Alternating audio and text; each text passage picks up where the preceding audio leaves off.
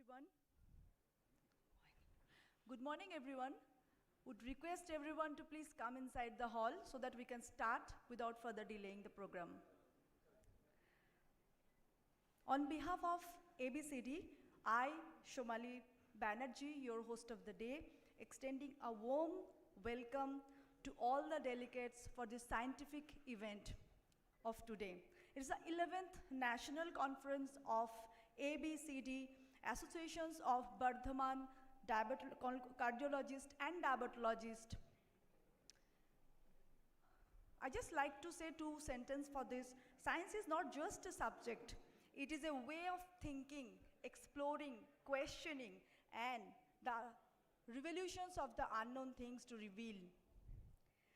With this, I am welcoming Dr. T.N. Banerjee, sir, for the welcome note.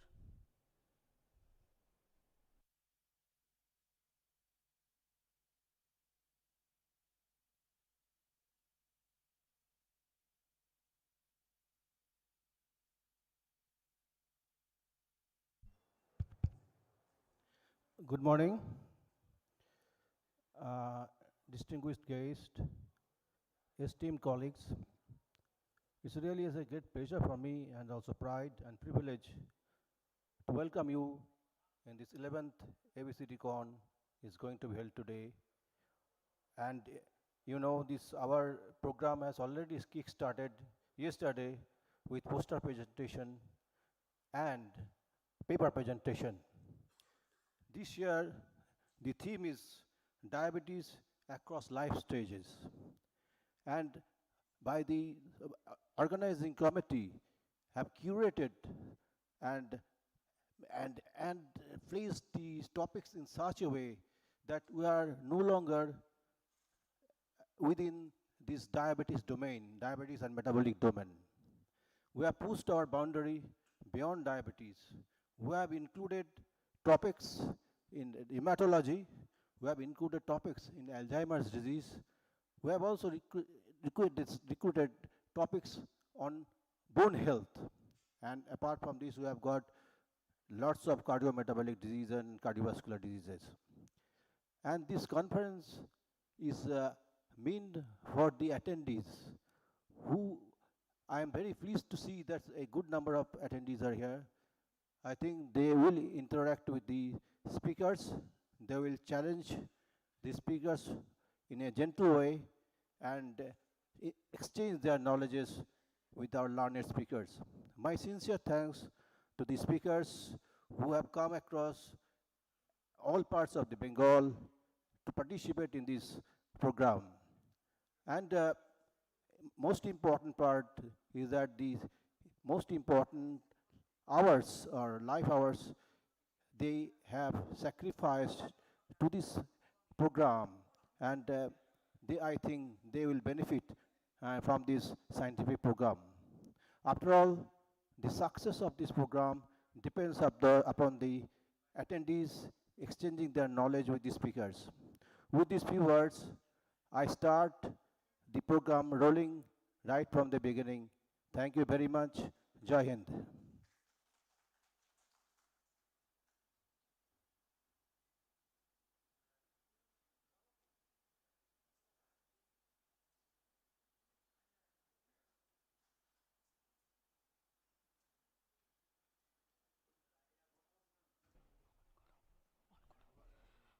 So we are going to start our scientific event today, and the first program is, the topic is ethics, introductions and conceptual framework.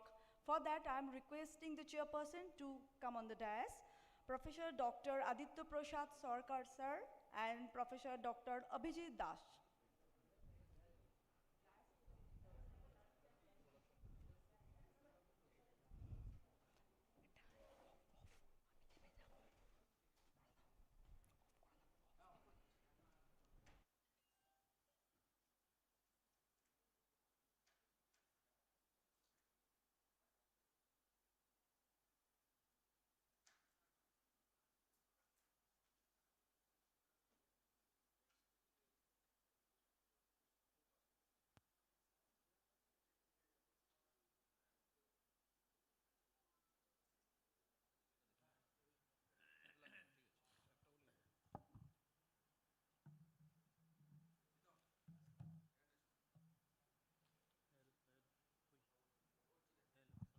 Hello.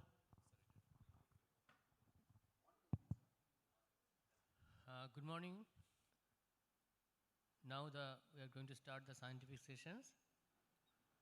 The speaker of the first session is Professor Arunima Chaudhary. She has done a lot in medical education as well as the ethics part. I think the deliberation will be helpful to you. I am Dr. Aditya Prasad Sarkar.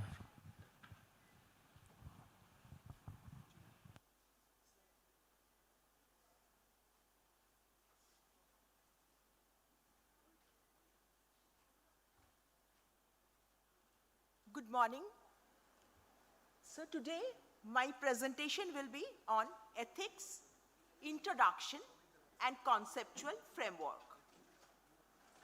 So you can see a picture, doctors going on strike because there was some untoward event inside the hospital. So in your opinion, is the strike justified? Is it professional and ethical for doctors to go on strike? What will be the consequences? What will happen to the patients who are admitted or are coming for emergency or for treatment? What will happen to them? So knowledge without skill is incompetence, and knowledge and skills without ethics is unscrupulous. The objectives of this session: at the end of the session, the participants will be able to define ethics and its significance in health professions education, identify and explain major ethical theories and framework, apply ethical principles to hypothetical scenarios in professional context. So, we will come across three terms. One is legal, next is ethical, the third one is moral. So legal, what the society accepts as good or bad. Ethical, what a body of professional accept as desirable acts. And moral, what an individual decides for oneself based on personal value system. This is the picture of a doctor. She was a dentist from Ireland. At that time, when she was having a miscarriage, abortion was illegal in Ireland. She came to the hospital with bleeding PV, discomfort. She was sent back home with medication. Again, she came back, but no intervention was done because they could still find fetal heart sounds, and at that time, abortion was not allowed. Though the life of the mother was at risk, she was not saved. After that, she expired. It was not legal, we agree, at that time, but do you think it was ethical or moral to let the dentist die? So she died due to this. So there is a difference between ethical principles, legal and moral values. The four pillars of medical ethics are autonomy, beneficence, non-maleficence, and justice. So practice ethics as aspirational goal, non-maleficence, that is do no harm. Beneficence is do good. Justice means fairness and equality. Patient autonomy is freedom of choice. Many a times, these principles can overlap one another and compete with each other for priority. So let's take some example.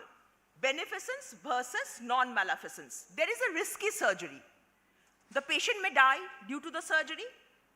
So if you don't do the surgery also, there is a risk that the patient may die. So there is a conflict, a complex heart operation, say, autonomy versus beneficence. A person has tried to commit suicide. So if you think of autonomy, he has tried to commit suicide. But against his will, you are treating the patient. So there is a controversy between ethical principles, autonomy versus beneficence. Justice versus autonomy, one-child norm in China. So autonomy of the patients was not considered. ban on fetal gender testing in India. So there are some controversies between the different principles of ethics. Ethics as an action concept. Ethics standard of conduct derived from principles of right and wrong. We must be able to distinguish right from wrong, good from evil, and at times this is difficult.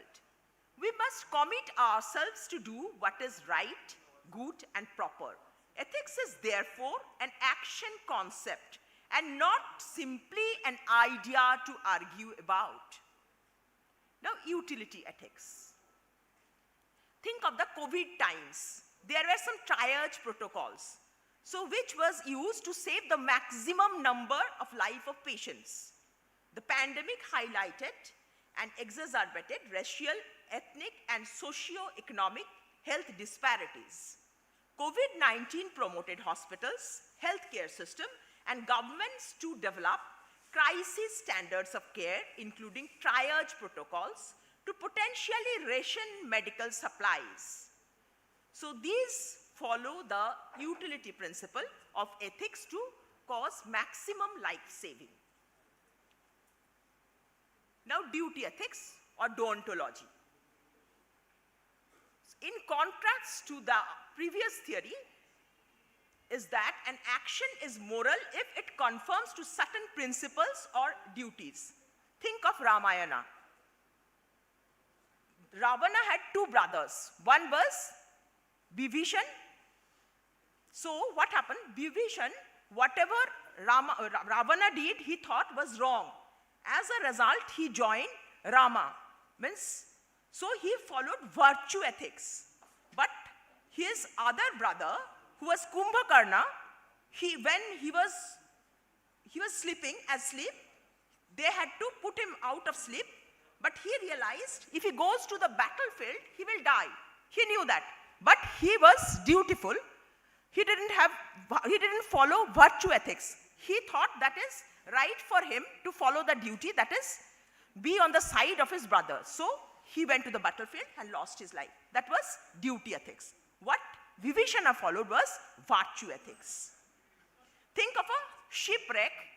So what happens in utility ethics? There are 10 people in the ship. If you let one people go, then the others will be saved. That is utility ethics. But do no harm. Nobody should die. That is duty ethics. Titanic, you saw, no? Jack and Kate. One had to let another go, then the life of one was saved. So that was utility ethics. So virtue ethics, Munna Bhai MBBS, many have seen the movie. So a patient was dying, Munna Bhai was called there, and what was happening? He was asked to pacify the patient. The patient would be dying anyway, terminal care.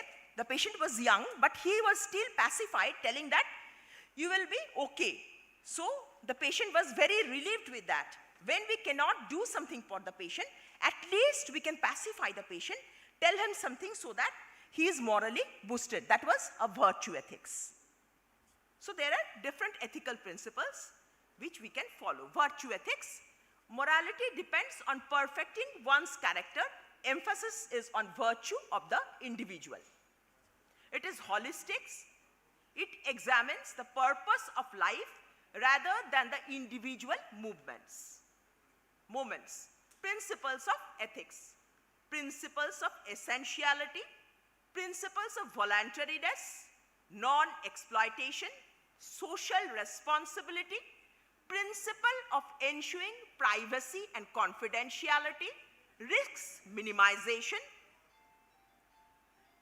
principles of professional competence, principles of maximization of benefit, principle of institutional arrangement, transparency and accountability, principle of total responsibility, principles of environmental protection. Now we will discuss some cases to see these principles.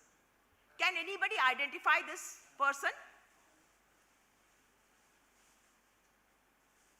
You have seen in the newspaper, this case came up.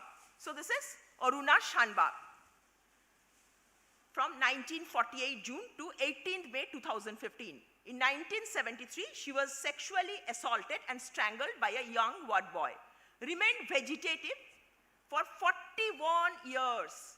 In 1985, so there was a plea made to the court so that euthanasia can be ordered for the patient. But KEM hospital staff wished that Aruna Shanbag be allowed to leave. Now, ethical principles applicable. Utility ethics versus duty ethics. Hospital has others to care for and cannot spend resources on one person, whereas the hospital staff is committed to her care. Beneficence, non-maleficence. Patient autonomy, maximization of benefits, that is resources. See, for this vegetative patient, lots of resources were getting used up. The court's decision allowed passive euthanasia in specific circumstances, reflected a recognition of the right to die with dignity. Decision to be taken by parents, spouse, close relatives, or friends. Petitioner was not considered as next friend. So here the principles followed were principle of essentiality, voluntariness, non-exploitation, social responsibility, maximization of benefit, and institutional arrangements. Now let's see another case. Mr. T is 35 years old and is married. He has had unprotected sex with prostitutes and was found to be HIV positive. His physician offers to meet with his wife to assist with the disclosure of the information. But Mr. T states that he does not want his wife to know about his condition. Ethical issues. Should the autonomy of the person be respected? Anyone? No. What about the wife? Does she have the right to know about the disease? Because she will be infected. What are the ethical principles that apply to this situation? So, principle of social responsibility, principle of ensuring privacy and confidentiality, this has to be broken. There is no other option. Principle of risk minimization. So, for social responsibility and risk minimization, we have to break the principle of autonomy and confidentiality. From an ethical perspective, the COVID-19 pandemic is like a prism. Top ethic concerns are grouped around 5 moral and societal core values. One is autonomy, privacy, equity, proportionality, and trust. Principle of environmental protection, which was followed by lockdown. Vaccination in COVID-19 pandemic. The right to accept vaccine or not. Individual right versus larger public good. So, all were forced to take vaccine for larger public good. Autonomy of the patient was not considered in this case. Now we come to another case. A 12-year-old boy has cataract surgery at a large teaching hospital. At a critical moment, the surgeon's hand slips, rupturing the lens capsule. The planned implantation of the intraocular lens has to be abandoned. Instead, the patient will have to use a contact lens. The physician wonders what he should tell to the patient and his family about the surgery. What do you think? What should be done? It is a tertiary care teaching hospital. There has been a mistake. Now there will be some consequences after telling the truth and how to solve this issue. Opinion of the house, please.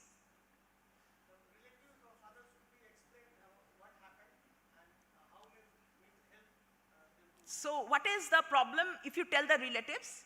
You are in a teaching hospital, tertiary care center, but due to some mishap, this has happened. So what you should do? Okay, yes.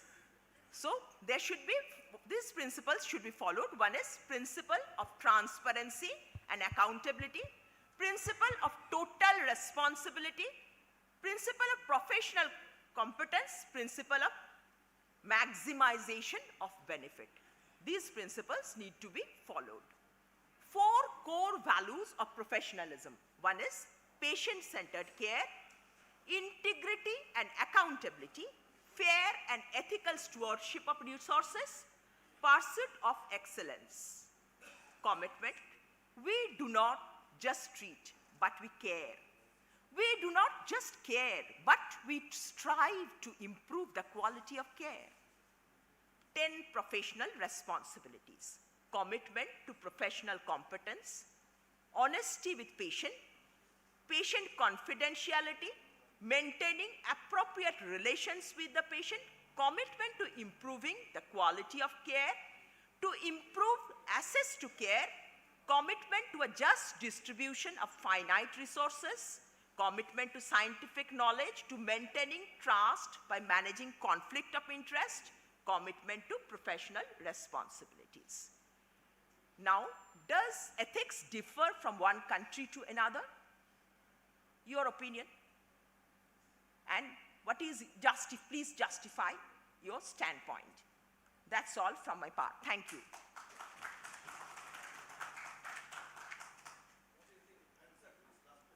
That is the thing I'm asking you. Does it differ from country to country or not? It should. There is some difference across countries. Cultures are different. Religion, there is a problem. Then the structures are different. So we need to modify our thoughts. Only in USA, if we talk about USA, because আমরা কথায় কথায় USA এর example দিই, বিভিন্ন party example. When Democrats are in the government, their policy was one time. And now the Republicans are in the government, their policy is totally different. So it cannot help. We have to follow the rules, but we have to any disparity. There should not be disparity. There will be disparity. No. There is disparity. But there is disparity. Regarding that HIV case, Yes. there may arise a situation that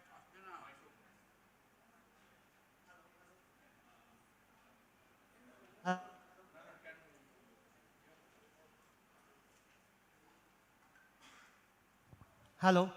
So, ma'am, as a doctor, a situation may arise that the family member, especially the wife, she was disclosed about the HIV status of her husband, and the husband got depressed because of social fear, family fear. He committed suicide. Then, in that case, who will be held responsible? And as a professional, as a You cannot change the character of your patient. You can treat the patient, help them to get better. You can make some adjustment, but you are not the moral guardian of patients and family. You cannot be. that's right. But as the number of medical legal cases are increasing, Medical patient will not be penalized. what Because should for be our social approach? Responsibility Yes, ma'am. for risk maximization. What did you do? You told the wife also.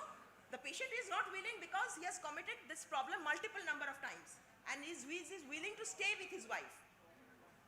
Ma'am, I want to say that there should be a Yes. proper counseling, and the approach Yes. should be. And if you don't want to disclose on your own, take help from a medical board. Yes, ma'am. And you together do it. Yes, ma'am. So it Then will be that a will be shared less responsibility. risky. Yes, shared sharing responsibility. And that should Sharing be the responsibility. that should be recorded. That should be Yes. recorded so that in consequences Medical one problem may not have to becomes face the less. medical legal issues. Sure. Thank you, ma'am.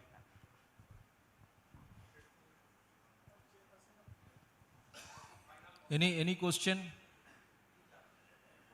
So thank you, Professor Dr. Runima Chaudhary, for nice elaboration and clearly conceptualize the complex thing.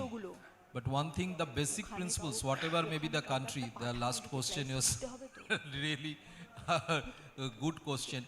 But whatever may be the place, time, person, the basic principles we must have to keep in mind. That is the autonomy, justice, non-maleficence. These basic 4 cardinal principles we should keep in mind when you think about any ethics related question, be it in our clinical practice, be it in our research, clinical research. We should keep in mind always the 4 cardinal principles that should not be violated. Thank you all. Sir, if you are... Thank you.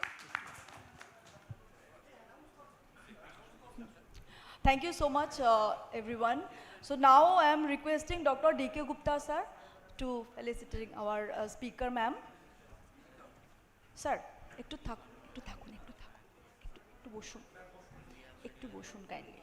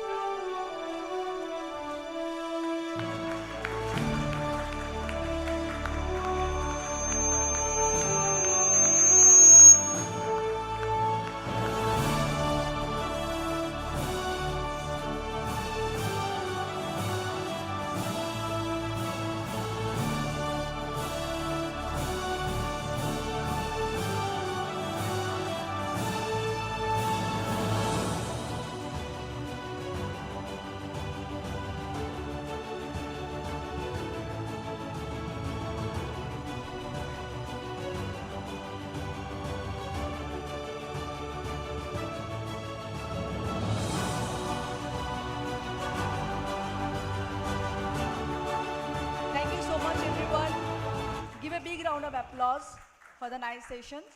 Now next we are going for the next session of the day, that is diagnosis rheumatologic disorders in everyday practice, simplifying the complex. This program is online in Zoom platform,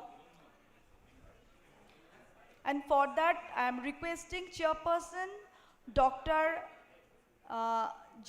Chakraborty sir, Gispati Chakraborty sir, and Dr. Shumanto Das Bakshi to take the dais.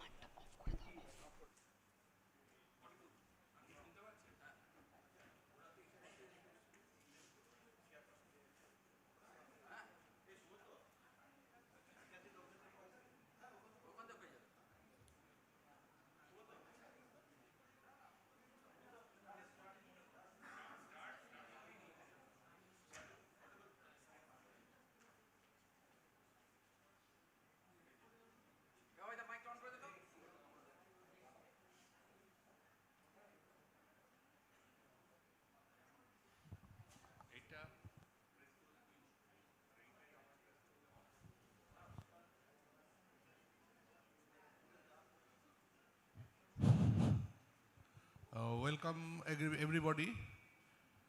Now we are going the session diagnosing rheumatologic disorder in everyday practice, simplifying the complex. Our speaker is respected Professor Dr. Vinita Shobha. We are going to get it online, and let us start and introduce the audience regarding the matter.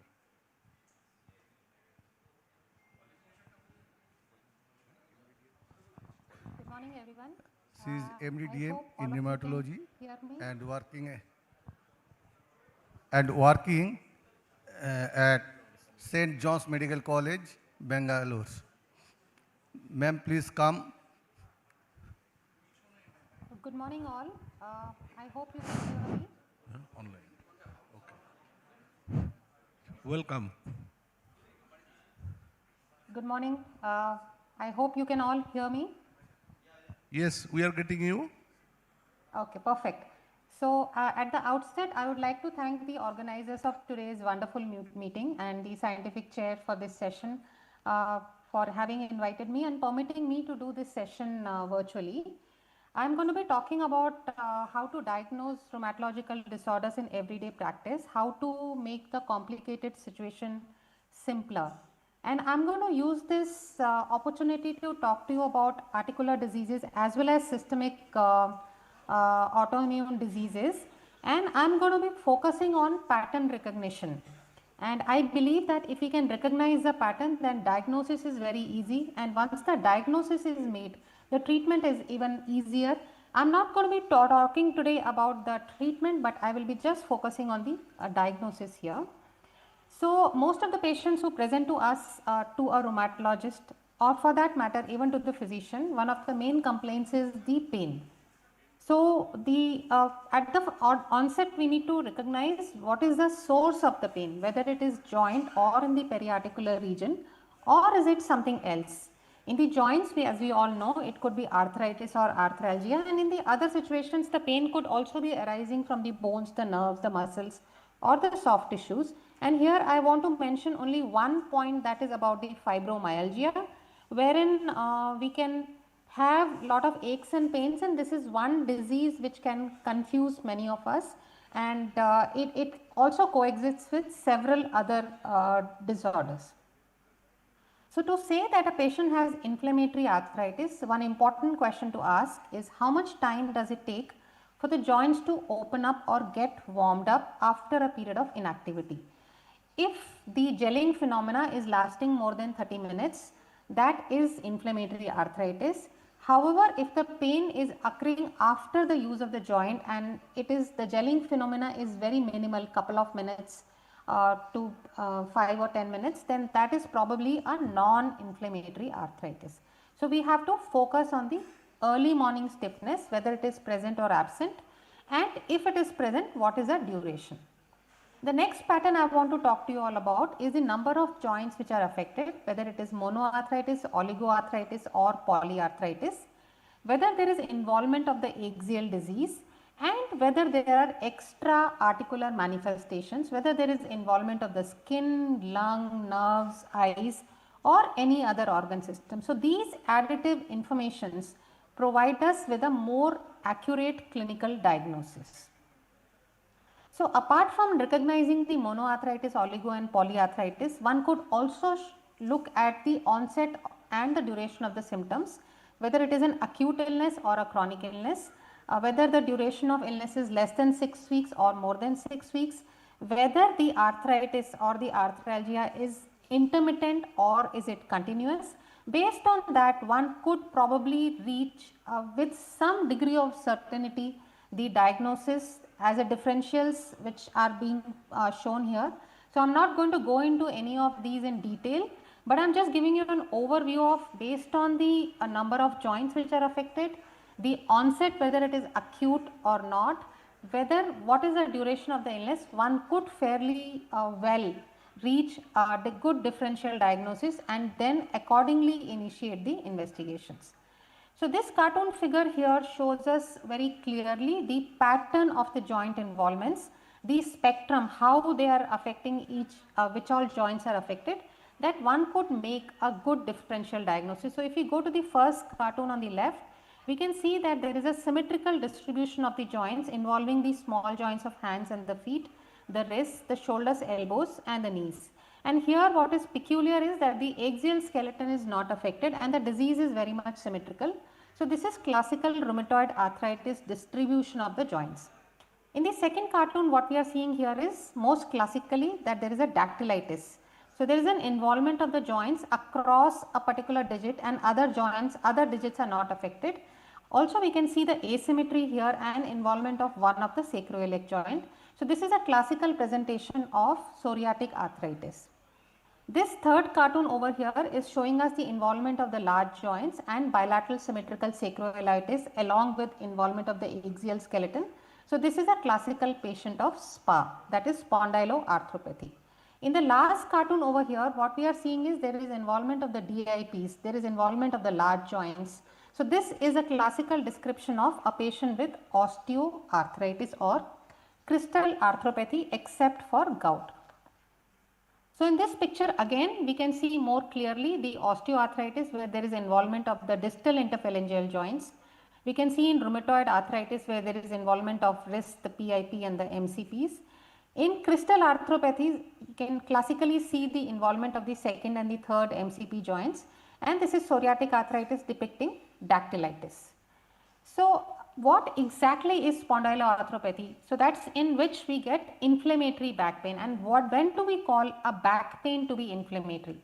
when there is a young onset of back pain before the age of 40 years and it is in the low back, it is in this area, it is not the upper part, in the initial manifestation, insidious in onset, pain that improves with exercise and doesn't improve with rest, a nocturnal pain, especially in the second half of the night. So these, out of these 5 parameters, if at least 4 parameters are present, then that is a time when we should think that this is an inflammatory back pain and go ahead with investigations for spondyloarthropathy or ankylosing spondylitis, as we used to call it earlier. When we encounter a patient with fever and polyarthritis, the prime most differential which we consider in our mind is viral arthritis. The others, there are several other differentials, but one must remember that fever with polyarthritis, if it is viral, it is going to last only for few weeks. It is not going to last for months or years as would happen in other autoimmune diseases. However, one must keep in mind several red flag signs such as the presence of high grade fever, a red hot joint, presence of significant amount of constitutional or systemic symptoms, and if there is a rapid progression of the arthritis. In such situations, one should consider referring the patient to a rheumatologist at the earliest opportunity. So I talked about the systemic manifestation. So these two pictures here clearly depict a patient who had inflammatory polyarthritis but had this significant amount of alopecia. So this tells us that there is something else which is going on in this patient, and this patient who had a rash on her face, she was discounting this as just sun exposure, but she actually turned out to be SLE. So these are subtle things which one could keep in mind whenever we are talking about a patient with inflammatory polyarthritis. So this particular patient had this rash on her lateral aspect of her knee, and this patient had some small subtle lesions in the toes. So these are what is called as palpable purpura, and they could point to a differential which is more than just a inflammatory arthritis or rheumatoid arthritis. So whenever we are suspecting rheumatoid arthritis, we are quick to ask for rheumatoid factor. But only one thing I want to point out here is that the titers are extremely important. So the higher the titers, the more is the specificity of our diagnosis being correct. The higher is the likelihood ratio that we are going to make a correct diagnosis. So titers which are lower are good sometimes to pin our hat, but they have low specificity as compared to higher titers.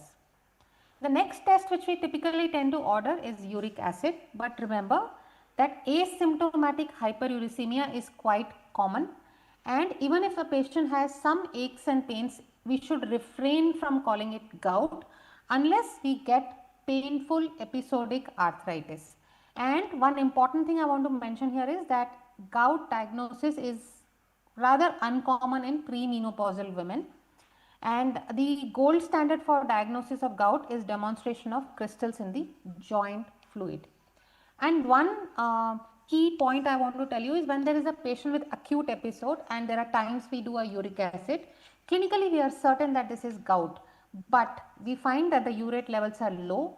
That might be because of consumption of the crystals in the deposition in the joint, and truly the uric acid levels may actually be low. So it is best to check the uric acid levels during the intercritical period when there is no active arthritis.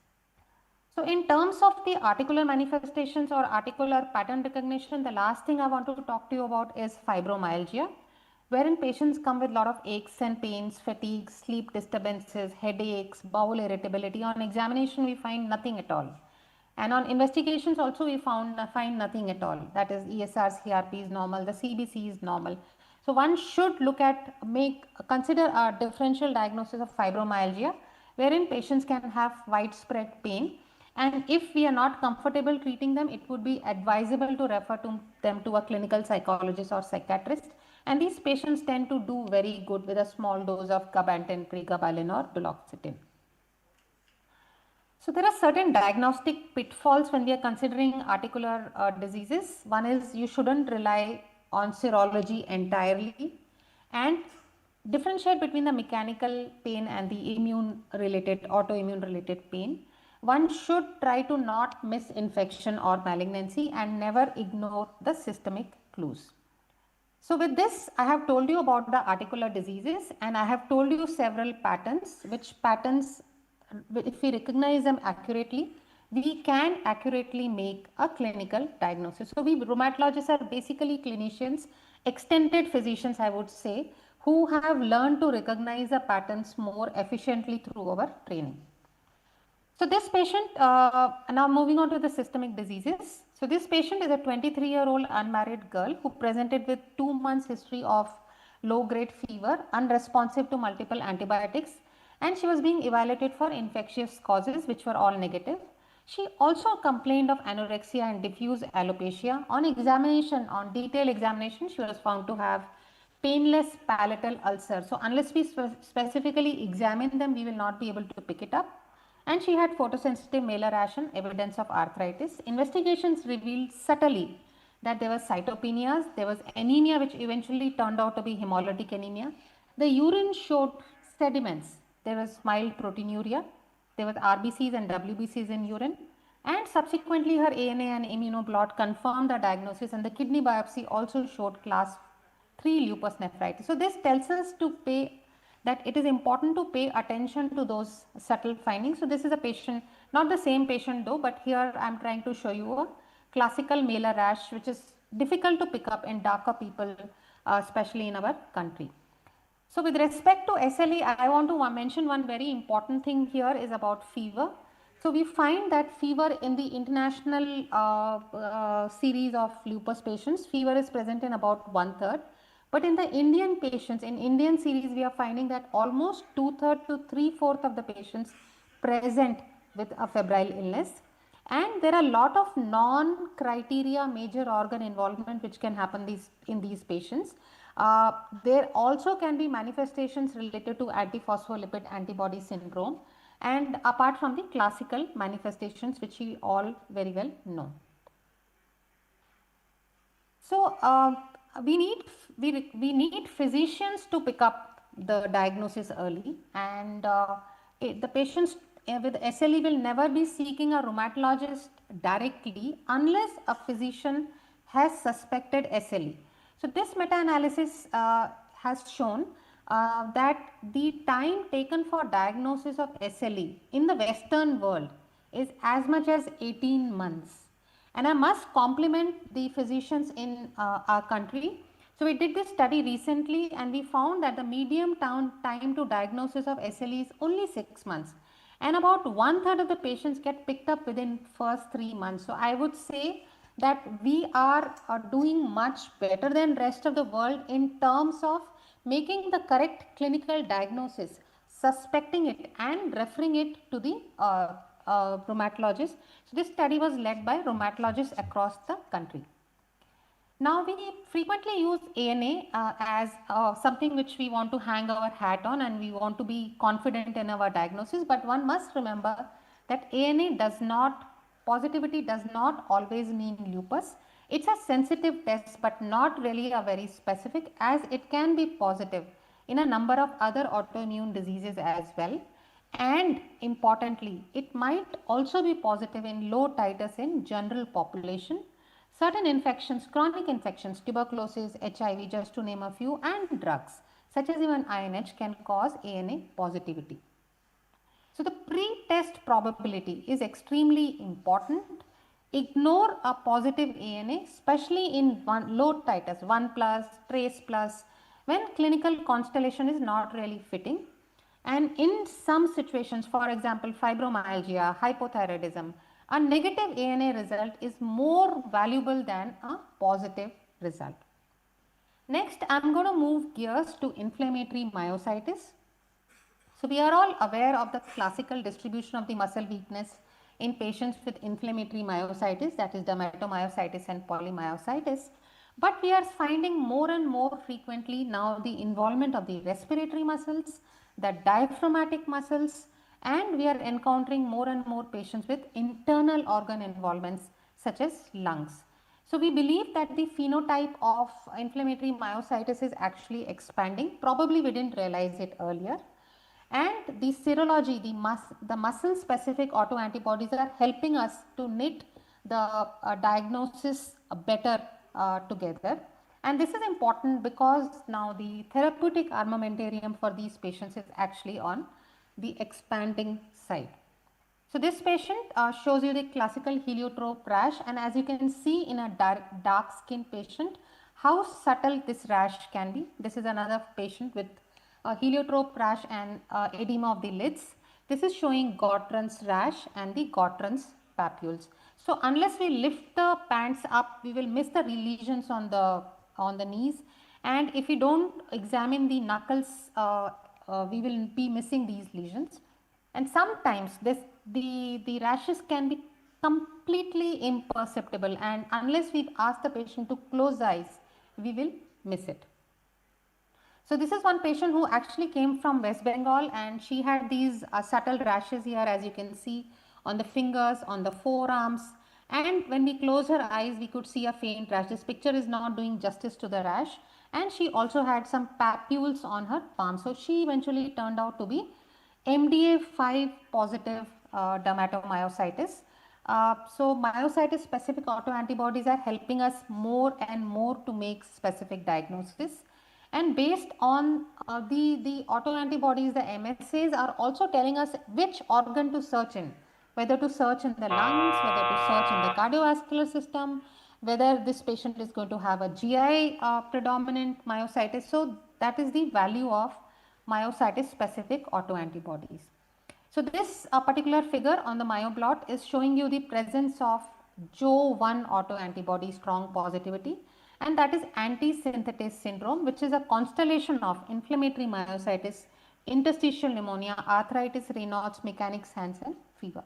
So this is very important to recognize these entities so that these patients can be diagnosed early and refer to a rheumatologist for an initiation of treatment before the muscle atrophy actually sets in. So MDA5, as I mentioned, they can have a variety of rashes. I showed you a picture already, but they can also have interstitial lung disease, which can be rapidly progressive. So this patient, you can see the ulcerations on her knuckles and her elbows, and this patient had aggressive, rapidly progressive interstitial lung disease.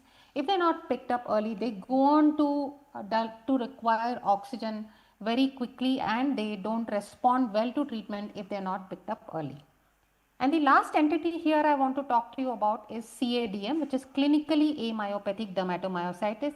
So sometimes the muscle disease can be very subtle, and it can be just the dermatological manifestations which can point towards a diagnosis supported by the presence of myositis specific autoantibodies.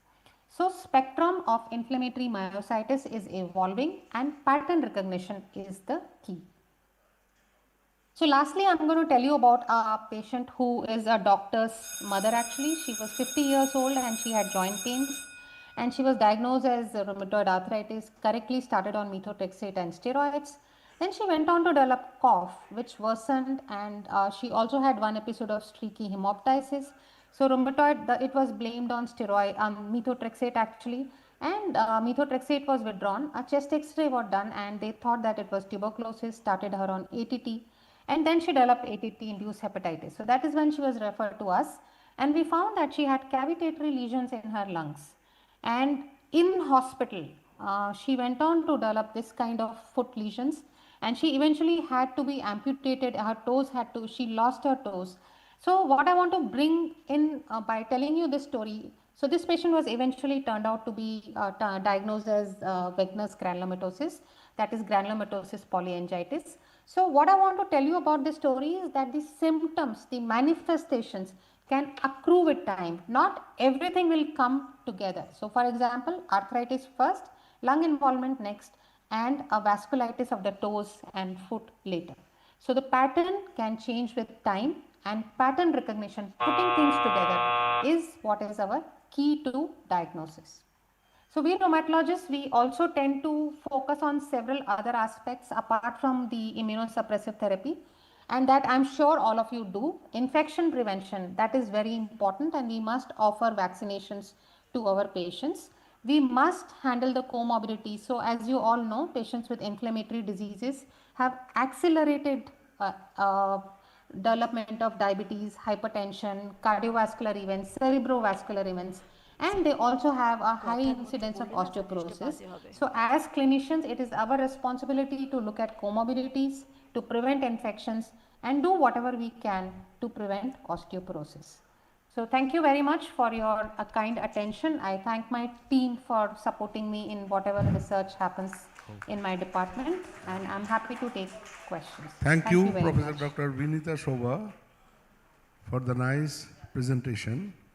Now, we are running short of time, so only a few questions from the audience. Only 2 minutes are please. there.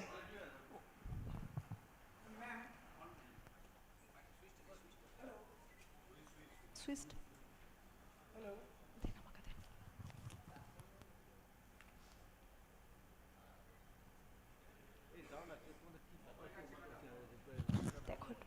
Hello, hello.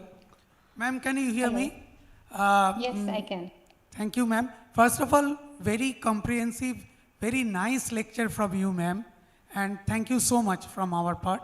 I just have one question for you that recently we had a male SLE in our practice. So we confirmed it after the patient come to us with nephritis and by post facto recognition of the renal biopsy.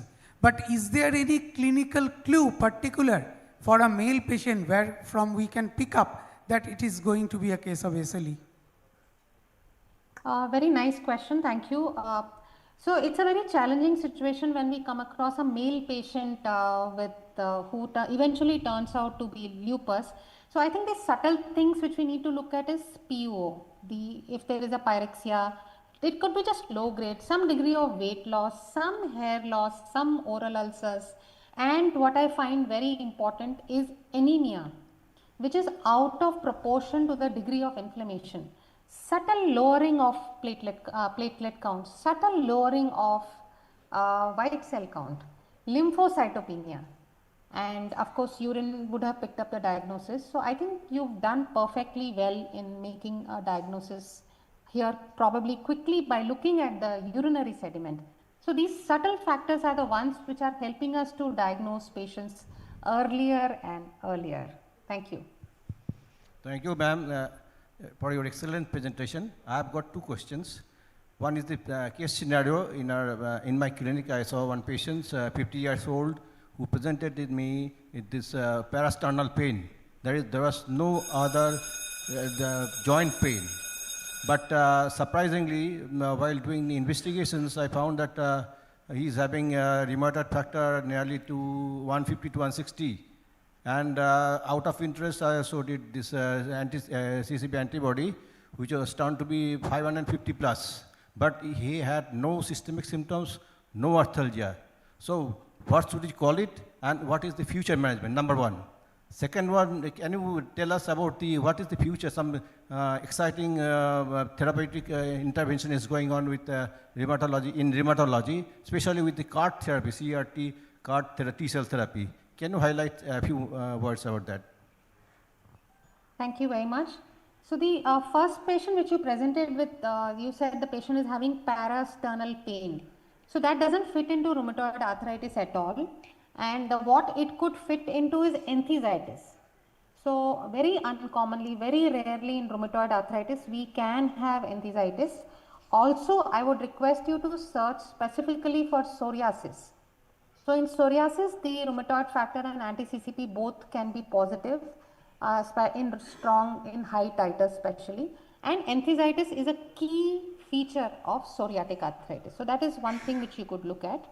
And management wise, I would first give the patient NSAIDs for 2 weeks. If the pain settles well and good, if the pain doesn't settle, I would probably treat the patient with maybe you could give a therapeutic trial of low dose steroids and see if the pain improves. If it does, then you can treat the patient as rheumatoid arthritis. Now with respect to the future therapies, the future in rheumatology is exciting. So actually when I joined rheumatology, there were not many drugs, but now we have biologics, we have so many new drugs. And CAR T cell is something which can The important thing about CAR T cell is not about just the suppression of the disease. What is exciting about that is it is curing the disease. It is resetting the abnormal immune system. So that is what is exciting about CAR T cell. And indigenous CAR Ts are being made in India. CMC Vellore has made, and there is also some other Indian companies which are manufacturing CAR T right now, and the trials are going to go on in India in next couple of months to a year. Only problem with CAR T is that it will take around 40 to 50 days for the CAR T to be made ready. So there are some other new technologies where they are looking at bispecific development of something like CAR T, that is called as BiTE therapy. So in BiTE therapy, it will be off the shelf. I think that is what is exciting than CAR T to me. Thank you, ma'am. Now we are at the back end of this session. We cannot entertain any more questions. If required, you can contact her. So, madam, thank you much for allowing us and for this interactive session and the beautiful lecture you have presented. We are enriched. Now we are going to the next part of this program, felicitation of our speaker. For that, I am requesting Dr. Mafitul Islam sir, and ma'am, it is for you that you are far away from the event space. So thank you so much for the excellent session we are just right now, and we are highly obliged for that, ma'am. So a small love and respect from our end, from ABCD side, this is to be delivered at your place with a proper supply method. Thank you so much, ma'am, for your valuable time for us. Thank you so much. Thank you. A big round of applause, please, everyone. Thank you, ma'am. It's not possible to felicitate you physically, but from our association, we heartily congratulate you. Thank you, ma'am.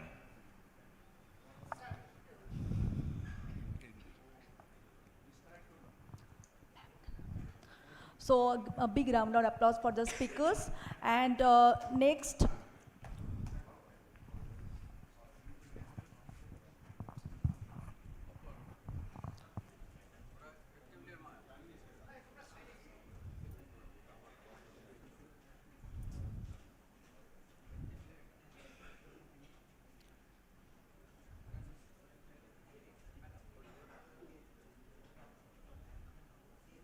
thank you so much, sir.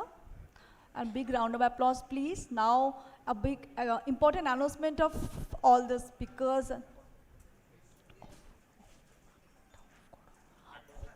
আমারটা একবার of করো।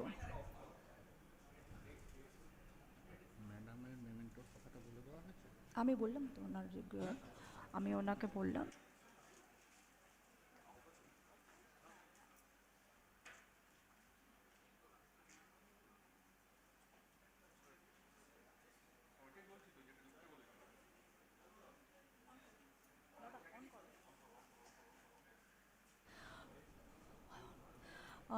Audience, there is a small announcement in between the session that now moving towards the next sessions.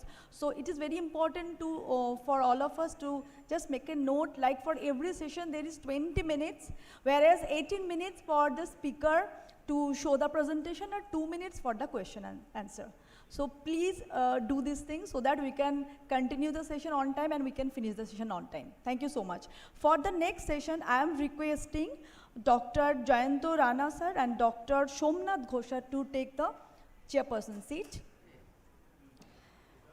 And the next topic for the discussion is understanding bone health from an endocrinologist.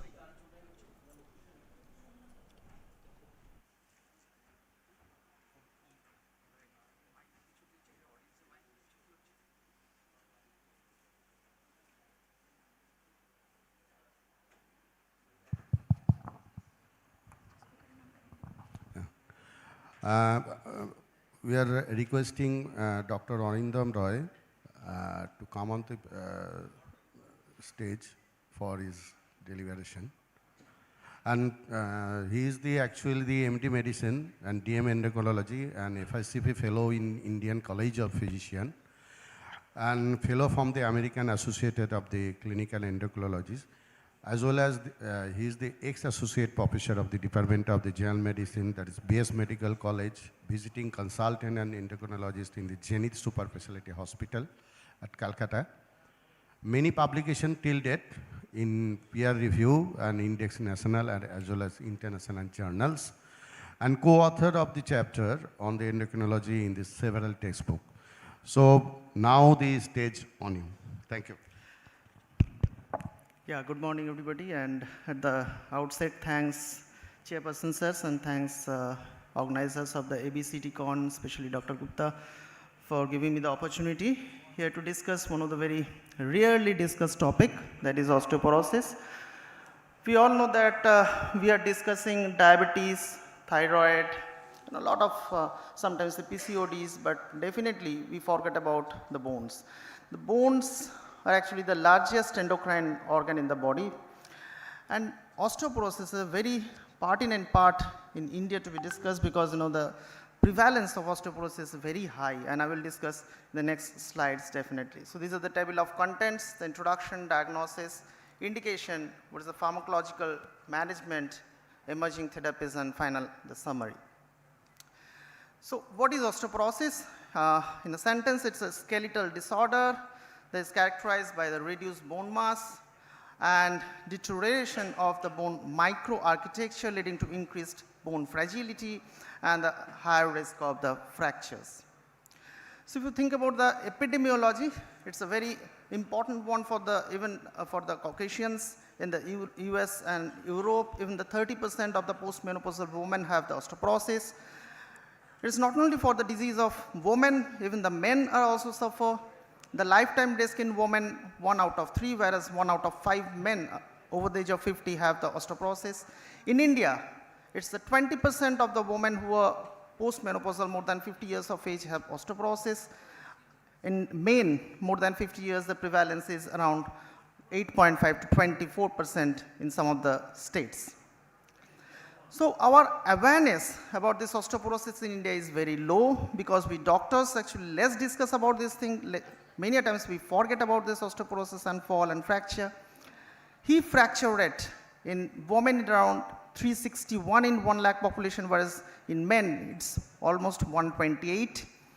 The number of hip fractures every year is more than 4.4 lakhs, with a female to male ratios around 3.1.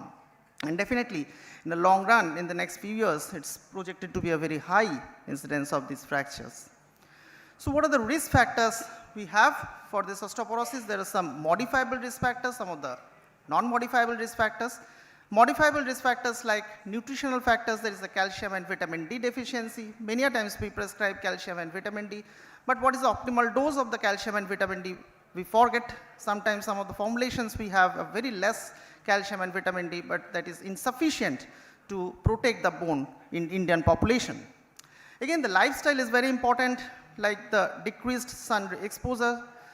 A study from SSKM Hospital, Kolkata, where the farmers have been found to be very high incidence of vitamin D deficiency, though they actually walk in full day in the sunlight. Why so? Because the zenith angle where the sunlight hits the skin, that is very minimal or insufficient for the vitamin D production inside the skin. Again, Indian population have a darker skin, so there is a pigmentation that actually prevents this vitamin D production inside the skin. So these are the factors, many factors are there. So they actually hinder the vitamin D production in Indian population. Again, the low physical activity, the cigarette smoking, the drinkers, heavy drinkers, and again the diabetes mellitus are also part of this, the problem of osteoporosis. Again, the nutritional factors, it's a pertinent issue. The body weight, very low body weight of less than 60 kg also makes the issue of osteoporosis. The medication, the long-term use of the glucocorticoid, again the minimal or almost the no use of the hormone replacement therapy, because sometimes we see even in the premature menopause patient, patient of 35 or 38 years of age, sometimes the patient has never been suggested about the hormone replacement therapy. So that makes them more prone to osteoporosis. The more use of the PPI, the over-the-counter use of the PPI, and sometimes anticonvulsants also, they actually makes this osteoporosis worse. The non-modifiable risk factors, the age, more than 50 years of the age, postmenopausal state, the ethnicity, the genetics definitely play a part. As I've already told about the females who are more prone to this osteoporosis because of the small body frame, less sun exposure, because of some of the customary, the dress, particularly in some of the population, they actually have this kind of less sun exposure. Estrogen deficiency resulting from menopause. Indian women have shown to have 5 to 15% lower bone mineral density compared to that of the rest of the world. Again, a study from Professor Shotinath Mukhopadhyay from SSKM that shows the polymorphisms in the gene of the vitamin D receptors in different races suggest contribute to the ethnic difference in the bone mineral density. So what is the physiology? How actually estrogen protects the bone? There are two types of cells we all know in general, the osteoblast and osteoclast. Osteoblast is the bone forming cell, whereas the osteoclast is the bone resorption cells. Now estrogen actually maintains the bone balance by promoting this bone precursor, the osteoblast to osteoblast action. Again, osteoclast action being prevented by the suppression of the cytokines like rank-like ligand, interleukin-1 and TNF-alpha. Estrogen deficiency increases the osteoclast activity, and that's why the bone resorption or osteoporosis get increased, leading to the fractures. So how to diagnose this osteoporosis? Particularly in Indian setting, there is a resource constraint setting, and particularly in peripheral areas. Definitely who are the persons whom to identify having the osteoporosis? If some postmenopausal woman tells about the loss of height. Sometimes the patient, we also observe the patient was a bit, 160 centimeters, sometimes now the patient is around 152 centimeters. So when the height difference in 2 consecutive visits is almost more than 4 centimeters, then definitely there can be chance of vertebral fracture from osteoporosis. The fragility fracture. So what is fragility fracture? It's a low trauma fracture. Suppose it has been defined as the fracture when the patient is having the fracture from a fall from a sitting height. Okay, so the patient tells that sir, the blow was or the trauma was not so severe to cause a fracture, but I am getting such a fracture. So this is a fragility fracture. Persistent back pain, sometimes because of the vertebral fracture, that can raise the suspicion of osteoporosis. The first investigation that we do is the dual energy X-ray absorptiometry, that is a DEXA scan. So it's a 2D, the areal density of the bone. It gives the bone, the quantity in true sense according to the International Osteoporosis Federation. It's a key technique for the BMD assessment. And the values have been given as expressed as the standard deviation from the mean of the reference population. So what are the indications? Usually the women of more than 60 years, men more than 65 years. Sometimes the patients who are on glucocorticoid therapy or having a risk of osteoporosis fracture, definitely younger age, we can also go for the bone mineral density testing. The fragility fractures in particular less than 50 years of age, again we can go for this BMD testing. The contraindications, the GI contrast or the radionucleotide use. Pregnancy definitely is a contraindication. The patients who are unable to stand still, extremely low or high BMI patient, and the metal implants or the hardware in scan area can be the relative contraindication. There are 2 scores that has been given in the BMD, the value. One is the T score and the Z scores. We have to know what is T and Z. It's the reference population that determines what is the T and Z scores. So T score is for 20 to 29-year-old reference population of the young adult. It's the number of standard deviation of the individual's BMD that deviates from the young adult mean. And the Z score is the same age, gender, ethnic group. Again, it's a standard deviation of the individual's BMD that deviates from the matched population mean. Now, the greater than or equals to -1 T score has been defined as the normal, whereas -1 to -2.5 has been defined as osteopenia, and less than or equals to 2.5 is the osteoporosis.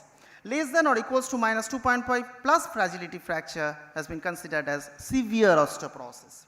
So the clinical purpose of this DEXA scan is to identify the person who are at risk for these osteoporotic fractures, and again to some extent in the monitoring of the therapy of osteoporosis. So this is how it looks like. We assess the bone mineral density particularly in 3 areas. That is the bilateral femoral neck or the hip, it is the lumbosacral spine, and bilateral wrist or the forearm. There are some pitfalls definitely of this DEXA scan. Like suppose a patient who are very restless cannot maintain a position, that gives a false assessment of the DEXA scan. The patient who have a metal implant or some of the ornaments like, so that can give a false assessment of this DEXA scan. Sometimes the patient have degenerative arthropathy, so that can also lead to a false value of this DEXA scan. The biochemical investigations, what we do, that is mandatory to check for the calcium, serum phosphate, alkaline phosphatase, sometimes the IPTH, vitamin D level, thyroid function test, renal function test, and liver function test. The bone turnover markers, we do not do routinely. Some of the studies has also shown that there is advantage of the baseline, this bone turnover markers, particularly the dynamic parameters that reflect the short-term acute change in the bone remodeling, but majority of the times the bone markers are actually helpful in monitoring of the osteoporosis therapy. Trabecular bone score is a very recent advancement in this BMD assessment, and what is the advantage of this TBS? The BMD actually gives a 2D, the value of the 3D bone model, so it's a bone quantity that is measured by the DEXA scan, whereas that TBS, the trabecular bone score, actually gives the architectural value. It's the bone quality that is assessed. It's just a software based the assessment, and it's the same DEXA machine that can do. So a TBS scoring is considered to be a better indicator for the indication of therapy above DEXA scan.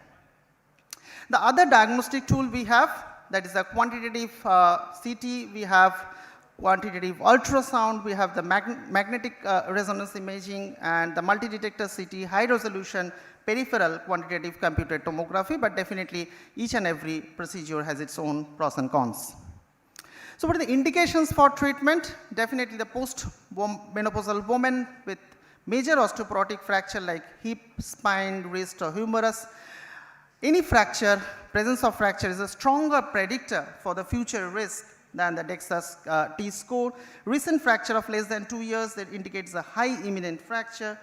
Definitely we have to start the pharmacologic therapy promptly to prevent the recurrent fractures, and after hip fracture, we have to initiate the therapy at least before the hospital discharge of the patient. So these are the indications. I'm not going in details of it, but we have to know any patient, particularly of more than 50 years with a T-score of less than 2.5, is definitely an indication of therapy. In type 2 diabetes, which we encounter daily basis, if the T-score is less than 2, definitely we have to start the osteoporosis treatment. And for osteopenia, that is the T-score of -1 to -2.5 with a hip fracture of 3.5% or major chance of fracture of more than 10.5% is definitely an indication for this osteoporosis therapy. Some of the screening tools we have, like SCORE, that is the simple calculated osteoporosis risk estimation screening for predicting femoral neck, and is very helpful in particular rural areas. Some other scores like OSTA and MORS are there, but these are not used too much.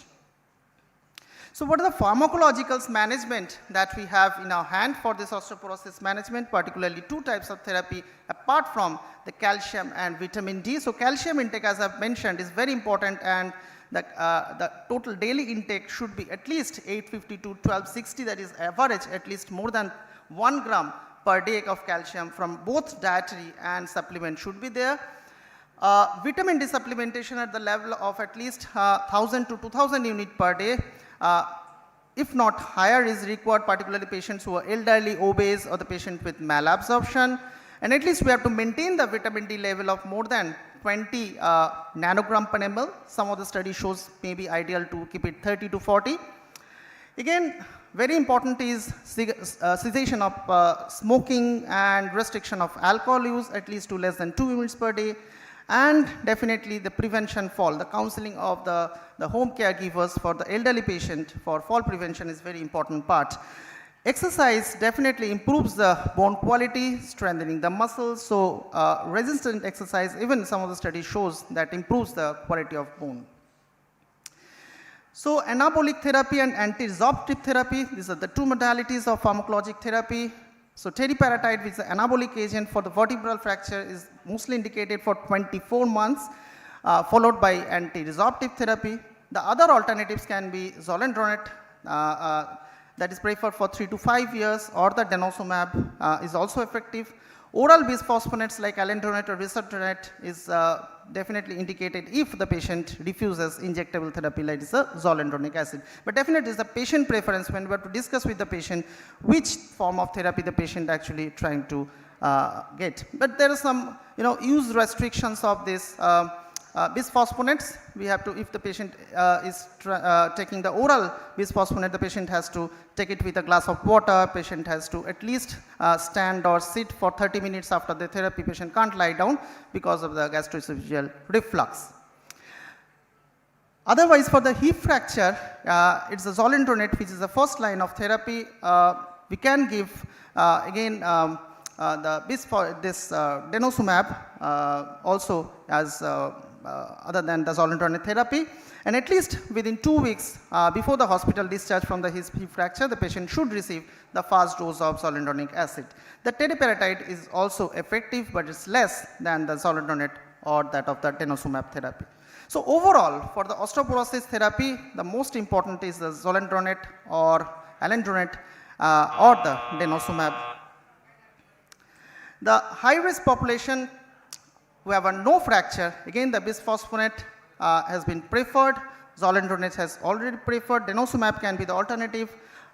Rebound fractures if the denosumab dose has been delayed, and teriparatide if the T-score is less than 3.5 with very high vertebral fracture risk. In low to moderate risk patient, again only oral bisphosphonates in the form of alendronate or risedronate can be preferred. Zoledronate once yearly is also suggested as an alternative. In CKD patient with the eGFR of less than 30, the bisphosphonates are contraindicated. Denosumab can be suggested, but denosumab has a high very chance of hypocalcemia. We have to ensure the calcium vitamin D supplementation in proper way, and we can consider bone biopsy in some of the patients to rule out dynamic bone disease. So hormone replacement therapy, a very controversial area, because in female the hormone replacement therapy after the age of 45 can raise the chance of the breast cancer and cardiac issues.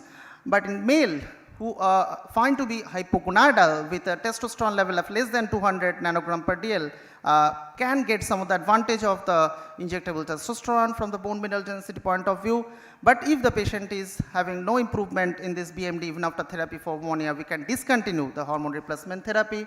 Anti-resorptive, anabolic are effective in both the genders. There are very limited studies with this calcitonin. So calcitonin is mostly given for the reduce the pain in the osteoporotic fractures, but some of the patients who actually denies or cannot tolerate this bisphosphonate, denosumab, teriparatide, then definitely calcitonin can be suggested. It's an intranasal calcitonin that is suggested. Combination therapy, particularly for severe osteoporotic fractures who are very prone or at risk for the osteoporotic fractures, we can give this teriparatide plus denosumab that increase this BMD. Sorry, just a few slides left. Again, the sequential therapy is also very important. So after teriparatide, we have to move to anti-resorptive therapy, either the bisphosphonate or the denosumab.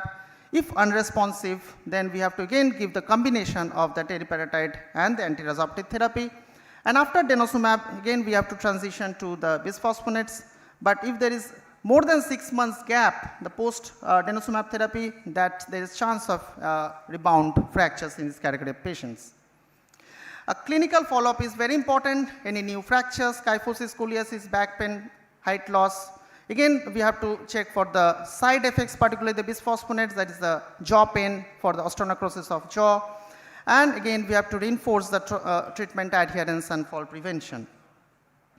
Biochemical evaluation, vitamin D, we have to target for more than 20, and we have to check the calcium level, particularly the patients who are on teriparatide therapy. The BMD assessment we can at least do for 1 to 2 years, and the bone turnover markers that is not routinely done definitely will help in follow-up of the patients. particularly who are on anti-resorptive or anti-anabolic therapy.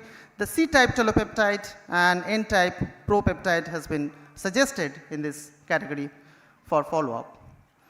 So drug holiday, I'm not going in details of it, but definitely the side effects of this anti-resorptive therapy is high, so fracture, we have to assist at least 3 to 5 years in this category of patients who are very high or prone to this fracture.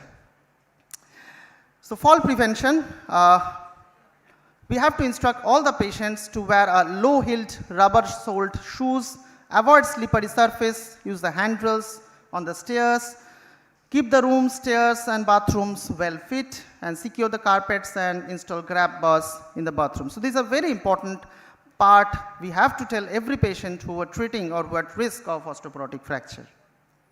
So emerging therapy, I'm not going in details of it. It's a sclerostin therapy, which is a WNT pathway anabolic therapy, remosumab, that actually decrease the resorption, increase the formation, and new anti-sclerostin antibodies, that's certosumab has also shown some good result in the studies. So these are the new modalities of treatment, that is the DECT, PCCT and CBCT. So they actually accurately detect the low BMD in postmenopausal women. It's a good sensitivity and specificity in diagnosis of osteoporosis. The high resolution PQCT and some of the biomarkers including circulating microRNAs are also there in the research for osteoporosis management. So to summarize my today's talk, the osteoporosis can involve updated screening tools, that is the DEXA, FRAX, TBS, QCT to assess the fracture risk. Risk factors and bone turnover markers help to guide the diagnosis and monitor therapy. Management includes the lifestyle measures plus anti-resorptive, anabolic and sequential treatments. Emerging therapies and advance in imaging that improve the detection and long-term complications. But one final thing that I want to say before my conclusion, please don't forget the bones. We have to check the bones. We have to find out the osteoporotic patients. We have to treat it to make the bones more safe and not a culprit for morbidity mortality of the patient. Thank you. Thank you, Dr. Roy, for this lucid and informative presentation. Now the audience, there is any question from you, but I want to ask one question because the osteoporosis mainly in the postmenopausal women is estrogen based. Can we give some estrogen therapy in this patient? But estrogen is a long-term therapy causing the malignancy. Yes. So what is your opinion, how long we can give it? It has been studied that the premature menopause patients, that's the less than 35 years of age, yes, they have been actually getting benefit out of this estrogen therapy. But estrogen therapy after the age of 45 years for prevention of this osteoporosis increase the chance of cardiac problems, issues and the breast cancer. So definitely from 35 to 45 years of age, the estrogen therapy can be suggested, particularly the patients who have a fragility fracture or have a very high chance of osteoporosis. Yes, actually there is a surgical menopause is there because early uterine section is usually there for, this is the one of the reason the young woman is suffering from that. Yeah. Any question from the audience? Any role of phytoestrogens? No, phytoestrogens do not have shown any good result in any of the studies. So it is a kind of myth to give the phytoestrogen. Some of the studies shows phytoestrogen can improve the hot flush in postmenopausal women, but from osteoporosis point of view, there is no definite data for phytoestrogen. Thank you. Sir, No, please. I will not ask you any question. No, I no, will- sir, please. I Your will give comment. some few comments only. Yeah. So with regards to the height loss, so there should be a time span because after 30 years of age, every adult they loses height by 1 centimeter every year. So rather than height loss, so if the arm span is more than 5 centimeter than the height at any point of time, that indicates osteoporosis. And if you measure the height loss, it should be over a period of short time span, say for example 1 year. This is number one. Number two, for estimation of the calcium and phosphorus for diagnosis of osteoporosis does not help because it remains normal, but it may help to rule out coexistence osteomalacia. If the phosphate is on the lower side and calcium is on the lower side or little bit on the lower side or low, and alkaline phosphatase is high, that may indicate osteomalacia. So that may also lead to increased falsely elevated your bone mineral density loss of bone mineral density. So there may be coexistence. So in that case, you should treat the osteomalacia first, then again measure the BMD. And number 3 is the... and sir, calcium phosphate also helps to identify that secondary causes yes, like primary another hyperpara. importance of Primary measuring the hyperpara. baseline calcium and phosphorus is we have seen patients after giving zoledronic acid and also denosumab, the patients develop severe hypophosphatemia. Resistant hypophosphatemia, we need to administer IV phosphate. So that is also another important thing that we should keep in mind. And another thing is our orthopedic friends, they randomly use calcitonin. So it does not help in improving the bone mineral density. It can, as you have already mentioned, that it only relieves the pain temporarily, and in the long run it develops tachyphylaxis. So it does not help in the long run in the management of osteoporosis itself. I think another comment I should make is regarding the teriparatide. Our orthopedic colleagues, again, they use it randomly for short duration. 2 weeks, 3 weeks, 2 months, 3 months, that actually does not help. At least we should use over a period of 1 to 2 years. So one good suggestion from Professor Boyd though is that don't prescribe calcitriol in general. Okay, so it's a very important one. Calcitriol is only suggested for the patient, CKD patients of EGFR less than 30, where the conversion of this calcidiol to calcitriol has been hampered. In otherwise, routine regular use of the calcitriol should not be prescribed in any of the patients who have a normal renal function. Can I make one more comment? Yes, sir. So one more comment for our orthopedic colleague is they also use injectable vitamin D very frequently. So even if the patient has vitamin D deficiency, one shot of 6 lux vitamin D actually replaces that deficiency, and after that you can give only one shot, 6 lux, and after that you replace monthly. You give the just the daily requirement monthly, 60,000 once daily. So it is not recommended to the Strauss therapy, what sir was saying, the injection vitamin D. So it is just regular vitamin D supplementation, 60,000 units once a week for 3 months, and then once monthly, continued lifelong. So that is the routine use of the vitamin D that should be given in the patients, particularly in our setting. And in CKD patients, we should take care of the calciphylaxis, the deposition of calcium in the vascular bed and in the heart itself. Yeah, that can be done clinically, at least that should be done. Thank you for your excellent presentation. My question is that sometimes, instead of sequential therapy, we go for haphazard therapy, such as we start with aldronate, biphosphonates, then start this teriparatide. Is it okay? No, actually in sequential therapy, the first thing should be done is anabolic therapy, that is the teriparatide, and after 18 months, there are some studies shows the 18 months data, some of the studies 24 months. So after 18 to 24 months, we have to at least give to the anti-resorptive therapy either a denosumab or a zoledronate. So that is the sequential therapy. And in the persons who are on denosumab from the day one, if the patient want to discontinue denosumab, immediately patient has to give the first dose of the zoledronate without delay for more than 6 months. Okay, thank you. Any question from the audience you can take, because sir is there, and you later on we will ask this, and I'm coming from the next. Yes. Okay, thank you, Dr. Roy. Thank you, everybody. Very lucid and informative presentation and interactive session. Thank you. Thank you, doctor. Thank you, doctor. So now the next episode of Felicitating Doctors. So I am requesting Dr. T.N. Banerjee, sir, to please come on stage and felicitating our extreme speakers and chairperson. It was a wonderful session. Program. It was a wonderful session. So give a big round of applause for that.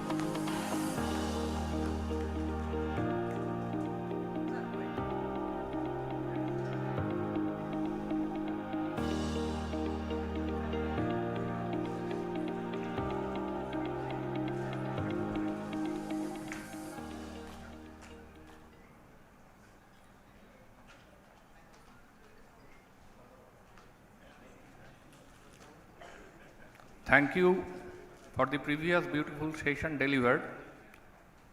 As Secretary of ABCD, I have one small request and an announcement that we have many more beautiful sessions which are coming forward, and we are running already half an hour late.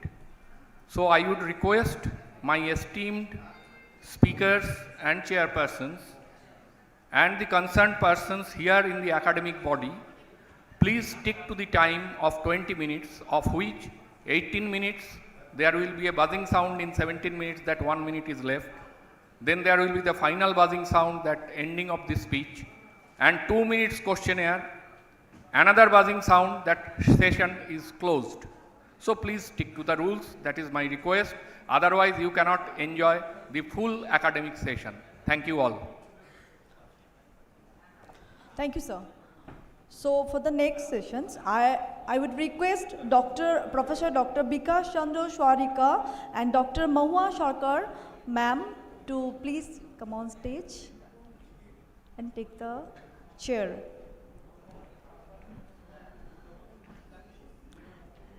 Next topic is on surmounting obesity with tirzepatide. Thank you. A very good morning to everyone. I thank you, Dr. Shubhamay Chatterjee sir, Dr. T.N. Banerjee sir, and all the seniors, at DK, Jayantaranada, for arranging such a wonderful experience for us in Bardhaman. And thank you all the guest speakers and chairpersons today morning here. So, moving from the bone health, we would now move on to our another part of metabolic disease, which is called obesity. We all know that obesity is the mother of all diseases. So that is the root for all diseases, future complications. So let's discuss today about obesity, and today our next talk is on obesity, that is the tirzepatide, surmounting obesity with tirzepatide by none other than Dr. H.N. Chakraborty. I'm sure we are all aware of the tirzepatide molecule, which is a dual agonist of naturally occurring hormone which is there in all our body, that is the GIP and GLP-1, which mimics this hormone's action. Result of this, there is increased insulin secretion, it lowers the glucagon secretion, then it improves the satiety, and so many things. And resultant of these effects, we can see a very good blood sugar control and obesity control. CV. So Dr. H.N. Chakraborty, he is author, co-author, reviewer of multiple publications in various journals. He is a speaker, debater, poster judge at APCon, RSSDI National and State Staff Chapter, ACCon, IdeaCon, Crescendo, Diabetes India, and other national platforms. So he is the recipient of Times of India Healthcare Leader Award 2025, and he is the winner of Times Now or ET Health Award winner in 2025. Without much delay, let's get started for today's topic.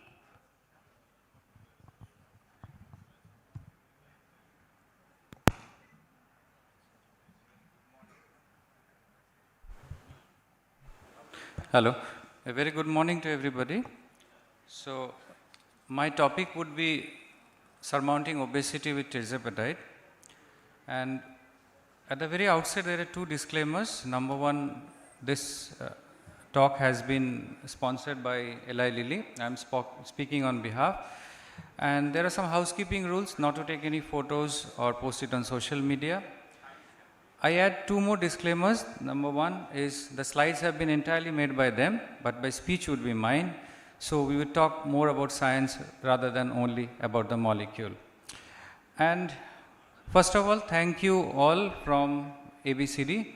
I'm first time here as a speaker as well as a participant. Now, if I put a brief introduction about obesity. Arindam has talked about the bones, now I need to talk about the fat. So obesity was till date considered as a clinical condition. It was not regarded as a disease, just like pregnancy, something like that. So we were not very much serious about it. But times changed in the last 1 year, definitely. So what we saw is that the nomenclature also had shifted. So we talked about obesity, then we talked about some preclinical obesity, clinical obesity as given by the Lancet definition, and then there is an acronym called ABCD. This ABCD is obviously an acronym for this organization as well. So here ABCD means adiposity based chronic disease.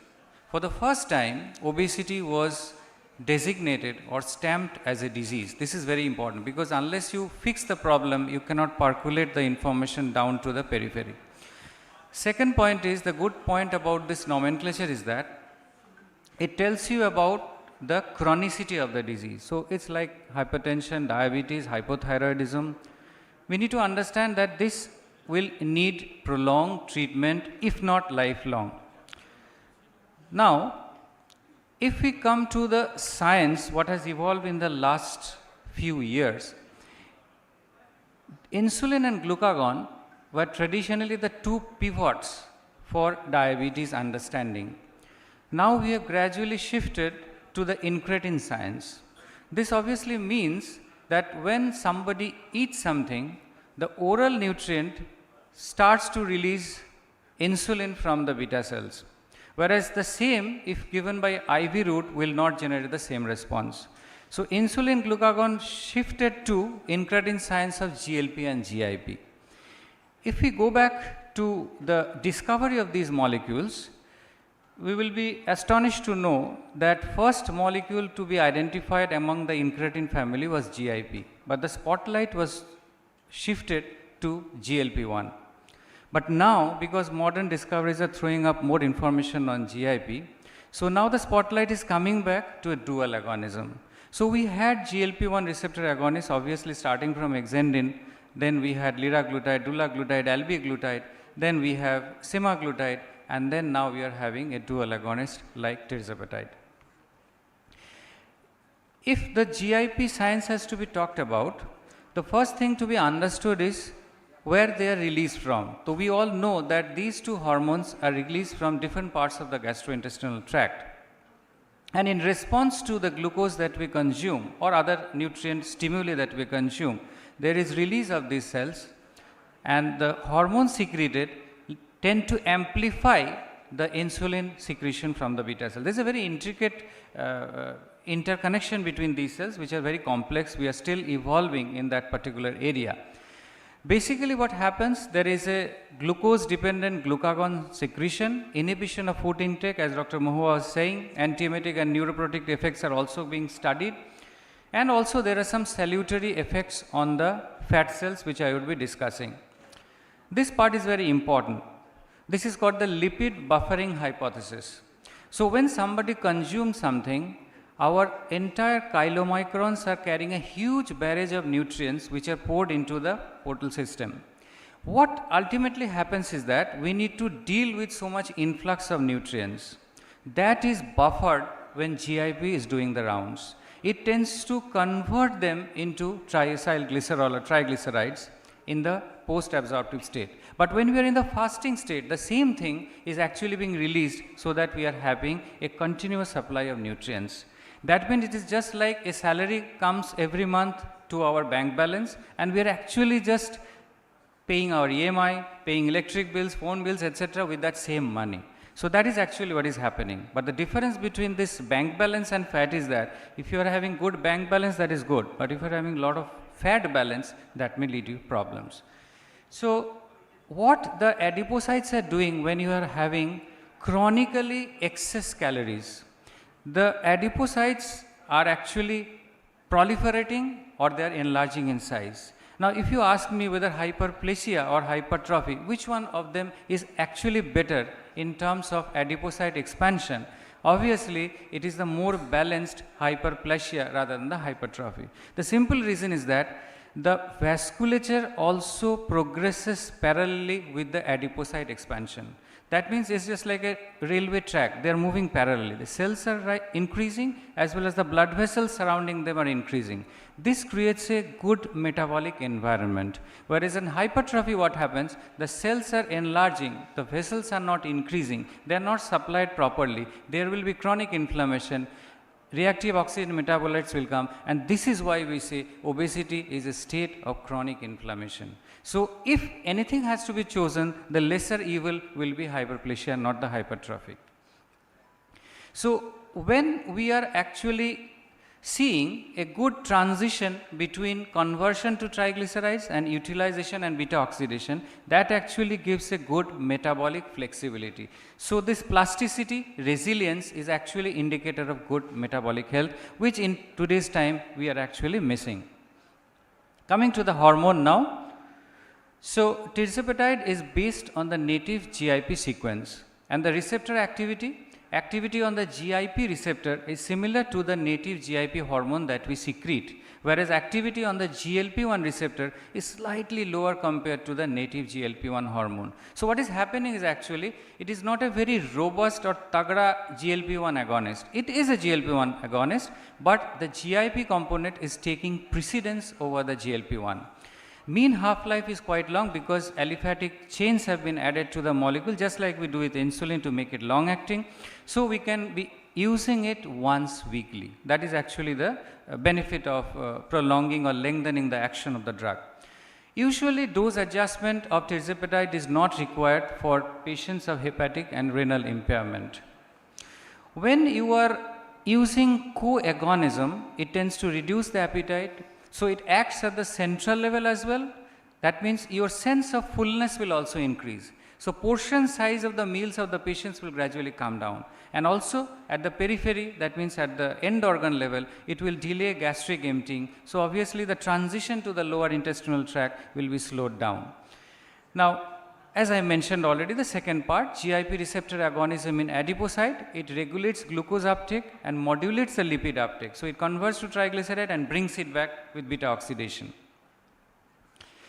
The approved indications we have all known by today's time, that it is used in obesity as well as type 2 diabetes. There are specific indications where we use in obesity, that there is a BMI cutoff, and also at a lower BMI, if there is one or more complications like hypertension, dyslipidemia, also type 2 diabetes, obstructive sleep apnea or cardiovascular disease, then there is an indication to use at a lower notch or lower threshold of BMI. There are two sets of studies with this molecule. Number one, the SURPASS series. Number two, the SURMOUNT series. The SURPASS series is regarding type 2 diabetes. The SURMOUNT series is regarding obesity. Easy to remember, SURMOUNT has an O, obesity has an O. So SURMOUNT is for obesity, SURPASS is for type 2 diabetes. So this is the basic arrangement of the studies that have been designed. You can already see that monotherapy, that means versus placebo, versus semaglutide, versus insulin degludec, versus insulin glargine, etc. have been studied. And if you look at the SURMOUNT series, again, except the SURMOUNT-2, which is used in type 2 diabetes, all others are actually pure obesity. That means type 2 diabetes is not there. So there, the designing has been mostly like SURMOUNT-1, which I was discussing, that they have been arranged in a 1:1:1:1 ratio. That means 5, 10, 15 of tirzepatide versus placebo. So SURMOUNT-1 would be discussed here. It was done at various sites in 9 countries. It was a phase 3 multicenter randomized double-blind placebo-controlled trial, and they looked at the load, because all GLPs have to be started with a low dose and then gradually escalated as per tolerance, because there is chance of GI side effect, which is obviously a limiting thing in our clinical practice. So what they showed actually, this part is important, that if you trace the graph with the body weight, you can see there is about 16% average reduction in body weight with tirzepatide, the lowest dose of 5 mg at 72 weeks. Now, you can compare with placebo also. Somebody may ask, the placebo arm is also losing weight 2.4%. So that there is a term called placebo adjusted weight loss. So that is 16 minus 2.4. So roughly around 14%. Why did the placebo arm also lose weight? This is because both the arms were actually on diet control as well as some definite set of 150-minute exercises per week. So that will also reap some benefits. That gave only 2.4%. So there are two collaterals from this. Diet control, good lifestyle can also cause weight loss, but there is a rate limiting thing. Beyond 5%, it is very difficult to achieve weight loss just with diet and exercise. So you need your car is not starting, so you just need to push the car so that your ignition starts. So that is achieved by a drug like this molecule. If you see with the other doses, I showed only the lowest dose which showed 16%, higher the dose, greater the weight loss. And if you see in our trigonometry, we used to learn about tan theta, that means slope of the curve. The slope of the curve shows that it is still descending as far as the study was done. That means there was no plateau effect. So we do not know what happens beyond that. More studies would be required because tirzepatide was studied till 88 weeks, that is the highest length of study that we have. Now the results, obviously. So majority of PWO, that is people with obesity, achieved more than 10% weight loss with even the lowest dose of tirzepatide. So, and more than 2/3 of patients with tirzepatide experience more than 20% weight loss with the highest dose. Just imagine somebody starts with 100 kg and lands up at 75 kg, that means almost 1/4 or 1/5 weight loss. That is a huge thing to do, but there are some caveats which we will be discussing. Now, this is one important point, changes in body composition. Any drug that causes weight loss, there is an intrinsic problem that lean mass potentially will also be lost. So it cannot be designed in a way that he will preferentially lose only fat and he will not lose the muscle. So lean mass will automatically be dragged down along with this. How much will be dragged down depends on how much good lifestyle the patient has, what the patient is exercising, whether there is aerobic resistance training, how much protein intake the patient is doing, what is the age of the patient, what is the comorbidity of the patient. Suppose somebody is receiving corticosteroids, there will be a problem. So these things have to be taken into account, but there will be some lean mass loss. But with tirzepatide it is shown that preferentially fat loss is happening, lean mass loss is less. But again I say that some loss will be there. The problem here is, why I brought up this topic is that some people lose weight, then they tend to gain the weight, regain the weight. What happens is, when they lose the weight, that may be in the ratio of say 80-20. I accept that maybe 80% fat is lost, 20% muscle is lost. But when they will gain the weight, fat will fill the vacuum unless the patient takes the protein, unless the patient exercises. This part is important. So maybe these drugs will do very good things in your life, in your patients, but then patient will say, abar to ojon beriye gelo. And when it happens, the fat will actually creep and crawl inside to fill that vacuum. That part has to be understood. There are some collateral benefits along use of this molecule, just like we have with SGLT2 inhibitors. There is a single digit reduction in blood pressure, which our cardiologist friend would be very happy to understand.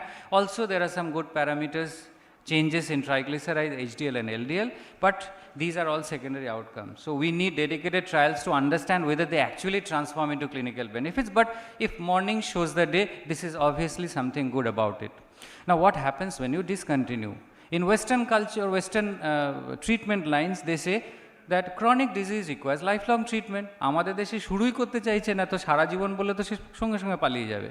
So what the problem is, we need to start the molecule. What I tell to my patients, now I am starting and I will assess what happens to your weight after some period of time, and then at a finite time, maybe 4 months, maybe 6 months, when I've seen a substantial weight reduction has happened, I will stop the medication. Now the question comes, ওজনটা আবার বেড়ে যাবে না তো? Obviously, that is shown here.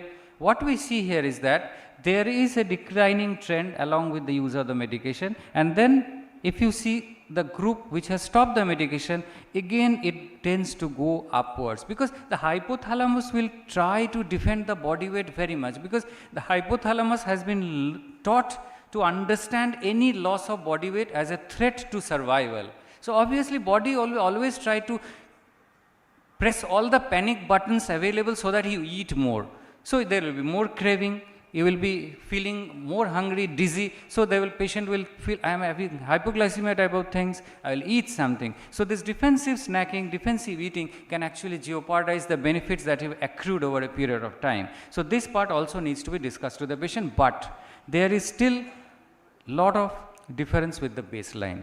We do not know what happens after that 88 weeks because studies have not been conducted beyond that. But there is a tendency to increase that has to be remembered. Adverse events, every rose has its thorn, but that doesn't stop us from falling in love. So every rose will have its thorn. We need to pluck the thorn and give the rose to our beloved. Similarly, the adverse effect may limit the use of the medication in our patients. And gastrointestinal side effects are definitely the ones which we need to think about. Nausea, vomiting, diarrhea, pain abdomen. Some other issues of gallbladder issues may also arise. So those things have to be explained properly to the patient because that leads to attrition in about 20% of the patients. So summarily what we come to is that tirzepatide significantly reduced body weight by an average of 16% with the lowest dose, 22.5% with the highest dose. Improvements in key cardiometabolic parameters of BP, waist circumference, triglycerides, HDL have been shown, but they need to be again translated by proper clinical trials. The trials have to be adequately powered to understand whether this actually happens or not, or it is just a chance phenomena. And most common adverse effects are gastrointestinal in nature. Before I leave the podium, because I have 1 minute, I would just say that GLP and GIP science has a lot of things in its kitty to still surprise us. It is just the beginning. Why I am saying so? Because we talked about GLP-1, now we are talking of dual agonist, now we will be talking of triple agonist. Retatrutide is going to come within a few more years. And then orforglipron, there is a peptide which is going to come. And there is another molecule called maritide. Marigebert cafraglutide, it is a short term, it's called maritide. Why I am mentioning this is that our knowledge of GIP is very much incomplete. We still do not know whether the receptors have to be stimulated or blocked. Why I am saying this? Because in this molecule, tirzepatide, we are doing dual agonism. That is, they are agonist at GLP as well as GIP. Whereas the maritide molecule, it is very weird. It's astonishing to know that there we are blocking the GIP, whereas we are stimulating the GLP. The same molecule is actually blocking at one receptor, stimulating at one receptor. So whether prolonged stimulation of GIP will do benefit or intermittent stimulation will do benefit, that only time can tell. I close my talk by quoting something from Michael Nock article I just read few months ago.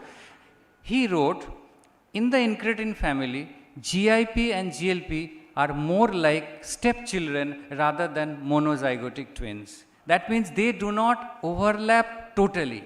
They have some features in common, but they have some features in difference. Just like two children in a family born out of the same biological parents. So maybe the girl is resembling more the father, the boy is resembling more the mother, but they are having some common things as well. So GLP and GIP is something like that. So Michael Nock's, this article is my closing statement. Thank you. Excellent presentation. Sir, you have went into the depth of the subject of both obesity and combination of GIP and GLP agonist. Now the forum, it is open for question and answers. Yes. So this is a red label contraindication. So if you are having pancreatitis, it is a strict no-no. Before I write, only one question I have. Did you have pancreatitis? Now in the periphery, people don't understand pancreatitis. We have to tell any admissions required, any vomiting which required admission, IV therapy, something leading questions to understand whether pancreatitis happened. Many people in the periphery do not have any documents as well. At least no proper documented history of pancreatitis, that is one note that I write in every prescription. Otherwise, I cannot save my skin if I am dragged to court. Yeah, Ridhi, I think. So what is normal weight obesity? Normal weight obesity, can you use this? This is one very important question. I had asked the same question to an international speaker once. So problem here is the definition of obesity varies in our culture and the Western culture. They define at 25 and 30 for overweight and obesity. We define at 23.5 and 27.5.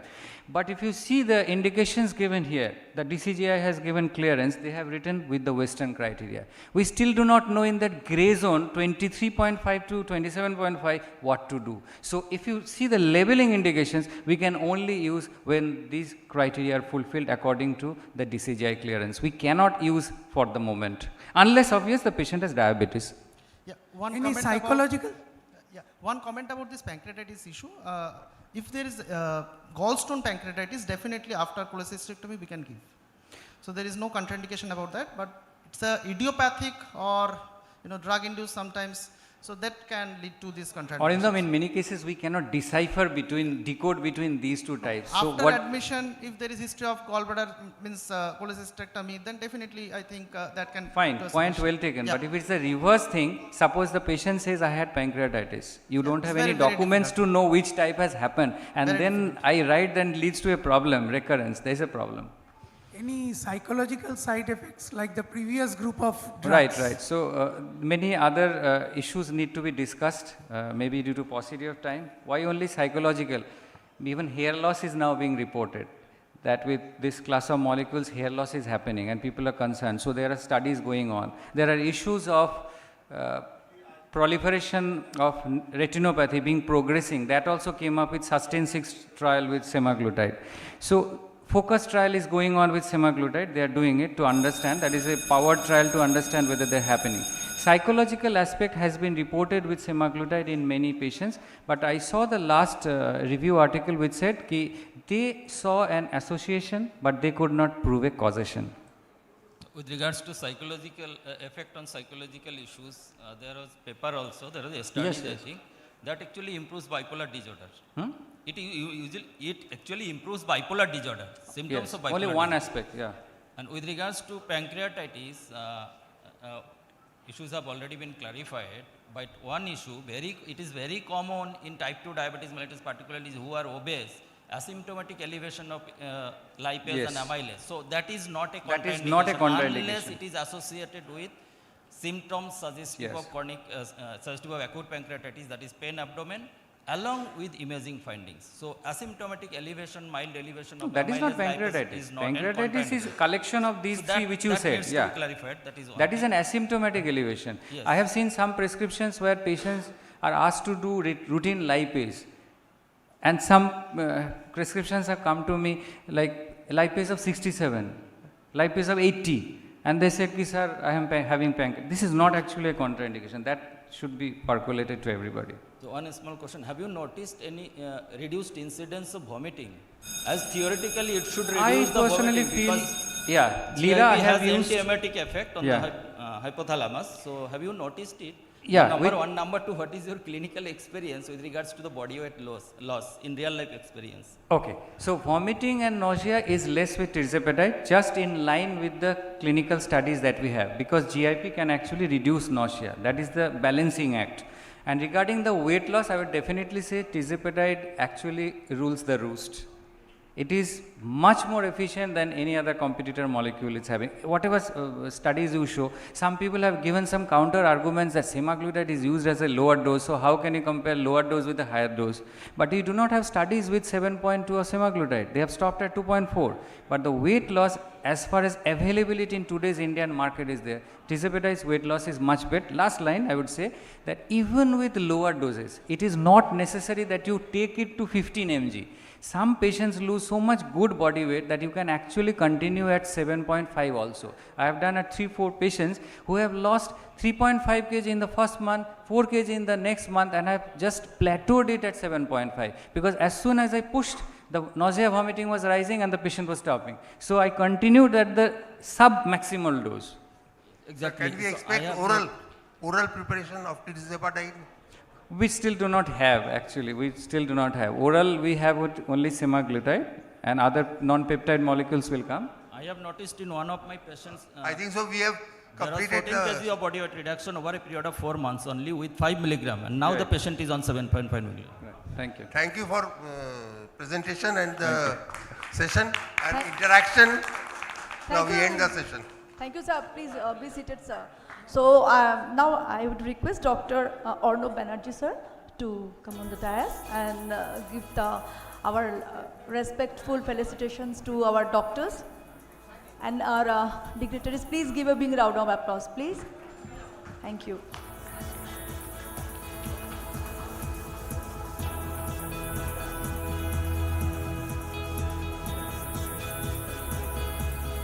করো আমরা হ্যাঁ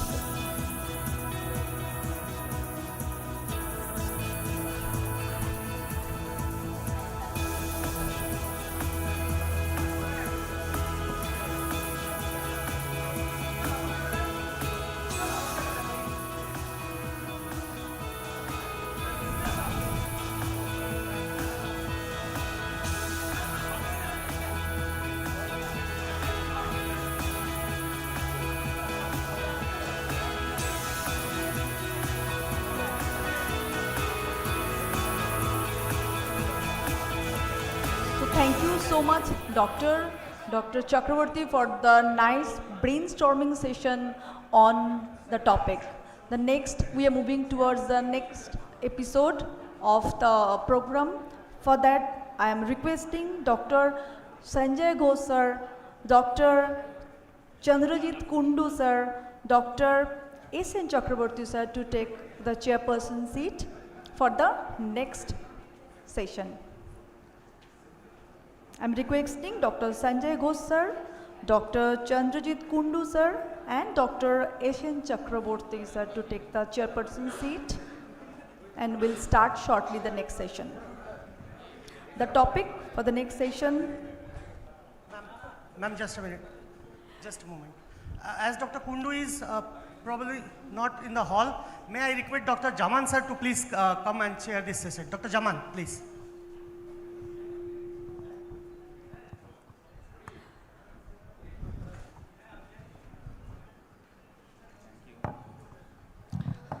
So we are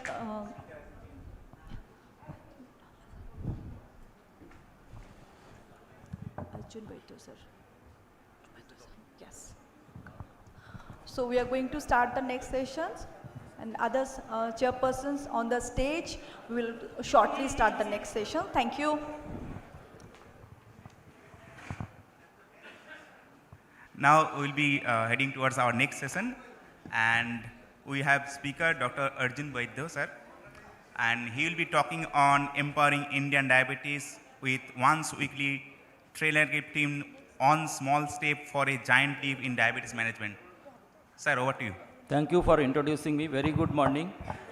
So after a high voltage talk on a high voltage topic by a high voltage speaker, now I will be speaking on a less highlighted topic, but of course a relatively newer topic, that is role of newer DPP-4 inhibitor, that is trelogliptin, once weekly oral DPP-4 inhibitor in the management of type 2 diabetes mellitus.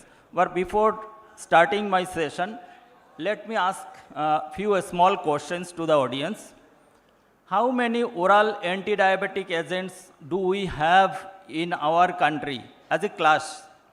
How many oral anti-diabetic class of molecules we have? Any idea? We have at least 9 or 10 oral anti-diabetic classes of drugs in our country. And how many of our type 2 diabetes mellitus patients who are being treated with only oral anti-diabetic agents are under control, that is their HbA1c is less than 7% or less or equal to 7%. Yes, at least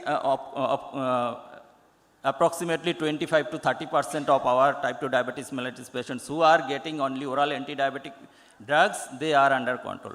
But you would be surprised to know, in spite of having so many injectable therapies including insulin, our insulin treated patients who are being treated only with insulin, the control status of their control status is approximately 15%. So there are various reasons, I would not be talking about that.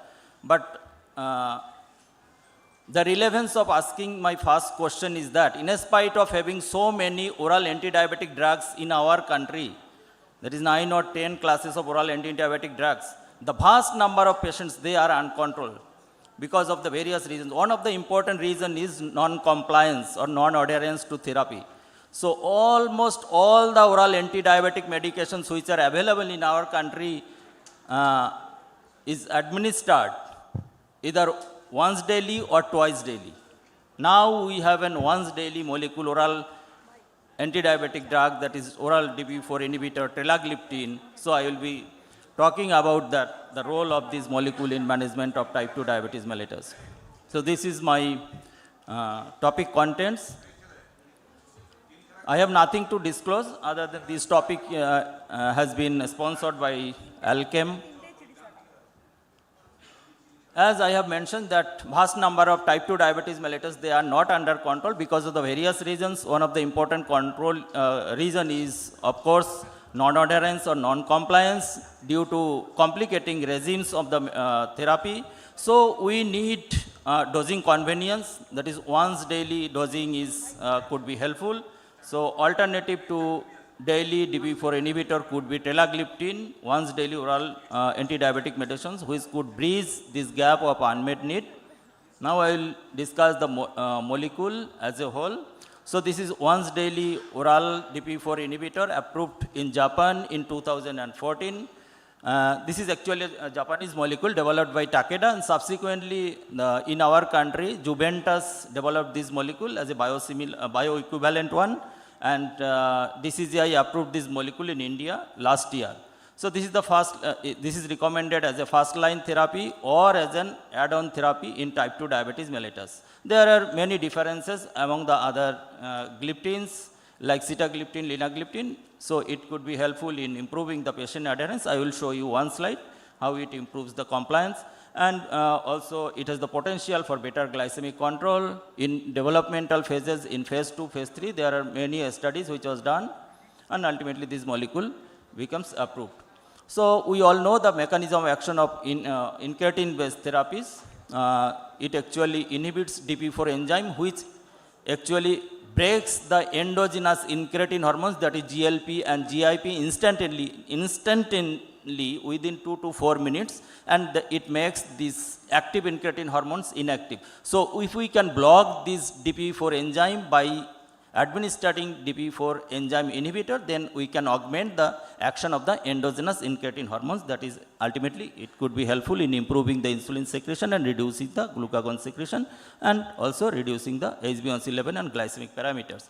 So it has a strong DP4 inhibition. IC max inhibitory concentration 50, IC 50 inhibitory concentration 50 is very small. So as you can understand that it needs minimum amount to inhibit 50% of this enzyme. So IC50 is only 1.3 nanomole per liter.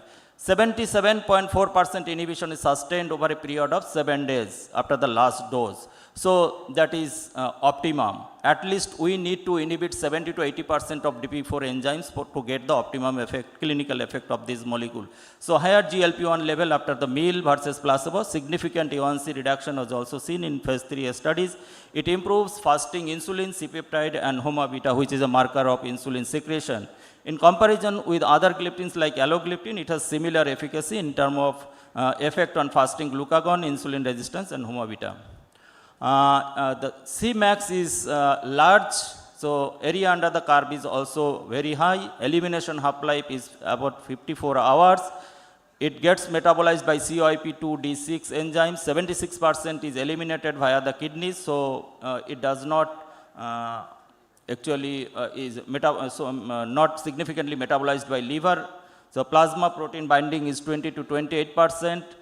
This increased Cmax and area under the curve actually increased in renal function because there is less excretion through this renal route. That's why the Cmax and area under the curve increase. That's why it is we need to adjust the dose in renal impaired patients. If the GFR is between 50 to 30, then we need to make the dose by 50 milligram daily, once daily, and if the GFR is 15 to 30, we need to make the dose 25 milligram once in a week.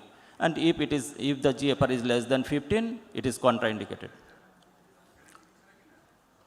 So there is a comparative slide regarding the potency of this gliptin with comparison to sitagliptin, allogliptin and vildagliptin. It is 12 times more potent than sitagliptin as well as allogliptin. It is 2.6 times more potent than vildagliptin. The dissociation half-life is higher, about 30 minutes, than the sitagliptin and vildagliptin. That's why this action is prolonged. So a strong and sustained inhibition profile distinguishes this gliptin among the other gliptins, and it supports its efficacy with once weekly dosing in type 2 diabetes mellitus. With regards to selectivity, it has a very high selectivity, 10,000 selectivity on of action on DPP4 versus the other similar enzymes. Non-covalent bonding type of bonding with this receptor, and substrate competitive, reversible and slow binding. So because of these characteristics, it has increased half-life and it increases the action profile. So that's why it is a true once weekly gliptin that was shown by many authorities like Grimshaw et al. In 2016 showed that tilagliptin 100 milligram dose achieves and maintains adequate plasma concentration of 2.12 nanogram per ml at 168 hours, that is 7 days, which sustains more or equal to 70% DP4 inhibition, which is optimum. Another study which was done by Inagaki et al. Also showed that 75 to 80% of DP4 inhibition was there at 7-day post-dose in phase 2 studies, in phase 2 dose ranging studies. Across the phase 3 other developmental studies, 70% inhibition was also maintained. With regards to another comparative slide, with the other gliptins, you can see the once weekly dosing pattern, 100 milligram once weekly. Otherwise, if there is no renal impairment, half-life is very long, 54 hours, and it is cardiovascular safety data. Though there is no dedicated cardiovascular outcome trial, but in the phase 3 trial, it showed its cardiovascular safety. So there is limited data. With vildagliptin also, we have limited cardiovascular data. With sitagliptin and linagliptin, we know that there is cardiovascular safety data. HbA1c reduction is approximately 0.7 to 0.9%. Dose reduction, dose modification, I have already mentioned. It is hepatic safe. If there is no decompensated hepatic failure, it is not contraindicated. With only mild elevation of the liver enzyme, it is not contraindicated. It can lead to very high compliance, very high degree of compliance because of its once weekly dosing pattern. Now I am coming to the clinical benefits. So because it is once weekly, that can improve the adherence and the compliance, and it is convenient. It has comparable efficacy in terms of HbA1c reduction, similar to daily other DP4 inhibitor. It can lead to lower pill burden and improve the quality of the life, and similar safety pattern in comparison to other DP4 inhibitor. I will be discussing some of the slides.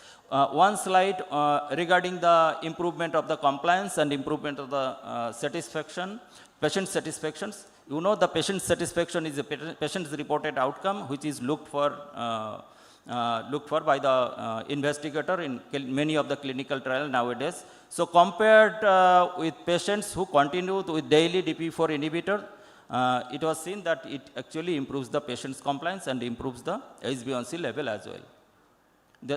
That was a systematic review and meta-analysis. With regards to the shifting from once daily DP4 inhibitor to once weekly DP4 inhibitor, that is tilagliptin, we can shift directly from once weekly to once daily to once weekly. There is no need to allow for any washout period. Now coming to the clinical evidences which we have. As I have told that this is a Japanese molecule, so most of the studies done in Japan, but in our country also some of the phase 3 studies were done. There are few studies which was updated in the clinicaltrial.com site. You can see observational studies, survey-based studies, phase 4 and phase 3 studies, and of course phase 2 studies was also there. I will be discussing some of them.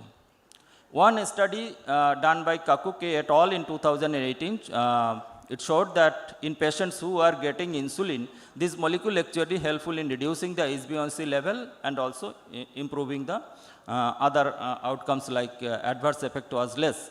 Tilagliptin 100 milligram was given in one arm, placebo arm was given in another arm for a period of 12 weeks.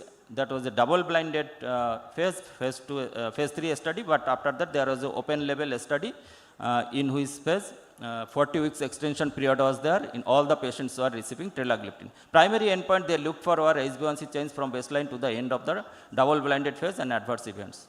This was the result. Here you can see the lowest line is with the placebo arm, upper line is with the active arm, that is the tilagliptin. There was, lower line is with the active arm and the upper line is with the placebo arm. There was a significant reduction of HbA1c from the baseline of 0.56% for the tilagliptin group and 0.07% for the placebo group.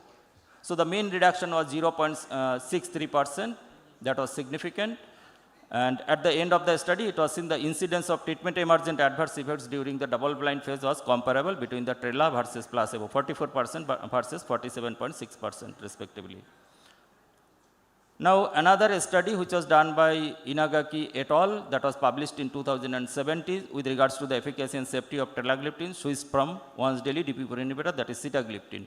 That was also an open label phase 3 exploratory analysis study. Eligible patients receiving telagliptin 100 milligram once weekly versus once daily sitagliptin for a period of 12 weeks. The primary endpoint they looked for blood glucose by the end of meal tolerance test, and additional endpoints or glycemic control, efficacy and safety also was looked for.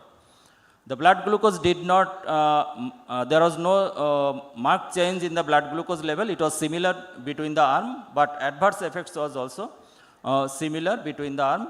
But there was a decrease in the blood glucose that was observed at several other assessment points other than the meal tolerance test. Meal tolerance test showed the similar degree of glucose reduction.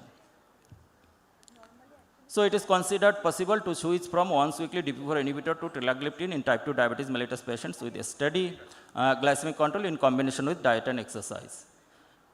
Another study showed the comparative efficacy of telagliptin versus vildagliptin once weekly versus twice daily vildagliptin for a period of 16 weeks. That was a non-inferiority trial over a period of 16 weeks. On the right side of the panel here you can see the HbA1c level. There was similar degree of HbA1c reduction. The red bar indicates the telagliptin and the blue bar indicates the vildagliptin. There was similar degree of HbA1c reduction fasting and postprandial as well. And also glucagon change was similar in both the arms. Now long-term efficacy and safety data of telagliptin. Another phase 3 study. The study design was multi-center open label study to evaluate the long-term safety and efficacy of this molecule. Telagliptin 100 milligram once daily was given for 52 weeks as a monotherapy or in combinations therapy with the other drugs. And the study participants was of course type 2 diabetes mellitus who are inadequately controlled despite diet and exercise or treatment with one or more oral anti-diabetic medications. With regards to the efficacy, there was similar significant reduction of HbA1c reduction of up to 0.74%. With regards to the adverse effects, majority of the patients, they experience at least one adverse effects, but most of the adverse events was mild or moderate. But there was no significant group of patients who experience serious adverse events or severe hypoglycemia.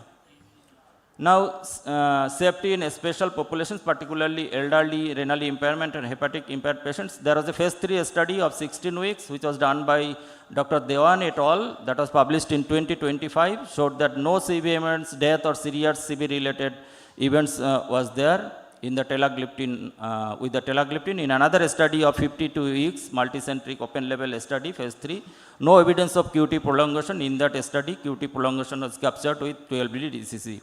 Pilot study by Ida et al. Also showed that no significant defect on the endothelial function, and adiponectin level was actually improved. That is the insulin sensitizing marker. So that could be helpful in improving the cardiovascular and metabolic parameter.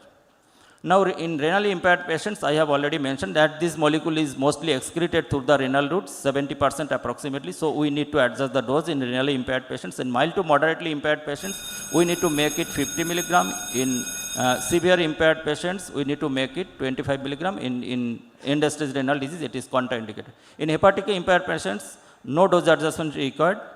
In elderly patients, it is not studied. No major CV safety concern was found in elderly patients because many patients who are included in this phase 2 and phase 3 trial was elderly, more than 65 years of age. Now, little bit about the adverse effects and contraindications. Of course, type 2 diabetes mellitus who are uncontrolled on diet and exercise or with other medications or drug maybe, we can use this molecule in combination with insulin as well as an alternative to other DPP-4 inhibitor. Adverse effects I have already mentioned, comparable to placebo in phase 2 studies, no incidence of treatment emergence, increased incidence of treatment emergence adverse effects in comparison to placebo. There was no serious events of severe hypoglycemia. Common adverse events was noticed as is common with the other DPP-4 inhibitor, that is upper respiratory infections, nasopharyngitis, cardiovascular and laboratory safety data, though there is no dedicated CV outcome trial, but in general it did not show any signal with regards to cardiovascular events in phase 3 trial. Contraindications, hypersensitivity to telagliptin, that is a contraindication for every drug, hypersensitivity to that molecule or other component of that molecule. Drug interaction, no clinically meaningful interaction was found. So key messages, higher DP4 inhibition or potency and slower dissociation from the DP4 binding sites compared to other gliptin. It improves adherence because it is once weekly dosing pattern, so that makes convenient. Comparable efficacy similar to other DP4 inhibitor, good safety profile, well tolerated alone or along with other OADs, well tolerated in hepatic impairment, renal impairment patients, but it is contraindicated in if the GFR is less than 15. No evidence of QT prolongation. Seamless transition therapy because we can shift the patients from once weekly gliptin to once daily gliptin to, or twice daily gliptin to once weekly gliptin directly without any without allowing the patients for any washout period. Excellent add-on to other OADs. It can be added to other OADs and along with this insulin as well. So with this, I would like to stop here. Thank you. Thanks to Dr. Arjun Vaidya for his excellent speech on the topic. Basically, diabetes now has become pandemic all over the world. And that drug, he explained so nicely, the drug is once weekly. So the main problem we doctors are suffering, one main problem from the patient side is that compliance. If the patients, we are asking to take 2 times, 3 times, 4 times, compliance will be definitely less. But compliance-wise, this is excellent medicine. Actually, all the gliptin and gliflozin, all the medicines are almost magic medicine, we can say, regarding the treatment of diabetes. Initially, the gliflozin came for diabetes. Finally, it has become class 1 drug in heart failure. ESC class 1 medicine in heart failure. So in that way, later on we can see this medicine also will come in help to other diseases like that. So thanks a lot to Dr. Arjun Vaidya. And now the session is open for questions. Any queries, any suggestions, please go on. Thank you for your nice comment. Sir, thank you very much for your nice elaboration of this new once weekly molecule. Now one question that is only for the compliance issue, that's why this drug is coming in the market, or we may expect some increase in time in range. That is, I think, one of the most vital issue to consider for any molecule. Is there any study that time in range is increased in comparison to sitagliptin or other gliptins? No. Actually, I did not have much scope showing all the study results. So there was one study which compared allogliptin versus this once weekly tilagliptin. In that study, it showed the better improvement of the glycemic variability marker in one of the marker, that is the MES or TIR. That was better improved, but it was not statistically, the difference was not statistically significant versus allogliptin. There was a study. Thank you, sir.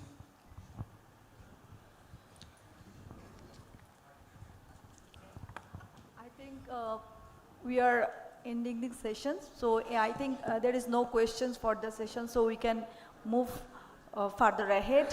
And further, thank you so much, Dr. Vaidya, for the nice presentation. And now I am requesting, sir, please be seated. Now I am requesting Dr. Sujan Sarkar, sir, to come on stage and feliciting our esteemed speaker, sir, and our chairperson. Audience, please give a big round of applause for the nice presentation. Thank you.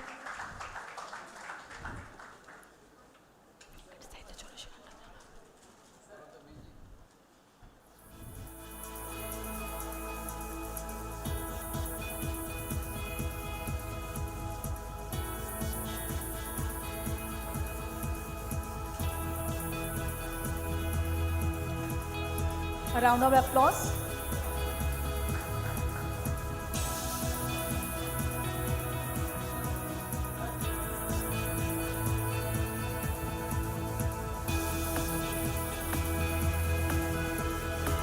So it's a brainstorming, very much learning session on empowering Indian diabetes with once weekly trigliptin, one small step for a giant leap in diabetes management. So in the next sessions, for that, I am requesting Dr. H.T. Mondal and Dr. H.T. Mondal, sir, and Dr. Muhammad Miraj Mondal, sir, to take the chair for the next session.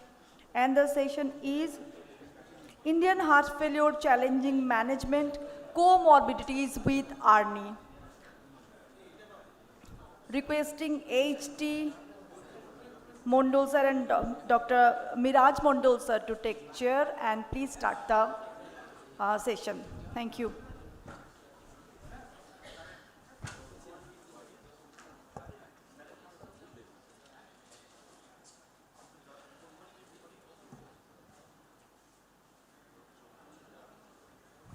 Good morning, everybody.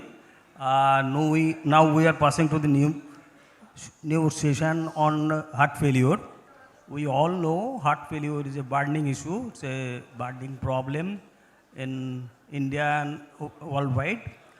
In India, there are about 8 to 10 million of people suffering from heart failure.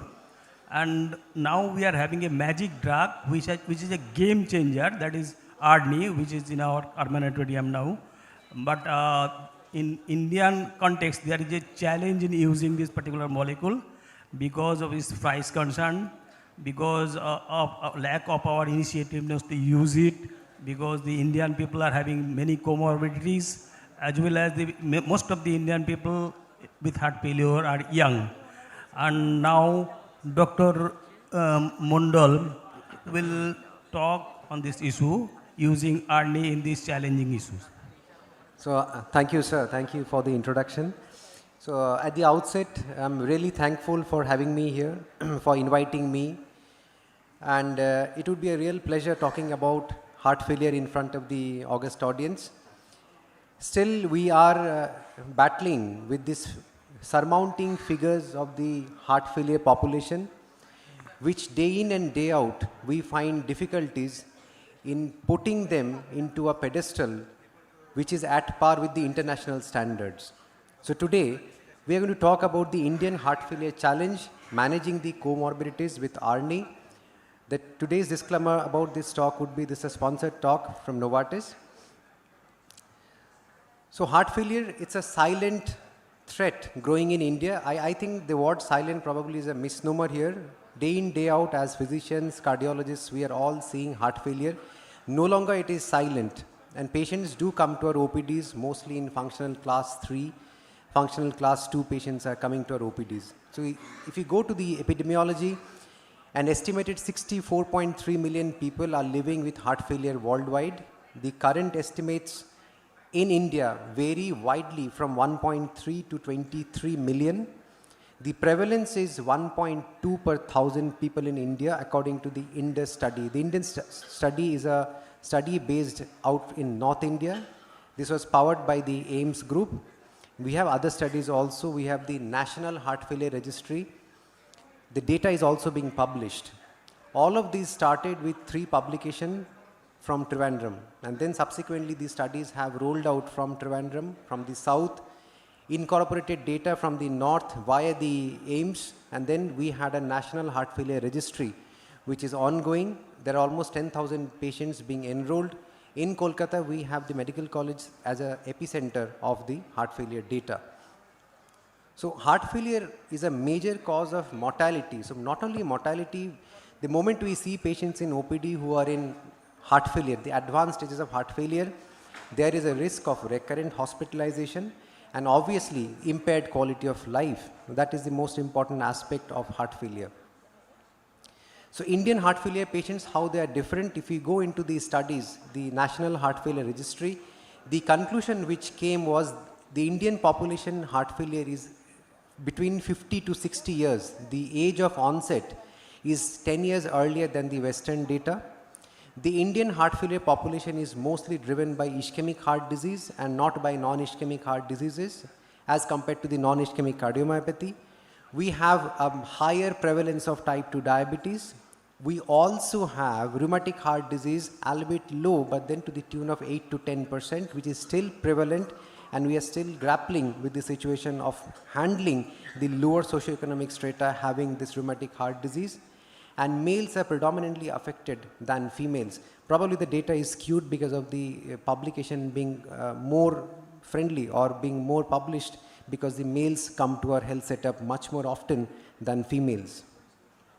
So NHFR was established as the first pan-India heart failure registry to capture the heterogeneity of etiologies, comorbidities and real world outcomes, and to address the lack of national level data guiding the heart failure management in India.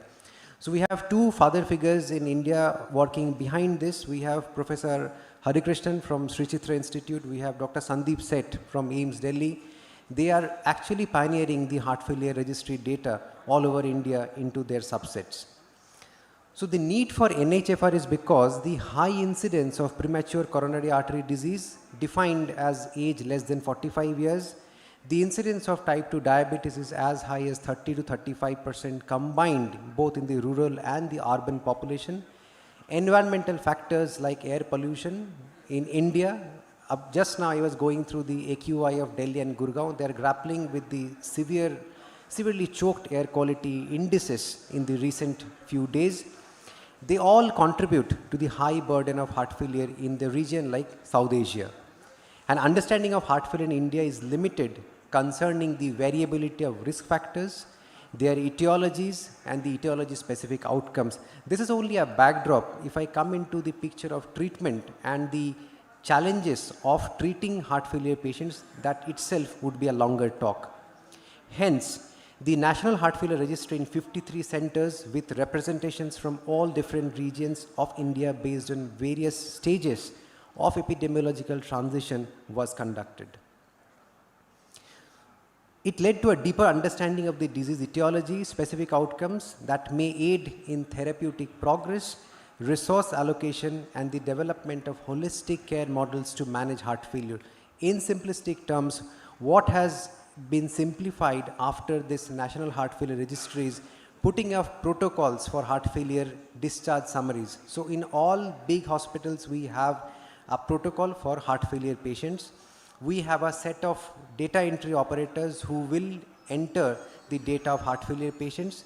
We have vaccination camps or vaccination screenings being set up in departments in collaboration with the companies to give them vaccinations. So this has happened because of a protocol-based approach based on the data which has come up from the heart failure registry.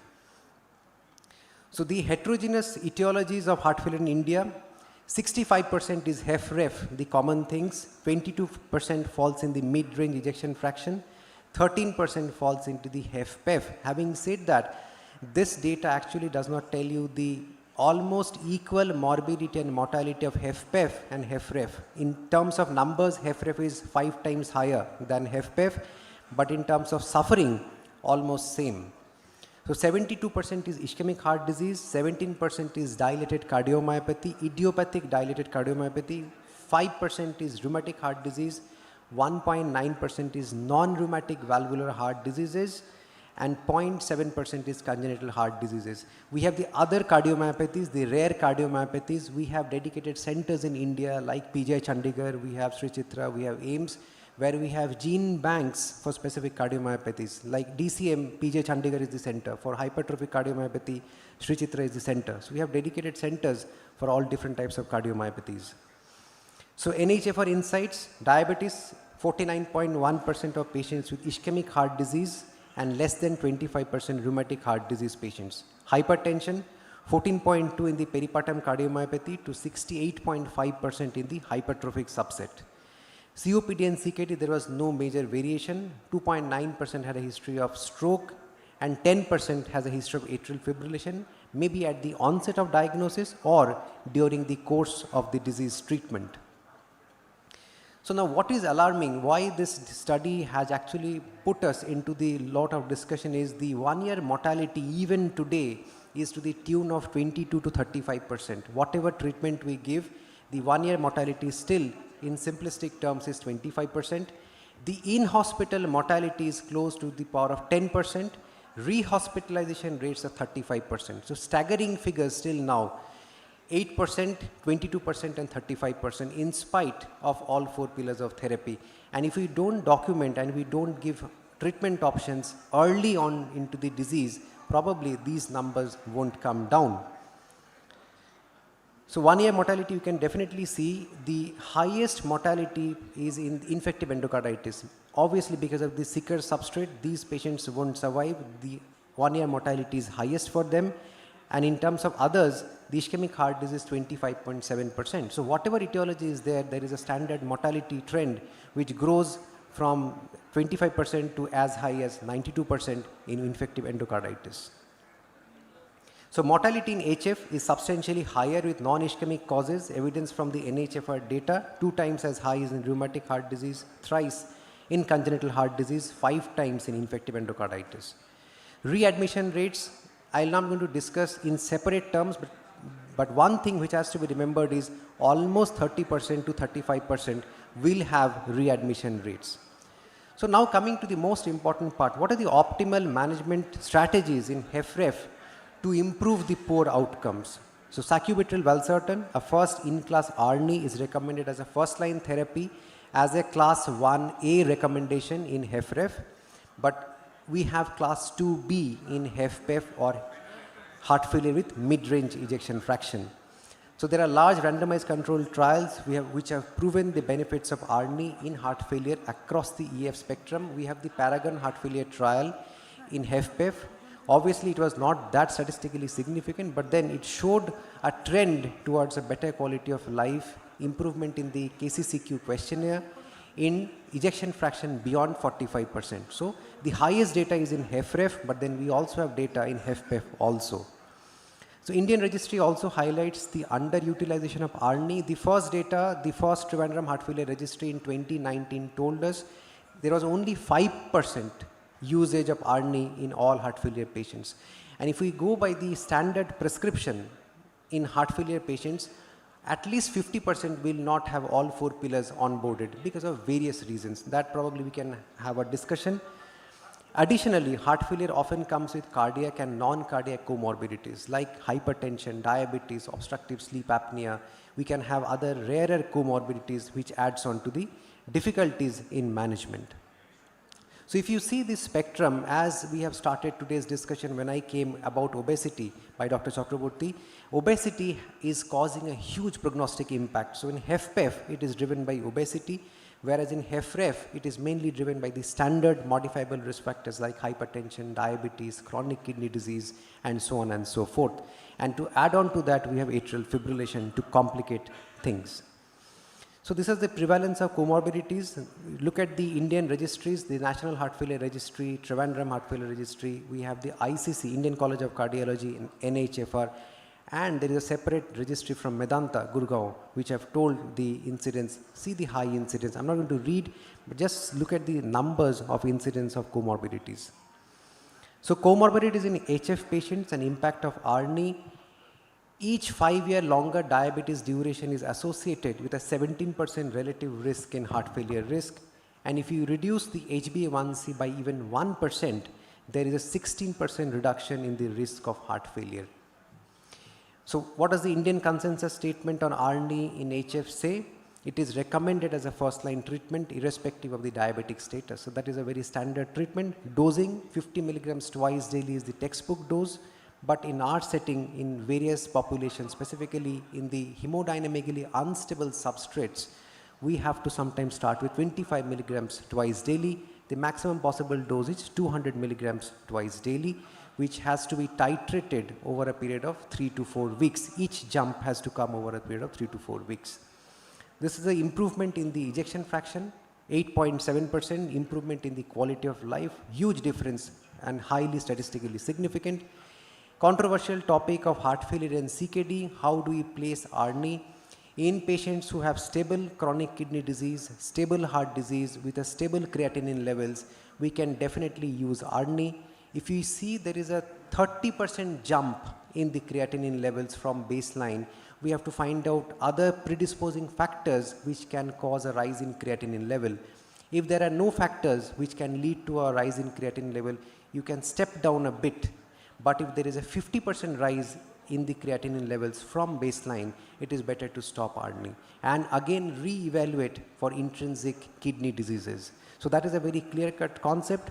The Indian guidelines say that even eGFR of less than 30, it can be used with caution in terms of hyperkalemia.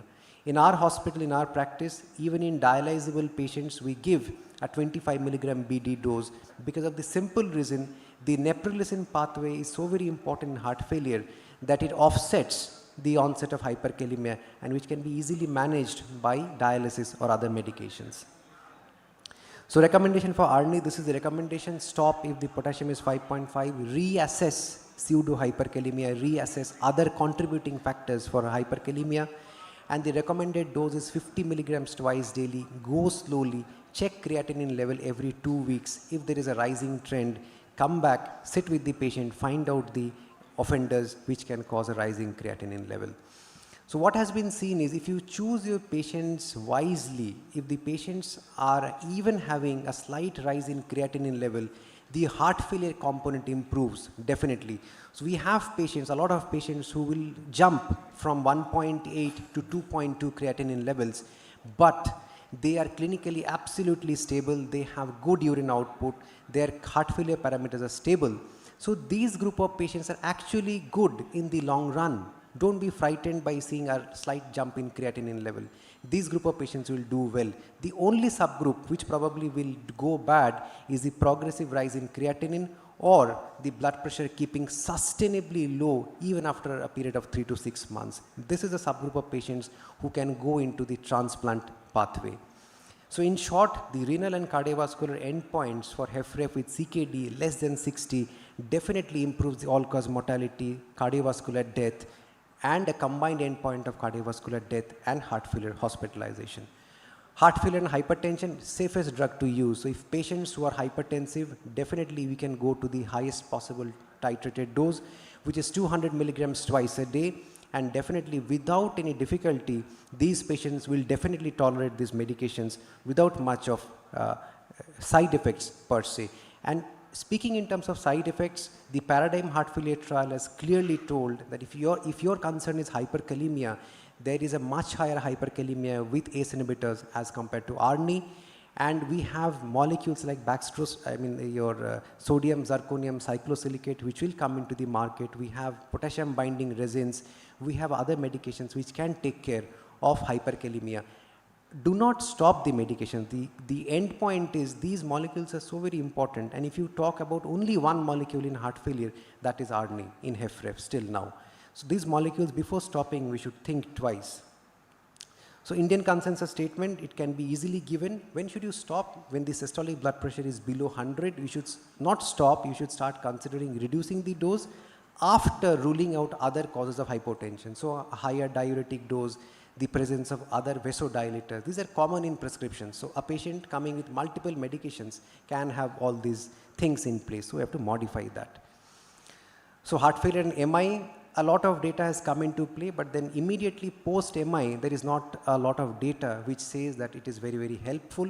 But then subsequently, if the patient lands up in ischemic cardiomyopathy, even after revascularizing, probably there will be a role in MI in this group of patients.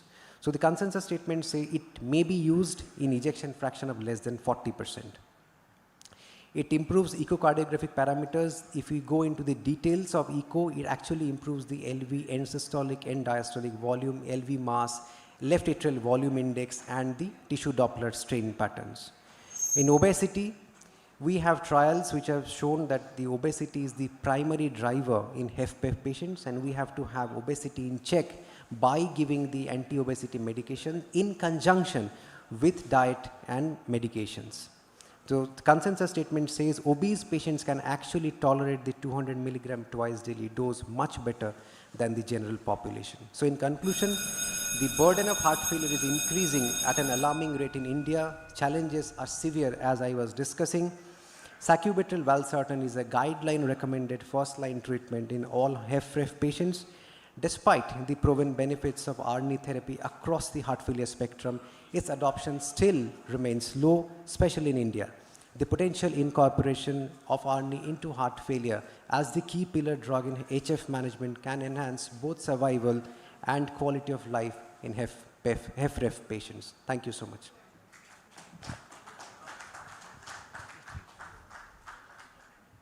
Thank you, Dr. Mondal, for your lucid presentation describing all aspects of ARNI in Indian context, using it in different situations, comorbid situations. Because of constraint of time, we cannot take any question from the audience. Any question to be asked to be taken in the lunch hour. Thank you. Thank you so much. Thank you, Dr. Mondal.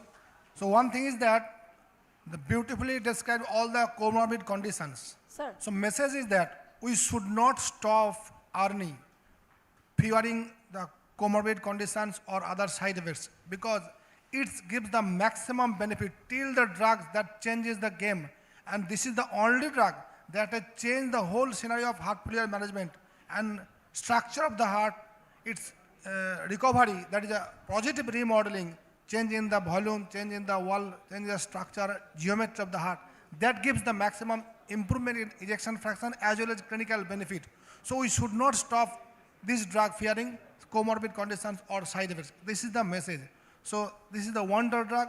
We should try to use it maximally, because most of the patients, they are not getting this drug on optimum doses. Those they are getting not in optimum doses.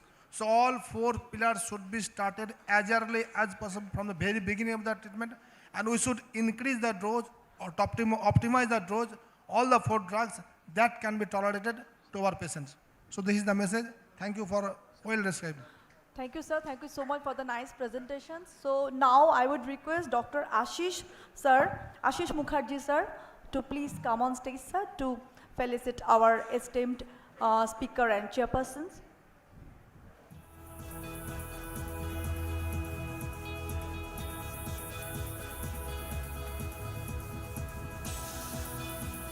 Audience, please give a big round of applause for the very nice presentations by Dr. Mondal.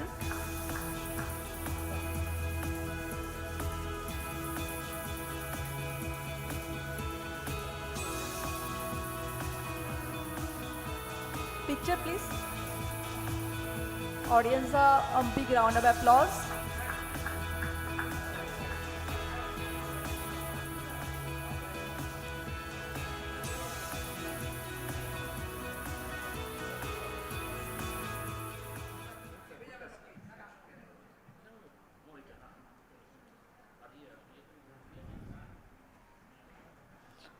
It was a very wonderful presentations by Dr. Debapriya Mondal on the Indian Heart Failure Challenge Managing Contributions with ARNI. It's an awesome session, brainstorming sessions by Dr. Mondal. So now, thank you so much, Doctor. And now we are moving towards the next session of the day.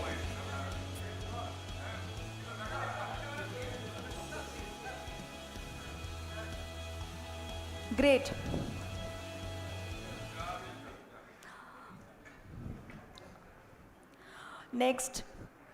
The next session. So for that, I'm requesting Dr. Raman Raj sir and Dr. Ghulam Abbas sir to take the chair. And we are going to start our next session, which is optimizing challenges to drug therapy in HRF.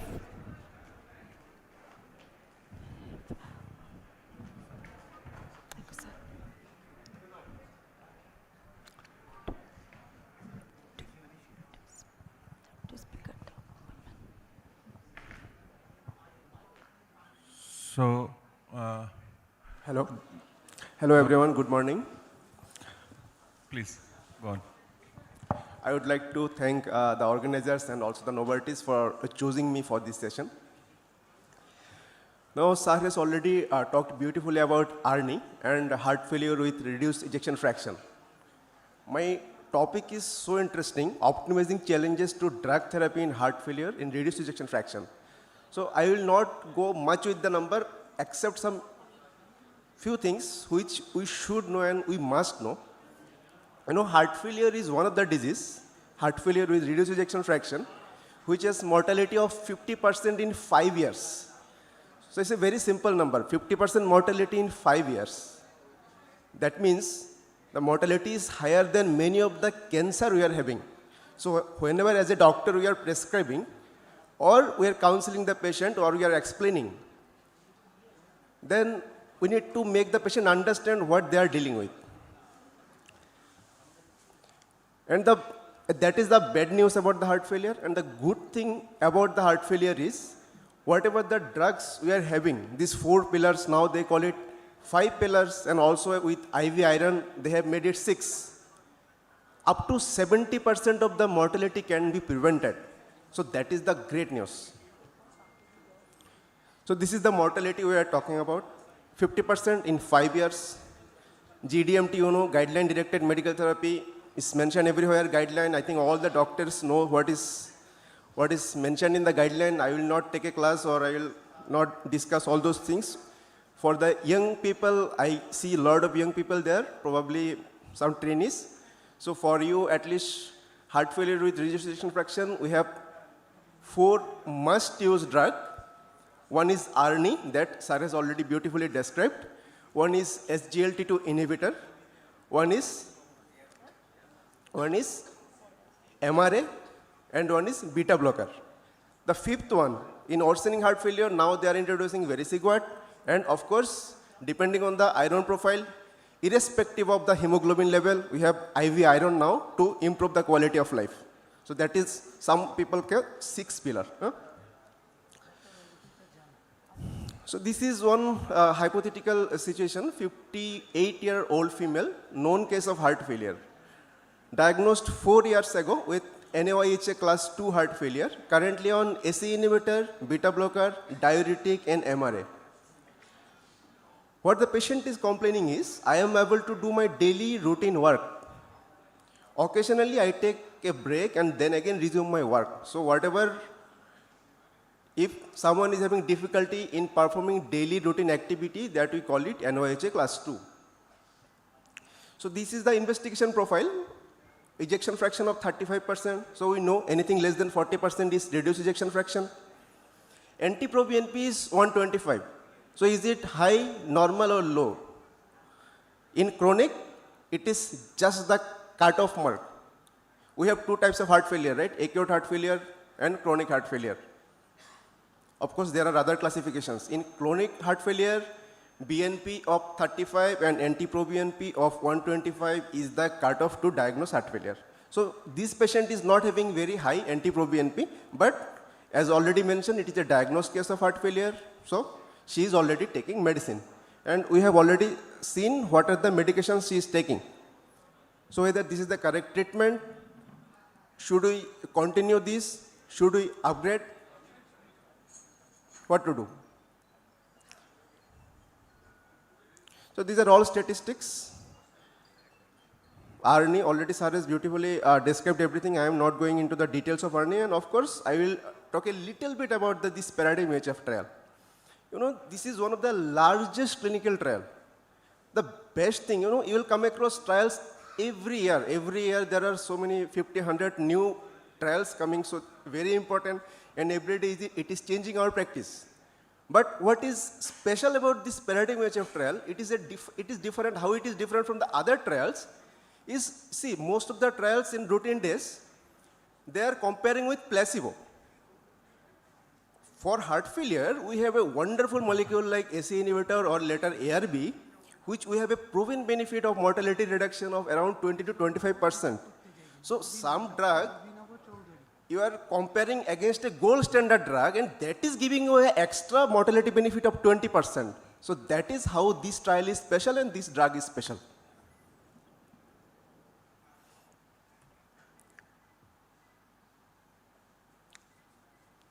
And the pathetic news is use of ARNI in this article, which was published in European Society of Heart Failure, this 2022, not very far. The ARNI use is less than 4%. This is ridiculous, right? Some drug which is giving you around 20% benefit above a standard, gold standard drug for heart failure, and the use in our society, in our patients, by our physicians is less than 4%.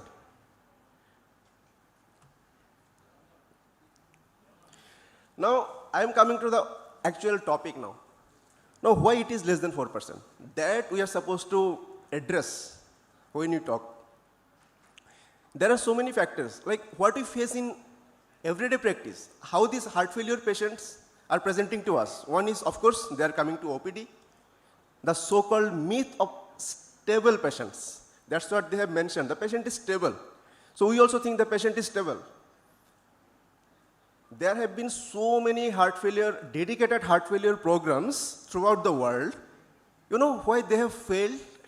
Not failed, they have got some success, But of course, the success is not as expected or supposed to be there. The problem with all these heart failure programs, dedicated programs, were that they have overstressed to the symptoms of the patient, just like a layman. And they have, everyone what they advise. Don't take water more than 1.5 or 2 liter. Don't take extra salt. So these are the things they have focused. And whenever they are not feeling well, some dyspnea or some symptoms, they are adding some diuretics. And after taking some diuretics, patient is completely fine. So patient also thinks, I am fine. So that is the myth of stable patient is harming us the most from our perspective. Of course, the thing is, whenever, pain, I read somewhere, pain is the most common symptom which bring people to hospital or a doctor. It doesn't matter what disease you have. Unless you are in a crisis, you are unlikely to go to a doctor or a physician. So that is what has happened over the years. The diuretics has decongested the patient, and after that, they have stopped the medicine, or they have not felt the urge to uptitrate the drugs according to the guideline-directed medical therapy. What should be the maximum dose or maximum tolerable dose? We have not put enough attention to that. ARNI, again, sir has already discussed what are the problems with ARNI or GDMT as a whole. People are concerned about hypotension. People means, here I am talking about the doctors, hypotension.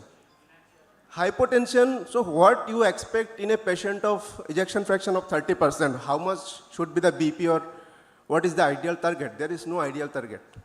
Even the BP is, blood pressure is 90/60, but patient is not complaining of any symptom. Patient is not any symptom of hypotension, then there is no need to stop the drug. You can even uptitrate the drug. As long as patient is not having symptomatic hypertension, this hypotension should not bother anyone. Hyperkalemia, again, it is, as in this trial we have seen, hyperkalemia is more often with AC inhibitor rather than ARNI. So ARNI is little bit safer. Renal impairment, yes, lot of people you will come across patient having cardiorenal syndrome, whether it is renocardiac or cardiorenal, I am not going, but of course, there is a lot of problem.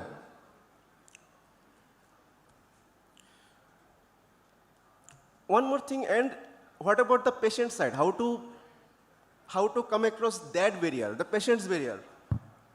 No, so I think they have researched a lot, and they have mentioned some educational videos or anything, like you have to make the patient understand the long-term benefit of these molecules. It's not the acute treatment or symptomatic treatment. You have to make the patient understand, and also you have to understand, like if they are not taking the medicine, then if the patient is getting admitted, that is what is recurrent heart failure, recurrent hospitalization, the cost is sometimes even more than continuing the ARNI or a GLT2 inhibitor. And even for heart failure patient, in one study they have found that around 50% of those heart failure patients have cognitive impairment. So that's a very important thing. Now someone is having cognitive impairment, you don't expect to take care, in any heart failure patient, according to American Heart Association, they have published data. These people are taking 6.8 drug on average per day. So the pill burden is quite high. That is what we sometimes call it polypharmacy. Above that, they are having 5 to 6 comorbidities other than heart failure. So of course, taking this medicine time to time is very difficult for someone who is having cognitive impairment. So that also you have to take care. So basically what I am mentioning is we need a multidisciplinary approach other than just prescribing these 4 drugs. Now if someone is getting admitted for hospitalization, that can be actually an opportunity to us. Now how this heart failure patient presents? Sometimes someone is a known case of heart failure, can present with worsening heart failure, or someone admitting to hospital, first time diagnosed as heart failure. So these are actually opportunity to us. Earlier they used to call us sequential approach, sequential starting. Now they call it sledgehammer approach. You start all the drugs together simultaneously. at lower dose. Then every 2 to 4 weeks, you uptitrate the dose to maximum tolerable dose, or if the patient tolerate, to maximum guideline oriented dose, maximum dose. So that is how the patient is going to be benefited.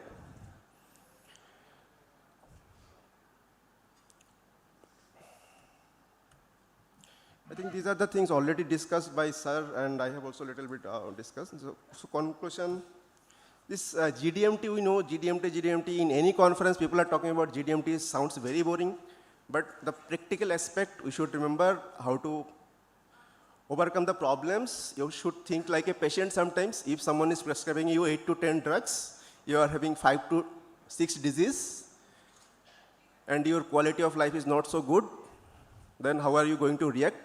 And how people can help.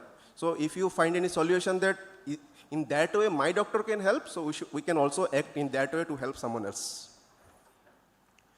And of course, this ARNI is a very safe drug, very good overall safety profile. The sir has already mentioned the maximum dose is 200 BD. I usually start with 50, then I uptitrate to maximum 200. Thank you.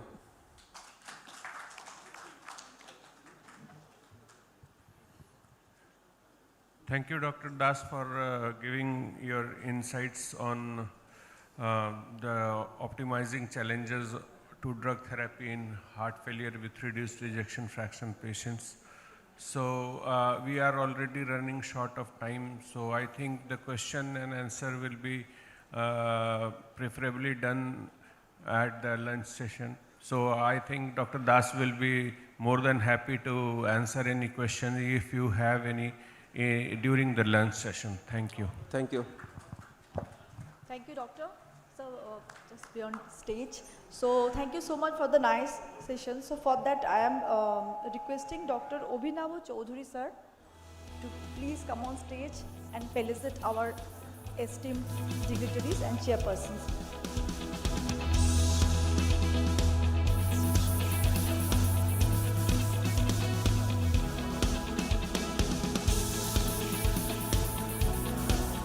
Wish to have a good round of applause for the nice presentation, So it's a very good brainstorming session on optimizing challenges in drug therapy in HF-REF. Now we are moving towards the next session. Thank you, doctors.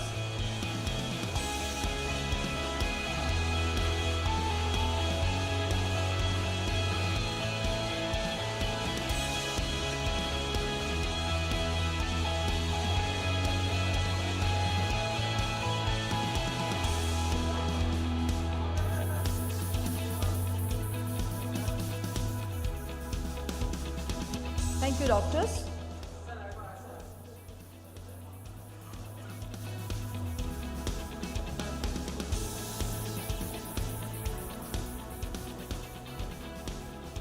Thank you so much.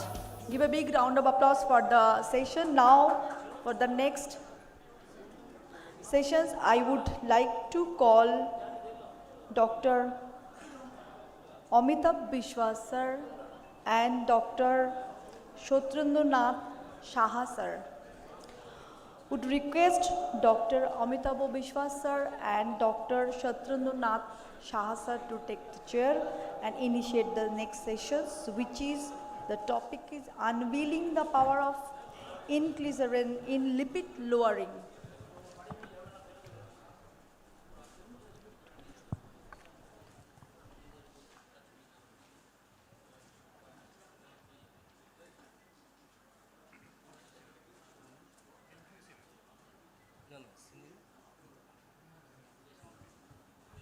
Good afternoon, friends.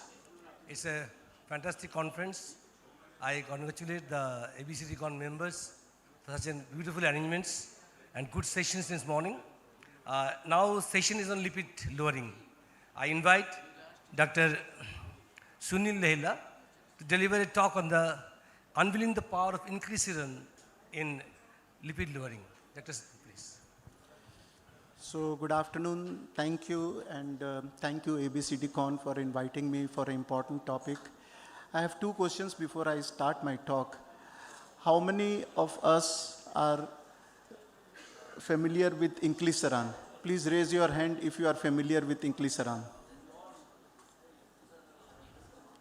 So all the junior on the backs, they have not raised this hand, so it's important for them to understand. And now the second question is, how many of us has used it? Okay, so great. So very important. So people must be hearing it with some interest. So what is there, what we would be seeing, the power of inclisiran in lipid lowering therapy. It's a non-statin lipid lowering therapy, which is important after the statin. We all know that statin is the most important lipid lowering therapy. So what happens, you listen to my previous speakers, they were talking of heart failure. And if you remember, the most common cause of heart failure was ischemic heart disease. So atherosclerotic cardiovascular disease is the commonest cause. And lipid lowering is one of the important, how you can prevent atherosclerotic cardiovascular disease. These are my disclaimers. And so if you see the burden of atherosclerotic cardiovascular disease in India, about 55 million people has prevalent of atherosclerotic cardiovascular disease in India. It's #1 killer, accounting for 24% of all death in India. The years of life lost from 1990 to 2010 has increased by 60%, and the direct cost is about 200 billions. And there is a 77% odds of Indian developing premature atherosclerotic cardiovascular disease vis-a-vis the Caucasians, and compared to the Western population, we have a higher number of atherosclerotic cardiovascular disease. Not only higher numbers, they develop at an earlier age, maybe a decade earlier, exhibit a more severe form, and they are like involving more the smaller arteries and shows a poorer outcome. Now, if you see the top 3 risk factors for decreasing atherosclerotic cardiovascular disease, the commonest risk factor being hypertension, and the second commonest is LDL cholesterol, and third, of course, smoking. And fortunately, the LDL is a cause which is modifiable. Now, this slide should be known to every person, every practicing clinical person should know this slide by heart. So if you see the life cycle of LDL cholesterol or lipids, the hepatocytes secretes the apoprotein, ApoB, lipoprotein in the blood, and it contains ApoB, cholesterol and triglyceride. The minute it is circulated in the blood, the triglyceride is neutralized by lipoprotein lipase, and this is called as a remnant VLDL particle. And in 6 hours, most of the triglyceride is gone away in the circulation because removed by the lipoprotein lipase. And now the ApoB lipoprotein circulates as a low density lipoprotein. If you see the life cycle of, or the lifespan of the LDL is 48 hours, so 90% of the time the ApoB circulates as LDL. Now what happens to this LDL ultimately?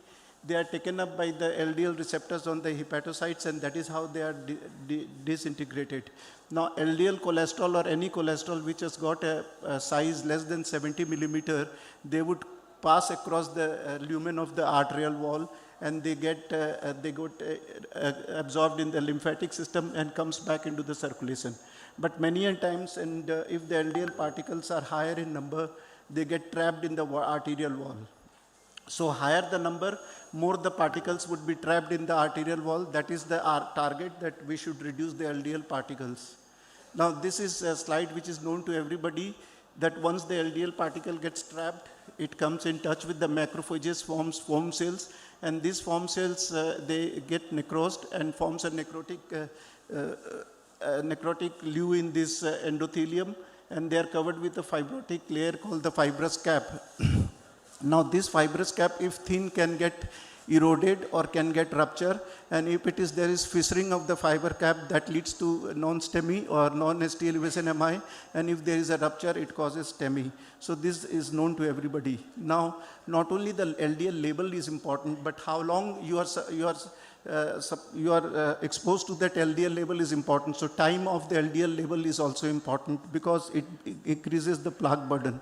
And this is important, that the LDL years or the lipid years, that is the LDL into the number of years you are exposed to that LDL level. So if the LDL level or the lipid levels or the lipid years are 5,000, then the chances of cardiovascular event increases. Now it need not require doubling of the LDL years to get a second attack, because it increases by 16 times. So if your LDL years increases from 5,000 to 10,000, the chances of atherosclerotic cardiovascular event increases by 16%. So most of the LDL guidelines, the ESC says that in patients known to have atherosclerotic cardiovascular disease, the LDL should be less than 55. And if the patient has a second event, or it is known as extreme high risk group, that is a patient having another event within 2 years of the last event, not necessarily the second event has to be the same. It can be in the peripheral artery, it could be a cerebrovascular stroke, that you have another atherosclerotic event, then it is known as the extreme high risk patient, and here the LDL is, should be lower than 40. The LIA, that is Lipid Association of India, comes with the similar guidelines, and they say that in extreme high risk, they have divided the patient into group C also, which says that on top of LDL level of 30, if you have another event, then the LDL target should be even lesser, and it could be even 15 mg/%. So LDL is a modifiable cardiovascular risk factor, with guideline recommends the LDL should be below 55 in patients known to have atherosclerotic cardiovascular disease. But there is a huge unmet because the LDLs are not at target, and about 80% of the Indian atherosclerotic cardiovascular disease suffering from an ACS are not at the target of 55, which has been defined to be the target by the different societies. So apart from the statins, we are in search of novel drugs which can reduce this LDL level and thereby reducing the atherosclerotic cardiovascular disease. Now, inclisiran is the first and only siRNA therapy, or small interfering RNA therapy, which not only effectively controls the LDL level, but it controls with a sustained effect and with the dose convenience. Now, what is inclisiran? So it is a double-stranded molecule, and it is attached with a chemical known as GalNAc. So the GalNAc takes the inclisiran double-stranded molecule to the surface of hepatocytes. Once at the surface of hepatocyte, it gets into the endothelium or the cytoplasm of the hepatocytes, and in the cytoplasm, the two strands, the sense strands and the antisense strand. The sense strand is basically the passenger strands that take it to the messenger RNA secreted by the nucleus of the hepatocyte to form the protein PCSK9. What is that PCSK9? That it inhibits or it destroys all the LDL receptors. So if there will be no LDL receptors on the hepatocytes, there will be no LDL taken back away from the system, and it will not get deposited. So this is the important, that the sense takes it to the messenger RNA, and then the antisense strand gets attached to the messenger RNA and destroys it. And thereby reducing the PCSK9 antibody, the PCSK9 protein, and that PCSK9, if less in the blood, would destroy less LDL receptors. Now these are the so these are the few studies or the evidence-based medicines and the trials with inclisirans. The Orion studies, they were phase 1, phase 2 and phase 3. About the important one are the phase 3, Orion 8, 9, 10, 11, 18. These are the important trial.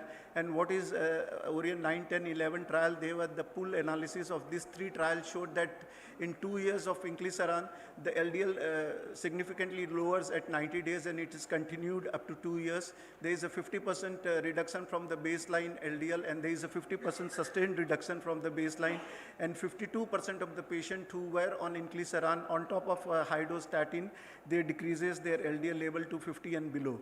Now, not only the LDL cholesterol comes down, the total cholesterol comes down, the non-HDL cholesterol comes down, and the ApoB also comes down to a tune of 29 to 40% in patients receiving inclisiran in the Orion 9, 10, 11 trial vis-a-vis the placebo.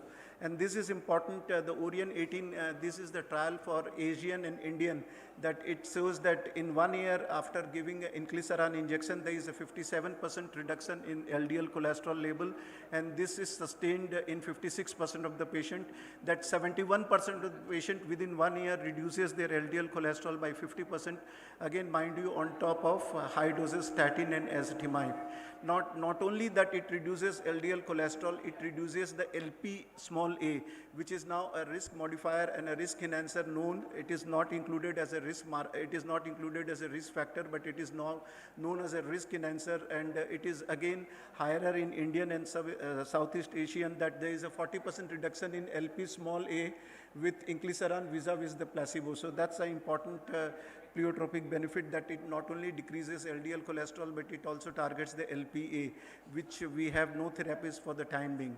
Now, this is another trial, very interesting trial, the Victorian Initiate, that in patients with atherosclerotic cardiovascular disease, ACS situation, along with high dose intensity statin, that inclisiran was started straight away, and this is Victorian Initiate trial, which shows that there is 8% more odds the patient reaching the LDL targets vis-a-vis the patient only on high dose statin. And not only it decreases LDL cholesterol, it decreases total cholesterol, it decreases VLDL, it decreases triglyceride, and of course we saw that it decreases ApoB and LP small a and increases HDL cholesterol. So this was the Victorian Initiate trial, which showed that not only by giving inclisiran straight away after an ACS in patients with high intensity statin, there is 8 times more odds that you would reach the LDL target vis-a-vis high intensity statin. Now, coming to the long-term efficacy, this was the Orion 8. It was 3 years more on Orion 9, 10, 11. So there was extended 3 years of patients on Orion 9, 10, 11, and it looked into the long-term efficacy of inclisiran, and the primary outcome of this trial was that how many proportions of patient would reach to the LDL target at the end of the study.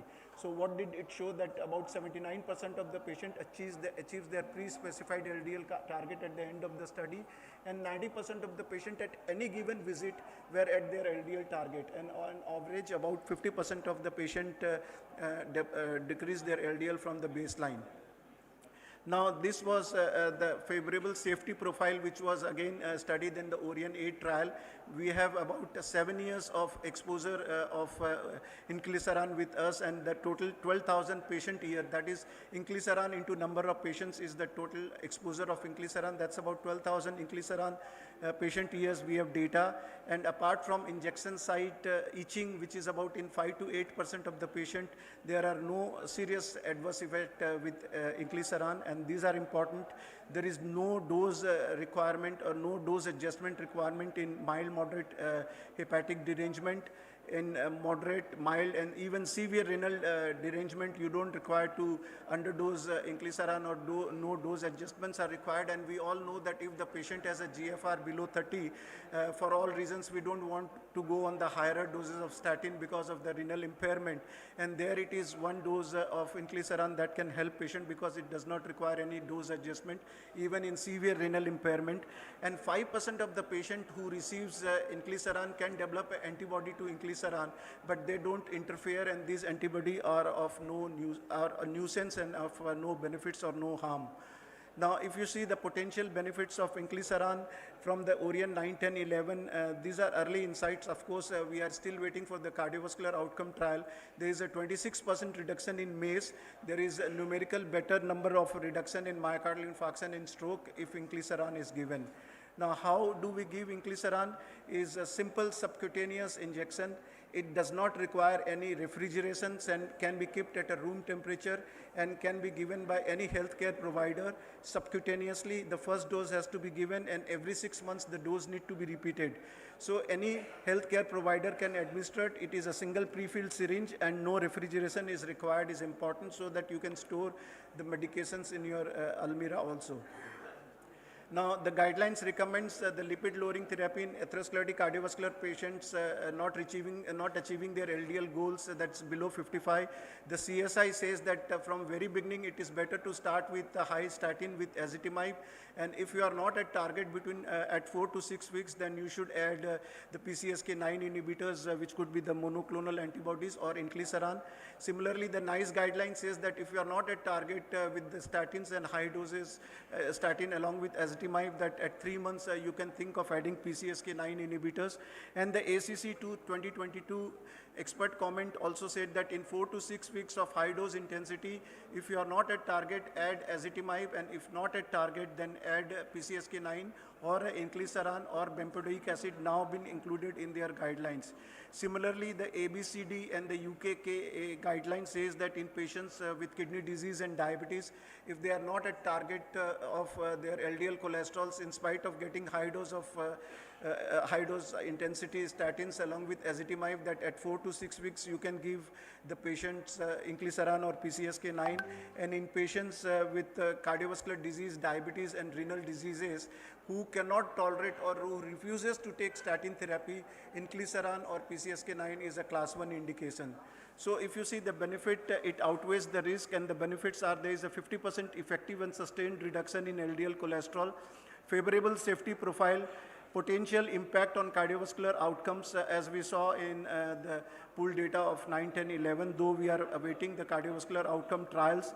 It's a convenient dosing, and it is a liver-targeted novel mechanism of action that it only goes to the hepatocyte because the GalNAc takes it to the hepatocyte and works there only, and it has got a favorable pharmacokinetic properties with no dose adjustment required at any stages of renal failure and even in mild moderate hepatic failure, except for some injection site itching, which could be 5 to 8% in patients who receives inclisiran, which lasts for 2 to 3 days. There are no risk factors. So these are important, and I end my talk here and would request the chairs that if there are any questions, I would be happy to answer. Just allow 1 or 2 questions because it's an important molecule which we have heard, but we are not using it. Maybe the cost is a restraint, but the company has brought it down 1:1 free, so the cost has reduced to half. So it's about 80,000 per injection, and the company is giving you 1 injection free if you take 1 injection. So the cost comes to 40,000, and if you calculate in a daily cost, it comes to 150 rupees. So we are taking tablets which are 150 rupees. And the important point is the storage of the free injection is easier. That does not require refrigeration, and it has got a long shelf life of 2 years. So these are important tidbits, and it's an important molecule. We are using it, and we are finding it to be an important tool in reducing the LDL levels and thereby decreasing the chances of atherosclerotic cardiovascular events. So that's all from my side. I would request if there are any questions, I am happy to answer them. Thank you.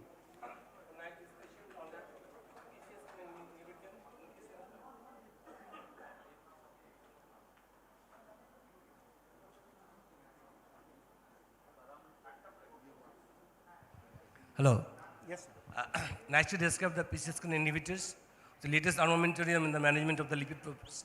And as Lipid Association of India first probably proposed an LDL level below 55, which is now globally accepted. Even in the Association of India, LAI has come out to be LDL below 30 for the critically ill patients, though not yet internationally accepted. Dr. Laila nicely description of the inclisiran. It's a costly molecule, but you have nicely discussed the cost-benefit ratio. Thank you, Dr. Laila. Nice presentations.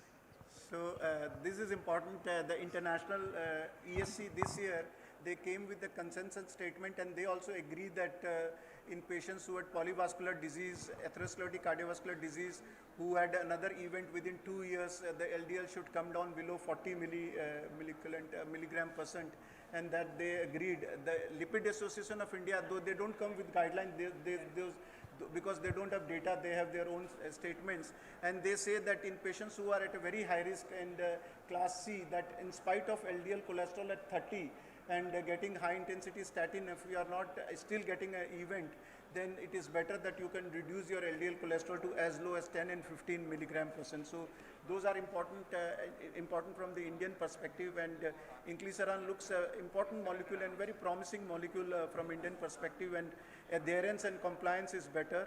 And if we use more and more, I'm sure the industry is listening, they would bring down the cost of the molecule, and important molecule from my side. Thank you.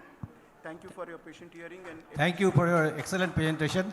My only one question is that, yes, is there any data on the amount of carotid intimal thickening by this introduction of this inclisiran molecule? So is a quantitative decrease in the carotid internal medial thickening, CIMT? So is there any data? No. So it is safe in CKD at any stage, even in patients on dialysis. It is. Not. I'm not talking about the CKD. Yes, sir. Carotid intimal medial thickening. Any correlation, any quantitative data? So there are data that it reduces the chances of stroke, but just reduction or giving inclisiran if there is a carotid intimal thickening is not yet in the guidelines. So carotid intimal thickening is a risk modifier. You can say it is at best is a risk modifier. It is not a risk factors. So just using inclisiran or any medicines to reduce cholesterol to those labels, especially with the non-statin lipid-lowering therapies, are not being studied. And Because we will lack some LDL is not the issue. Issue is the apolipoprotein or lipoprotein A. This is the only molecule which reduces the lipoprotein A.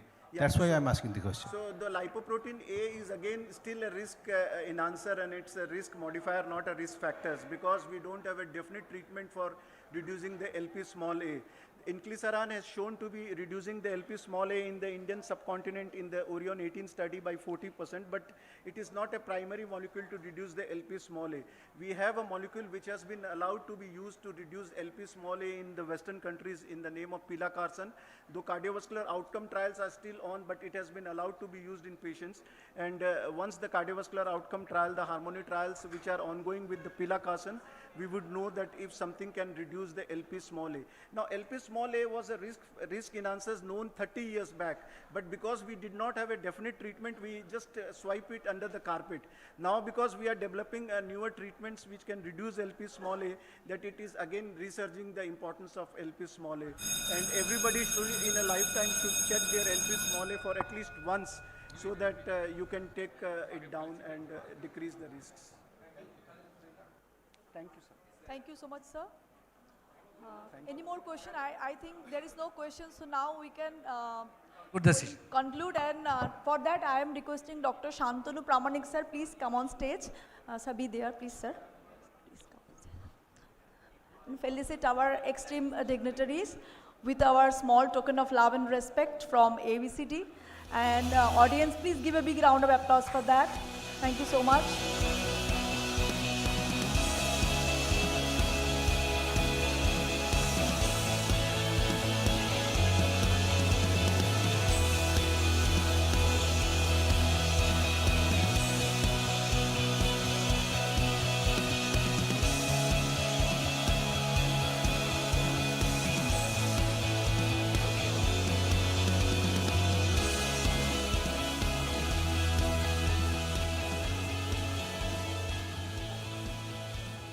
Hello.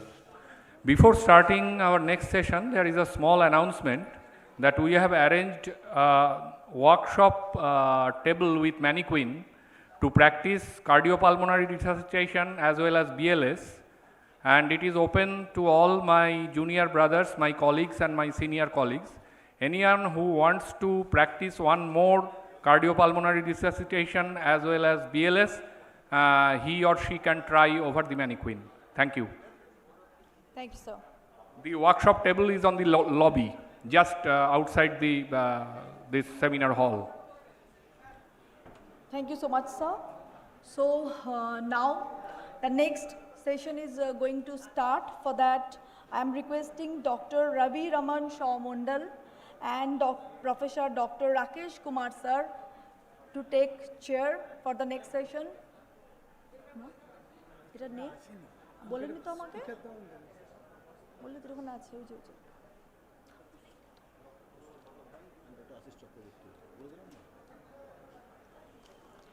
sorry, Dr. Raviranjan sir and Dr. Rakesh Kumar yet not come, so that we are requesting our senior most physician from Bardhaman, Dr. Tushar Bhattabal sir, and Dr. Ashish Chakraborty sir from Arambagh. Sir, please come and chair this session.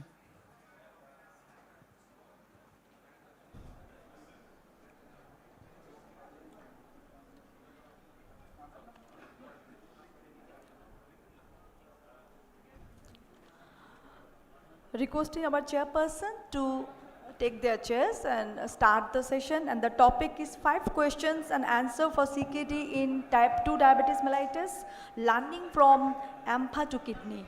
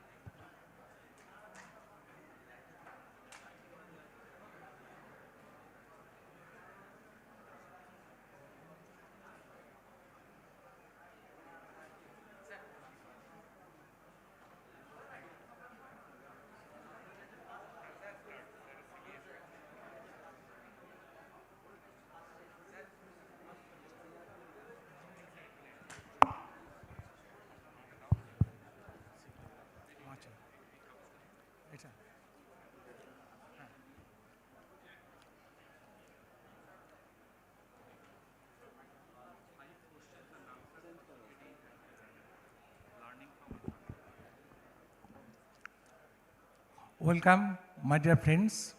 Let me welcome all of you to this nice interactive session on CRF or CKD. Our speaker is no less a person than Dr. Pratik Das. He is a brilliant nephrologist.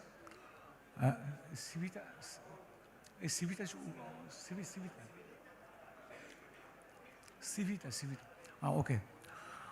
He is a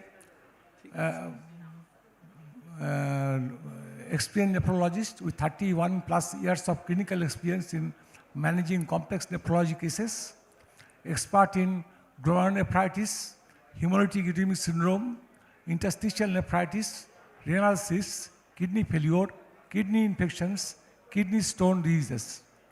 Research and contribution, active in clinical research, workshops, and medical education. Professional membership, ISN, IOCT, ASN, ERA, EDTA, the Transport Society, and International Society of Nephrology. With these few words, I would like to request Dr. Das to give his presentation. Dr. Das, please. Thanks, Chairperson, sir, for the nice introduction, and thanks to the organizing committee for inviting me here for this talk. In next few minutes of time, I will be talking on something which I practice and what evidence says.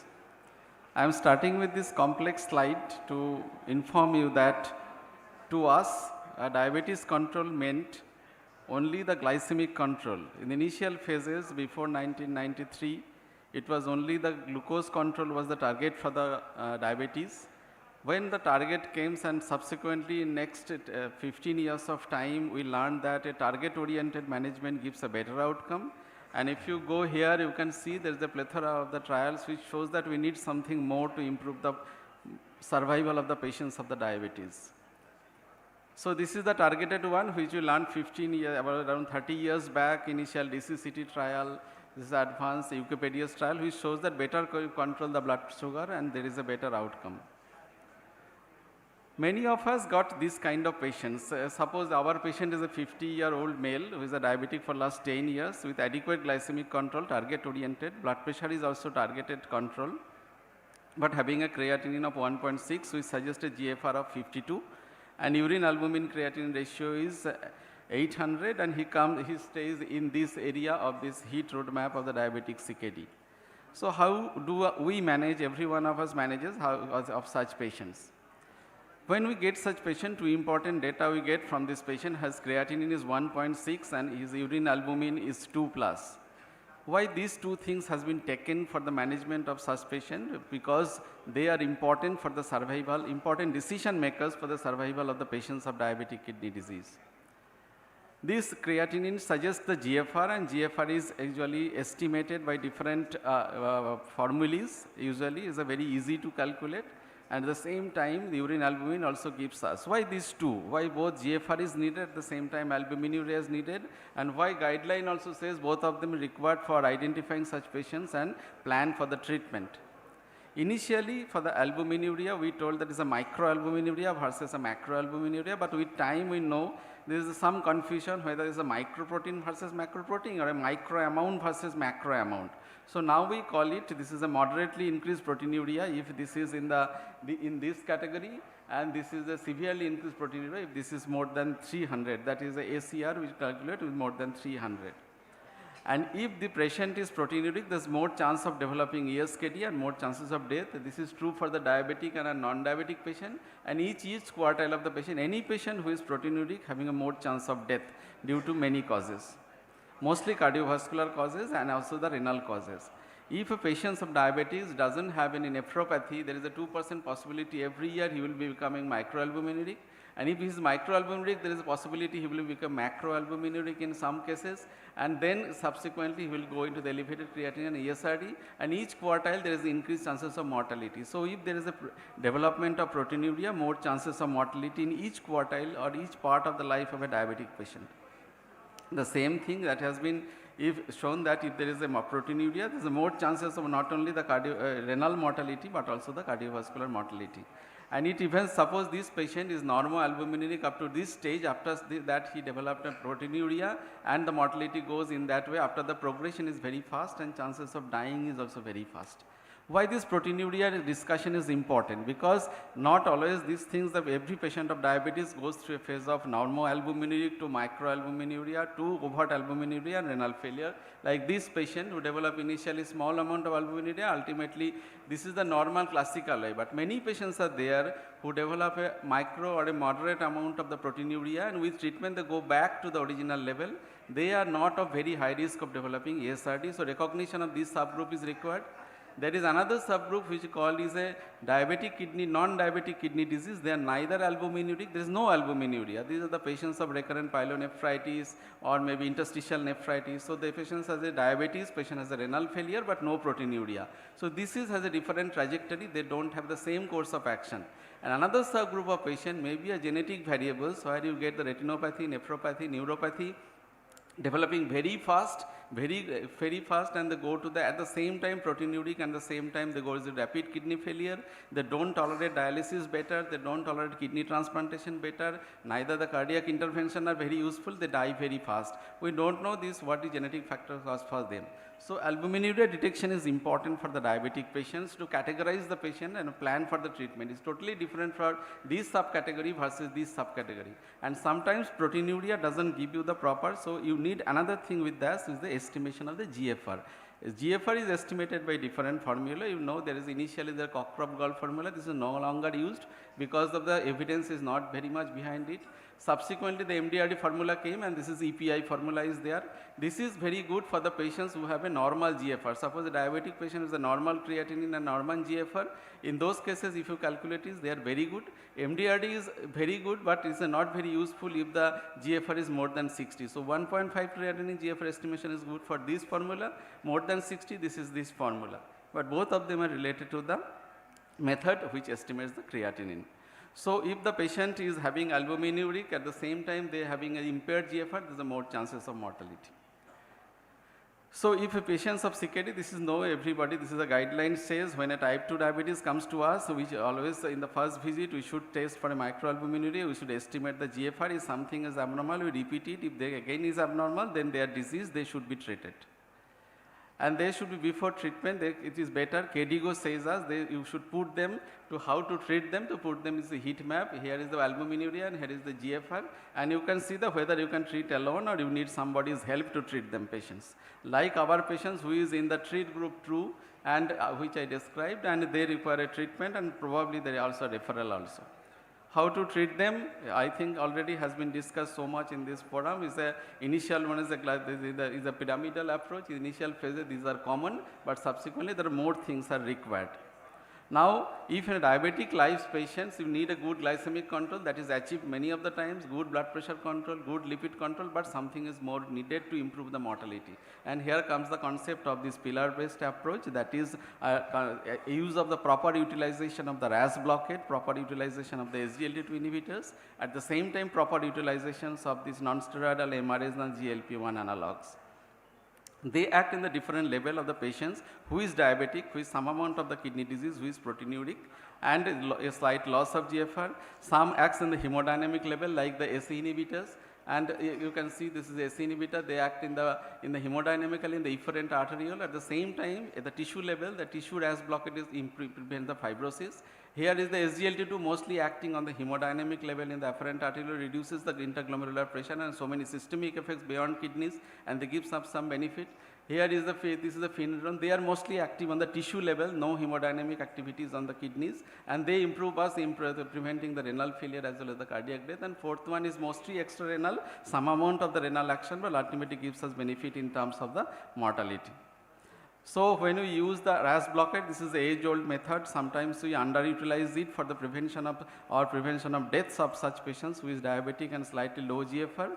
But the recommendation is a class 1 indications, 1B indications of using such patients. ACs or the ARVs, they decrease the efferent arteriolar tone, they decrease the hyperfiltration, they decrease the endothelial dysfunction, and cardiac remodeling is also strengthened. So the cardiac mortality as well as the renal mortality is improved.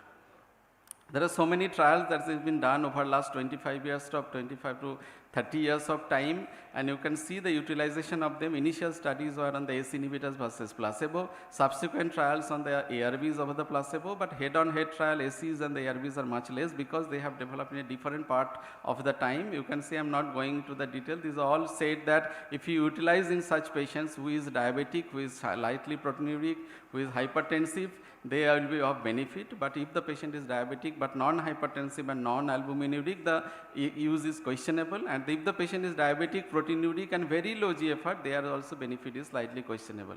I am not going into the detail. All of them says a universal, and all of them says unanimously that use of this group of the drugs are better than if you don't use anything. But the head-to-head trial between one agent versus another is much less, and that is not required also because all of them, this is a class effect. But important issues of utilizing this drug, that if the patient doesn't have any proteinuria and no hypertension, is there any benefit? Probably no. In diabetic patient is a non-proteinuric and non-hypertensive, doesn't give you a primary preventive role in preventing the renal failure or the mortality. In cases of the advanced renal failure, patient is a creatinine of 5, GFR of less than 10, in those situations it is useful. Yes, probably if you use them in such patients, you can reduce the cardiovascular mortality as well as the stroke, but it doesn't give you any benefit in terms of renal failure. But the patient earns dialysis a bit early due to development of hyperkalemia, so you have to be very cautious, and so monitored, the patient should be monitored very closely to give some benefit. If there is a loss of GFR and hyperkalemia, is there any guideline? And ACEs versus ARB combination, I told that this is ACE versus ARBs have not been studied because they have developed in different era. When ARB came, ACE established its role in the diabetic CKD patients. 2-3 important things needs to be additionally known for this. How do you adjust? For the ACE inhibitors, you need to reduce the dosage. Suppose you using Ramipril, if the GFR goes below 40, you have to reduce in the 25%. Suppose initially you were using 5 milligram, now you have to use 1.25 milligram to get the same benefit because they are excreted renally. So, and similar is the for the enalapril. So, ACEs are excreted by the kidney and needs dose adjustment in the patients of a low GFR. ARBs are not, they are widely distributed, and many of them are excreted by the liver. So, for the ARB group, you don't need any dose bonification even in the advanced kidney diseases. For the hyperkalemia, there is a strict guideline how to use and when to stop them. You can see there is a, for the GFR, if there is a 30, if there is a no normokalemia and this is one, you can continue them. If there is a hyperkalemia, there is important. One important thing that withdrawing a drug is not very important, but restarting is very important. So if you withdraw it, your patient will tell, no sir, I had some side effects. Doctors are also very hesitant to reuse it. So before withdrawing, you should exclude these things of whether other things are causing hyperkalemia. Suppose a patient is getting blood from this Bardhaman and taking in the blood collector is taking the blood to the some places maybe 50 kilometers, and there is hemolysis, that means pseudo hyperkalemia. You should exclude them. Somebody is taking a low NA salt and a high potassium, that can cause a hyperkalemia. So if these things are excluded, you should try out with diuretic, sodium bicarbonate or potassium binder. Still it is high, then only you can stop it. And for the GFR increase, yes, only there is a 30% increase in the creatinine, then only you should stop. Once you exclude the other thing, because the patient might have undergone an angiography in between and which is causing rise in the GFR, that is not an indication of the withdrawal of the drug. So these things needs to be discussed. So my time is limited, so I will go into the second pillar. This is the recommendations. While recommending the patients of type 2 diabetes CKD, yes, it is a first line recommendation for such patients. There are so many trials are there, but kidney oriented trials are only 3. And for this, they told that yes, if you use in different GFR, you get a benefit in terms of progression of the kidney disease as well as the more of the cardiovascular mortality. These are 3 trials which is targeted primary kidney outcome. Initial, the CREDENCE study, which in the patients of type 2 diabetes and kidney disease, canagliflozin reduces the risk of kidney failure and cardiovascular mortality. This is only for the diabetic patients. Subsequently, this is DAPA CKD. This is for the diabetic as well as the non-diabetic patient, and 40% patients are non-diabetic, and they concluded that among the patients of chronic kidney disease, like our patient, if you use it, they will give a cardiovascular good outcome as well as there is a retardation of the progression of the kidney disease compared to the placebo. And here is this is a case study. This EMPA kidney study is a collaborative group for the diabetic and few non-diabetic patients. They also shows the benefit. I am not going into the detail, but the issues are how to use it in the low GFR issues. If the patient is a very low GFR, you use it whether or not. So far GFR is concerned, below 45 GFR, probably you are losing your glycemic, anti-glycemic action of this group of the drugs. Any patients of 1.2, 1.5 or 2 creatinine will hardly get any anti-glycemic action. And if the patient goes below the GFR of say 20, you will get any benefit in terms of renal. But below GFR also, as Dr. Leela was telling, you can use it in any GFR. Below GFR is in the cardiologist domain. It will still give some extrarenal benefits in terms of decreased cardiovascular mortality. So if you are planning for a glycemic control, that is for above 45 GFR. You are planning for a renal protection, that is for the above 20 GFR. And if you are planning for this cardiovascular benefit, you can utilize even in the dialysis patient. Sick day concept, that is also been streamlined. I am not going into the detail, for this is not a drug for the sick day.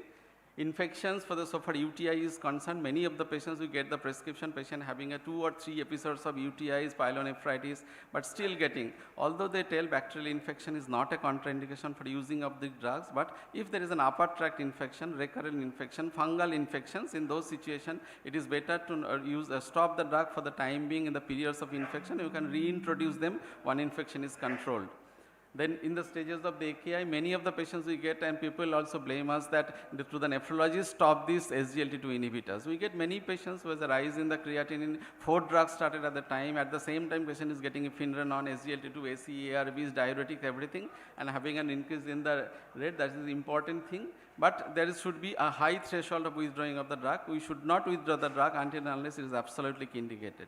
And this is a class effect, whether one drug is superior to one, and there is we are hardly lacking our data. Indian data is partially less, everything is in the Western world, so we are using it, but still we have to go further for whether this is an inhibitor or not. So it is a class 1 guideline for such patients which we got there.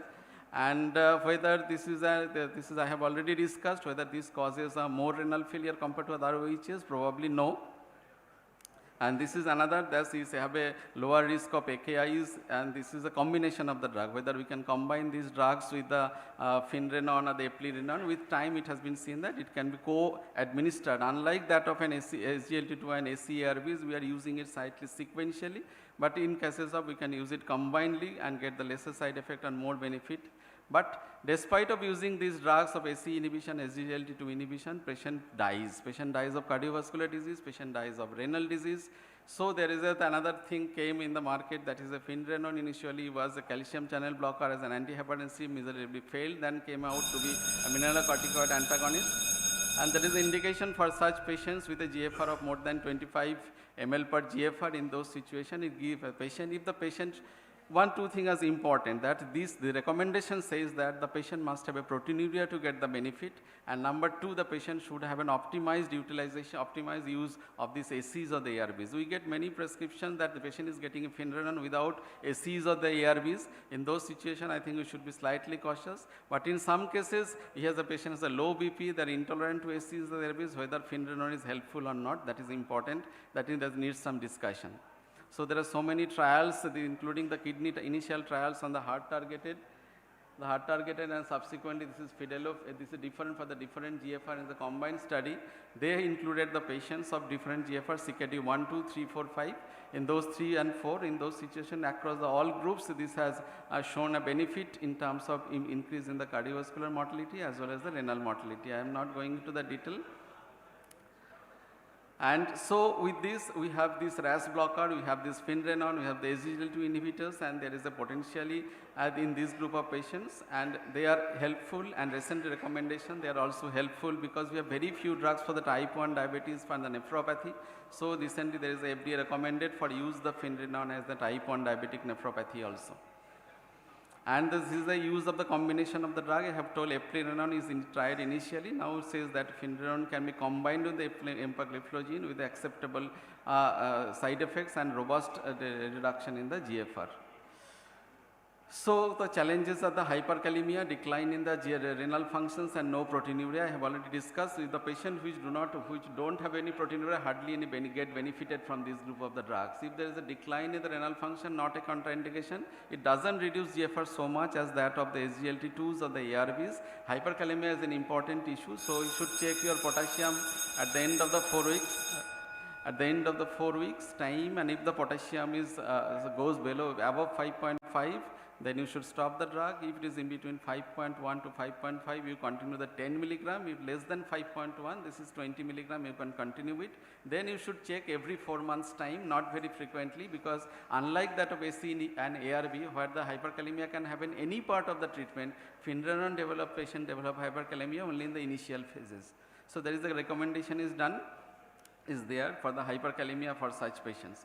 One important thing I like to introduce that this is a KDIGO recommendation for use of these drugs. The last point is important. You can see these non-steroidal drugs are not recommended because they recommended a steroidal drugs like a spironolactone in the patients who have a severe heart failure with low ejection fraction, is a primary hyperaldosteronism, refractory hypertension. Recently they have been recommended for the ejection fraction of more than 40, but low ejection fraction patients, these are not a good drug and they should not be used. Here the steroidal MRAs are much better like a eplerenone or the spironolactone.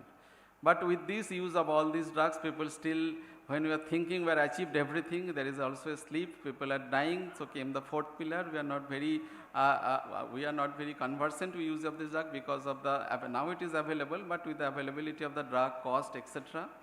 And with these 4 trials, which included the effect of these patients, which have diabetes, which have proteinuria, low GFR, and in those situations they shown the benefit in terms of the cardiovascular mortality as well as some renal benefits. Initial studies which told us that it is only effective in the patients in reducing proteinuria, but doesn't improve the GFR, doesn't give some mortality benefit. But these 4 trials, after the post-flow stage, we know that it gives some mortality benefit and it can be utilized as a 4th pillar. So this is you can see the conclusion of the flow study was semaglutide reduced the risk of clinically important kidney outcome and the death from the cardiovascular diseases. So all these drugs has been used, but the question is whether you should use it simultaneous or sequential. Now studies say that you can start the RAS inhibitors, you wait for 1 to 2 weeks time, you can start SGLT2, but SGLT2 non-steroidal MRAs can be started simultaneously and GLP-1 analog can be introduced at any point of time. So our patient which you discussed who started with a creatinine of 1.6 with a few years of time, he went up into the creatinine of 4.5 with a loss of GFR, HbA1c was controlled, albumin is not improved. So what happened to such patients? So why spending so much money for buying a life of such patients? What we can do with these drugs actually? Suppose the patient is developing this creatinine level low and a low GFR. If you don't do anything, patient will end up in end-stage kidney disease and death at this point of time. If you add 1 drug, patient will reach there and his life will be here. If you add 2 drugs, the patient life will be here. If you add the 3 drugs, life will be here. So that by giving the drugs, you are improving. Never been in the normal curve, but it is of a benefit. So this is the thing we have developed with lots of researches and robust evidences. We are here to improve the level of improve the life of a patient of diabetes with some amount of loss of GFR and some rise of creatinine. So thank you very much for the patient hearing. Thank you. Thank you, Dr. Das, for your nice deliberation. Now, 1 or 2 questions may be allowed because we are already completed time. Any question from our colleagues? So, Dr. Ravi Ranjan is here. Please come on the stage. Please.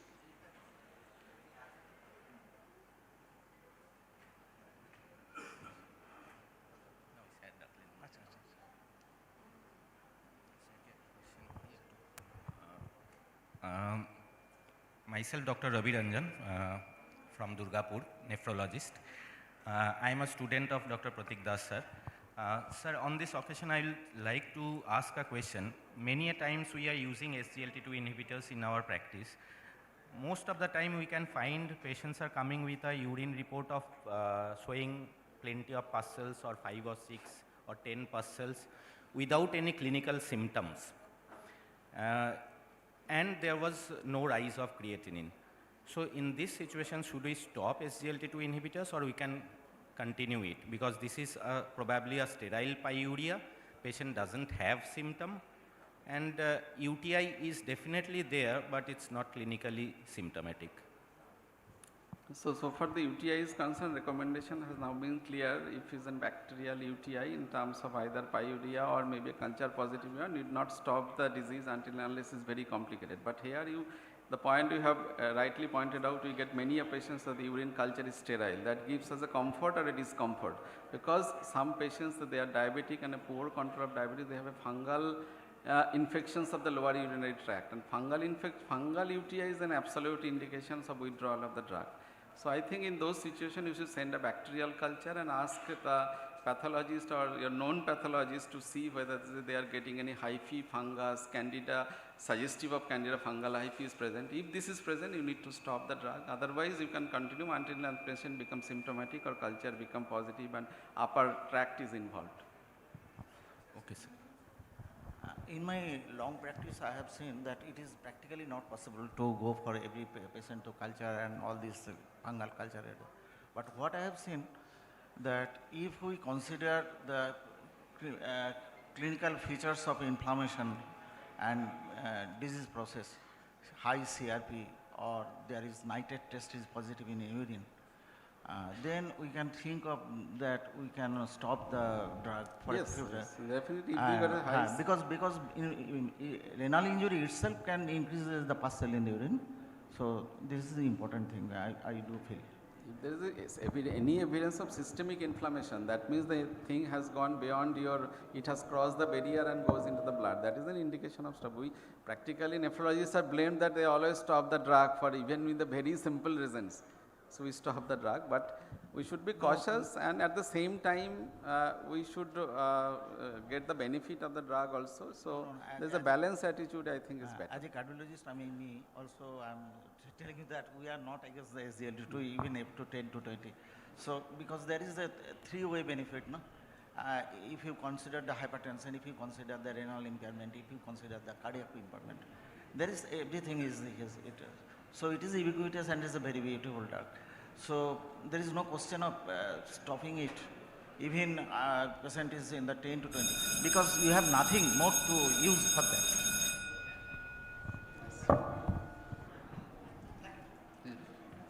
Thank you, doctors. Thank you. I think One question.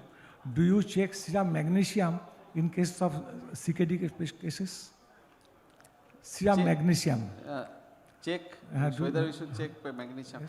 Yes, in cases of magnesium metabolism is altered, only GFR goes below 30. So if the patient reaches CKD stage 4 and down, 4 and 5 or non-dialysis, in those cases it is important, because your dietary restriction becomes important, your purgative prescription is changed.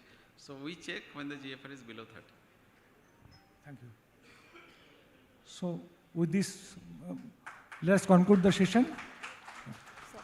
Thank you so much, doctors, for the nice presentation. So now for the felicitating part, I am requesting Dr. Shantanu Dasar. Please come on stage. Shantanu sir, please come on stage. Give a big round of applause for the nice presentations. I think it's amazing interactions. Audience, please give a round of applause.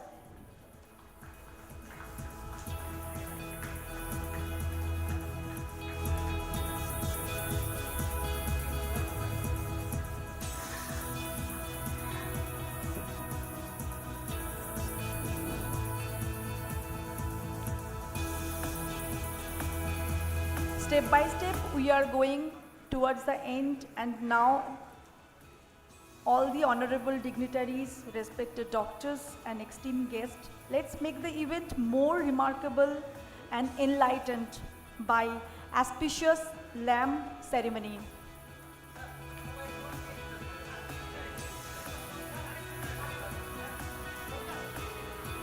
Let's the flame remind us the humanity, knowledge, integrity and dedication.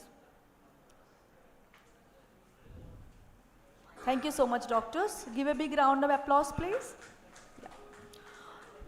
For the lamp enlightened ceremony, I would request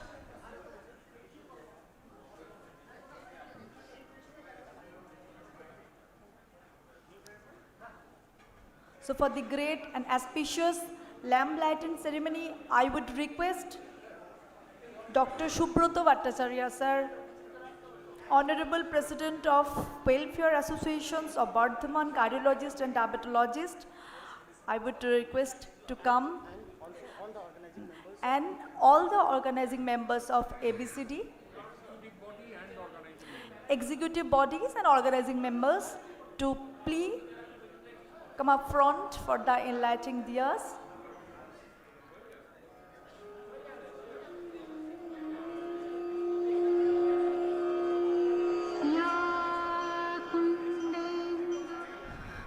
এখানে স্টেজে চলে যাও স্টেজে স্টেজে আনো মাঝখানটা রাখ এখানটা Sir, please, sir. Requesting all the dignitaries and all the members of ABCD, executive committees of ABCD, please come on stage.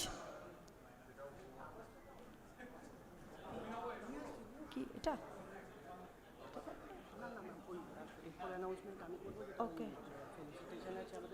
আচ্ছা ওকে ওকে ঠিক আছে হোক শেষ ব্রেক হবে না we are running half an hour late break হবে না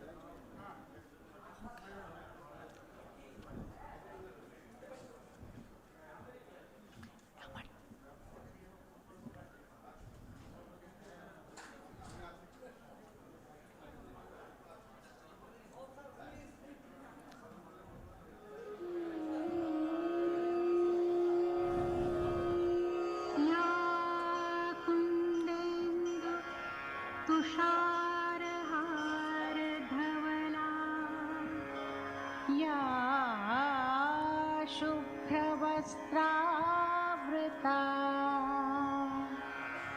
या वीणावरदण्डमण्डितकरा या श्वेतपद्मासना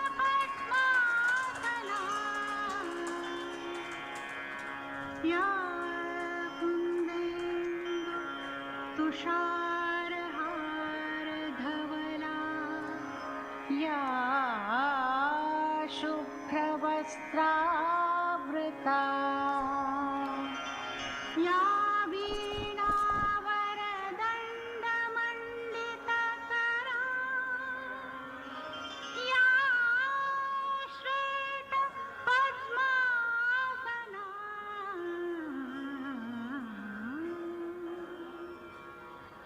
या ब्रह्माच्युतशङ्कर प्रभृतिभिर्देवैः सदा वन्दिता सा मां पातु Saraswati Saraswati Bhagwati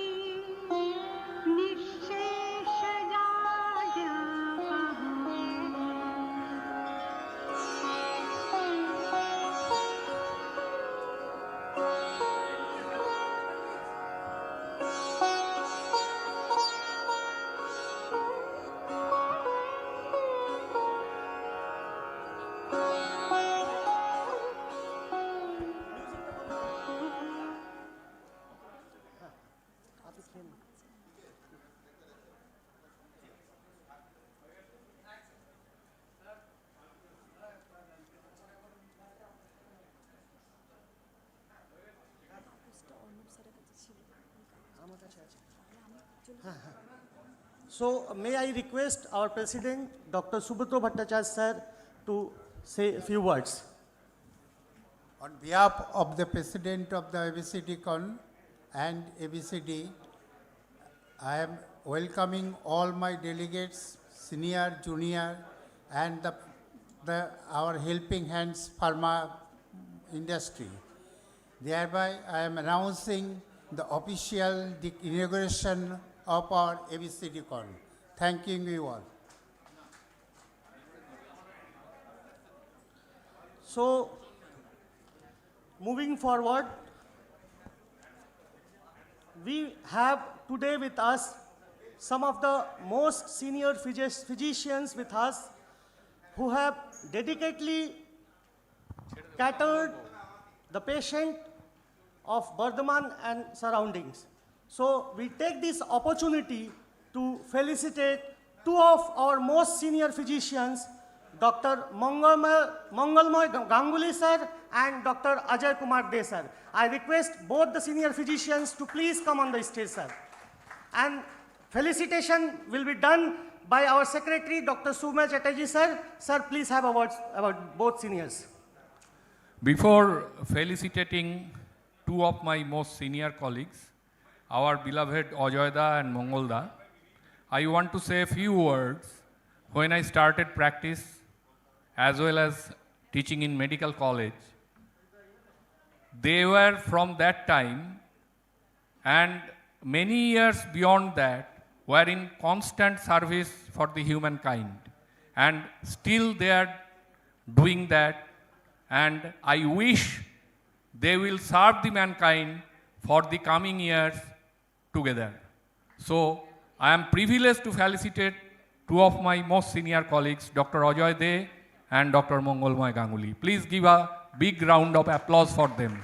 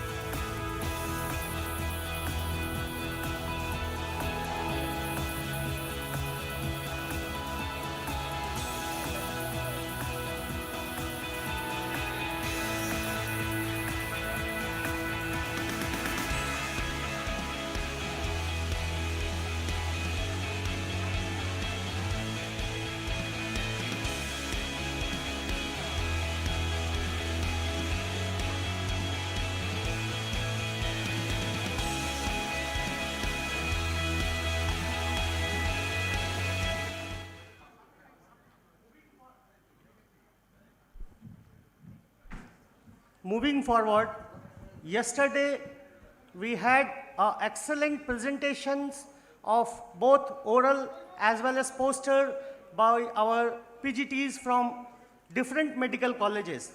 And to evaluate those posters and papers, we had a galaxy of senior doctors, physicians who took the time and with their learned skill evaluated the papers. Before moving on to announce the winners of those paper and poster presentation, I would take this opportunity to honor the jury members for their effort. I may call upon the names, and I would request our academic head, Dr. T.N. Banerjee sir, to please come on the stage to felicitate the jury members. Dr. Bikas Swaika sir, please come on the stage, sir. Dr. Utpal Kumar Das sir, please come on the stage, sir. Professor Dr. Abhijit Das sir, please come on the stage, sir. Dr. Aditya Prasad Sarkar sir, may I honor to have you on the stage, sir. Dr. Dinobandhu Naga sir, please, sir, if you are available here, please come on the stage. As Dr. Arunoma ma'am is absent, may I request Dr. Arpita Di, please come on the stage and take the honor on behalf of Arunoma ma'am. Didi, please. Yes. And Dr. Sumanto Das Bakshi sir, please. Please help sir with the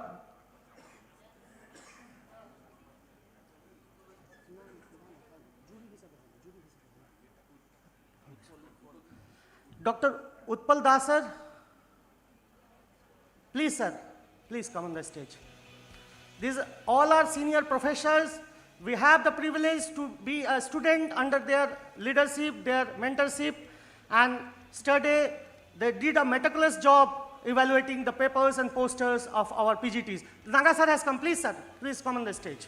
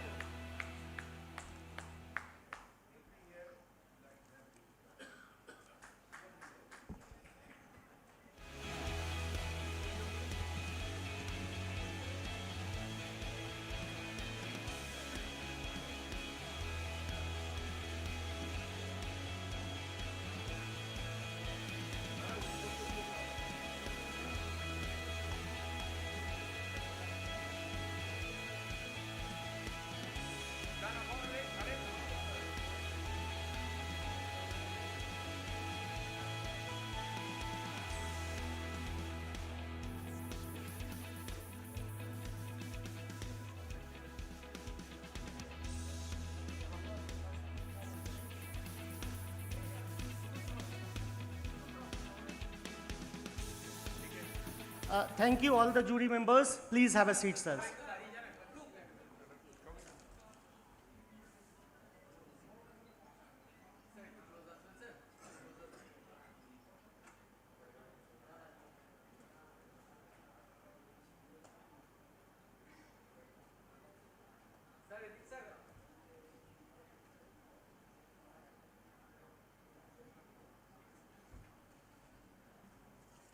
Please take your seats, sir. Thank you all.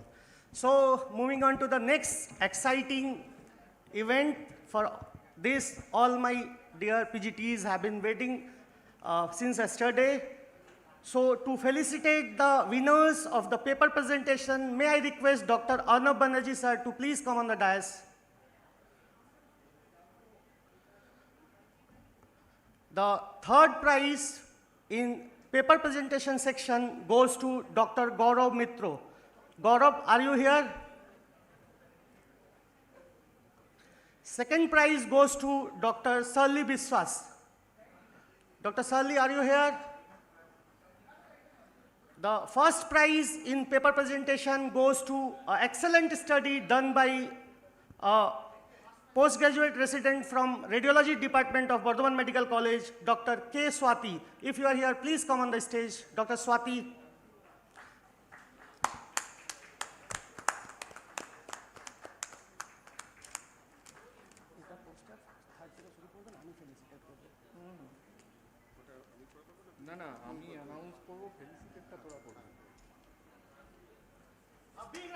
A big round of applause for the young doctor.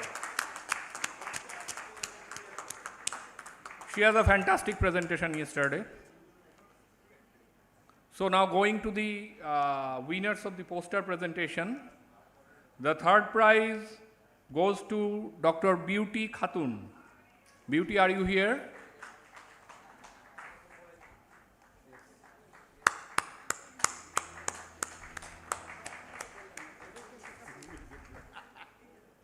Microphone. She will be felicitated by our organizing secretary, Dr. D.K. Gupta.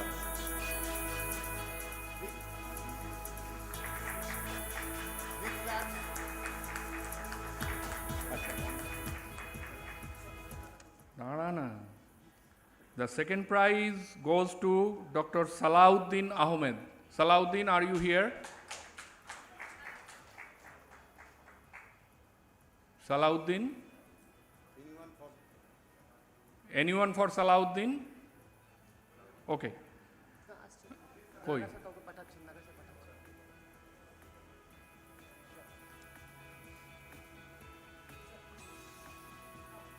What is your name? So Dr. Shubhodip Mondol is taking the second prize from Dr. Jayanto Rana on behalf of Dr. Salauddin Ahmed.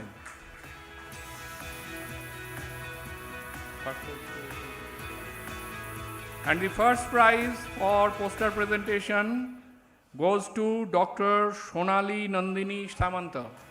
Sonali, are you here? Yeah. She will be felicitated by our Joint Secretary, Dr. D.K. Gupta.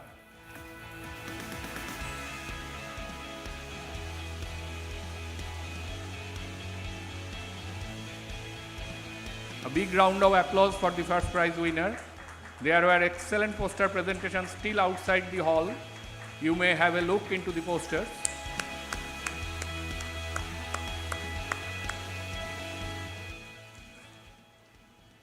So with this, we come to an end to our pre-lunch session. Now the session will be held for half an hour. Please enjoy your lunch. We will be back by 2 p.m. sharp. Thank you.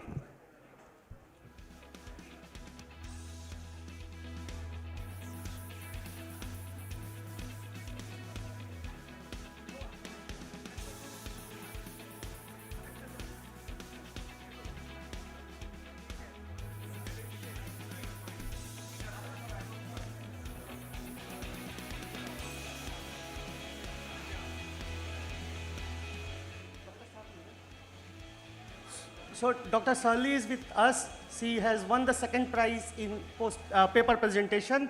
Our secretary, Dr. Suma Chatterjee, will honor her with a memento and certificate. And one more announcement, all those PGTs who have participated, please collect your participation certificate from me. I will be giving it shortly. Please collect your participation certificate from me.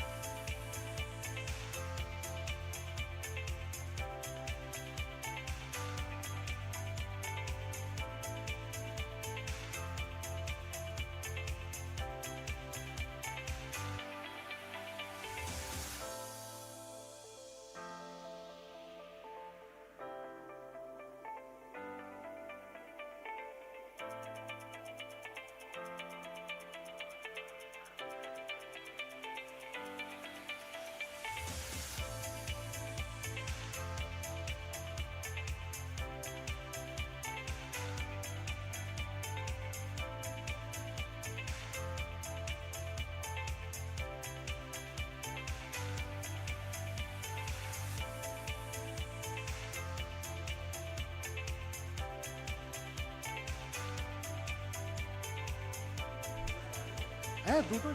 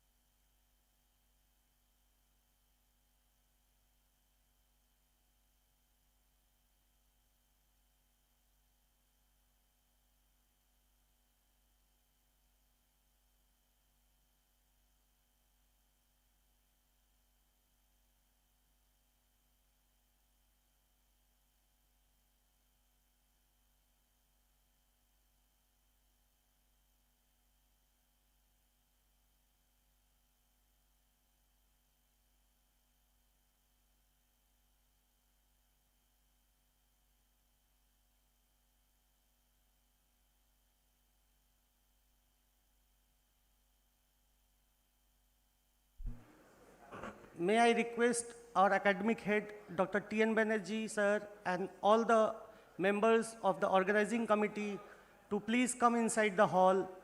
And also, may I request all the delegates to please come inside the conference hall so that we can start our post-lunch session at 2 p.m. sharp. Thank you.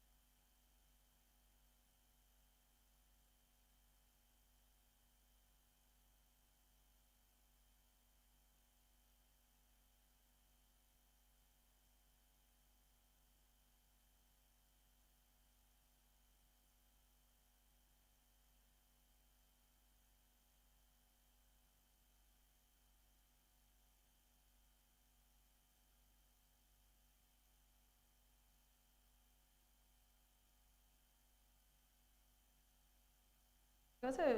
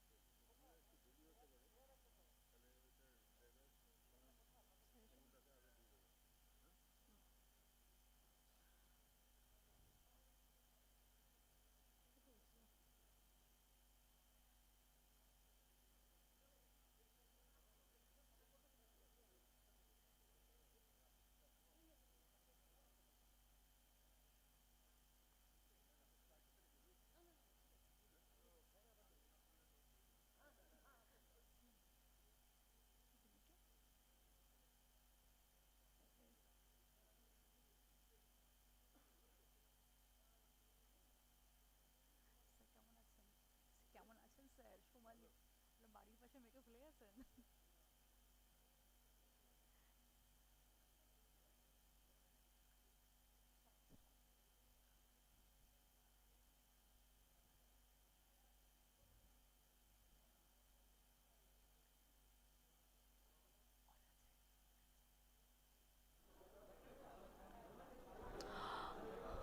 Good afternoon, welcome back delegates. So requesting everyone who have finished their lunch, please come inside the hall so that we will start the next sessions and further without the delaying.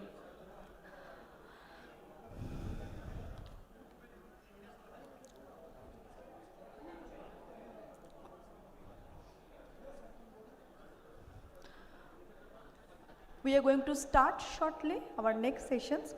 For that, I am requesting esteemed chairperson Dr. Rakesh Kumar sir and Dr. Shubham Das sir to take their chairs.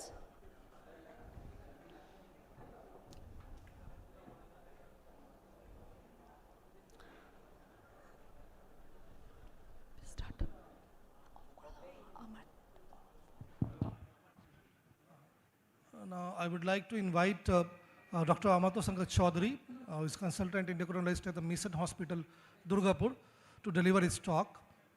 So, over to you, Amarto da.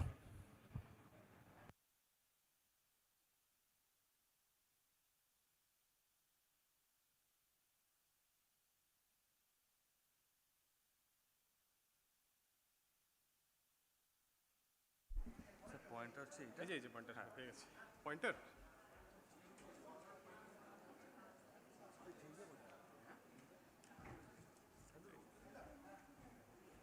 ওইখানে তো সব তো বসে আছে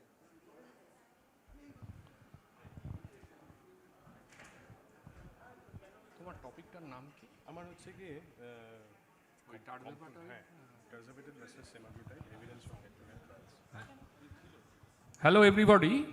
There is an important announcement. I can see my esteemed delegates are either in the lunch or outside in the lobby. I would request everyone to please come to hall because a very important session post-lunch is going to happen and the speaker is eloquent on this topic. You must hear the session. So I request all of you to please come to the hall. The session is tirzepatide versus semaglutide, evidence from head-to-head trials. It will be spoken by Dr. Amarto Sankar Chaudhary. So please come. Thank you.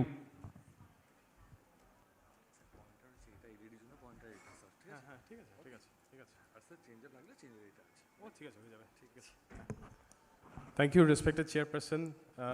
Thank you, team ABCDCon, for once again invited me, especially T.N. Banerjee sir, Shubhamay sir, Dr. D.K. Gupta, Arnab da. Respected senior faculties, respected Shamar Banerjee sir is here. my dear colleagues and friends. So, a part of this session has already been dealt with by Dr. Ridish Chakraborty earlier. Due to my prior commitments, I had to be late in starting the second part of the talk. So, my part of discussion will be comparison between the two wonderful molecules we have as of now to treat diabetes and diabetes with obesity or obesity per se, basically tirzepatide and semaglutide. Now, the question arises is why are we talking about this comparison? Now, the point of comparison arises only if the two molecules which we are comparing are really very good. And yes, they are. We have compared dapagliflozin and empagliflozin, lot of trials, lot of debates we have come across because those are the two wonderful molecules we have in treatment of type 2 diabetes. We can compare Rasgulla and Pantoa, but we cannot compare Rasgulla with Batasha. So there has to be a certain, maintaining a certain level a molecule has to reach only when it is being compared. Yet there are some circumstances, one molecule may be superior to the other, and we have to understand those circumstances very carefully because it is on us, physicians, endocrinologists, to decide which molecule to be used when in the treatment of type 2 diabetes. Now, coming to, this is the disclaimer, the Lilly-sponsored session. Yeah. Now, this is the basics basically. We have already been dealing with GLP receptor agonist therapy for a very long period of time, almost a decade. But till recently, until we had tirzepatide, there was no pharmacologic intervention with GIP. These are both incretin hormones, the GLP-1 and the GIP. But GIP incidentally was discovered earlier than GLP-1. This GIP was discovered around 1970s, secreted by the duodenal K cells. GLP-1, on the other hand, are secreted by the intestinal ileal cells. Now, if you see the GLP-1 activity, which you are quite well versed with because it has been there for many years, reduction in food intake, increased satiety, increased nausea, delayed gastric emptying, which we know which are the other mechanisms, various mechanisms it leads to reduction in blood glucose level as well as reduction in appetite. GIP activity basically is also associated with reduced food intake. Decreased nausea is one point where it stands apart from GIP. It has some anti-emetic action and thereby probably it might be more GI tolerable, and that is one point where it allows us to use a higher dose of GLP-1 agonist therapy because it has some anti-emetic benefit, and thereby we can use a higher dose of GLP-1 when we combine with GIP. Pancreas, it causes increased insulin secretion. Adipose tissue action is something which Dr. Ridish had earlier spoken about because we do not have GLP-1 receptors in adipose tissue. We have GIP receptors in adipose tissue, as a result of which there is increased insulin sensitivity, increased adipose tissue blood flow, better fat metabolism in adipose tissue, which is an added pathway which causes further weight loss with this molecule. Now, if we compare the actions or potency of both these incretin molecules, the GLP-1, GIP. Now, basically, how we have insulin release from beta cells. This is again basics for juniors. Basically, we have glucose, hyperglycemia. The glucose enters the beta cells via GLUT2 receptors. Inside the beta cells, it undergoes glycolysis, generation of ATP. ATP causes closure of ATP-dependent potassium channels, as a result of which the calcium-gated voltage channels open. Increased intracellular calcium ultimately causes exocytosis of insulin, and we have insulin release. Now, what does these molecules do? They potentiate the release of insulin in presence of glucose. They won't work in absence of glucose. In presence of glucose, they also act on the beta cells via GIP, GLP-1 receptors, and they potentiate the release of insulin. Incidentally, if you notice, the insulin releasing capacity of GIP is basically even higher than GLP. 44% contribution by GIP and 22% contribution by GLP. And thereby, the combination of GLP-1 and GIP is definitely very potent, making GIP as a major incretin, causing all the wonderful benefits we have seen with this molecule. Now, coming to the second part of the talk, the comparison between these two molecules. Dr. Ridish earlier had already discussed about the SURPASS trials and the SURMOUNT trials. SURPASS trials were carried out with tirzepatide in patients with type 2 diabetes with or without obesity, and SURMOUNT trials we had where tirzepatide was evaluated in patients only with obesity and also in one where it was seen with diabetes as well. Now, SURMOUNT-5, where tirzepatide was directly compared to semaglutide in people with obesity without diabetes. Now, the starting dose of tirzepatide is always 2.5 milligram per week for 4 weeks, and then the dose can be escalated every 4 weeks from 2.5 to 5, and if needed to 7.5, 10, and final dose is 15. So here a maximum tolerated dose. If people could tolerate 5 milligram, they were continued on 5 milligram. If people could tolerate 10, 15 milligram, they were continued on 15 milligram on the tirzepatide group. Semaglutide, on the other hand, was started on the lowest possible dose of 0.25 milligram weekly for 4 weeks, then increased to 1.5 milligram, and then final dose 1.5 and to 1, so 1 and 1.7. So these two molecules were continued more than 750 participants, and they were continued till around 72 weeks. You can see there was a huge difference in weight reduction, as you can see with Mounjaro or tirzepatide. Almost a 21% weight reduction was seen at the end of 72 weeks compared to 15%. So 15% is not bad, but definitely 21% is much higher. So for obesity, definitely tirzepatide has an advantage over semaglutide. 1 in 3 participants attaining Mounjaro, who were on Mounjaro, achieved more than 25% reduction in body weight compared to 1 in 5 who were taking semaglutide. And very importantly, especially for Indian context and Asian population, there was a significant reduction in waist circumference because we are thin fat Indians. It is a visceral adipose tissue which is more harmful in our population. There was around 20 centimeter reduction in waist circumference as well. Now, this is where we compared in case of obesity. Now, what happens in diabetes regarding the glycemic control? So we had surpassed 2 trials where again tirzepatide was compared head to head with semaglutide. Here again, tirzepatide was used either as a dose of 5, 10 or 15. Semaglutide, the maximum dose for diabetes for the molecule which the pen they use for diabetes is Ozempic, and the maximum dose is 1 milligram. And so 1 milligram was continued in the 4th group who received semaglutide. Now you can see again the A1C reduction. I'd start with semaglutide. Again, any molecule with the A1C is lowering of 1.9 is very good.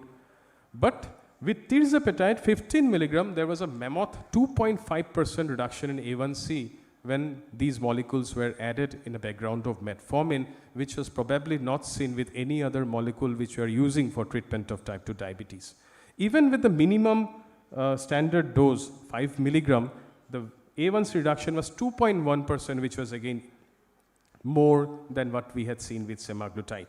So significantly more number of patients on semaglutide basically achieved the target A1C.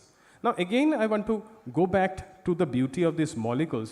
You can see the numbers. This is something, the numbers we see in a report card of the class topper. Now if you see the worldwide scenario of A1C target we achieve while treating people with type 2 diabetes, not just in India, worldwide, only around 30 to 35% achieve A1C target. More than 60%, 60 to 65% do not achieve A1C target in spite of us having a huge number of drugs in our armamentarium. With these molecules, 80% people achieving A1C target of less than 7 in just 72 weeks is something which is really very significant and encouraging. You can see definitely Mounjaro or tirzepatide fared better, the topper in the class with 15 milligram, and even semaglutide did quite well, but again the glycemic control was better with tirzepatide. Now weight reduction, again obviously there will be weight reduction. Even in these patients with type 2 diabetes, the weight reduction was better with tirzepatide. Around 12 kg weight reduction was seen with 15 milligram, 7.8 kg weight reduction with 5 milligram, which was again somewhat better than what we achieved with semaglutide, which was around 6.2 milligram. So more patients with Mounjaro achieved the composite outcome with 15 milligram dose, which was around A1C achievement of less than 6.5%, weight loss of more than 10% without any significant hypoglycemia. Adverse events are nothing much different from what we have seen in earlier trials with GLP-1 receptor agonist, mostly GI related side effects. And the side effects were more when the dose basically was escalated from one dose to another, and usually it is better tolerated over a period of time. Incidentally, if you can note, the discontinuation rate, how much the drug is causing a problem, we can identify from the discontinuation rate of the molecule. And if you can see, the discontinuation rate is not very high if you see other statistics. And even in case of GI side effects, the discontinuation because of GI side effects in the tirzepatide group was 2.7. Discontinuation because of GI side effects was 5.6%. So probably slightly better GI tolerability was seen in SURMOUNT-5 trial. This was, however, again, in SURPASS-2 trial, this difference was not seen. So this might be just a statistical difference, but yet we there, because of the anti-emetic action we have seen with GIP, there might be a relatively better GI tolerance with these molecules. Other GI side effects, nausea, vomiting, diarrhea, dyspepsia, abdominal pain, these have been well described in literature with all molecules of GLP-1. Hypoglycemia definitely is very less when used with other medications which do not cause hypoglycemia. One very important thing, sometimes because of lot of combination and fixed dose combinations which are available nowadays, I request you to kindly, even I have done this mistake, that's why I'm able to tell more about it. Kindly have a look at the prescription once we have finished writing. More often than not, we have fixed dose combination with sita-dapa metformin, and it continues along with our GLP-1 receptor agonist. We cannot use a DPP-4 inhibitor together with GLP-1 receptor agonist. We have to stop the DPP-4, stop those fixed dose combination, go back to only SGLT2 inhibitor and metformin, and when you start GLP-1 receptor agonist. This is something which is very important. A small typing mistake in the prescription can happen in a busy OPD practice. To summarize, tirzepatide demonstrates superior weight reduction with compared to injection semaglutide, and superior and better glycemic control when compared to semaglutide. Now, how to initiate tirzepatide? Most of you here have already been using tirzepatide. Many of you know and about all these, but for juniors who are yet to use, basically we start off with the lowest dose of 2.5 milligram subcutaneous weekly. And the patient is tolerating well. After 4 weeks, we increase from 2.5 to 5 milligram, continue 5 milligram weekly, and if needed, very few of my patients I have gone up to 10 milligram, but most patients are doing quite well on 5 milligram. But if you want to increase the dose, there is no adequate weight reduction, not much glycemic control, you can increase the dose by 2.5 milligram every week to 7.5, then 10, then 12.5, and ultimately the maximum dose can be given as 15 milligram weekly, can be continued, but again, something which we need to counsel the patients at every point of time that you might encounter GI side effects, there will be reduction of appetite, do not get scared, do not get apprehended, this is part of the treatment mechanism. Dosing, if you are using with other drugs, you can continue metformin, SGLT2 inhibitors, stop DPP-4 inhibitors. If the patient is already on sulfonylurea, if the A1C is on the lower side, say less than 8, there is no exact cutoff, but if the A1C is on the lower side, I would prefer to reduce the dose of sulfonylurea because there may be a significant A1C reduction. Patient might go into hypoglycemia. Patient on insulin, it has already been seen that insulin dose requirement comes down. So patients who are on insulin consider reduction of insulin doses by around 20 to 30% when you are using GLP-1 receptor agonists with close monitoring and SMBG and close follow-up initial few 2 to 3 weeks where the effect might be maximum.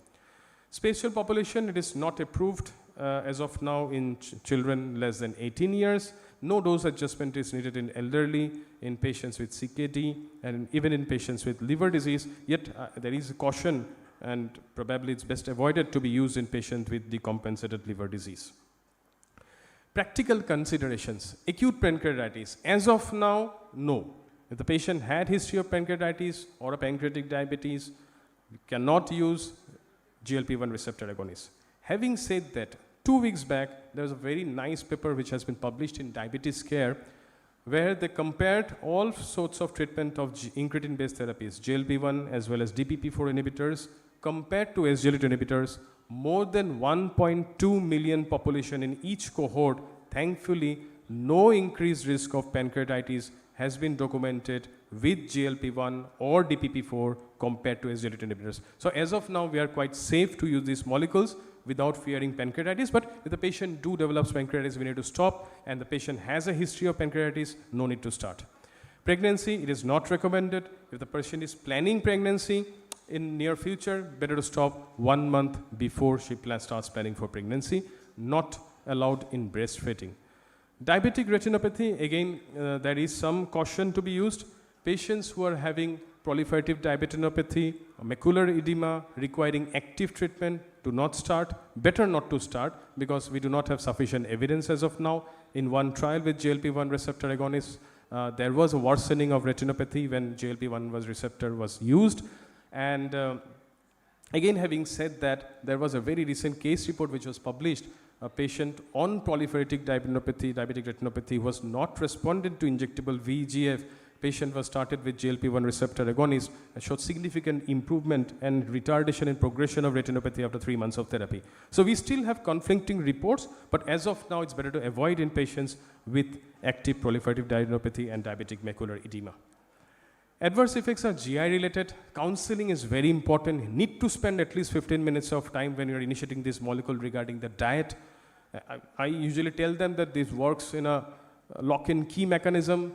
It will allow only the amount of food which is needed in your body. If you take extra, you'll vomit. So they don't come to me. If he has vomited, he understands that he has taken extra amount of food. So I tell them to take small amount of meal, definitely less spicy, less fatty, so that it is easily digestible protein, remain hydrated, and these are the small things. Obviously, it will depend on individual to individual, but yes, most patients are tolerating quite well after around 3 months of follow-up. Now, what if the patient misses a dose of Mounjaro? Now, if it is missed by around 4 days, you can take the scheduled dose. If it is beyond 4 days, skip that week's dose, take the next week dose and continue as before. And this is all I had to discuss in the slides. I thank you all for a patient hearing. If there are any questions which I am able to answer, I'll be happy to.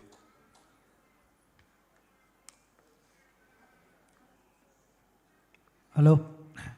Thank you, Amartoda, for, as usual, excellent deliberation of the topic, and definitely it's a bonding topic. Now, is there any questions from the audience regarding this issue? Pankaj.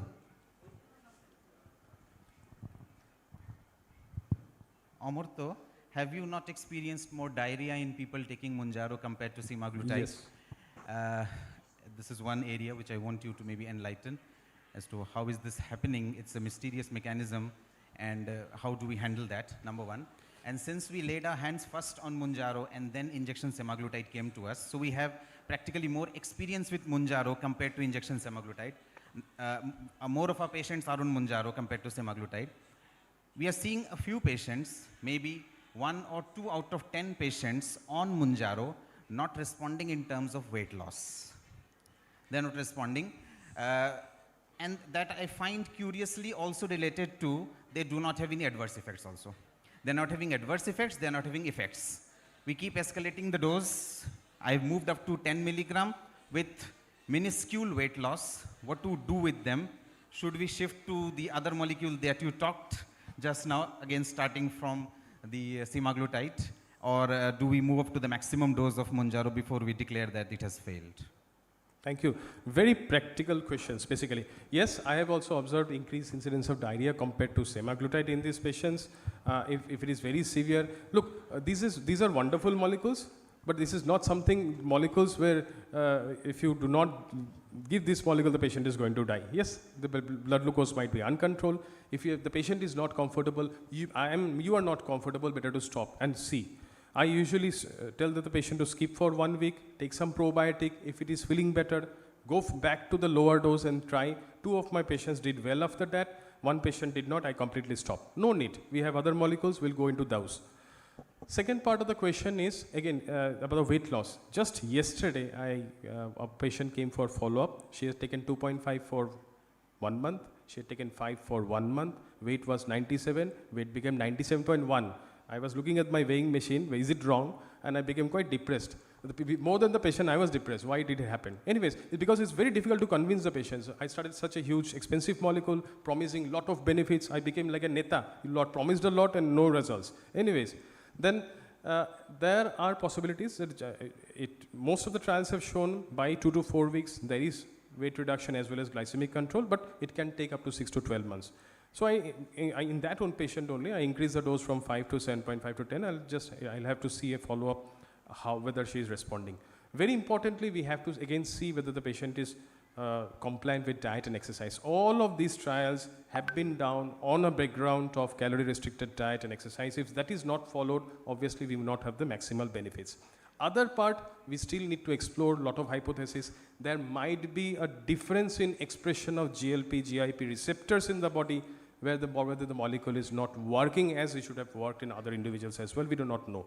So those things, because all individuals are different, and those are research purpose, experimental basis, we need further trials to show which group of individuals are not responding. But definitely, when the weight reduction is not appropriate, the patient is tolerating. I also have the patient, are you having nausea? No, utna problem to hua nahi. So I think that means probably she needs a higher dose for the benefits, and let's see, up to 15 milligram. If she still doesn't respond, then I have to send her to Eli Lilly, USA for further evaluation. So, thank you, Amurtha, for your interesting deliberation. So, I have a very simple but practical question. It has been discussed, and you also told that these incretins are not advocated to prescribe when there is a history of acute pancreatitis. But in your country, we have seen that cases of cholecystitis or choledocholithiasis is on the rise. And in our chamber, we get this reactive pancreatitis. And after treatment of the by surgical or medical methods of treatment of the cause, that subsides. So after a period of when this patient, because the common cause is obesity, if the patient develops diabetes or obesity treatment for obesity, shall I not start this incretins? Again, wonderful question. In fact, the study which I just quoted in Diabetes Care, which was published, there was no increase in incidences of acute pancreatitis, but there was a slight increase in biliary diseases with GLP-1 and incretin. I'm not talking about your condition. I'm talking about there is slight increase in biliary diseases which were noted with incretin-based therapies. Your case is patient developed gallstone pancreatitis, got treated, operated, and then in the follow-up, are we going to start or not? Is that what you wanted to know? Yeah, again, there are no clear-cut guidelines saying that. They have just said in patients who have undergone pancreatitis, who have had an episode of pancreatitis, we should be cautious. It is not written, it's contraindicated. And this recent study, where more than 1.2 million population have been, where it has been compared with SGLT2 inhibitors, did not find any increased incidence compared to SGLT2 inhibitors, probably gives us more confidence to restart. No clear-cut guidelines, safer to avoid using in at least 6 months, control with other medications. We have a lot of other medications. Patient is controlled on other medications. I won't prefer DPP-4, GLP-1 in this group of medicine. Unless it is a compelling indication. Blood glucose is not getting controlled, patient does not want to go for insulin, we might start off with a DPP-4 inhibitor initially before giving GLP-1. Again, we have to be cautious. But again, patient has very advanced atherosclerotic, young patient, very advanced atherosclerotic cardiovascular disease, already had an MI stent is placed, and obese, must need a GLP-1 based receptor therapy, at least to give him a lifespan of 20 years, I might considering giving him, explaining all the consequences. It has to be individualized. Just fantastic talk, Amartya. It is true that in clinical practice, GI side effects are slightly more with the tirzepatide, especially on the first day of injection. And having said that, we had enough of the semaglutide and tirzepatide. Are there some other contenders for this anti-obesity molecule in near future? A wonderful topic to be picked up. I think we can spend another session on this. There are a lot of molecules in the pipeline. Eli Lilly must be very happy seeing the sale of tirzepatide, because they only have this bringing up with more new molecules. We are having GLP-1 and GIP-1. Now we are having triple agonist, GLP-1, GIP with glucagon, retatrutide. Already phase 2 trials completed. Again, wonderful weight reduction. Almost in quarter of patients, almost 30%, up to 30% weight reduction is seen. Now we have to question ourselves, is that amount of weight reduction, is it necessary? Or is it going to cause harm? Anyways, around 25 to 30% weight reduction has been seen with retatrutide. We have dual GLP-1 and glucagon agonist, survodutide. That also has completed the phase 2. It's on trial, I think it is by Pfizer. Then we have oral GLP-1, which are again making a lot of news. Orforglipron is one, which have the initial results are very good. it has to be given daily, good results. Oral semaglutide at a very high dose has already been, the trial has been published. Oral semaglutide is almost 50 milligram. It has shown again a lot of significant weight reduction, even more than injectable sema.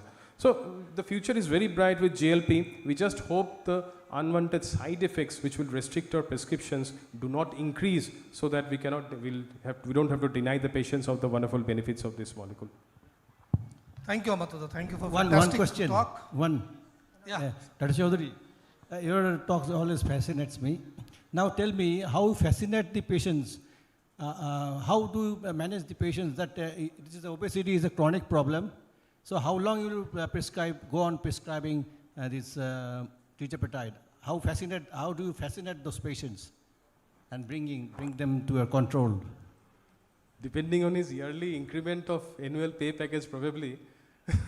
So, and as long as the patient can afford, I think we should continue. All recommend. Like, it is just like comparing. We are talking about a very specific and special molecule, true. But it is just like comparing any other anti-diabetic agent. Now, if you are starting metformin or a DPP-4 inhibitor, we won't think about stopping these molecules midway. We need to continue as long as the patient is alive. So if you want the maximum benefits, patient is having good glycemic control, obesity is controlled, patient is not having lot of side effects, we need to continue. Now, at one point of time, it's still too early. I have also used these molecules for probably 4 to 6 months. None of the clinical trials or data or reviews have quoted the duration of therapy. Everyone says it has to be continued indefinitely. So probably with time, we will only ourselves gain experience where to stop, or maybe where to de-escalate the therapy, or maybe the patient is having too much of weight loss, maybe we bring it down to from 5 to 2.5 and continue at a lower dose. Or maybe if even though it's not by the book, we might give it every fortnightly. These all will all come up Indian jugaad with only with the continued usage of this molecule. We might have more ideas on how to continue. As of now, there is no clear-cut guideline recommending that it should be continued for this. We continue as long as the patient is not having any unwanted side effects and the patient is fine. Thank you. Thank you. Thank you, everyone. Thank you so much, sir. Thank you. Please, Thank you, everyone. Thank you there, once sir. again, ABCDCon, for having me here. So Thank now I requesting Dr. Jayantu Rana sir to come and felicit Dr. Chaudhary. Please just stay on stage. Please sit, sir. I think you enjoyed a wonderful session by Dr. Chaudhary. Every time I have just amazed to see the presentation. And now a big round of applause for the presentation for doctors. Thank you.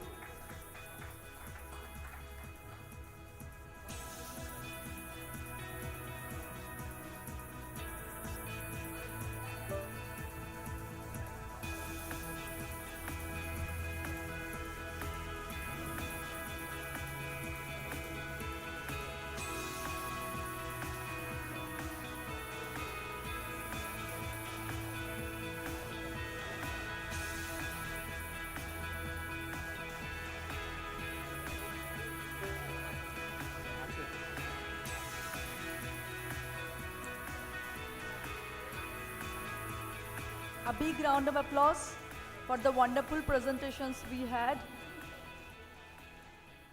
Now moving further, for the next sessions, I would request Dr. Pradeep Ganguly and Dr. Partha Pratim Das, sir.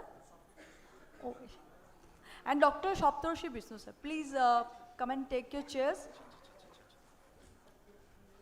And the next topic is adding new dimensions in the management of NFLD.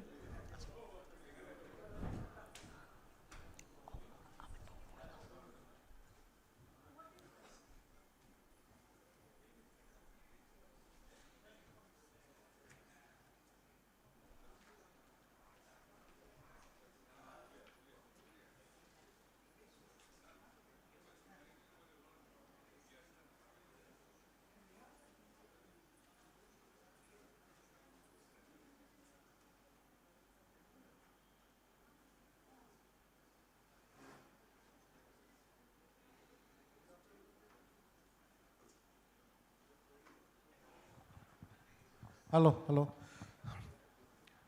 Good afternoon, delegates. Now this session is about a very interesting subject, because on obesity-related subject, that is NAFLD. You all know that in this year, that is in 2025, in ADA, IDF, everybody, obesity is gaining highlights because it is the driving factor of all these metabolic diseases. So our speaker is none other than Dr. Pankaj Singhania. He will be talking about this newer facts of adding new dimensions in the management of NAFLD. Dr. Pankaj Singhania, please. So I think he needs no introduction.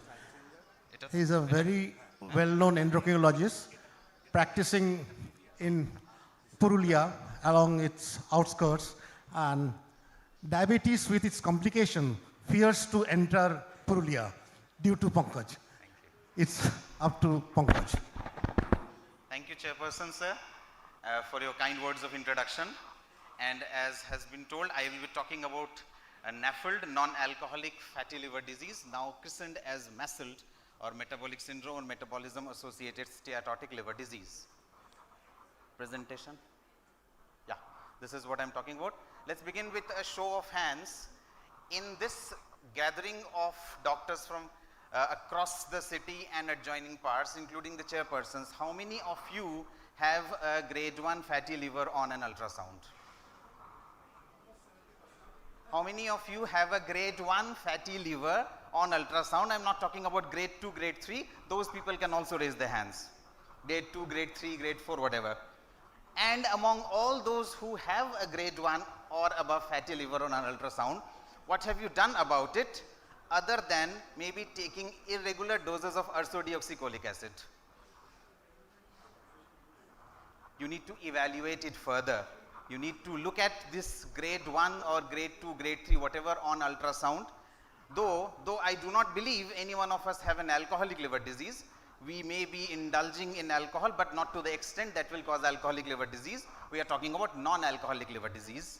And we need to evaluate this so-called ultrasound finding, these so-called SGPT, SGOT raised on a blood test, and exactly find out what our liver is doing to us. So let's begin our journey about this.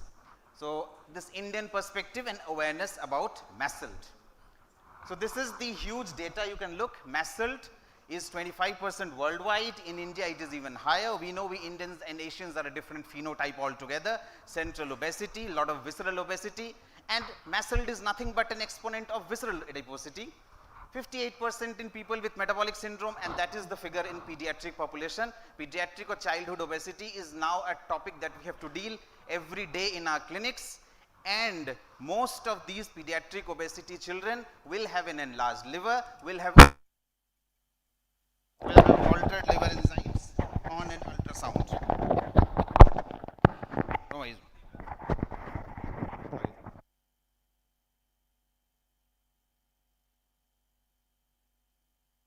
This is the data regarding the awareness.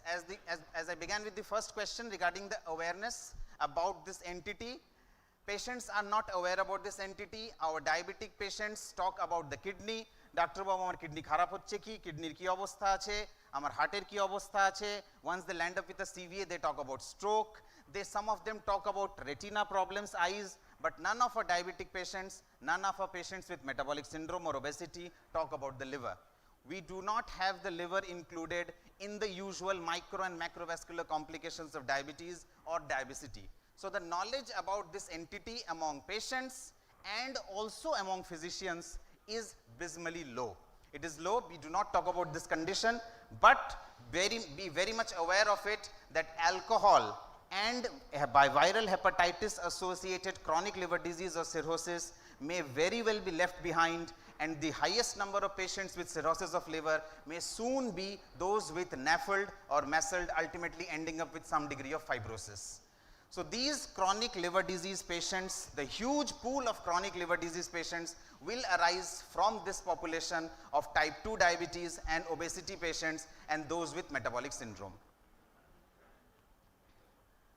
So we try to develop a comprehensive structure, a comprehensive module as to how we will deal with patients. The first thing that we will do is rename this And we will take this from here for everyone, including who is a specialist, including who is a general physician or anyone, not to use the word NAFLD any longer. You will use the word MASLD for all patients who have not had alcoholic liver disease or liver disease due to other conditions. And this is how you define MASLD. You have more than 5% liver fat, which is a biopsy finding, cannot be quantitated by otherwise. And you have any of those 5, you can look at those. Those are the features of metabolic syndrome. The 5 features of metabolic syndrome that we talk of high blood pressure, LDL, HDL, triglyceride and obesity. So this basically is MASLD, metabolic syndrome or metabolism associated steatotic liver disease. We are talking about fat in the liver specifically in this scenario. And what does MASLD do? Is it associated? Look at the amount of metabolic conditions which are associated with MASLD. Obviously obesity, 90% obese people may have MASLD or fat in their liver. The quantity may vary, the fibrosis may vary, the steatosis may vary. Type 2 diabetes, hypertension, triglyceride level and metabolic syndrome, everywhere you can see the figures are above 75%. So we are seeing all these patients in our clinic every day. These patients make up 90% of our clientele on each day, and they have all associated MASLD, and so we need to screen for MASLD and give them the appropriate treatment. This is one study where it was seen that there is a term called clinically significant fibrosis, CSF, and it was seen that in these number of patients with type 2 diabetes, there was significant amount of fibrosis. LSM, will come to these terms. LSM is liver stiffness measurement, and that's clinically significant fibrosis. So all these patients had this much amount of LSM more than 8, the number of patients. CAP is another term which we use in terms of the amount of fat in the liver. So the message is that the type 2 diabetic patients that we are seeing on a day-to-day basis have significant amount of fat in their liver, and among those a significant amount may already be having fibrosis in their liver, which can be F1 or F2 or F3, and once this fibrosis progresses, they will land up in cirrhosis of liver. Why are we talking about diabetes in particular? In diabetes, the problem is this. Look at this. A fatty liver is the victim. The liver is the victim, but the root cause is insulin resistance. And we know the base of type 2 diabetes is insulin resistance. And what can it lead to? The consequences, including hepatocellular carcinoma, can happen not just with alcohol related liver disease, but also with so-called non-alcohol related liver disease or metabolism associated steatotic liver disease. It can progress to cirrhosis, it can progress to hepatocellular carcinoma. Overall cardiovascular mortality and death may happen only because of this fatty liver or this victim, which is due to insulin resistance. And this is a very interesting slide. You can compare the top row and the lower row, where you can see the progression. You start with NAFLD or MASLD, progress to NASH, where there is inflammation, progress to cirrhosis, then hepatocellular carcinoma, and then a liver transplant maybe. Look at the amount of percentages that are put up on the arrows. The lower row has almost double the percentages, or the amount of people moving between stages is double compared to those without diabetes when we are talking about people with diabetes. So the picture in diabetes is much more dismal and worrisome compared to anyone who has a fatty liver who is non-diabetic. That's because of the inflammation and all the things that happen in people with type 2 diabetes. And this is what happens again. It's not just a disease of the liver. You know, this is associated with all other diseases which complicate people with diabetes, kidney disease, cardiovascular disease, cerebrovascular accidents, peripheral arterial disease. They are all associated, and we often end up seeing that our patients with type 2 diabetes and a MASLD have some of these complications already existing, and treatment for MASLD or identifying MASLD may help us handle other complications as well.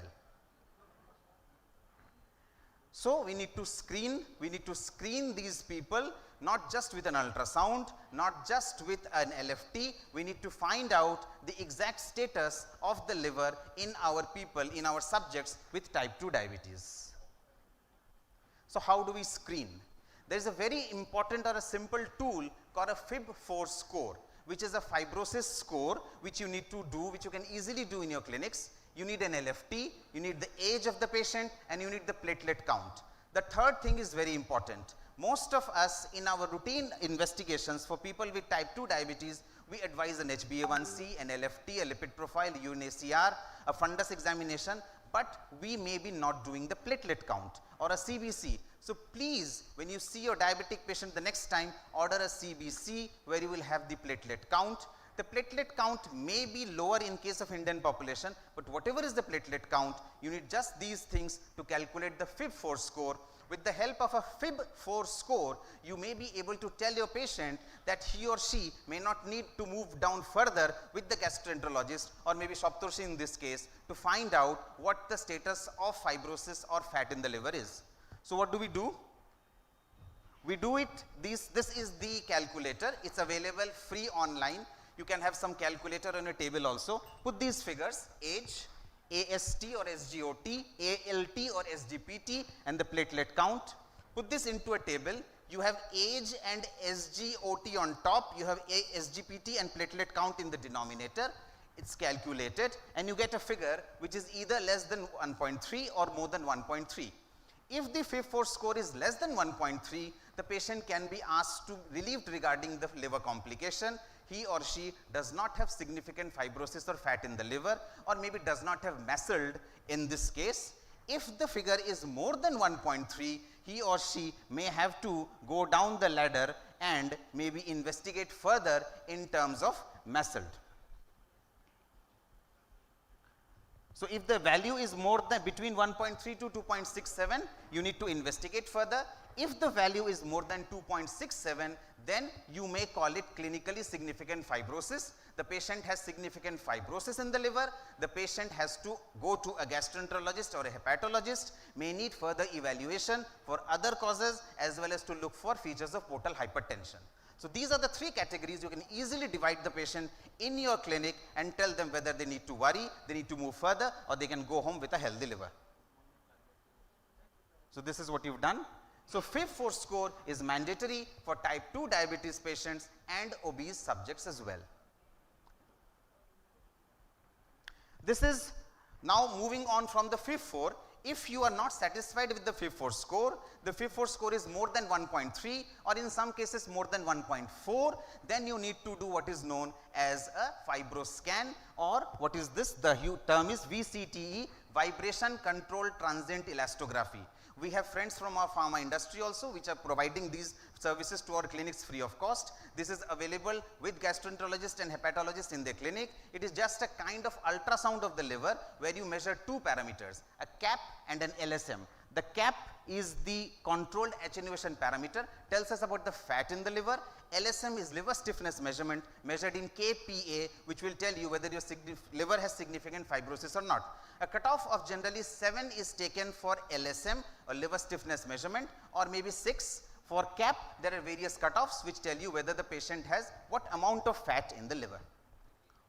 So this is these are the cutoffs. Less than 7 is absence of fibrosis. Less than 237 CAP tells us that the amount of fat in the liver is not significant. So once you've done the FIB-4 score, the next thing that you move is to this elastography or fibroscan to again classify your patients, whether the patient has significant fat in the liver, has significant fibrosis, and the patient needs further referral. So this is how you move down in the ladder of taking a person with diabetes or obesity in terms of evaluation of his liver in fatty liver. So how do we manage? Like everything else, Amartya was talking about the GLP-GIP combination, but the baseline, the fact remains lifestyle management. Diet, exercise and a healthy lifestyle will obviously precede everything, every drug for the treatment of MASLD or fatty liver, and therefore this is the ladder where you can screen these patients and tell them that you have to, and the weight loss, control of diabetes, control of dyslipidemia will obviously give you a long-term benefit in terms of handling the fibrosis in your liver or handling the fat in your liver. So this NAFLD or MASLD thing, the first thing that you do is lifestyle measurement. Once the patient has done lifestyle measurement or is able to do lifestyle measurement, you are convinced, you can offer some drugs to the patient which are proven to have benefit in terms of both the fat and the fibrosis in the liver.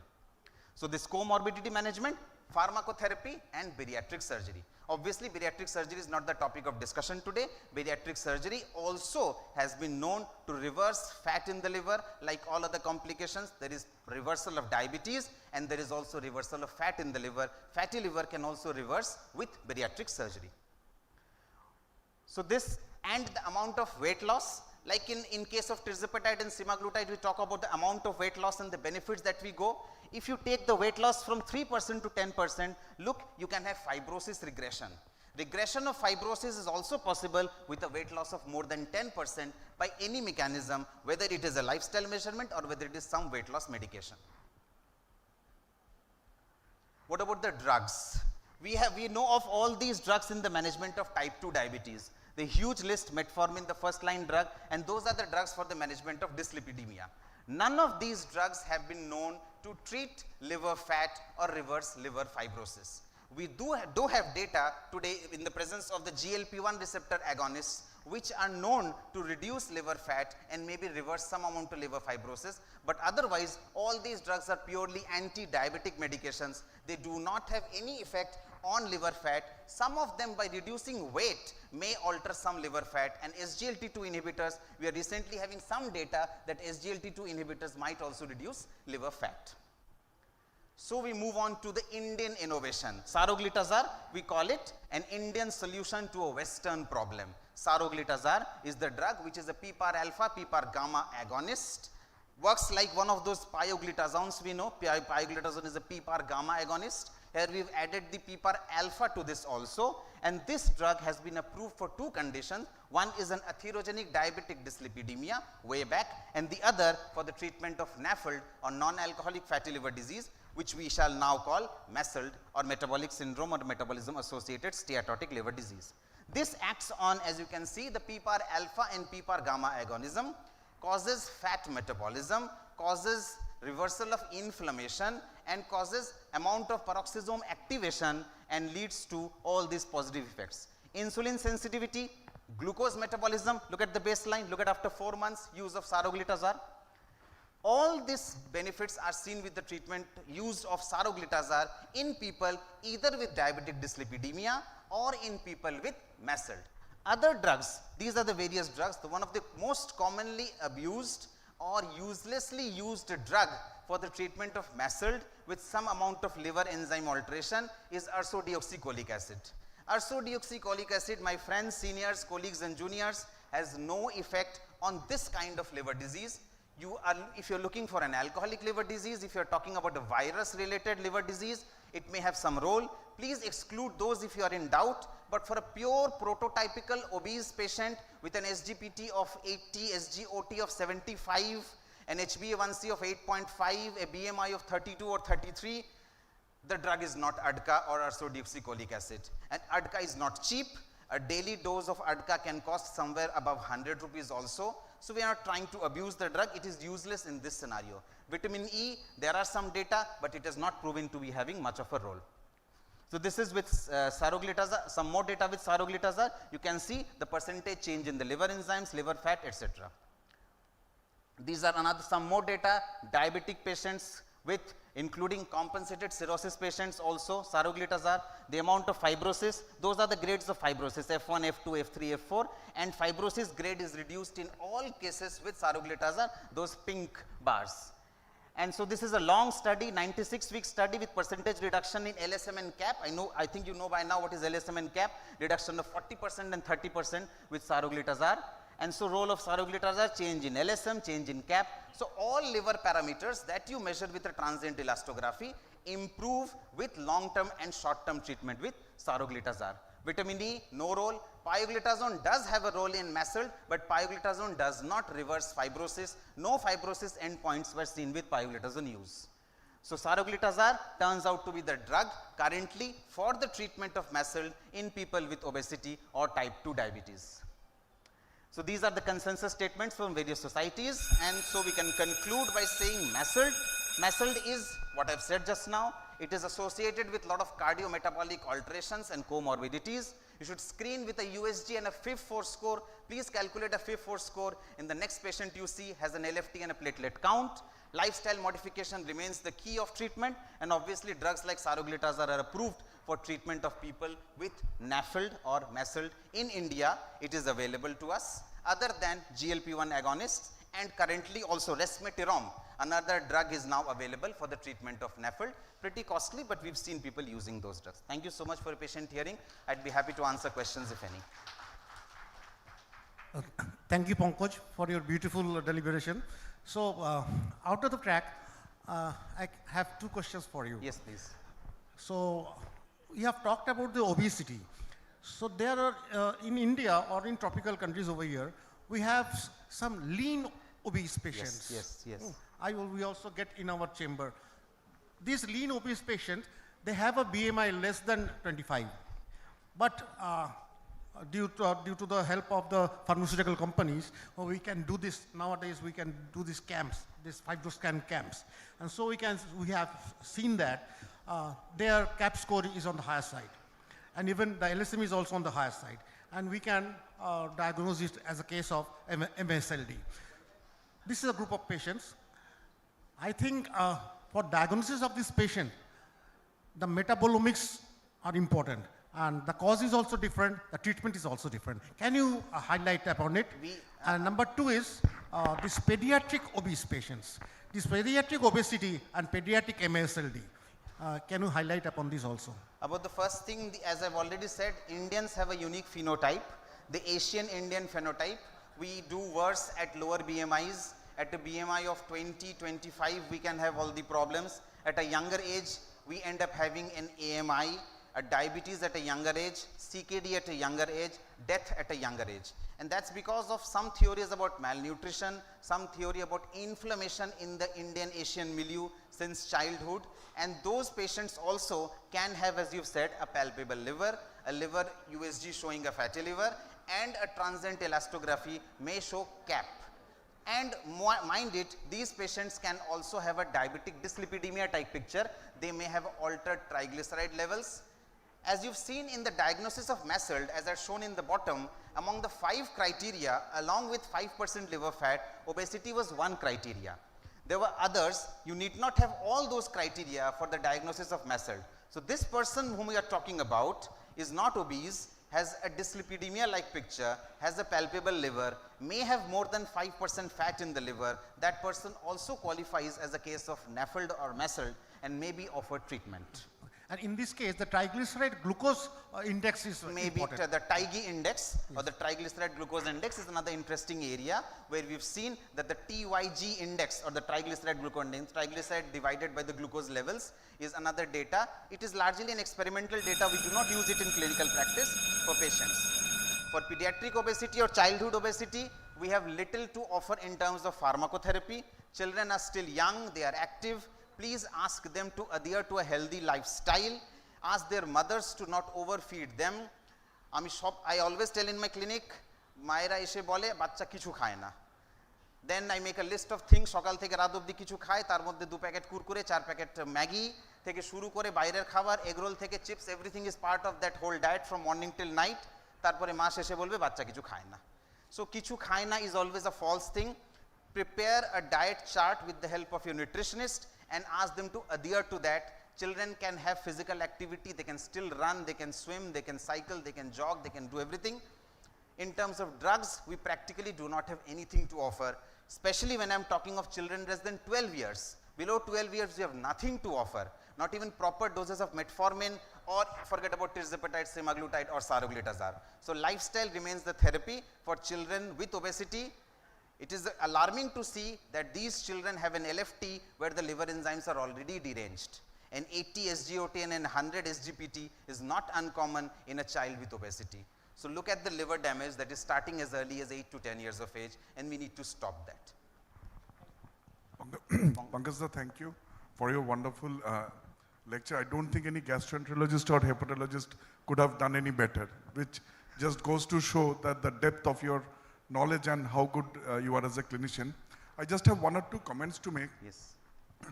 One is that we do have data that using semaglutide as well as tirzepatide, they actually reduce the levels of fibrosis. So there is actually paired biopsy studies which have shown that the grades of fibrosis have come down.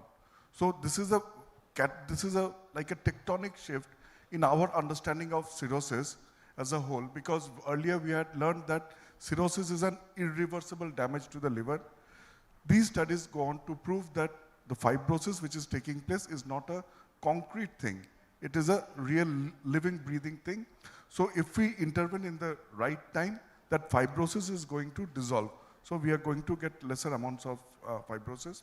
Another thing is the data regarding saroglitazar, mostly from India, is very promising when we see on the screen. It actually does decrease the FibroScan values, but the issue is none of these studies were done on biopsy specimens. So it is mostly done on FibroScan studies, and the amount of LSM or liver stiffness measure which comes down, we can't actually attribute how much of it is due to decrease of inflammation and how much of it is due to decrease of the fibrosis part. So that is something we have to take with a little bit of pinch of salt. And I have a question for you. Like a young diabetic with a fatty liver, liver enzymes are normal. In the lipid profile, the LSM value is around 6.5, not very high. If the lipid profiles are normal mostly, only the triglyceride is raised about 350 or 400. In this patient, would you give saroglitazar? Not for the fatty liver, but for the triglyceride? And if so, what would be your cutoff to start saroglitazar in this patient? Firstly, there is no cutoff, number one. So let's not talk about cutoff. The commonest cause of elevated triglyceride in people with diabetes is uncontrolled diabetes. So a person with an HbA1c of 8.5 or 9, a fasting 200 pp, 250 or 300, with a triglyceride of, not forget about 350, about 450 or 500 also. First you have to control the diabetes or the glycemic status. Once you reduce the glycemic load of the patient in the next 2 to 3 months, the triglyceride level may well come below 200 without you doing anything. But saroglitazar as a stand-alone therapy for atherogenic diabetic dyslipidemia may be instituted from the very beginning to give patient benefit in terms of dyslipidemia, though he may not have NAFLD or MASLD or any kind of fibrosis or steatosis. No cutoffs for starting saroglitazar, it is just there for dyslipidemia, diabetic dyslipidemia, which is primarily featured around high triglyceride levels. Another comment is that pan-PPAR agonist, this one. Yes, please. Pan-PPAR agonist is shown to reduce the fibrosis also, can reverse fibrosis. Yes, we are moving from, we all knew that pioglitazone was the only drug, anti-diabetic drug for NAFLD.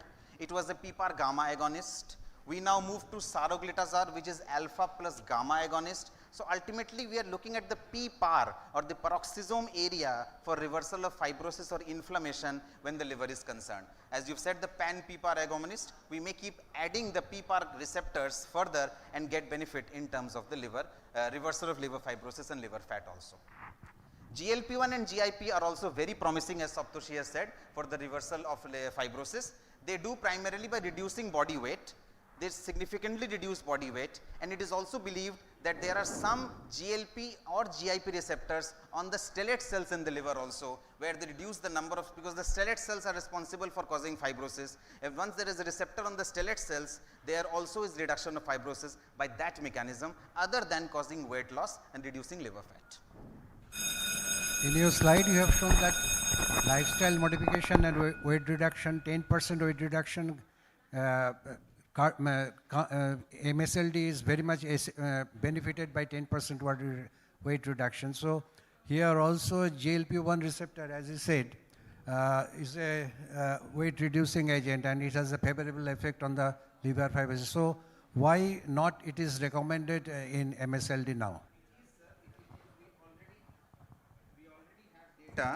Regarding that GLP-1 or GIP, we have data I think with semaglutide in terms of NAFLD or MASLD also, causing reversal of liver fat and liver fibrosis, decreasing in the levels of SGOT and SGPT with the use of semaglutide. So I'm very much saying that, I'm not saying that saroglitazar is the only drug for the treatment of MASLD.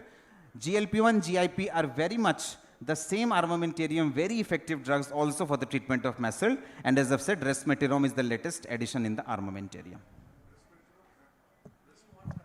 No, resmetirom has already come in the international guidelines, ASLD yes. guidelines Yes, have already yes, yes. recommended Maestro trial. We have a lot of, seen a lot of people using it. I think our gastroenterologist friends are using it. Thank you so much. Yeah. Thank you so much, sir, for the wonderful session. Please be on stage, sir. I am requesting Dr. Gishpati Chakraborty, sir, to felicitate our esteemed dignitaries.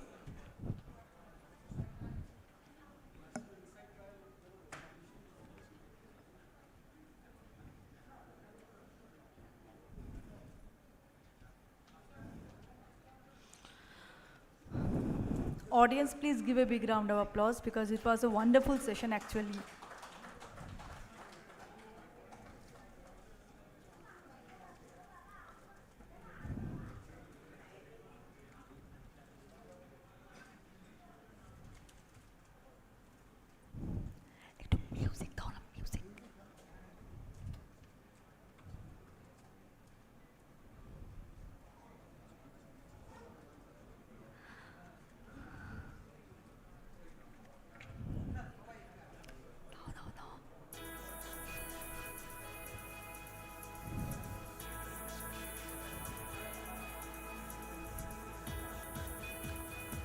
Thank you, doctors. Thank you, session, Dr.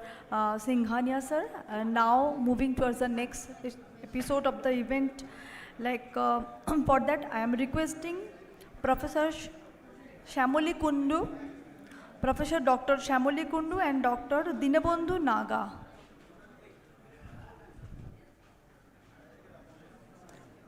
Taito bollo na. Oh, sorry, extremely sorry. Dr. Shamol Kundu sir and Dr. Dinabandhu Naga sir. Please take your chair and initiate the next session. Thank you.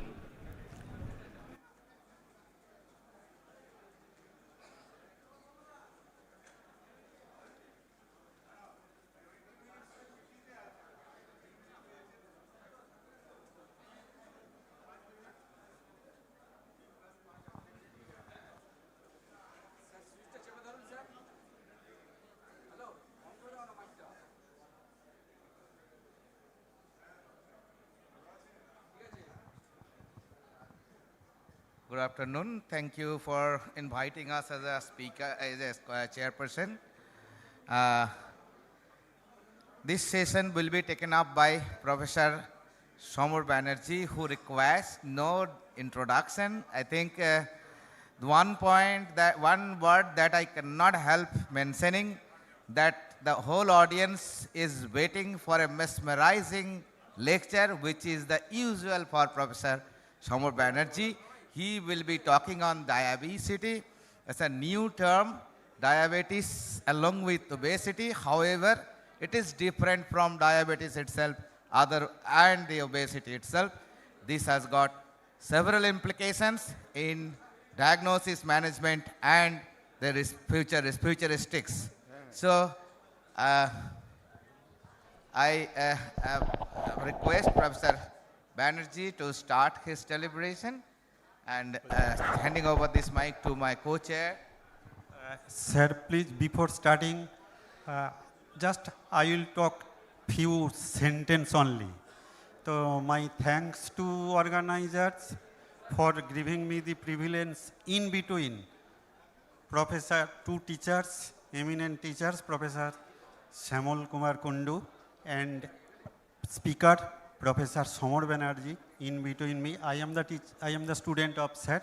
So regarding introduction, sir has told a lot, but yet lot is beyond us. Sir is the person who single-handed author of 12 textbook on diabetes. This is unique. I have no idea about why in the world where any author has done such an work. So how it is possible? Almost impossible to us. Not only 12 textbook on diabetes. He is the ex-president of RSSID, ex-president of DIPSI. He is the chief editor in journal Indian Diabetic Clinicians Association. And not only that, he is the member of advisory board of Davidson's Principle and Practice of Medicine, and he was the awardee of Lifetime Achievement, API. Whatsoever, probably appropriate term is he thinks diabetes, write diabetes, dream diabetes, and Will not die with diabetes. teaches us diabetes.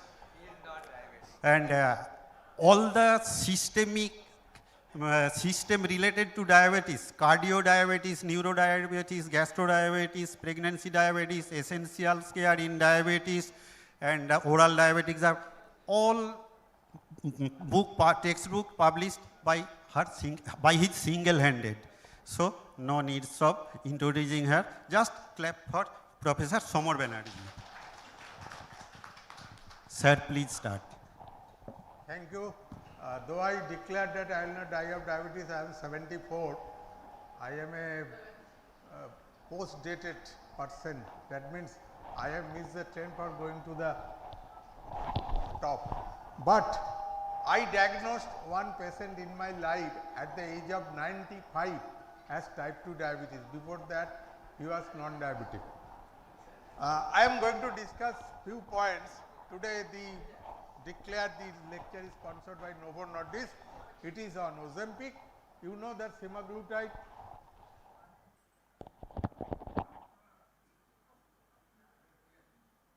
Semaglutide. Am I audible? Semaglutide is available in 3 forms, one oral, you know as Rybelsus, smaller doses for treating diabetes, also helps in obesity, and for pure obesity it is coming as Wegovy, that is in higher dosage. You are tired of about GLP-1, but just to complete the message, I will have to show few lines, because GLP-1 increases insulin secretion by suppressing the glucagon to release more insulin, and also by suppressing the glucagon they do not produce much hypoglycemia like the other insulin stimulant.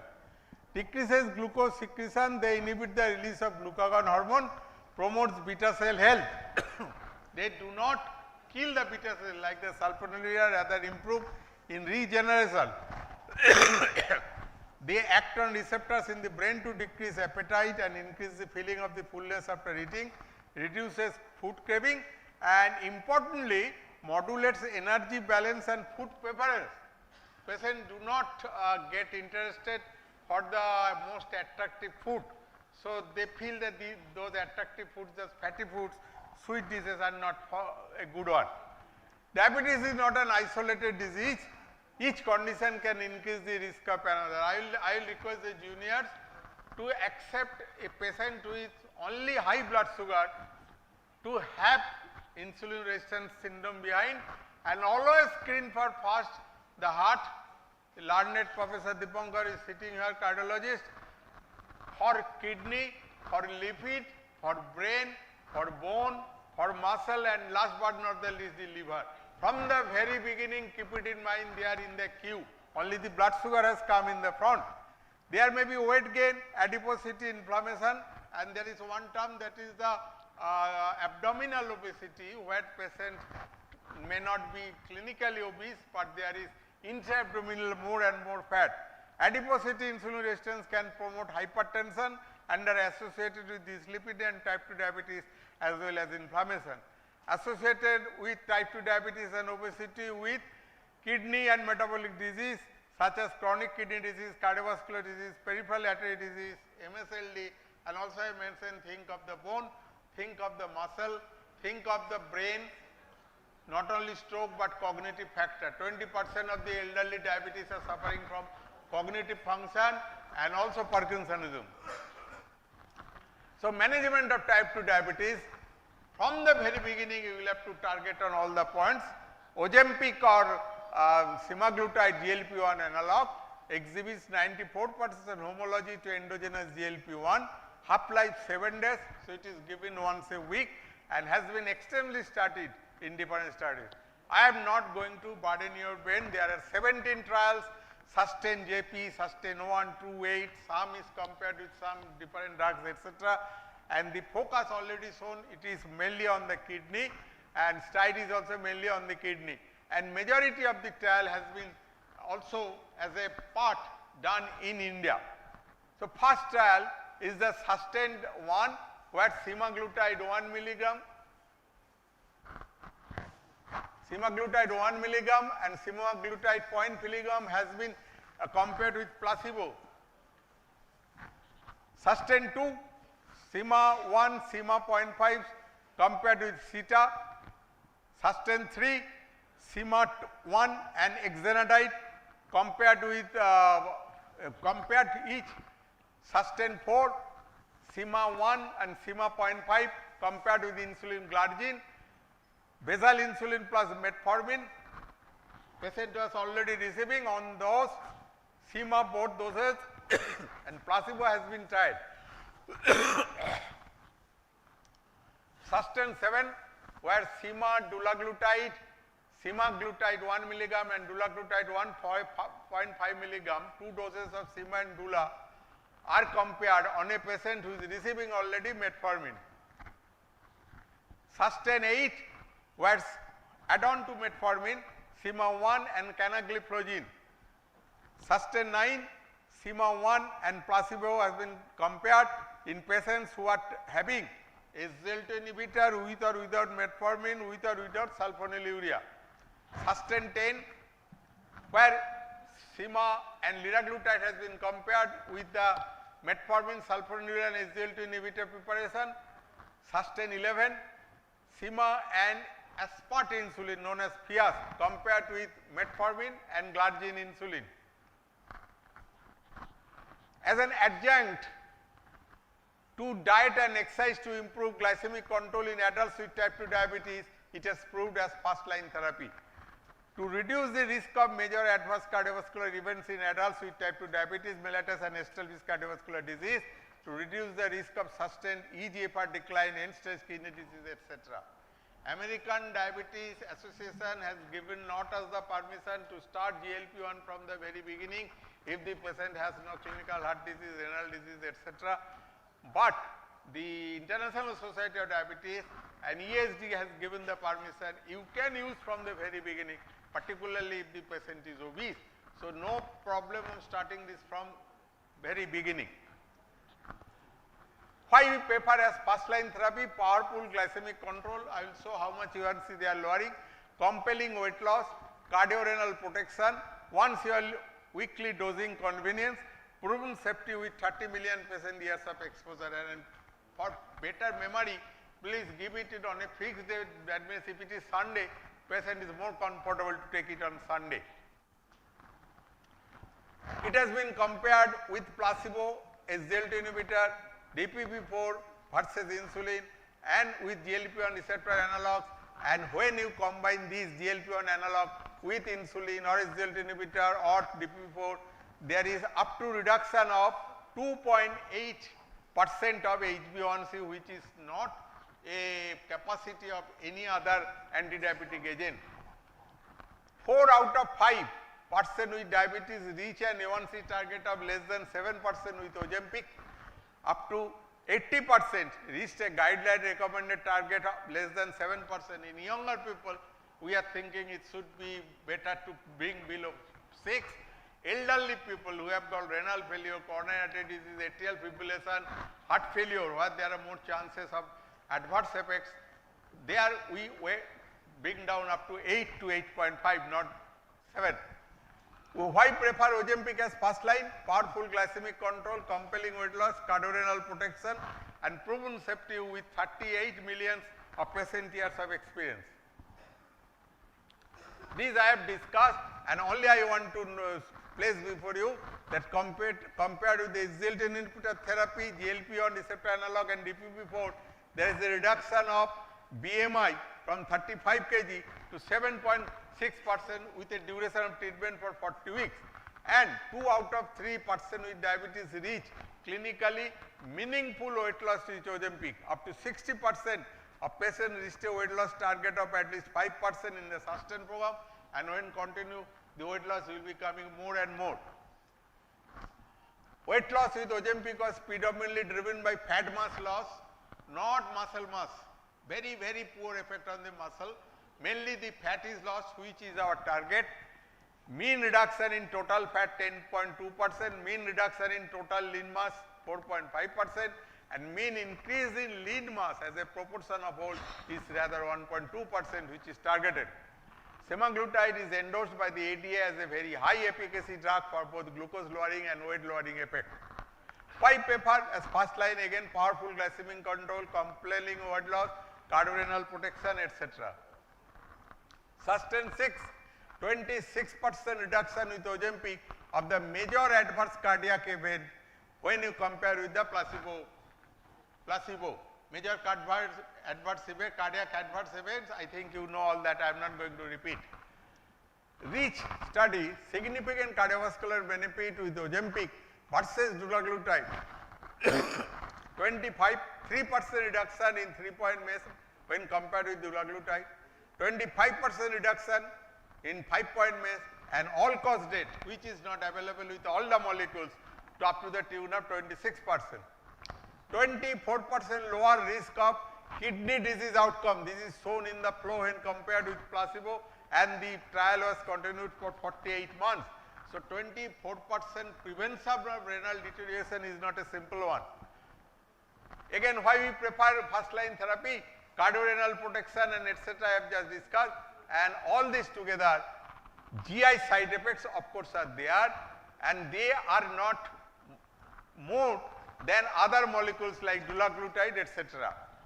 And there are the chances of the acute pancreatitis, gallbladder disease, cholelithiasis, severe blood glucose confirmed symptomatic hypo, renal failure, allergic reaction, malignancy, etc.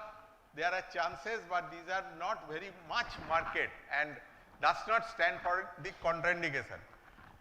And ophthalmic adverse event with Ozempic are, there is some degree of diabetic retinopathy, we call it as NEON. I am coming to this. Higher incidence of diabetic retinopathy observed only in Sustain 6, and rapid destruction of glycemic load has been historically documented in DCCT, equipedias, etc. leads to early worsening of DR, long-term risk of complications lowered. Rapid aggressive lowering of blood sugar may alter the hemodynamics within the retinal artery, there may be some retinal problem. The upcoming topic is non-arteritic anterior ischemic optic neuropathy, NEON. Population initiated on GLP-1, diabetes, hypertension, dyslipidemia, and concomitant phosphodiesterase 5 users like the sildenafil group of drugs, they may also precipitate this. No clear causal association has been established till date with GLP-1 receptor analogs, but there are reports with semaglutide. But in 2025 May, one paper has been published in military journal that is very fantastic. They claim that semaglutide lowers the incidence of the NEON, non-arteritic ischemic optic neuropathy. And so if you compare between the between the GI side effects, the retinal side effects or eye side effects, etc., the things goes in favor of the semaglutide once a week. And FOCUS RCT will provide more data regarding the ophthalmic safety of semaglutide. We will have to wait for that.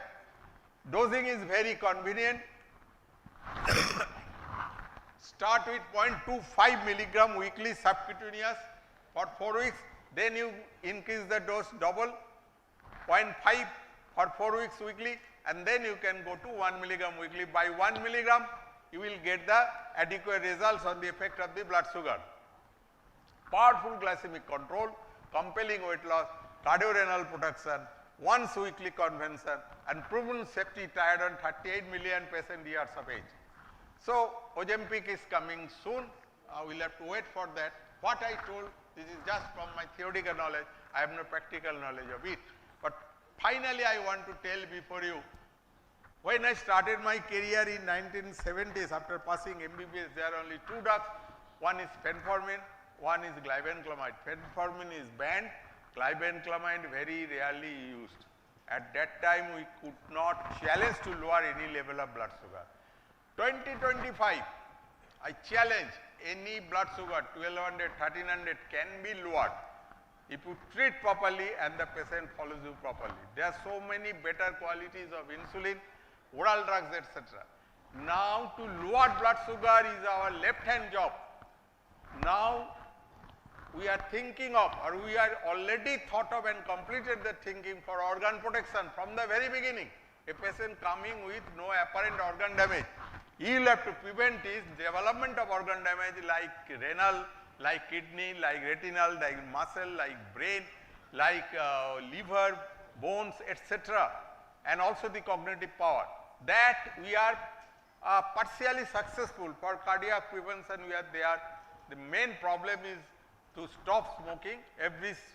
My teacher told every diabetic and a drunkard is a liar.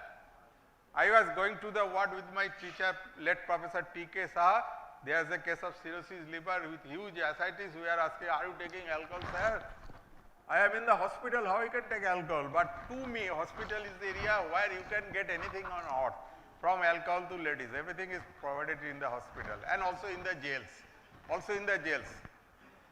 Then sir asked me, Samar, you go check the bottle. What is the bottle? Sir, don't take it. It is carbonated. Sir, I take it for gas. Oh, you have taken that for gas. Then I open, there is carbonated filled with alcohol. So, if there is will, there is way. To me, I am very sorry. 80% of diabetics are liars. They tell I don't touch any sweet dishes. I tell, don't, you require to touch it. You wrap it with a paper, throw it into mouth. You are not touching it. In my chamber, I asked, are you taking sweet dishes? Sir, I have given you promise. How I can violate it? Okay. I got stabbed. He is obeying me so much. He went away. Then I went to the lower shop. He was taking Dorbesh, Bode, and Jalebi. If he was taking Sandesh Rasagolla, I would be happy because there is only sweet and the chana. And these all dalda, you know the fat is more dangerous than sugar item for increasing the blood sugar. And also for the obese. I have got a patient, highest 165, now with glutide etc. he has come down to 135. I know what he is taking but he does not commit. And just someone told that, Pacha kichu khaye na mane bhat ruti ta kam khaye, baki sab khache. So if you can properly motivate the patient and start proper diet, proper lower urine agent, I can tell that the dream of controlling the blood sugar is a old thing. The dream of organ prevention is at our hand. Now we are thinking whether a diabetes may lead a life without the problems of diabetes or without diabetes. And Walt Disney told, all our dreams can come true if we have the courage to pursue. Thank you for your present hearing.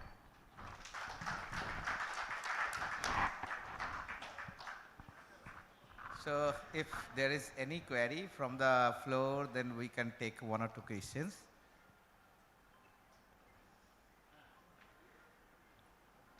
If nothing, sir, from my point, sir, if a patient on semaglutide develops NAYAN, then is it a contraindication for restarting? Then you will have to stop.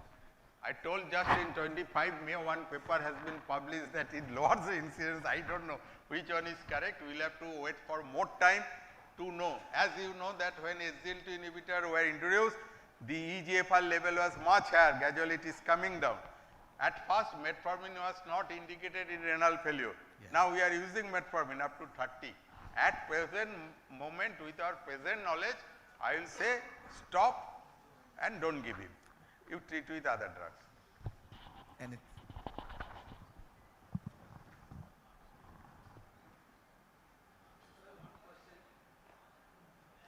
Sir, is there any difference in the side effect profile of oral semaglutide and injectable semaglutide? Side effect incidence are little higher because the doses are higher and bioavailability is higher than the oral one. But more or less same. Incidences are same. If you but oral neon is not till date reported. Neon is not yet reported. Regarding GI side effects, sir? Regarding? GI, gastrointestinal side effects? No, not. there is much difference between these two, because you are taking orally, but we ask the patient not to take for 1 hour, and incidence rate is lower with oral agent because dose is much less and much less bioavailability. Okay. Thank you, sir. If any question, otherwise I will. Sir, one question. One question from. Sir, as if there is any chance of suicide with this molecule or any psychiatric disorder, will you prescribe semaglutide?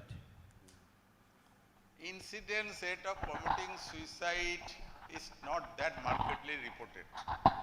Not markedly reported, but he definitely needs psychological treatment. Have you got any data?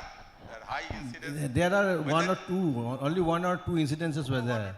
Statistical significance. That is not statistical, but you'll have to keep it in mind. Yes, because the suicidal tendency is higher among diabetics. And this affects mesolimbic system in the brain. That is very important. And lot of things are going in the mesolimbic system. Yes. Lot of receptors are there, lot of neurotransmitters are there. Yes, yes. If no question from audience, I will close this session now. And many, many thanks. Probably thanks is not enough for sir. Clap for him. Thank you, sir. Thank you, everyone. Thank you, sir, for the great presentations. Now, I would request Dr. Subroto Bhattacharya, sir, please come and felicitate our respected Chairman sir and speaker, Chairman sir.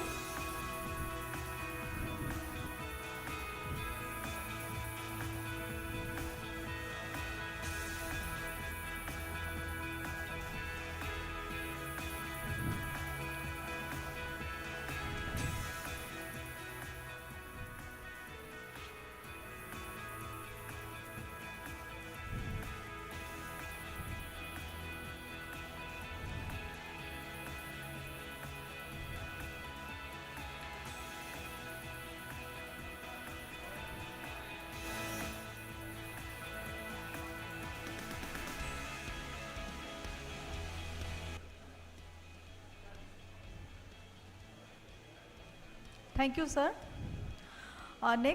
For the next event session, I would like to request Dr. Ashish Mukherjee, sir, and Dr.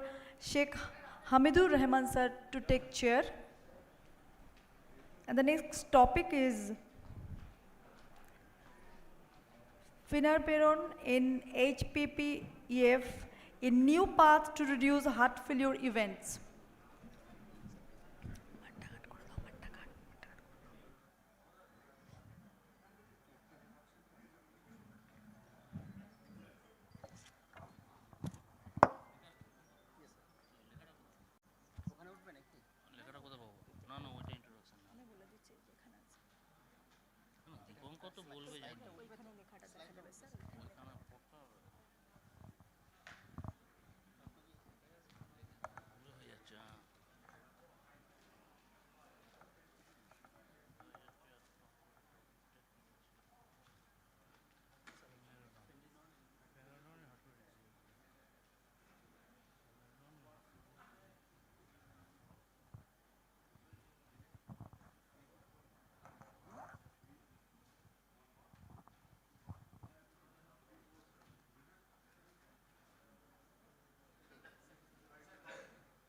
Hello?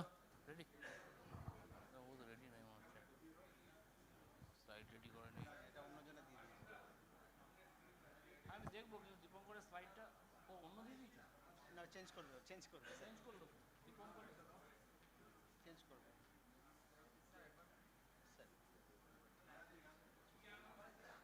Neha লিখে দিল নেহা তো আসেই নি sir আসবে sir ওটা ভুল হয়েছে এখানে নেই রেডি নেই Dipankar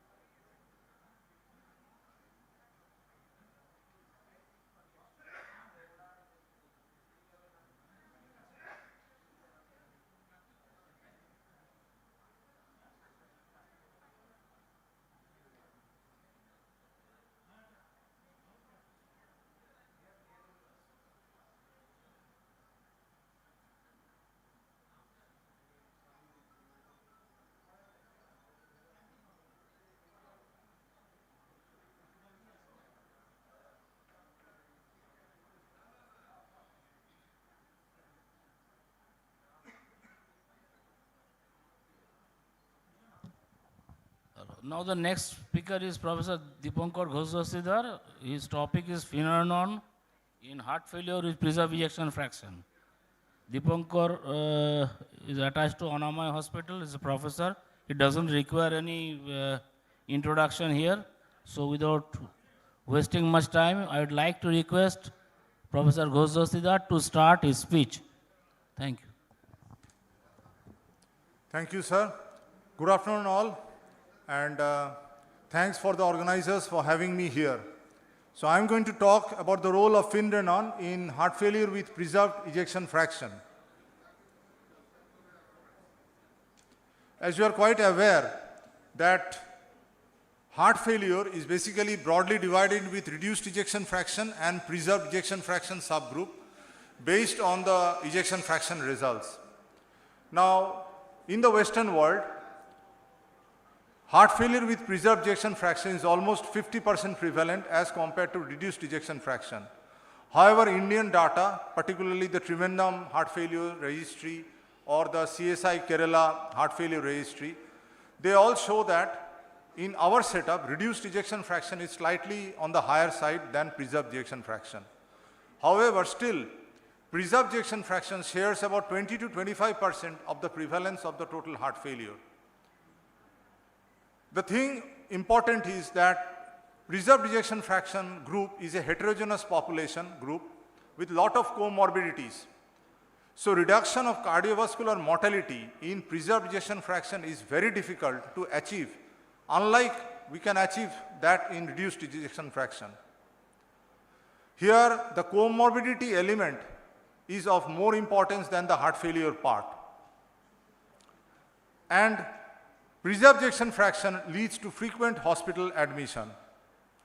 So you can see that globally, around 50% of the cases, most of them undiagnosed. This is the mean age group, and about 50 to 20% mortality. So it is equally important that we have some form of good therapy for preserved ejection fraction subgroup as well.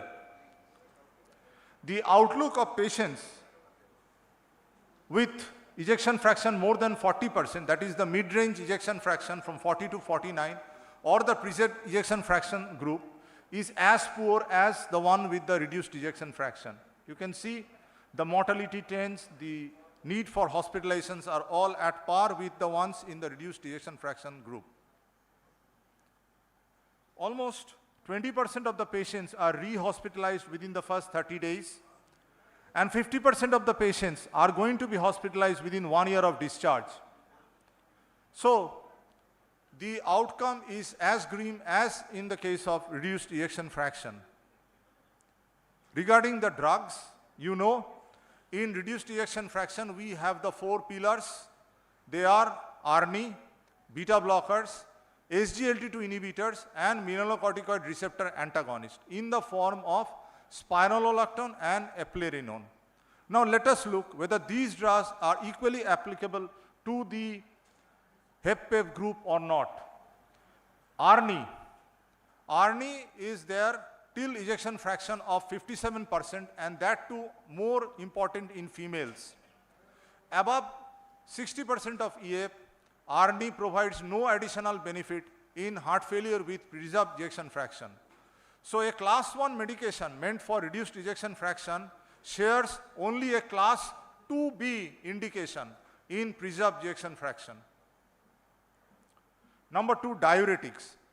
Diuretics are the cornerstone of heart failure therapy. They are the main decongestant. Though they do not provide mortality benefit, but they are the key drugs to reduce acute decompensated heart failure, both in cases of reduced as well as preserved ejection fraction. So for congestion relief, diuretics share class 1 indication, but they do not provide mortality benefit. Coming to SGLT2 inhibitors, both the Emperor preserved as well as the Deliver trial have shown that empagliflozin and dapagliflozin are equally mortality reducing hospital readmissions, both in reduced as well as in preserved ejection fraction subgroup. So ESC 2023 have labeled them as a class 1 indication in preserved ejection fraction group. AHA still persists them with class 2A indication. Nevertheless, This is one of the pillars or foundational therapy in heart failure with preserved ejection fraction, SGLT2 inhibitors. Next comes the ACE inhibitors or the ARBs. Though they are considered as class 1 indication in reduced ejection fraction, unfortunately their role in preserved ejection fraction is not that promising. So they enjoy only a class 2B indication. Regarding beta blockers, vasodilatory beta blockers are a class 1 indication in reduced ejection fraction, but in preserved ejection fraction, they enjoy only 2B, and there are a lot of studies now are coming up that beta blockers do not provide any additional benefit if in preserved ejection fraction, if your patient does not have ongoing angina or ongoing any form of tachyarrhythmias. So what we are left with? Now come to the mineralocorticoid receptor antagonist. Mineralocorticoid receptor antagonists like eplerenone and spironolactone are a cornerstone of therapy in heart failure with reduced ejection fraction. Thanks to several landmark trials like RAILS, Emphasis, EPHESUS, so these drugs have been proven efficacious in reduced ejection fraction. But in the preserved ejection fraction, people tried it with spironolactone, and the trial was called a TOPCAT trial. Now I'm going to discuss a little bit detail because you have to understand why TOPCAT trial was a failure in preserved ejection fraction and why spironolactone, despite being such a beneficial drug in reduced ejection fraction, didn't find favor in preserved ejection fraction group. TOPCAT was a worldwide global trial, and basically we are going to divide it into two arms. One was the American arm and one was the European arm, particularly in Russia and Georgia. And there was a big problem with the patient recruitment. The guideline or the trial committee did not specify that NT-proBNP has to be an inclusive criteria for recruitment in heart failure with preserved ejection fraction patient for this trial. So the Americans went with NT-proBNP levels or hospital admission, whereas the Russians and the Georgians recruited just plain and simple normal people with normal NT-proBNP levels with very little risk factors. Unfortunately, the trial result was very much biased. Spironolactone did prove beneficial in the American subgroup, but could not prove its superiority in the Russian and Georgian subgroup. Overall, the trial was negative. And once the TOPCAT was a negative trial, the role of spironolactone in HFpEF was finished. So, what are the pillars as of now we have? We have established SGLT2 inhibitors as one cornerstone therapy of HFpEF. The other are all conjectural. Now, in HFpEF, both Emperor, Preserved and Deliver, despite using the class 1 agent, SGLT2 inhibitors, you see the residual disease is around the tune of 13.8% and 16.4%. So something more needs to be done. So that is loud and clear.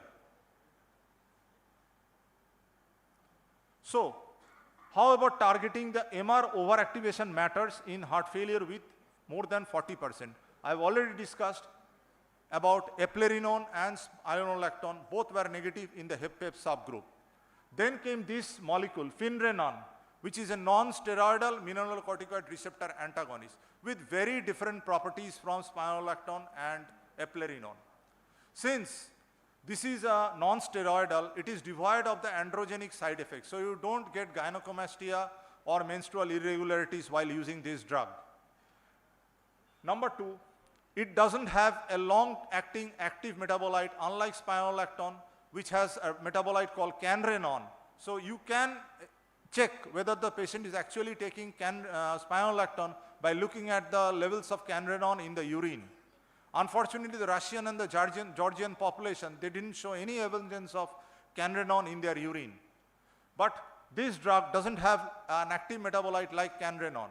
So it is little bit of short acting, and most important, you have to understand, if you want to get a take-home message from my talk, this drug is entirely different from the actions of spironolactone and eplerenone, though they are both mineralocorticoid antagonists.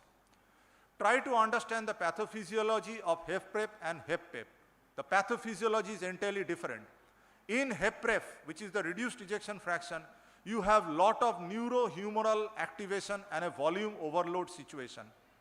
So there, diuretics or mineralocorticoid receptor antagonists which have more renal action, like spironolactone and eplerenone, they work better. Whereas mineralocorticoid receptor antagonists like finrenone is basically an anti-fibrotic mechanism. And HFpEF is a disease of fibrosis. Remember, HFpEF is a disease of neurohormonal activation, RAS activation, and volume overload situation. So you need potent RAS blockers, you need neurohormonal blockade to treat HFrEF. HFpEF is a fibrotic condition, lot of fibrosis, lot of hypertrophy is there. There is inflammation. There are associated metabolic disorders in the form of diabetes and CKD in HFpEF. So you need a potent mineralocorticoid receptor antagonist with anti-fibrotic action. So finrenone fits it the best. So that is why you have such different mechanisms of action in HFpEF and HFrEF. Now, there are the various pathophysiological mechanisms involved in heart failure, but most important, hypertrophy, endothelial dysfunction, these are the main HFpEF mechanisms. So in HFpEF, which is more than 40%, RAS overactivation is there, but not that much as in HFrEF. Whereas the fibrosis component, the glomerular injury, the kidney damage, cardiac remodeling by fibrosis, these are all prevented. So remember this FIM, fibrosis, anti-fibrotic you require, inflammation, anti-inflammation you require, and metabolic derangement. You need good control of the comorbidities like diabetes, CKD for management of HFpEF. So MRI overactivation is creating all these kind of fibrosis which is taken care of by finrenone. So they tried finrenone first to prevent or regress the kidney damage or glomerular damage caused due to diabetes. And they found that indeed finrenone reduces albuminuria. So thanks to two landmark trials, Fidelio and Figaro, they checked the albumin levels. Fidelio was mainly looking at the renal endpoints, and Figaro was looking at the cardiovascular endpoints, and both these were found to be positive and beneficial with use of finrenone. So I just spoke all about it. It's a non-steroidal mineralocorticoid receptor antagonist, finrenone, and definitely it is an anti-fibrotic agent. Don't consider it to be a neuro or RAS modulator unlike the eplerenone or spironolactone. It does modulate RAS, but to a much lesser extent. So targeting mineralocorticoid receptor overactivation or inhibition, these are the effective treatment strategies, and these are complementary. Why? Because SGLT2 inhibitors, they are already renoprotective, and one study was this confidence study which tried a combination of SGLT2 inhibitors with finrenone, and both of them synergistically reduced renal damage or reduced the progression of albuminuria. So these are two close conditions. I already discussed Fidelio, looking at the kidneys, you see 18% reduction in the renal endpoints. And Figaro, looking at the cardiovascular, so 13% reduction. And Fine Arts, this is on the heart failure with preserved ejection fraction, a landmark trial which came up. They finally took it up in Fine Arts, and they found a 16% reduction in the composite endpoint of cardiovascular death or recurrent hospitalization with finrenone use.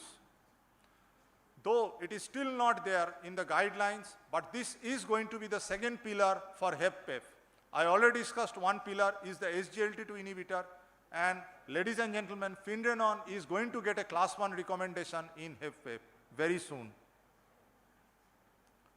So these are the things I already discussed, Fidelity and Figaro, and you can see the reduction in the albuminuria. This is the combination of finrenone and SGLT2, because these are the two pillars of HFpEF. So their synergistic action is also of importance, and thanks to this confidence study, they showed that they reduced the renal, they gave renal protection synergistically, and same thing is also going on for HepPep cardiac protection. So this is the confidence study I've just discussed. So what about the other two pillars of HepPep therapy? So definitely one would be the GLP-1 agonist, which is there in the obesity HepPep subgroup. They have shown definite reduction in hospital readmissions thanks to the STEP HepPep trial. So this is another pillar coming up in HepPep. So this is all about the fine arts trial. So Finrenon has been found to be superior to placebo in heart failure with preserved ejection fraction, and this came up in 2024 in the NEJM.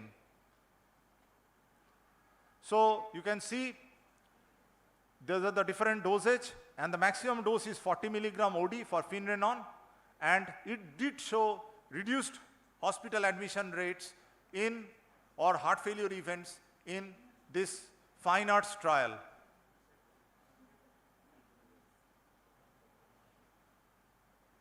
So compared to placebo, definitely 16% relative risk reduction is there. Regarding development of hyperkalemia, which is a dreaded complication for mineralocorticoid receptor antagonist, Finrenon behavior is a lot different from spironolactone and eplerenone. Spironolactone and eplerenone, they act mainly in the kidneys, in the inact cells of the distal convoluted tubule, and they do cause hyperkalemia. This side effect is very minimal with the use of Finrenon, because Finrenon is mainly an antifibrotic agent. So these serious adverse effects are a lot less with Finrenon. This about the hyperkalemia that I said, and the mechanism you know, because this is more cardiac specific and this is more of an antifibrotic action. So this is the second pillar, Finrenon is coming up. We also have one GLP-1 agonist coming up in HepPep. So soon there will be multiple pillars on therapy for the HepPep population also. So to summarize, ladies and gentlemen, think heart failure based on the ejection fraction. So you have on one end heart failure with reduced ejection fraction with lot of neurohormonal activation in the form of RAS activation and volume overload, where kidney acting mineralocorticoid receptor antagonists like eplerenone and spironolactone works best. There was a trial in HepRef with Finrenon. It's known as the ARTS heart failure trial, and it didn't prove to be a success. Whereas there is the other subgroup of heart failure with preserved ejection fraction. The mid-range ejection fraction is something in between.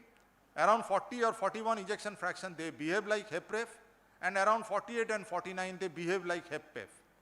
So HepPep, ladies and gentlemen, is an anti-fibrotic condition, and there you need a mineralocorticoid receptor antagonist with good anti-fibrotic action like Finrenon. So that is why this drug proved to be such a success in heart failure with preserved ejection fraction. I thank you all for your time and attention. Thank you so much. Thank you, sir. Excellent presentation as usual. You nicely elaborated the use of Finrenon in heart failure with preserved ejection fraction. You also covered the Fidelio and Figaro studies and Correct. the fine arts heart failure studies.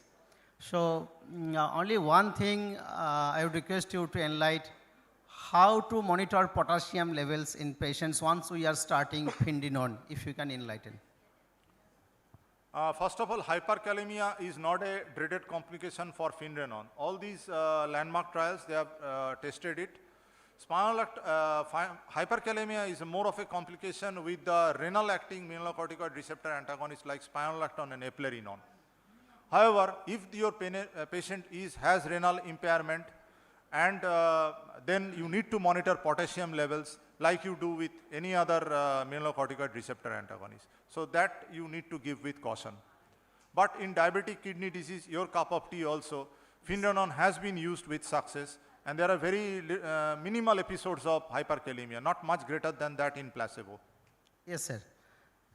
In the Fidelio and Figaro studies, what they did basically, if the EGFR is more than 25, then only they start Findenone. If EGFR is more than 60, then directly we can start with 20 milligram. If EGFR is between 25 to 60, then to start with 10 milligram and monitor potassium after 4 weeks. If it is less than 4.8, then we escalate to 20 milligram. I think hopefully for cardiological aspects also we will follow the same. I think it will be the same rule. Now this is open for any comment or questions from the audience. Yes. Yes, sir.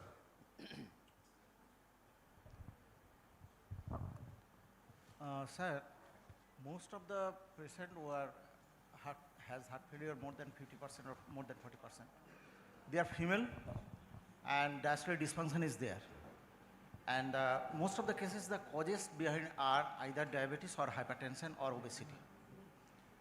So it is likely, as we all know that practically diastolic dysfunction or heart failure with PGIB expression, no direct treatment. So if the patient suffers from the ischemic origin or hypertensive origin or diabetic origin, do you suggest them to use beta blocker or SE inhibitor or like that for that patient? Correct, because correct, that sir. is more important now. Yes. And So if I add on with the definite treatment, then you can talk about all these things. But I do feel that cause behind the diabetic heart failure, diastolic heart correct, failure sir. is more important. Yeah, correct, sir. So basically, the message is that in HEPPEP, you treat the comorbidity. So if your patient has atrial fibrillation, you're trying to bring back to sinus rhythm, or you do rate control. If your patient has pulmonary hypertension, you treat pulmonary hypertension.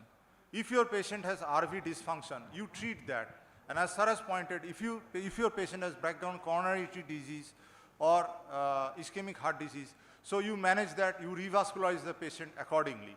So comorbidity treatment takes a prior role or priority role in HEPPEP. But today we are talking of drugs which we can use despite the comorbidity treatment. So those drugs are these 4 pillars: ARNI up to a EF of 57% and in females, SGLT2 inhibitors, Findenone and GLP-1 analogs only if your patient is obese. So these are 4 pillars that are coming up in HEPPEP also. Apart from these 4 pillars, you need to treat the comorbidities as sir has rightly pointed out in HEPPEP. Sir, thank you for your nice presentation. Sir, with these 4 pillars, would you add another pillar, statin, in case of HEPPEP? No, statin is not a pillar for heart failure management. Statin is there for the cardiovascular or atherosclerotic risk factor modification.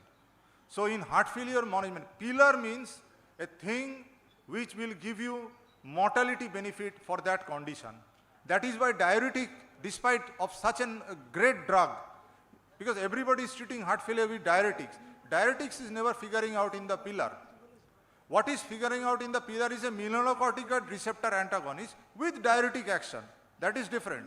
So pillar has to be a drug which has got mortality benefit for that pathophysiological condition. Unfortunately, statin will give you protection against atherosclerosis, but is not giving you mortality benefit against heart failure. So there is a thin line of difference in that. Excuse me, thanks for the excellent presentation.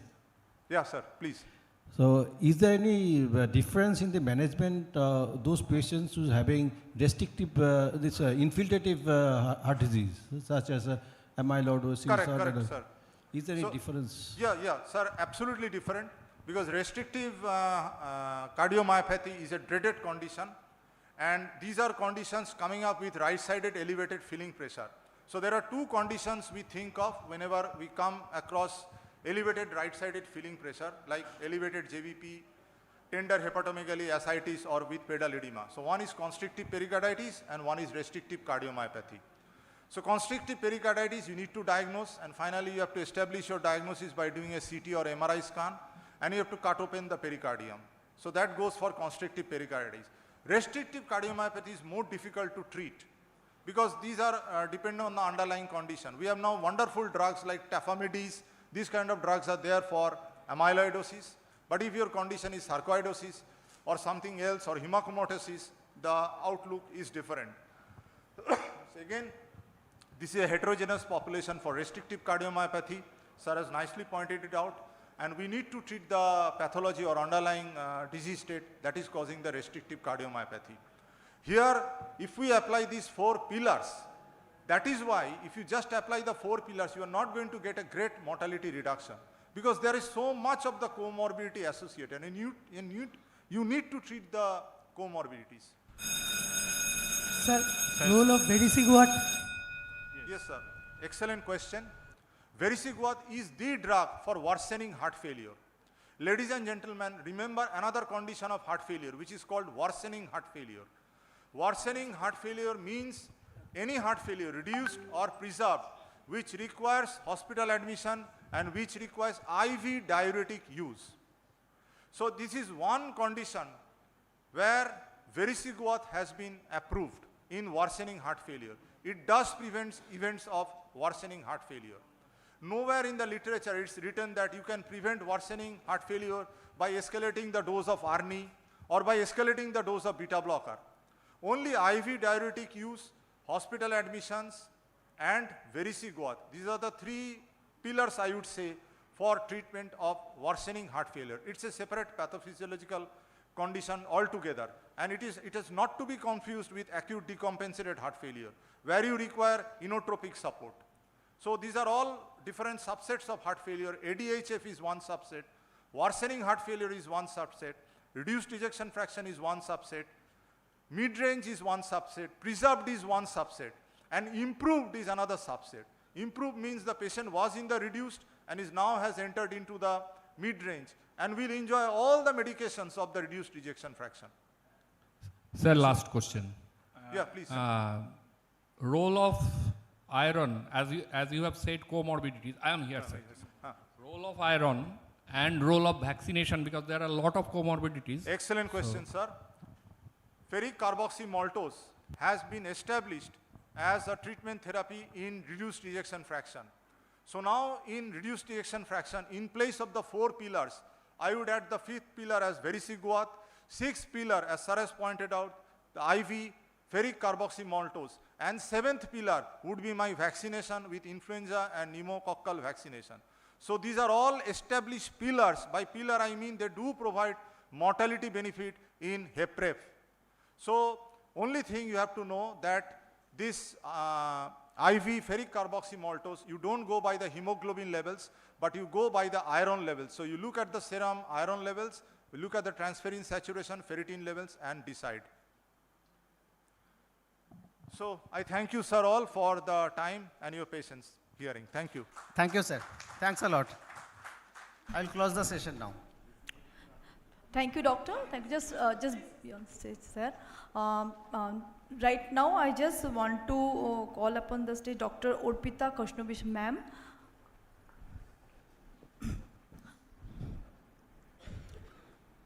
Dr. Orpita Khoshnovish, ma'am. Please come on stage and felicitate our esteemed dignitaries.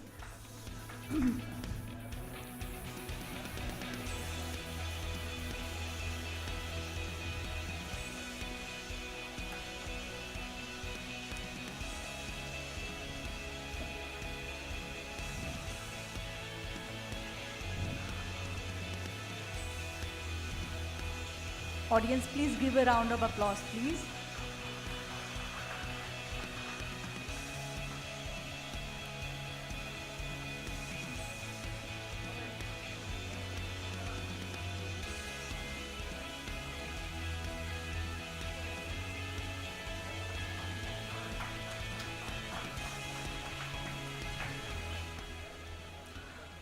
Thank you so much, doctors. And now for the next session, I would like to call upon stage Dr. Sujon Sarkar, sir, and Dr. Arnab Banerjee, sir, to take the chair and initiate the next session. Phone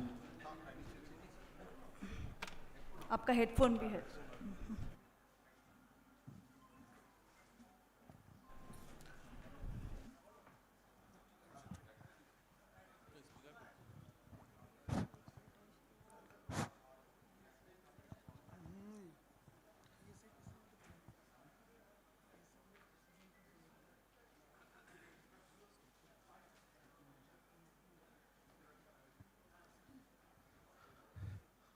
Our next speaker is none other than Dr. Kaushik Pandit, the National President of ESI.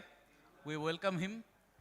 He's one person who has been associated with the ABCDCon from its very first year of inception. That was 11 years back when we started our journey as ABCDCon. And he has been a beacon of light for us and for these conferences of diabetes and endocrinology in this part of the country. Needs no introduction of this to this gathering. I welcome you, sir. But the podium is yours. Respected Chairperson, sirs, my respected seniors in the audience and dear friends. It's indeed a privilege for me to have been invited in ABCDCon every year, and I do gain a lot of insight. Today I may be here to share some of our insights from our published study. I mean, we have had the opportunity of being the reviewer in a very important, so to say, online textbook known as Endotext, and that has got the almost all facets of endocrinology there, free of cost, and written by experts all over the country, all over the world. For adrenal disorders in the tropics, we had the opportunity of writing this article, which, by the dint of the fact that it has been included as a subject there in the endotext, says that it is important so far as management of adrenal disease all over the world is important, especially in the tropics. Needless to mention, adrenal in conjunction with the pituitary regulates the blood volume, blood pressure, seminal electrolytes and stress responses. And even a minor alteration or minor insult into the adrenal leads to significant morbidity and mortality. So what are the adrenal disorders that we encounter in this part of the world? If we collate the data, we'll know that majority of the problem, and so far as the importance is concerned, is adrenal insufficiency. A minority would be adrenal hormone excess syndrome, where we spend a bit of a time over there.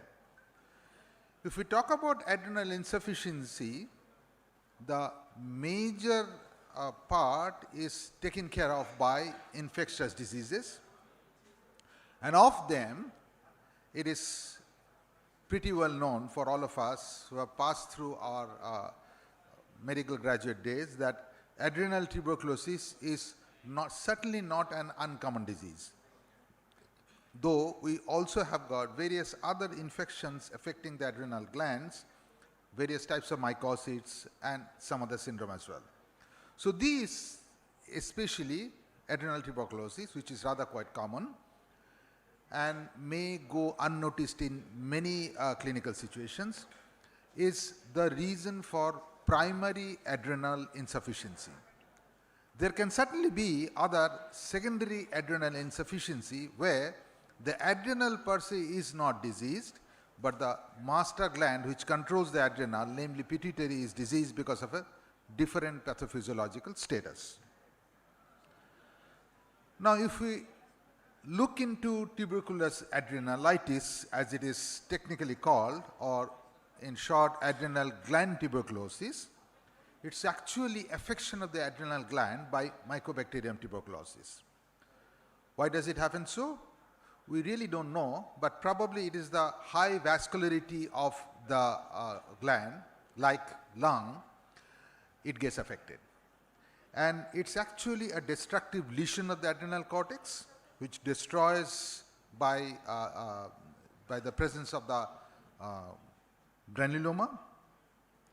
And if we look into the pattern of the disease, we will see that not all people develop the disease in the same way, not all people have the problem in the similar situation, and not all ultimately recover. So in some people it may be a temporary disease where once it is diagnosed and treated properly, the tuberculosis part, it gets okay. But in many, unfortunately, the primary adrenal insufficiency remains and they need to be treated or supplemented with adrenal hormones as is needed. Adrenal failure can be manifesting as adrenal crisis only when more than 90% of the gland is destroyed, which once again I will say is not uncommon because the signs and symptoms are rather quite protean, and if we go by the numbers, we will see the prevalence in active tuberculosis is roughly around 5 to 6%. And considering the fact that tuberculosis is so common in this country, a number of 5% would also be a big number. Subclinical adrenal dysfunction is also seen in a majority of patients with tuberculosis, and why such things happen is even today is not very clear, but probably it has something to do with the excess amount of cortisol being secreted in the situation because of the active infection and because of the stress response perpetuated by the pituitary, which shifts the balance between the two different types of T cells that we know, Th1 and Th2, and it veers towards Th2, and therefore this T cell dysfunction pari passu with low dehydroepialdosterone sulfate, another one secreted by the adrenal cortex, decreases the host susceptibility, increases the host susceptibility to the mycobacterial infection. So the mycobacterial infection affecting the adrenal may be because of the change in the T cell population pattern and also the amount of blood that it receives. Now, how do we identify patients with adrenal tuberculosis? Well, the patients of adrenal dysfunction present in some sort of clinical syndromes where I will find that they have got hypotension, hyperkalemia, lassitude, etc. And pathologically, pathophysiologically speaking, there are 4 clear different patterns of adrenal dysfunction in adrenal tuberculosis is evident. One, the commonest one is granuloma, second one is enlargement of the gland, then there can be mass lesions, and ultimately there will be atrophy of the gland. Caseating granuloma is the commonest presentation. Nearly 70% of them have got this caseating granuloma unless and until the disease is very late. In the very late situation, there is atrophy of the gland with fibrosis, which is a permanent cause of adrenal dysfunction. In a minority of patients, nearly 1/4, the disease is unilateral, but in majority or almost mostly we will see the disease is bilateral.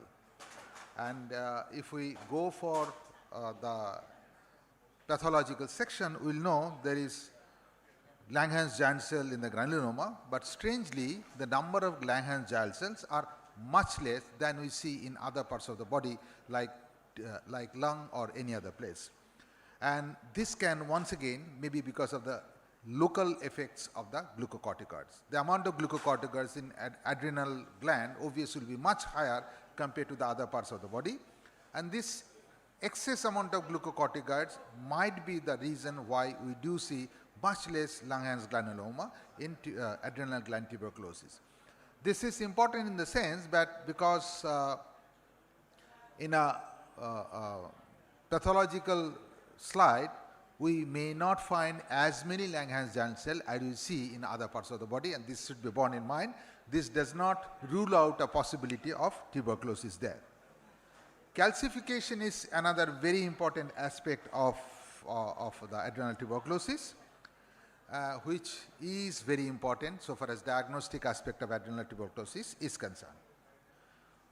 The presentation is very protean in the sense that they have usually a chronic ill health, vomiting, anorexia, postural hypertension, but many times if we are careful we can find out mucocutaneous pigmentation suggesting a possibility of hypoadrenalism. And needless to mention, a high index of suspicion is necessary. unless and until we are clinically very sound, it may be very difficult to pick up very subtle signs of adrenal dysfunction, especially if there is no pigmentation, no hyperpigmentation. But fortunately, many of them do have active tuberculosis elsewhere, mostly in the lung. And while we are treating a patients of pulmonary tuberculosis, it really is important to remember that there can be other organs, especially adrenals, which can be affected simultaneously and can alter the scenario of the treatment of pulmonary tuberculosis as well. This is especially important if after giving or after an addition or started off on rifampicin, which actually changes the steroid scenario because it changes the liver status, and there the steroid is sort of catabolized, and therefore after addition of rifampicin there can be a presentation with an adrenal crisis, and this should give us an insight that probably the person is also having an affection of the adrenal gland tuberculosis as well. Sometimes, very rarely, tubercular adrenalitis can also present as incidentaloma. This may be important simply because of the numbers of tuberculosis that is present in our country. Laboratory investigations, classically there is anemia, hyponatremia, and very importantly hyperkalemia. The reason is very clearly known to all of us. The hypoadrenalism with a reduced cortisol and reduced mineralocorticoid, there is a hyperkalemia and also associated hyponatremia. Mantoux test is mostly positive. Cortisol, if we measure, is usually very low, less than 5 microgram per deciliter, and ACTH is rather quite high, at least 2 times the upper limit of the normal. Sometimes in a subclinical state, we can also have cortisol in the sort of mid-range, and there we have to go for dynamic adrenal testing, where the peak cortisol will fail to rise beyond 18 microgram even after giving synectin. Mineralocorticoid deficiencies rather quite common and certainly can be unraveled by raised PRA or direct renin estimation. This has got an importance so far as treatment of hypoadrenalism is concerned, because in many situations we may require mineralocorticoid supplementation, or in some situations we may not require. If we go for imaging, we will see with the CT scan probably is the best modality of treatment, best modality of investigations, because in CT scan the calcification of the adrenal is probably unraveled with the best clarity rather than the MRI, which has got a better tissue revelation. We see that there is a bilateral affection of the disease which goes strongly in favor of the tuberculosis of the adrenal glands compared to other affection of the adrenal glands. There is a smooth adrenal contour, especially in the early part of the disease. Later on, when there is too much of caseous necrosis, this smooth contour may not be there. There is patchy hypointensity suggestive of caseative necrosis in the part of the adrenal. With contrast, there is classically there is REM enhancement. Calcification is very common, especially in the slightly mid or later range. In a very early part of the story of the adrenal tuberculosis, there may not be much of calcification. In the very late part of the disease, the adrenal glands undergoes atrophy, and there obviously there will not be any adrenal hypertrophy. There will be a lot of calcification. The margins are quite irregular and shrunken.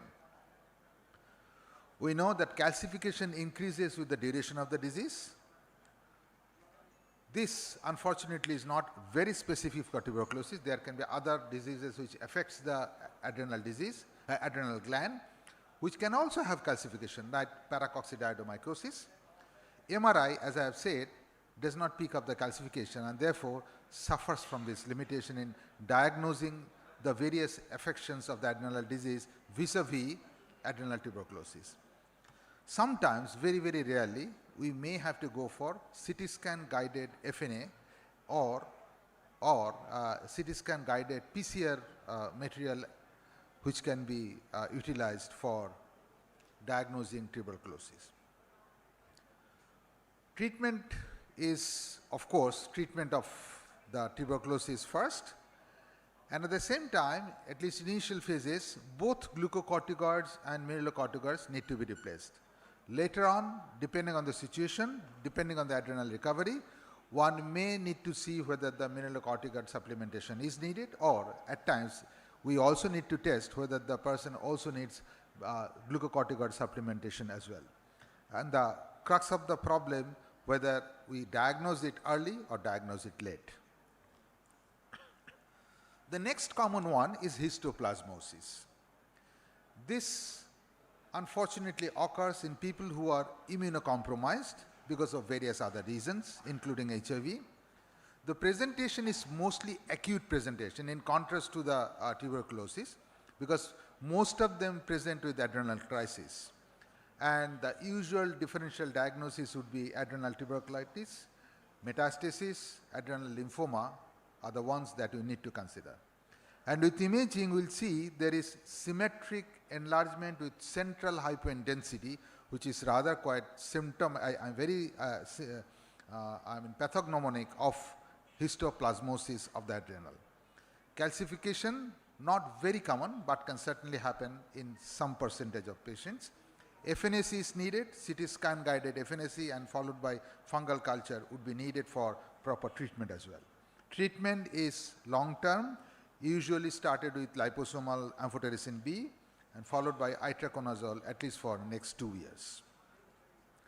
Paracoccydiomycosis, not very common in our country, mostly seen in Latin America in smokers and alcoholics. The other ones that can also affect adrenal glands are blastomyces, cryptococcus or pneumocystis carinii, mostly seen once again in severely immunocompromised patients, and FNAC and cultures are needed. This would be incomplete if we do not talk about our very favorite Waterhouse-Friderichsen syndrome, which though very uncommon these days because of the advent of the good antibiotics that our patients are offered. There is presentation with acute hypotension and shock, usually with Neisseria meningitidis infection, but can also occur with various other forms of septicemia that you can come across. Secondary adrenal insufficiency, there can be very many forms. In tropics, we see mostly 2 different types, either Sheehan syndrome or viscerotropic snake bite, which leads to vascular toxics and ultimately the infarction of the part of the pituitary and leading to the presentation as secondary adrenal insufficiency.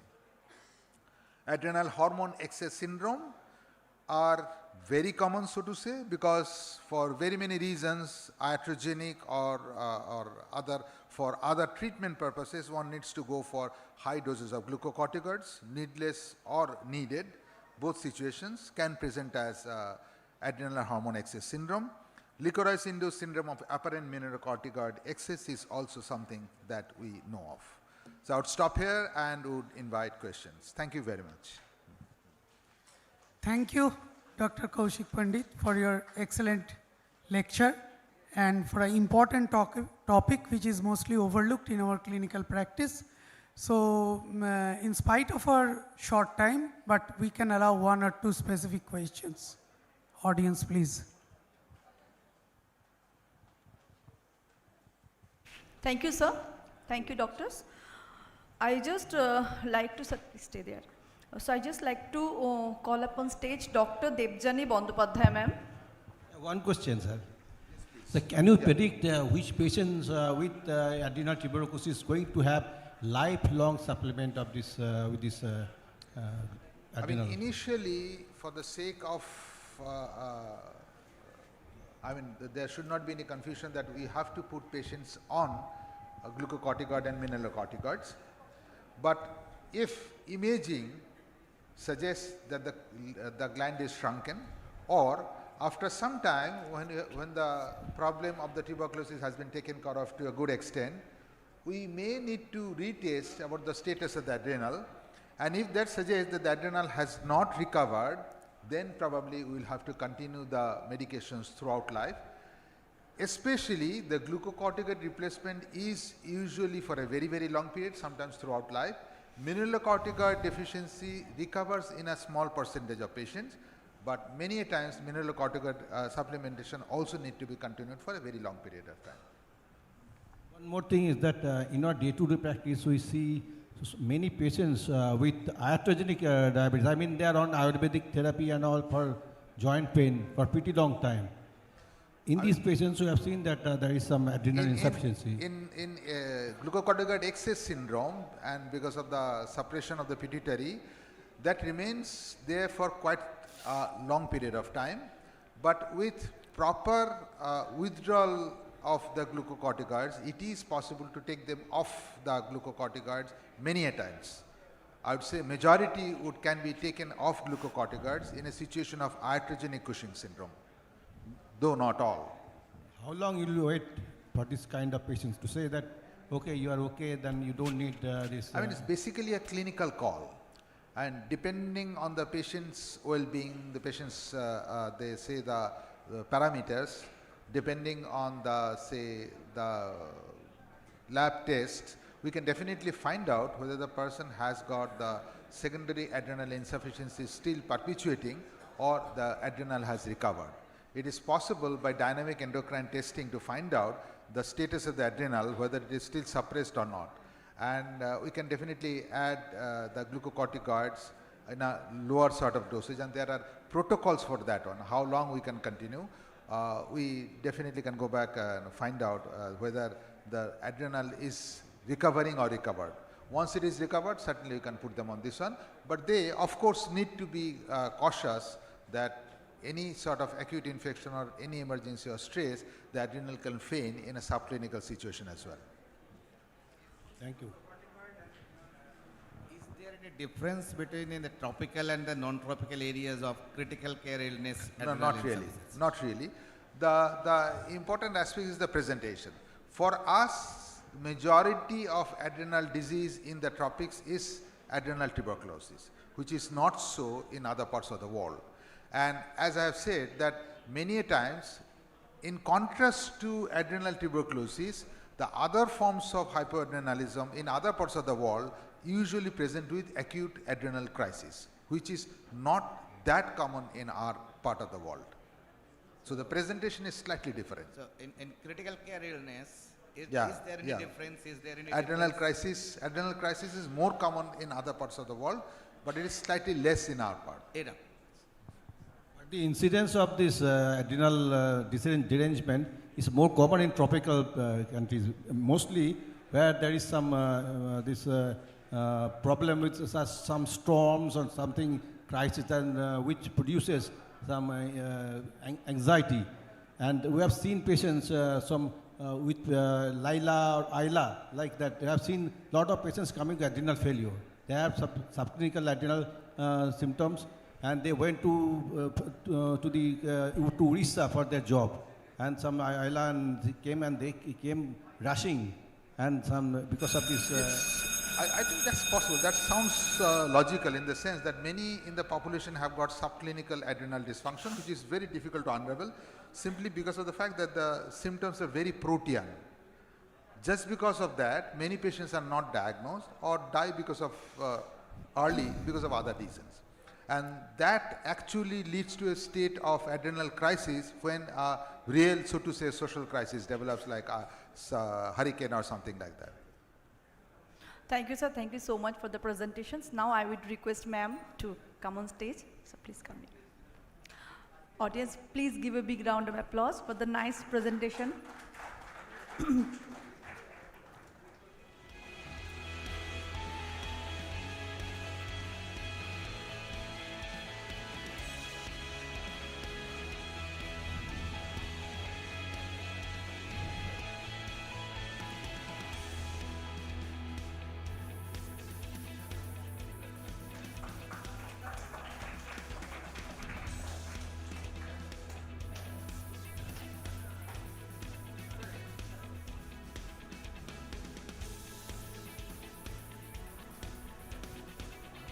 It was a great learning session for all of us. For the next session, I would like to call upon stage Dr. Subroto Bhattacharya sir and Dr. B.D. Chatterjee sir. Please take chair for the next session to start. Dr. Subroto Bhattacharya sir and Dr. B.D. Chatterjee sir.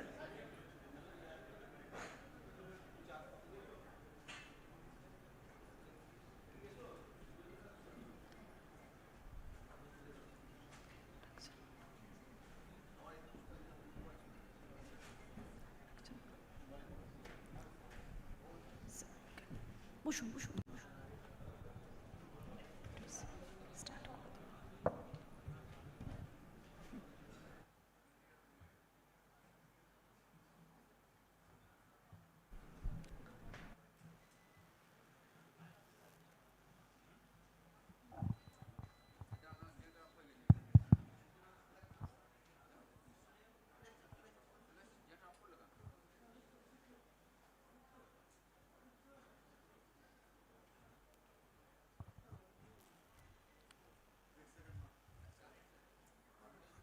Welcome, Nia Agarwal.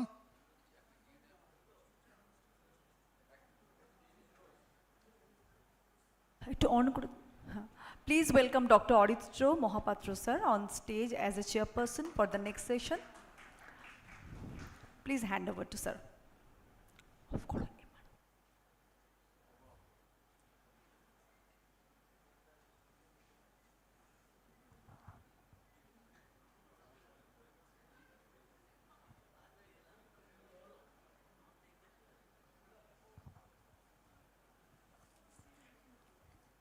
Please. Good evening, everyone. Before I begin, I would like to express my sincere thanks to the whole organizing committee for the kind invitation and the opportunity to speak today. I'm truly delighted to be here. Today, I'll be discussing on a topic that is redefining the modern day medical practice,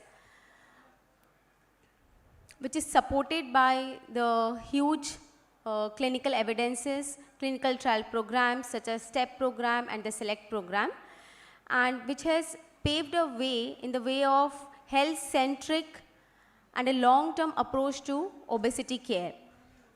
So in today's topic, I'll be discussing about a GLP group of medicine, GLP-1 group of drugs, that is the semaglutide 2.4 mg, which has shaped the future of obesity management. And this is my financial disclosure that I have been commercially supported by Novo, though the slides are prepared by Novo, but I'll be talking science today. So, and this is the agenda of my talk. Obesity is a critical global health issue. It is a complex, progressive and relapsing disease which is characterized by abnormal or excessive body fat which impairs health, and its number are increasing at an alarming rate. Currently, more than 1 billion people are affected by obesity worldwide. And if we look at the Indian picture, in India alone, 254 million people live with generalized obesity, 351 million people live with abdominal obesity. So we can say that it is not only a cosmetic concern, but it is a biologic, inflammatory, metabolic, a cardiometabolic disease, and hence it needs to be addressed. It affects more, it leads to more than 230 complications which affects each and every organ of our body, and hence again it proves that it is a chronic disease which needs a chronic management. And the mechanisms include excess adiposity, inflammation, insulin resistance, activation of neurohormonal pathways, mechanical effects which can lead to obstructive sleep apnea, osteoarthritis, and so on. So this pathophysiologic table or this picture clearly demonstrates that obesity is a chronic disease and it comes with so many complications. If we look at the cardiovascular burden, over the past 2 decades, the CV mortality has reduced, but the severe mortality due to obesity has increased by 3-fold, as shown clearly here in the bar diagram. So this number again demonstrates that modifying the traditional CV risk factor is not enough. So we need to address adiposity because it is a separate cause leading to cardiovascular mortality. Now coming to the progressive weight loss and its tissue effects, so we know that if we have even 5% weight loss, we can improve insulin sensitivity. If there is 10 to 15% of weight loss, then there is improvement in blood pressure, lipids, glycemia and liver fat.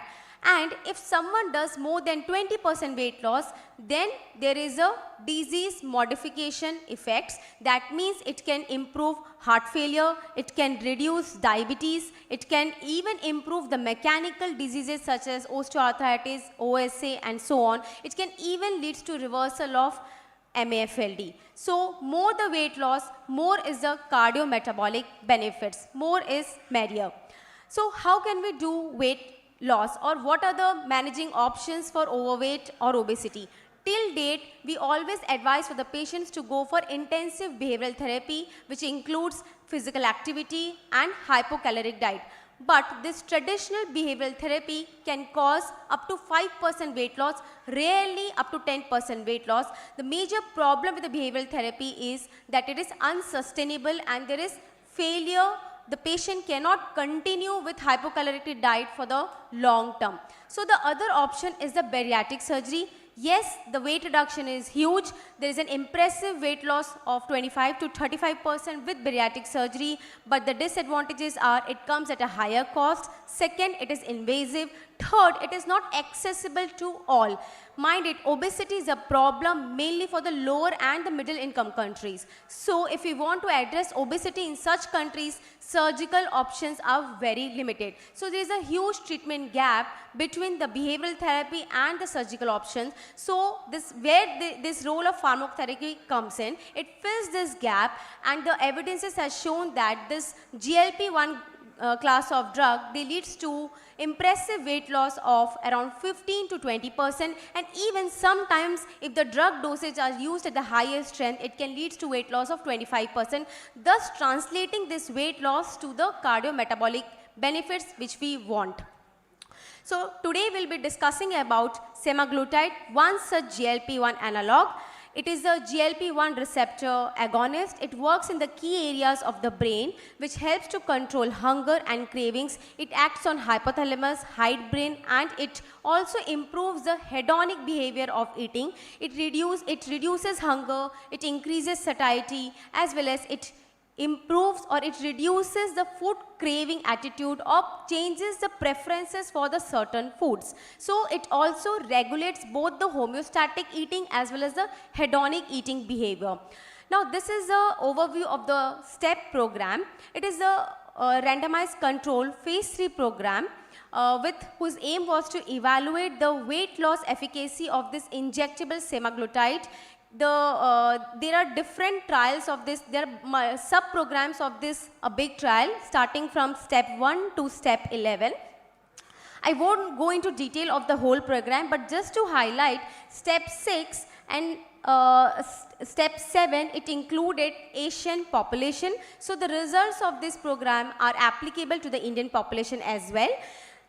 And as we know, all the GLP-1 drug has to be given in the escalated dose. So the baseline dose was 0.25 mg, which was gradually escalated at every 4 weeks to achieve a maintenance target dose of 2.4 mg at the end of 20 weeks. It was a long program of 68 weeks with a follow-up period of 7 weeks. Here in step 2, patients obesity with diabetes were also included in the step 2 program, while all other step program had non-diabetic obesity individual.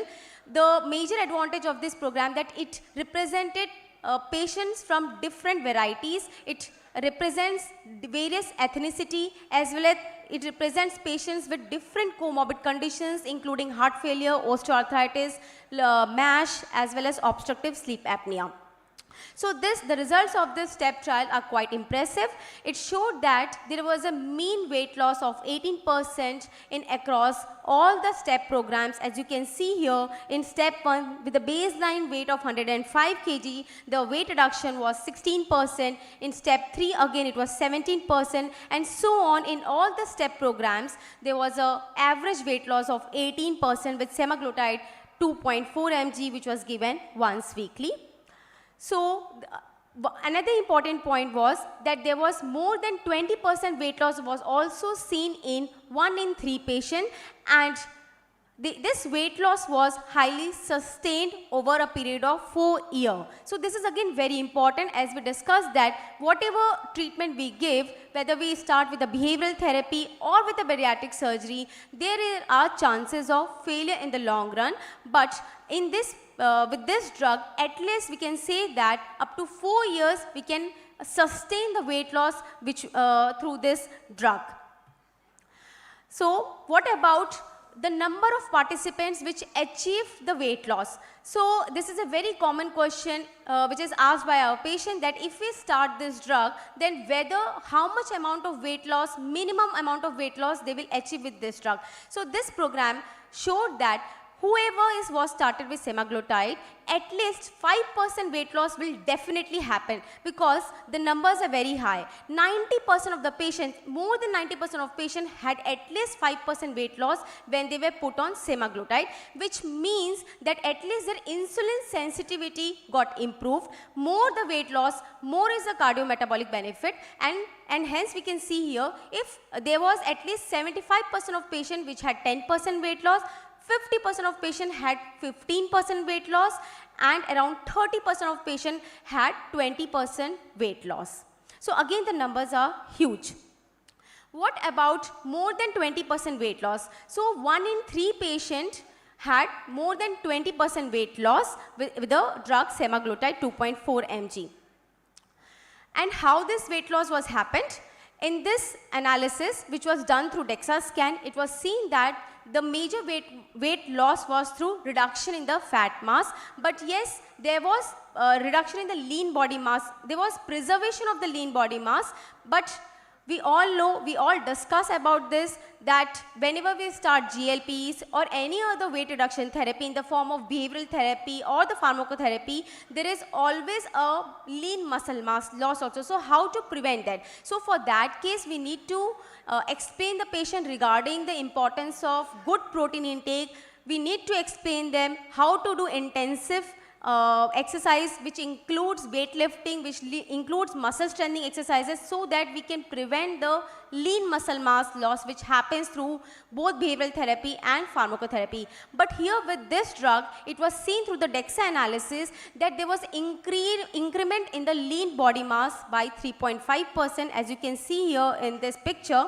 This was the baseline percentage of fat, 43, and it was reduced by 4% with the drug, while the lean body mass was increased by 3.5%. So this is something extraordinary with this drug. And what about the higher doses? How much extra weight loss we can achieve? So higher the dose, higher will be the weight loss. And the highest recommended strength is 7.2 mg, although this strength is not approved in India. So if we use 7.2 mg, then probably we can achieve weight loss of more than 21 to 25%. So what is beyond weight loss? Ye dil mange more. We want more health benefits. We want more cardiovascular benefits. So with this drug, it was seen that there was 1.9% A1C reduction. There was impressive reduction of CRP, which is an inflammatory marker, that is by 63%. There was improvement in the systolic as well as diastolic blood pressure by 10 mm and 5.3 mm of Hg respectively, as well as there is improvement in the lipid profile. What about diabetes and pre-diabetes? As I already mentioned, that step 2 program included patients with diabetes. So in those group, there was 82% of participants achieved A1C of less than 7%, and 72% participants had A1C target of less than 6.5%. In step 10, it had patients with pre-diabetes, and it was shown that more than 80% of patients could achieve normoglycemia. So again, it's a very practical question asked to us regarding diabetes reversal, or to be more scientifically correct, diabetes remission. So the patient asks, whenever they are diagnosed with diabetes, they always ask this question that how to get rid of diabetes. So this is the answer. If the patient is obese, or if the patient is having higher BMI of more than 27, then if we start the patient with GLP, and if you are able to achieve good amount of weight loss of around 10 to 15%, then we can achieve normoglycemia or diabetes remission. Now let us move on to the SELECT trial. It is one of the largest cardiovascular outcome trial with GLP-1, and to highlight, this trial included around 500 participants from India. It is a multi-centric trial, and this trial showed that with the semaglutide 2.4 mg, it is the only anti-obesity medication with proven cardiovascular benefit in people with obesity and cardiovascular disease without diabetes.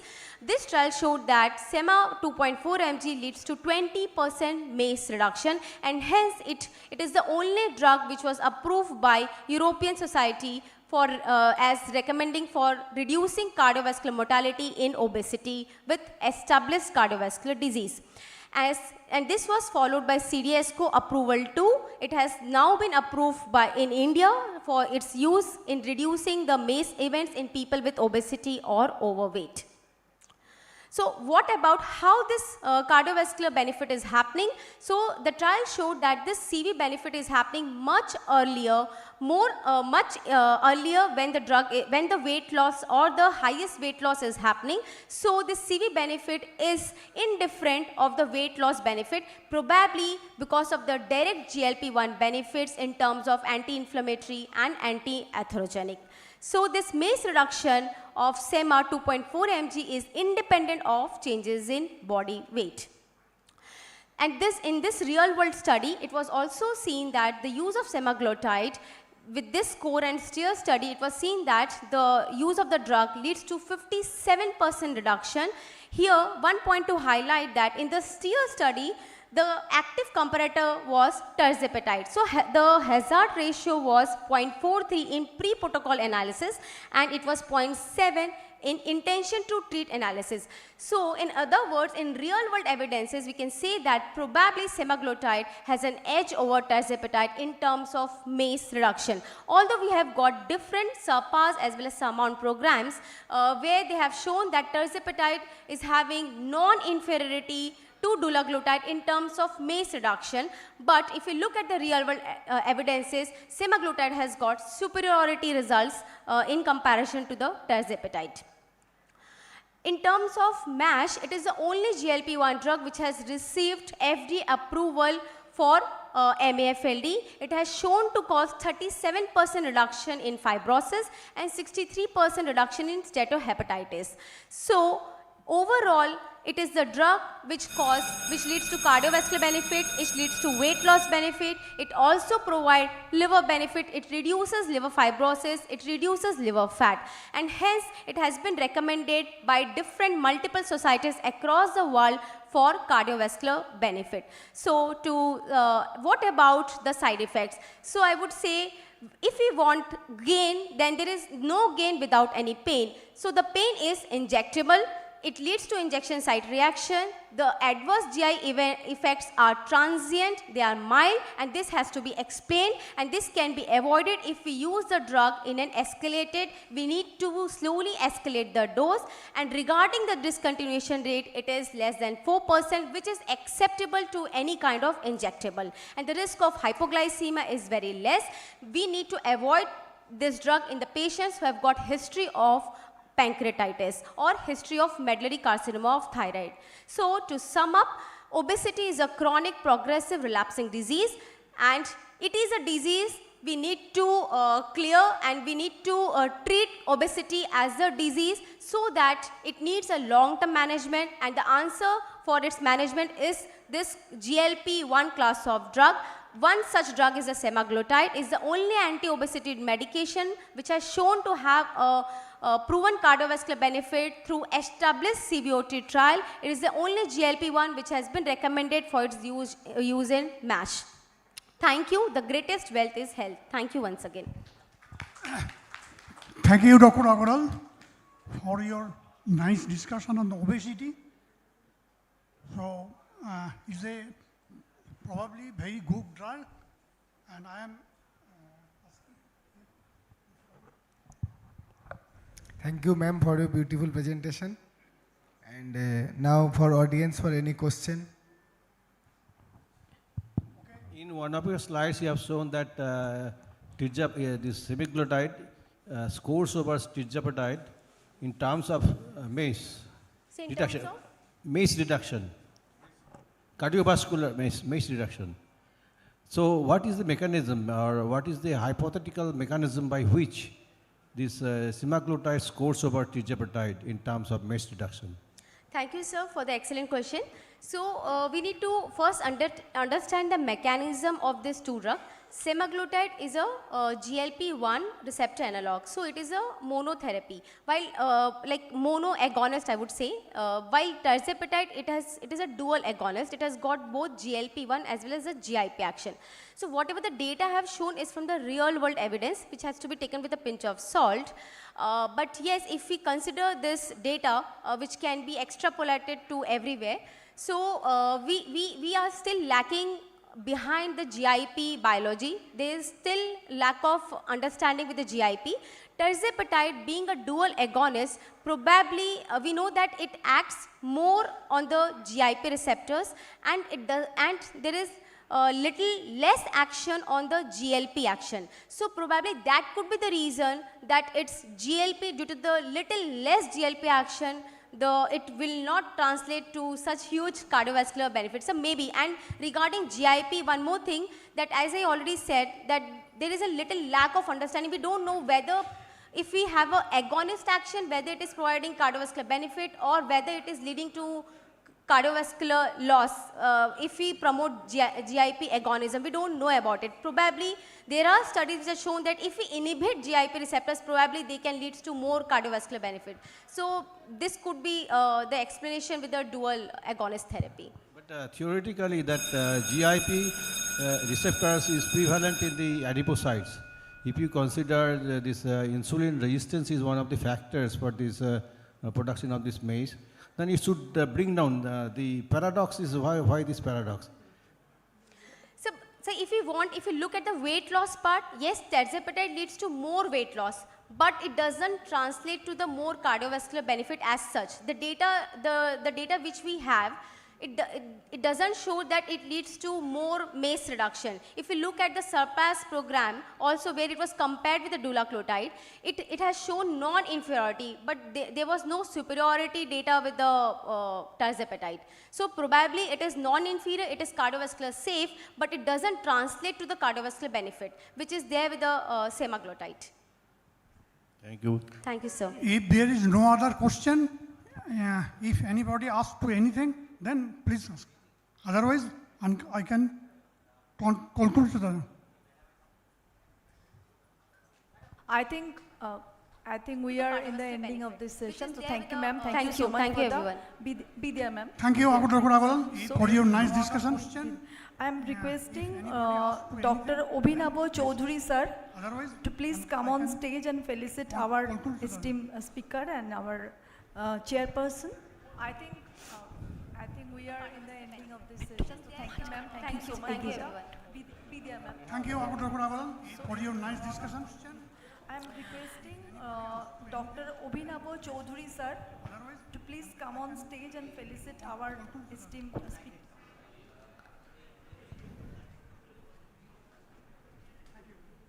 Audience, please give a round of applause, please.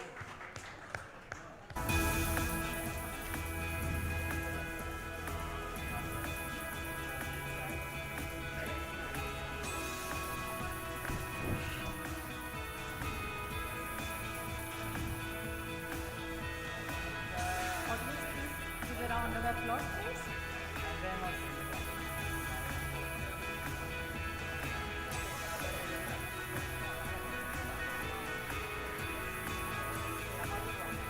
Thank you, ma'am. Thank you, sir. Now we are moving for the next session of the day. For that, I am requesting Drs. Snigdhindu Ghosh sir and Dr. Mafidul Islam sir to take chair and start the next session.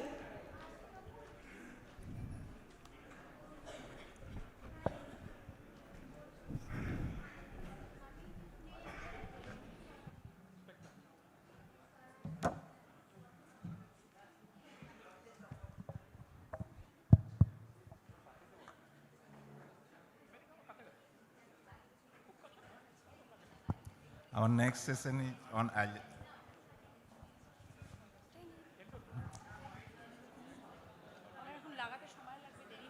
we have discussed here hypertension, we have discussed here type 2 diabetes, we have discussed here anti-diabetic drugs and so many, so thyroid, etc. and adrenals. But now India has emerging or approaching to an unprecedented era of dementia. We should not forget about that. So in this scenario, we have a wonderful speaker here, Dr. Debjani Bandyopadhyay. Please come up and share some of your views regarding this. Namaskar, and my heartfelt thanks to the organizers for giving me this wonderful opportunity, and my thank you to McLeod's Pharma for sponsoring this session. Sir, should I start?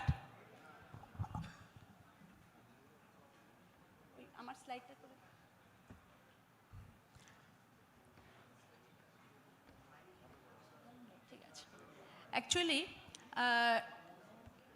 dementia নিয়ে আমরা যখন কথা বলতে চাই, তো I want to ask you one thing. এখানে এমন কেউ আছেন যার ফ্যামিলিতে কারোর ডেমেনশিয়া হয়েছে? আমার ফ্যামিলিতে আছে, তা I am putting up my hand. Anyone else যার ফ্যামিলিতে কারোর ডেমেনশিয়া আছে? মানে you have to see dementia first hand to know what dementia is. Right. Thank you. Actually, যে রেটে dementia বাড়ছে, maybe 20 years from now, আমার কোশ্চেনটা হবে যে এমন কেউ ফ্যামিলিতে আছে যার ফ্যামিলিতে dementia নেই. It's going to be rise twofold in the next 2 decades. That's the trajectory of growth of dementia. Actually, dementia is something which takes away, it takes away memories, identities, families jara take care kore dementia patient ke. They are tormented because lifelong care lage, আর অনেক সময় we see the patient with behavioral symptoms of dementia. তখন violent হয়ে যায় patient, psychiatric symptoms develop করে যায়. Managing that every day, 24/7, 365 days a year is extremely difficult. So that is why when we talk of dementia, we will talk about defining this trajectory of dementia, how we can delay the progress of dementia, because as of now we cannot really cure dementia. See, we have excellent physicians here who are working with diabetes, hypertension, life expectancy বাড়ছে. তাই India is going into a phase where we have a huge elderly population, and this huge elderly population has losing the family support system because traditional family structures ভেঙে যাচ্ছে. So that is why we are learning slowly over time that caregiving a patient of dementia is a very long, very intimate journey, and it tests your patience, your endurance, and your empathy. Whatever you actually feel for that patient changes when you have to take care of that patient every single day. As I was saying, dementia will nearly double over the next 2 decades. Problem holo, most families with dementia will present or they will come to us only at the later part of dementia. Why? Because বয়স হলে মানুষ এমনি ভুলে যায়, এই একটা concept সবার মধ্যে আছে. So memory loss can be frequently misattributed. You see, in India, in a study, because you deal with hypertension and diabetes, I wanted to relate to that 67%, that's a huge percentage of elder adults with diagnosed hypertension also had Alzheimer's dementia. So when you are seeing elderly people with diabetes, with dementia, think about that the third, as you said, type 3 diabetes. That is maybe Alzheimer's, brain dementia. Why we talk about Alzheimer's? Because it affects your everyday life. Memory loss, it is usually, see, Alzheimer's niye kotha bolte gele, it's a huge topic. It's not possible to cover Alzheimer's in 20 to 25 minutes. So I will focus on only few parts of Alzheimer's. There is progressive memory loss, there are language difficulties, there is executive dysfunction, and mostly it reduces independence of the patient. And early functional decline is often very subtle. That is why it is very, very often missed. And later, when behavioral symptoms come, it will complicate the care of the patient. See, difficulty managing finances. আমি just একটা 2 মিনিটের একটা অন্য কথা বলি। আমার এক junior সাইকিয়াট্রিস্টের বাবা 3 বছর ধরে he used to go 3-4 times a month to the bank pension তুলতে without telling anybody at home, and over 3 to 4 years he lost 14 lakhs. Family মেম্বাররা যখন জানতে পারলো, যখন ব্যাংক বলল যে ইনি তো প্রায়ই আসছেন আর টাকা তুলে নিয়ে যান, টাকাটা উনি কোথায় কি করেন, nobody knows. That is when he was diagnosed with dementia. For a family with a son being a medical professional, it took 4 years to realize that the patient is having dementia. Because financial management became difficult. So that is how it is very easy to miss dementia. Why early detection matters? Because, as I said, we cannot cure dementia. So what we can do, we can slow the progress of the disease and give more time to the patient, quality time in his or her older years for a better life that we may give them. And early diagnosis will have early care planning. Patient has time to manage his finances, his responsibilities. That is important. Therefore, our focus today will be on how to diagnose dementia early and how not to miss dementia. One major part of the discussion will be presenting this new molecule, L-serine.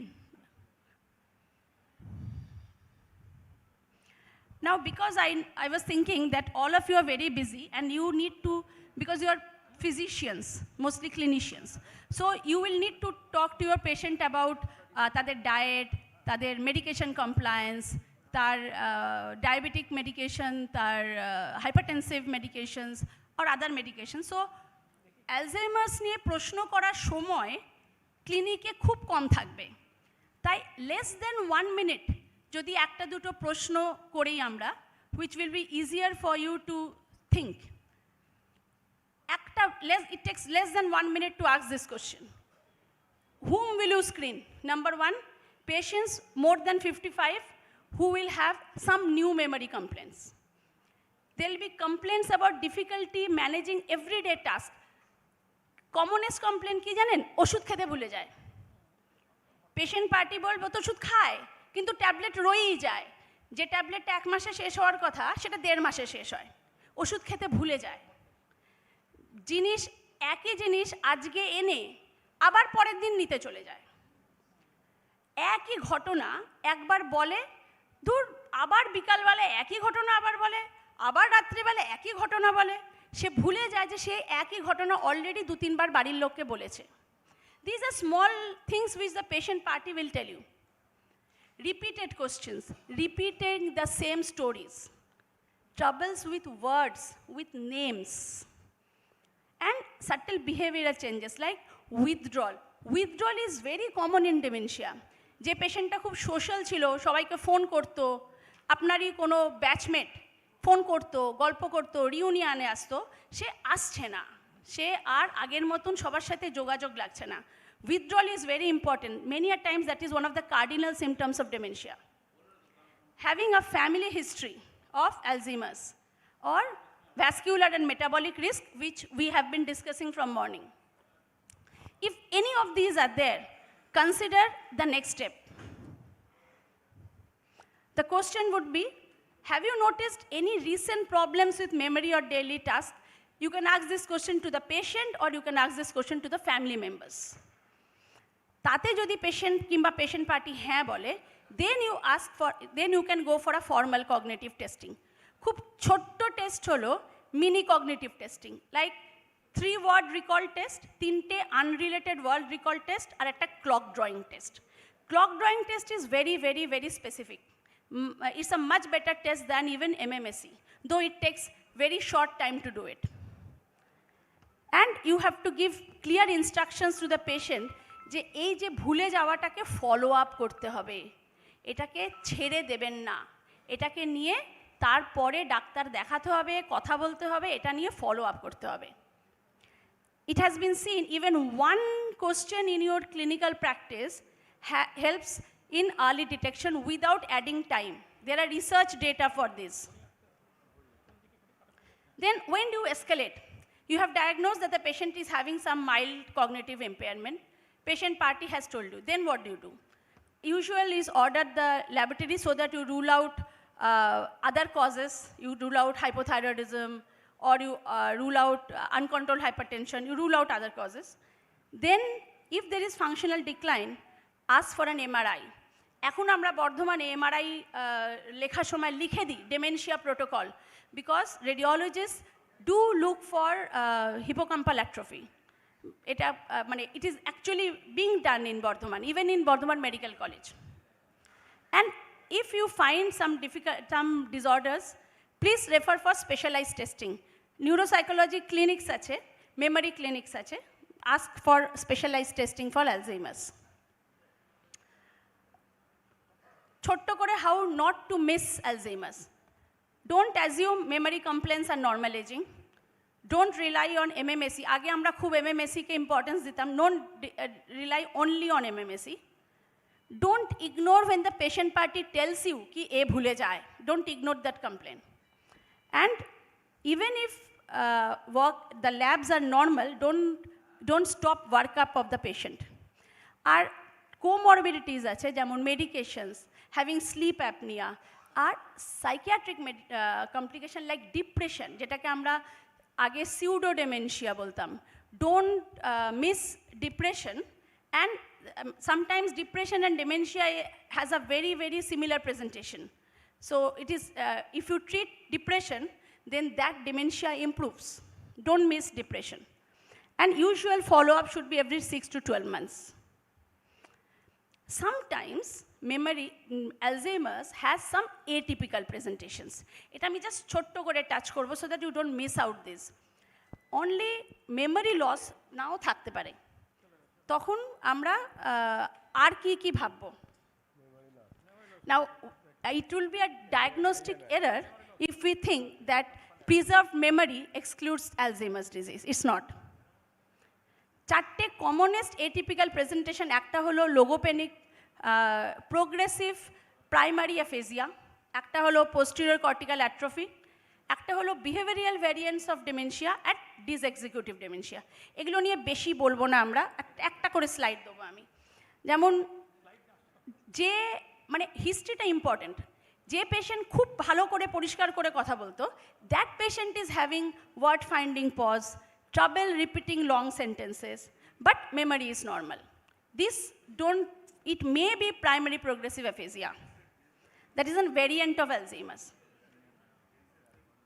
And posterior cortical atrophy te ki hoy, there is visual disturbances, but the acha আমি কি করব, আমি বলে যাব টিভিতে হচ্ছে, তো টিভিতে তো দেখতে পাচ্ছে না, ওই দিকে ফেরানো আছে. Memory loss. Now, primary progressive, as I was saying, posterior cortical atrophy. তাতে কি হয়, পেশেন্টের বাড়ির লোক বলবে, আমার একটা পেশেন্ট বলেছিল যে আমার মা আমার মেয়েকে খাওয়াতে গিয়ে হাঁটুতে খাইয়ে দেয়. There is a visual disturbance, but if you send the patient for an ophthalmological examination, it will come to be normal. That times think about posterior cortical atrophy. Or it can be behavioral disturbances. মানে একটা এখন ওটা হয়তো আমরা 20 বছর আগেও ভাবতাম না, as I'm sure Rumelia will agree with me, that depression, bipolar disorder, schizophrenia, diabetes, hypertension, all of them will ultimately become dementia. Slowly, all of them will probably end up in dementia. It's like dementia is a spectrum. At the end of all these chronic disorders, because of this chronic inflammation, there is dementia.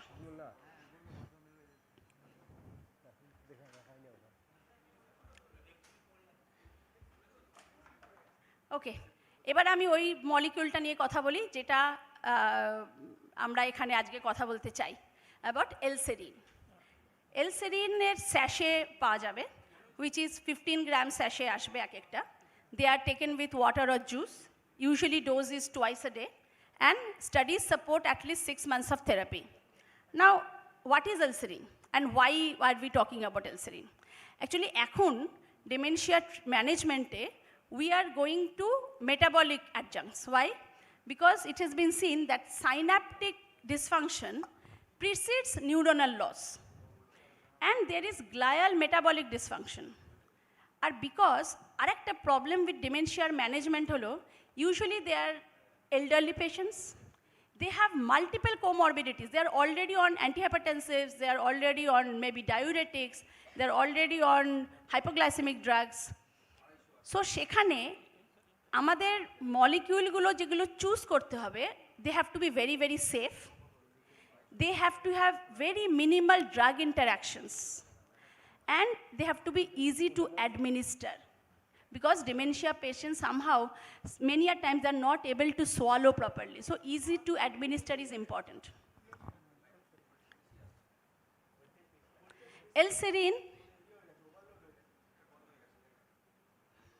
Elserin is a dietary amino acid. It's a precursor to diserine.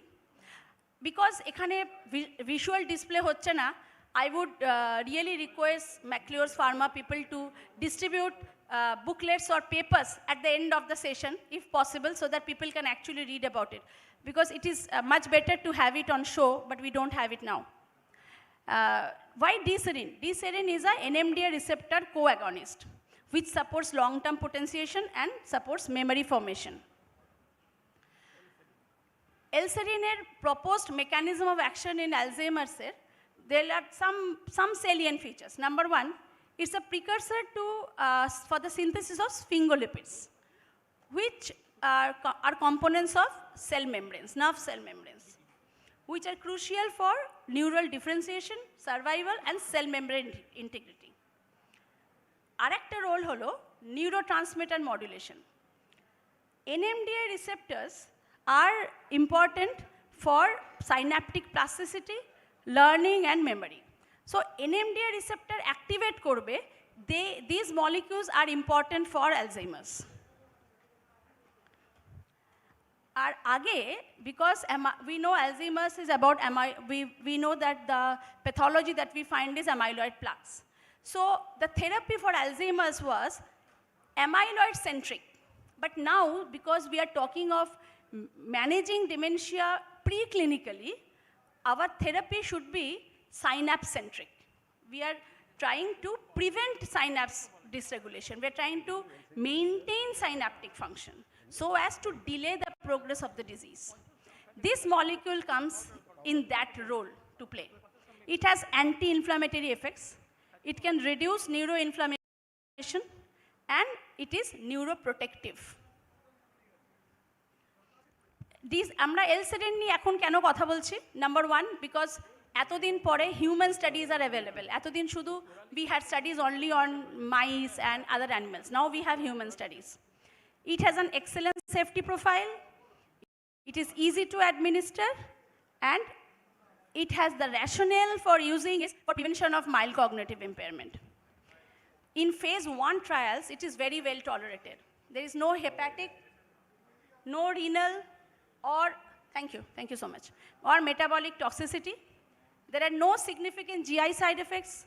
There are no interactions identified with Alzheimer's disease medications in pilot studies. So safety is a standout advantage. There are pilot cognitive studies. There are small open label trials which show improved verbal memory, improved attention, improved processing speeds. And in some patients, it has seen that the decline rate has been slowed. So these are all early pilot studies. It is not definitive, but of course it is very, very encouraging. Human evidence is mostly observational data. It is seen that lower serine levels are associated with faster decline. So improving serine levels may be important. And serine metabolism abnormalities are seen in CSF and plasma of Alzheimer's disease patients. So this supports the biological plausibility for supplementation with L-serine.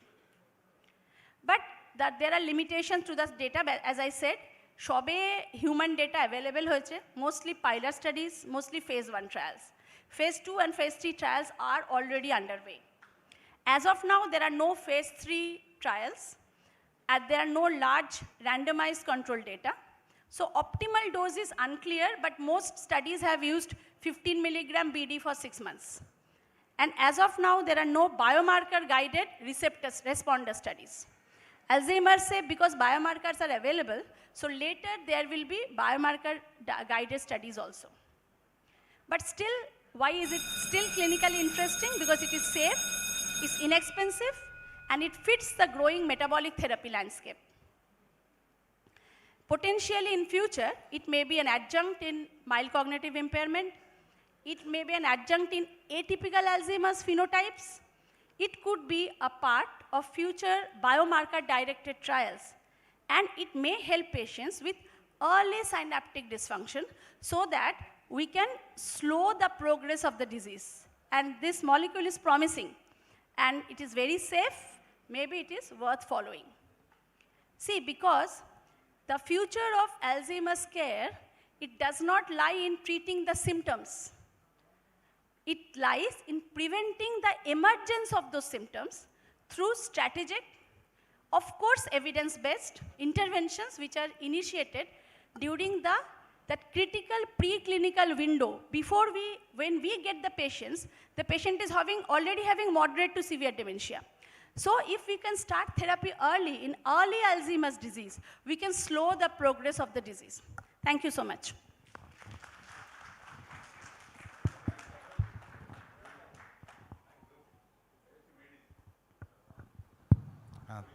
Thank you, Dr. Devjani, for your fabulous talk in spite of this technical glitch. So you have brought a very encouraging point regarding treatment. Now, I want to stress that all is not that depressing regarding Alzheimer. Apart from cholinesterase inhibitors, NMDA antagonists, one new group has emerged. That is monoclonal antibodies. That is aducanumab and lecanemab. Both are available in India, and these are being used and with encouraging results. Don't but rely on to be MMSE. effective, importance ditam. to be effective, rely only on MMSE. these drugs has to be started early. And now I ask for any question or comments regarding this talk. Simple question. বাচ্চারা ম্যালনারিসে ভোগে বাচ্চারা below 5 ইয়ার্সে ম্যালনারিস ভোগে আমরা জানি যে more than 80 about 80% brain develop within 5 years of life. If the child is suffer from malnutrition, this child in future develop Alzheimer disease. এরকম কোন study আছে কোন আছে? ওয়ান যারা ইলিটারেট তাদের কি বেশি Alzheimer disease?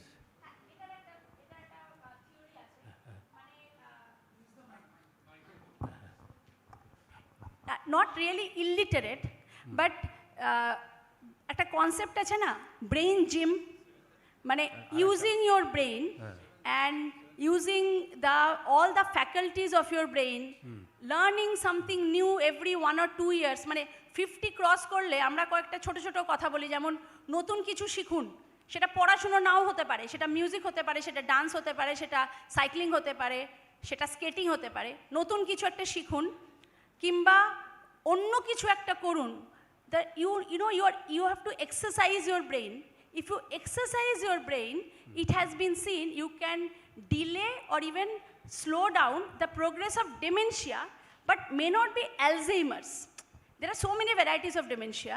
We can slow that mild cognitive impairment take delay kore deya jay.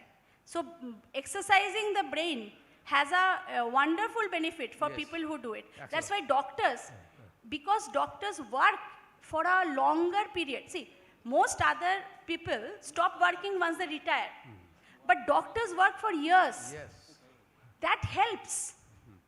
Because you're using your brain when other population is not using. That helps. Password, মানে হ্যাঁ শব্দ ছক ওটা করা ওইগুলো করা মানে যেগুলো কিছু সংখ্যা মনে রাখার চেষ্টা করা which we are anyway forgetting with mobile, but trying to remember words, numbers, all that helps. আচ্ছা এই যে অ্যালজাইমার কি আর্লিটা বেশি না লেটটা বেশি খারাপ হয়? আর্লি মেমোরি লস্ট হয় বেশি না লেট মেমোরি লস্ট বেশি? কারণ আমি আমার ডেমেনশিয়ায় কিন্তু ইমিডিয়েট মেমোরি ফরমেশনটা ড্যামেজ হয়, তাই রিটেনশনটা অসুবিধা হয়, but old memory is preserved. মানে দেখবেন কমনেস্ট কি হয়, আমাদের পেশেন্টরা বলে তারা বাড়ি চলে যায়।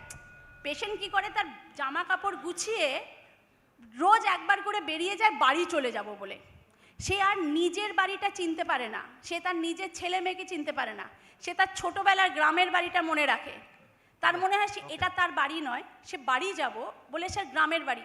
যে কারণে ডেমেনশিয়ার পেশেন্ট প্রচুর নিরুদ্দেশ হয়ে যায়, বিকজ তারা বাইরে গিয়ে বাড়ি চলে যাব বলে বেরিয়ে হারিয়ে যায় আর ফিরতে পারে না।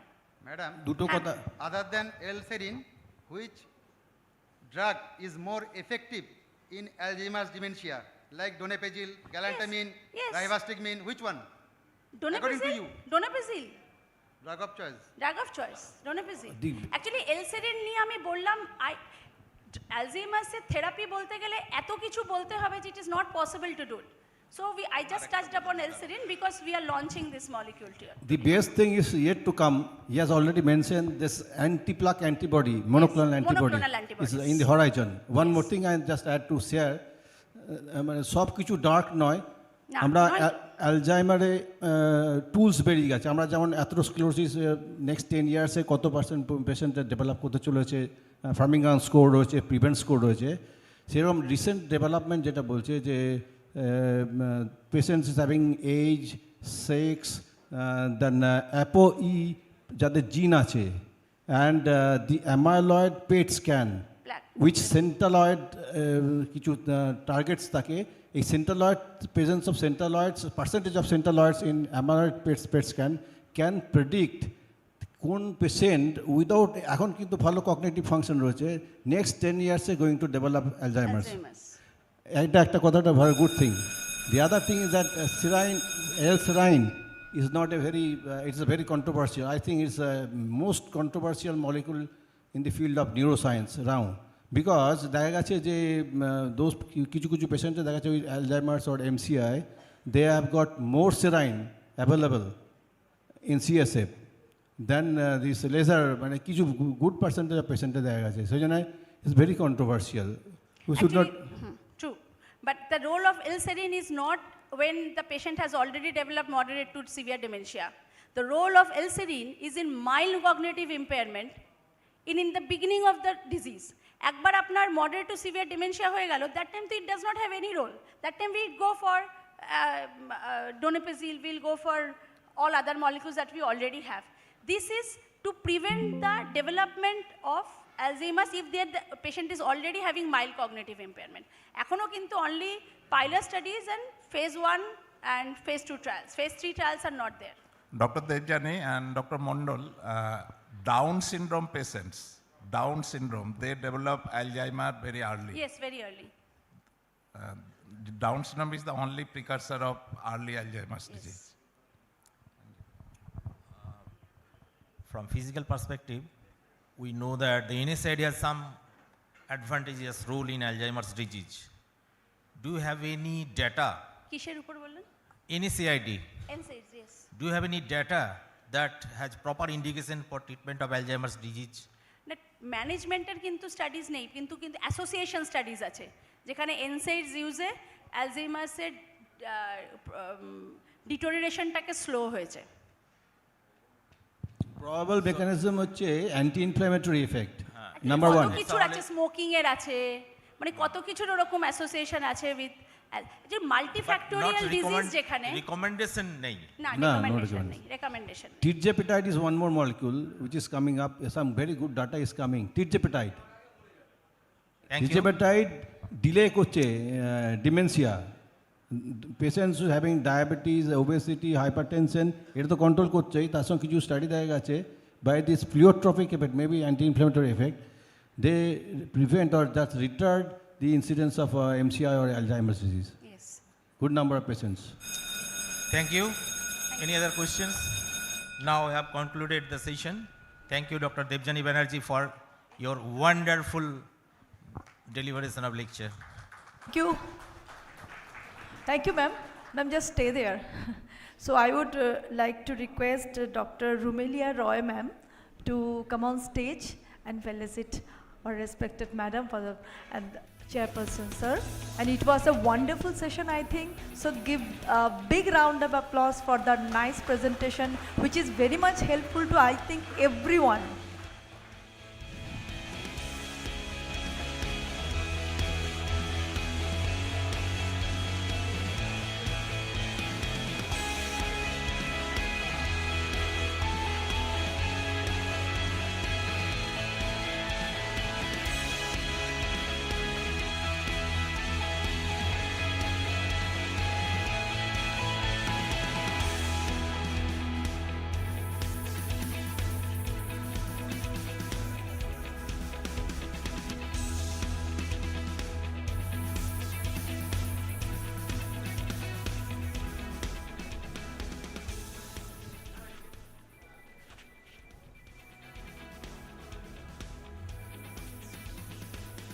Thank you, ma'am. Thank you, doctors. And now we are moving for the next session of the day. And for that, I am requesting Dr. Shubroto Kundu, sir, and Dr. S.K. Sarafat Hossain, sir, to take chair and start the next session. Dr. Shubroto Kundu, sir, and Dr. S.K. Sarafat Hossain, sir, please.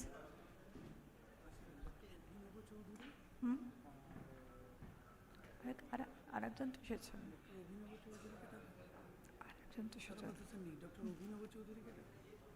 Dr. Abhinav Chaudhary, please come on stage and take the chair and initiate the session. And also I would request Dr. Shantanu Pramanik, sir, to come here and take the chair for the next session.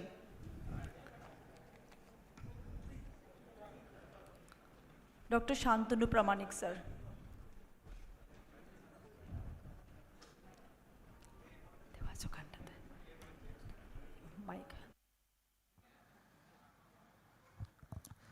Good evening. It has been a long day, and now I welcome the son of our soil, Dr. Gaurav Bhattacharya, also working here only in Bardhaman as an interventional and a consultant cardiologist, and for his session on why euvolemia matters, the clinical insights in low-dose loop diuretics in heart failure. Thank you, chairpersons. And first of all, I like to thank the organizers of ABCDCon for providing me this opportunity to talk on a matter which is very important in view of cardiology or diabetology or physician aspect. So from the morning, so many newer molecules and everything has been discussed, like semaglutide, like tirzepatide, finrenone, vericiguat. So I'll be talking on something that is age old, that is present from very beginning of heart failure management, that is loop diuretics. So this is my disclaimer. So we know that it has been already discussed by other speakers that heart failure nowadays can be classified according to the ejection fraction. So less than 40% ejection fraction is heart failure with reduced ejection fraction, and more than 50% is heart failure with preserved ejection fraction, and in between that, that is between 40 to 49%, it is heart failure with mildly reduced ejection fraction or heart failure with mid-range ejection fraction. This is a widespread health concern, and it affects almost 23 million people worldwide. And our Indus is one such registry which has reported 1.2 heart failure cases per 1,000 individuals from India. So now these definitions and classifications are interchangeable, because a patient first having a heart failure with mid-range ejection fraction can deteriorate to go into heart failure with reduced ejection fraction, and also a patient of heart failure with reduced ejection fraction with some wonderful therapies which are available nowadays can improve and get into the heart failure with mid-range or heart failure with preserved ejection fraction. So this is a spectrum of disease. So what are the factors associated with the progression of this disease? Diabetes, ischemic heart disease, and higher NT-proBNP levels, these carries poorer prognosis, and factors associated with recovery are younger age, female gender, lower heart failure severity, shorter duration of heart failure, and fewer comorbidities.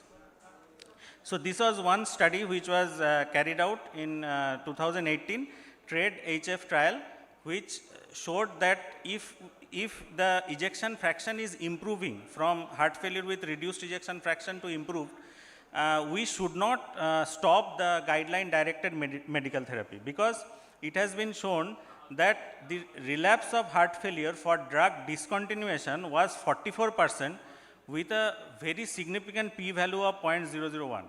And also when the study also conducted a crossover study, that is first it let the participant continue the GDMT, and after 6 months they have again crossed over to not continuation of GDMT.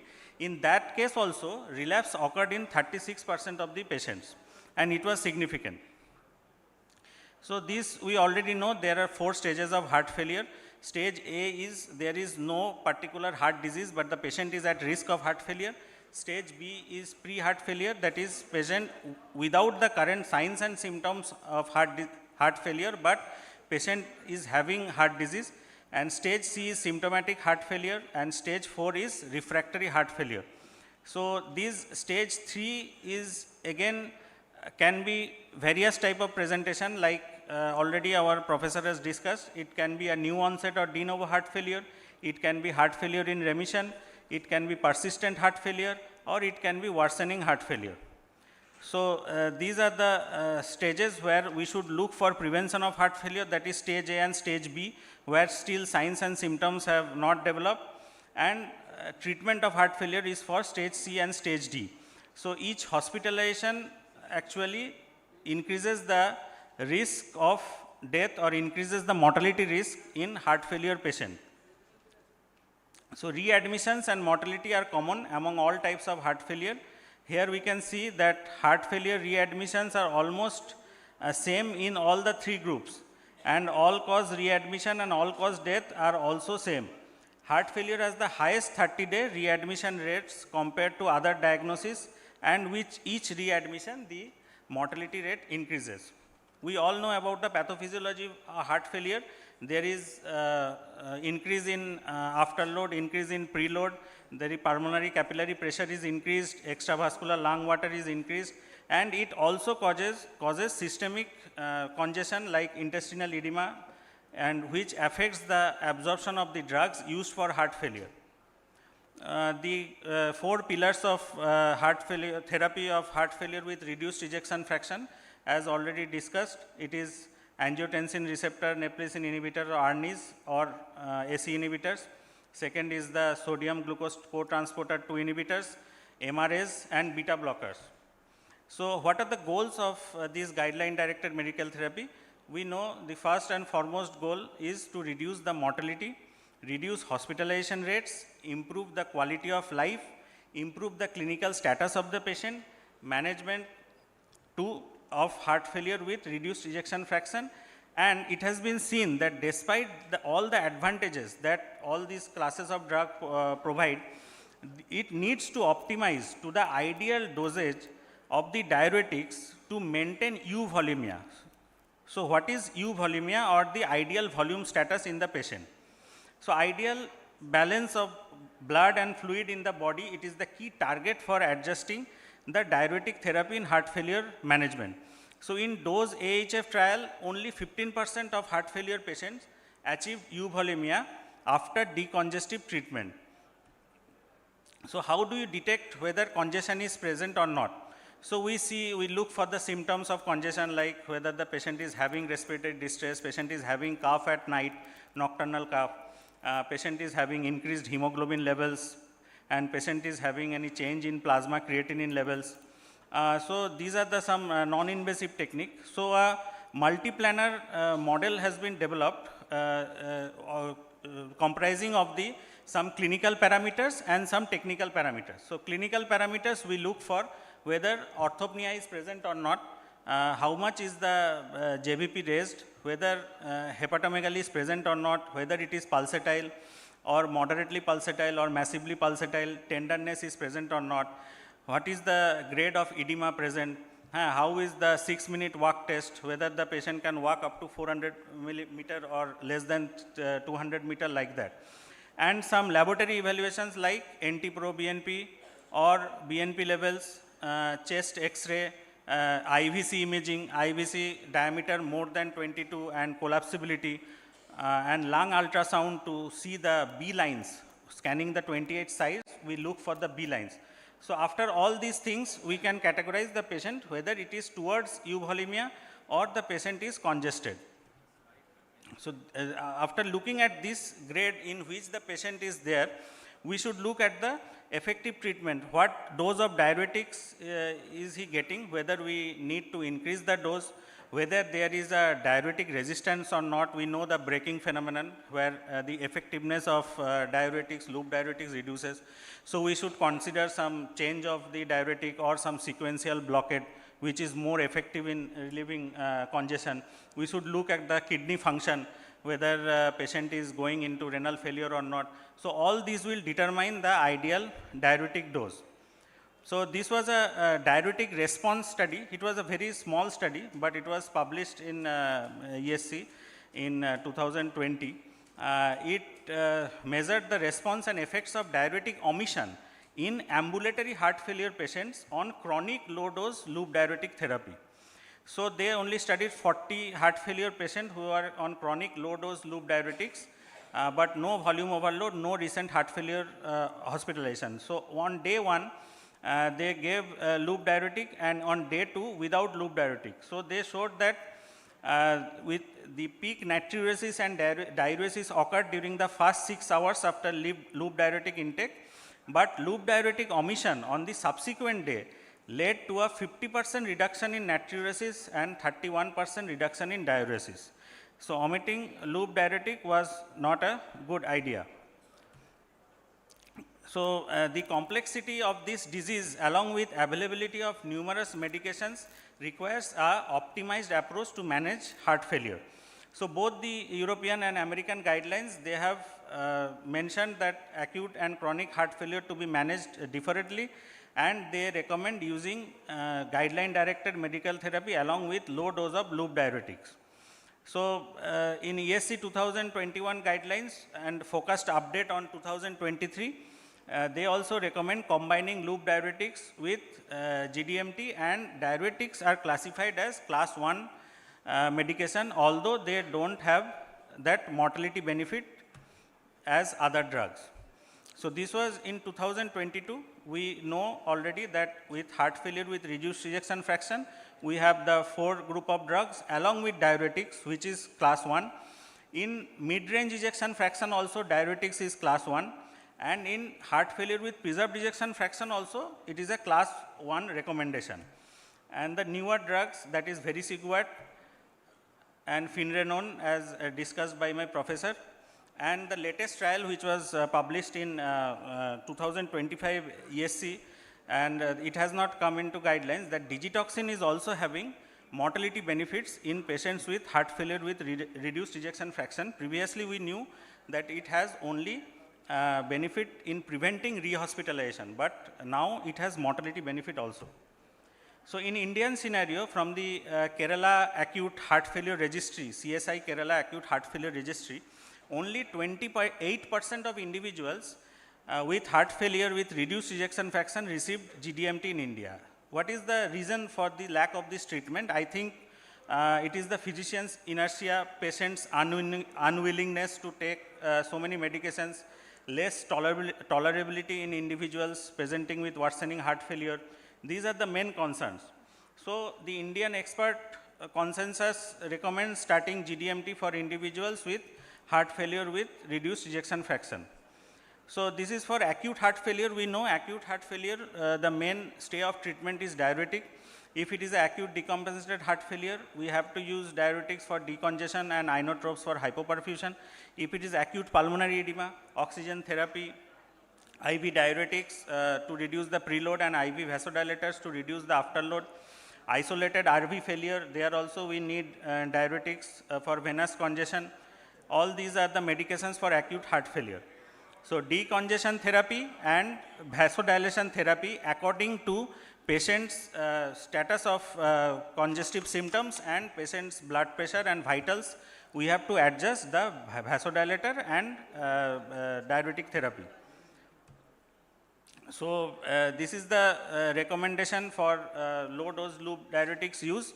Again, they have stated that first when the patient presents with de novo heart failure, first time heart failure, so there our primary goal is to reduce the symptoms of fluid retention.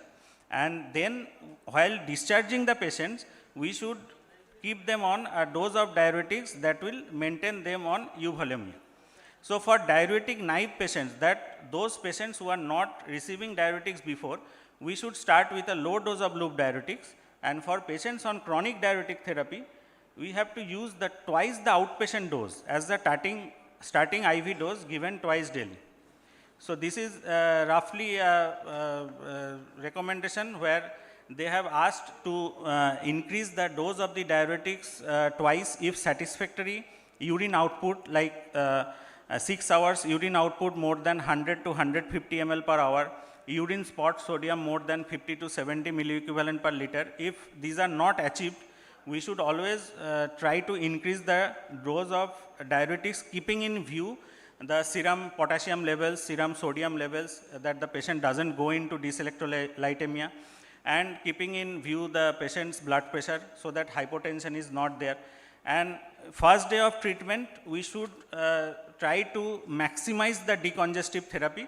And in second day of admission, if there is still persistent congestion, then again we have to use the current dose and continue it till the decongestion is achieved. Or if the diuretic response is lower, we should add a different diuretic, or even we can consider SGLT2 inhibitor, thiazides or acetazolamide. So when optimizing GDMT, reduce the loop diuretic dosage to maintain volume status and prevent hypotension. So these are the combination therapies that are already patient is on. And loop diuretics, among the loop diuretics, torsemide has a superiority of over furosemide in terms of absorption, half-life, duration of action and potency. So here is a pharmacokinetic comparison between furosemide, torsemide and bumetanide. So we can see the half-life is 3 to 4 hours and the metabolism is mainly by liver rather than kidney. So in CKD patients also, torsemide is preferable to furosemide. So oral torsemide has a dose-dependent blockade of aldosterone receptors also. It improves the left ventricular diastolic function and it reduces the plasma BNP levels in chronic heart failure patients. So few trials are there. Even in heart failure with preserved ejection fraction present patients, it helps to maintain euvolemia by decreasing the ventricular pressure, by ameliorating the decreased cardiac output, by helping in maintaining the renal function, and it causes less hypotension. The clinical indications are same as in heart failure with reduced ejection fraction. So this was on optimized heart failure registry from where a propensity matched study was carried out. it was a sub-study. It found out that loop diuretics improved clinical outcomes and reduced all-cause mortality in hospitalized heart failure patients. So this was published in 2020. The objective of the study was to determine the relationship between loop diuretics and clinical outcomes in patients with heart failure. The study design, it was a propensity matched cohort study, and the study population was actually taken from the patients who were not taking loop diuretics previously, not receiving dialysis. Likewise, they matched a group of cohort where they took the patients who were prescribed loop diuretics at discharge, and 2000 patients were not prescribed loop diuretics at discharge. So, and the patients were mainly elderly patients. So, older patients hospitalized for heart failure decompensation who were not taking diuretics prior to hospitalization and who received a prescription of loop diuretics at discharge, they had a lower risk of combined endpoint of heart failure readmission or all-cause mortality during the first 30 days or follow-up after discharge, compared with patients who did not receive a loop diuretic. And this is the forest plot you can show. You can see that most of the cases, all the subgroups analysis also, it favored the addition of diuretic to the rest of the medication. This was a trial published way back in 2002 where it compared torsemide with furosemide, toric trial. They showed that torsemide is better than furosemide in improvement of NYHA class or lower mortality and lower incidence of dyselectrolytemia.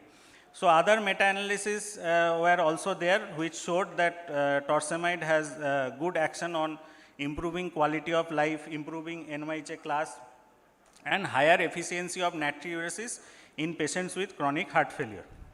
So in conclusion, adherence to GDMT is crucial for managing heart failure and reducing hospitalizations and mortality rates, and adding low-dose loop diuretics to guideline-directed medical therapy helps alleviate congestion and fluid retention in severe heart failure cases.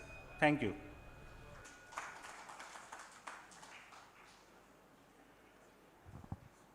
Thank you, sir, for your excellent presentation. Sir, I have one query, that is, how frequently we should check sodium potassium in patients taking this low-dose diuretic? No, in patients, we are the main, our main aim of giving low-dose diuretics is that the patient the chance of developing dyselectrolytemia will be less in these type of patients. So you will check the sodium, when you are starting the drug, you should check it first after 7 days or 2 weeks, like that, 1 week or 2 weeks. And after that, if it is okay, then you can check it every 3 months. Because the chance of dyselectrolytemia is very less with low-dose loop diuretics. Or any role of low-dose supplementation of potassium along with the diuretics? No, if we are giving the mineralocorticoid receptor antagonist like aldactone, it also helps in maintaining the potassium levels. And yes, if you have proven hypokalemia, then you have to give potassium supplements. Now to audience, any questions? Only 2 or 3. Very short part হয় না বাবু বলি simple question আমার কাছে আমার চেম্বারে মাঝে মাঝে patient আছে ওল্ড এজের পার্টিকুলারলি ফিমেল যারা মানে হাফ লাগছে তা আমি 6 মিনিট ওয়াকিং টেস্ট করাই চেস্ট ওকে হার্ট ওকে ব্লাড প্রেশার ওকে হাফ লাগছে আমি বলছি কিন্তু হ্যাঁ আমি বলছি সিঁড়িতে উঠতে পারি না যাইতে পারি না কিন্তু বাদ বাকি একে এবং মেল পেশেন্ট অ্যারাউন্ড 70 ইয়ার্স করছে any other test for impending heart failure কিছু আছে? Clinically, we can see for the hepatojugular reflux, we can see if দেখেছি সব ওই দেখেই তো তখন তো সন্দেহ হয়েছে যে আর তো কিছু নেই, যখন পেশেন্ট বলছে সামথিং মাথায় রাখতে, then objectively we can go for NT-proBNP levels if it is increased, even if echo is normal, even if the ejection fraction is normal, the NT-proBNP levels will be higher. And also we can look for echo, in echo we can look for the dilatation of IVC, we can look for the lines, B lines in USG of chest. All those things can predict some more. Thank you.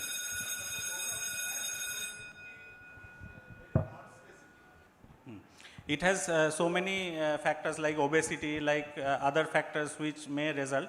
But if we compare the clinical scenario, if the patient, I am thinking that patient can be due to heart failure. The shortness of breath can be due to heart failure. In view of that, if we compare the NT-proBNP and how much it is raised, suppose the level is less than 125 is normal, usually the reports come. So if it is raised, mildly raised, then we will not go for directly say that heart failure is causing that raise.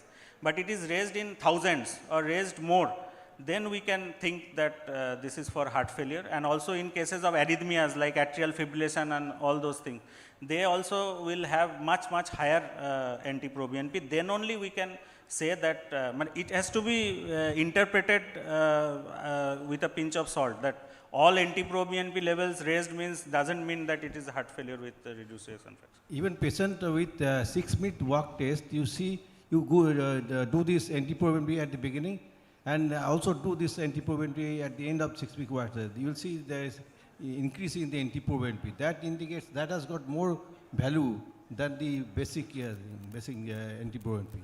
Okay. And also NT-proBNP as age-selected cutoff. Is there. Thank you very much for excellent presentation. Thank you, sir. Thank you, Dr. Bhattacharya. Thank you, now, sir. Thank you so much. Moving to our next topic. Thank you so much, sir, for the nice presentation. So now I would request Dr. Pradeep Ganguly, sir. Please come on stage, sir.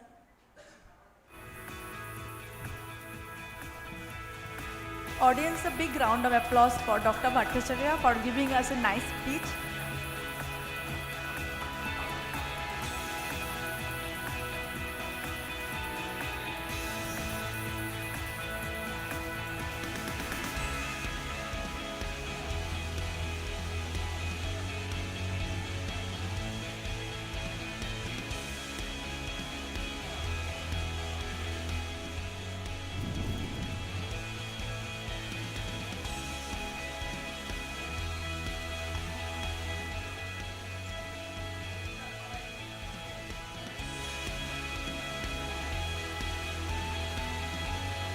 A round of applause.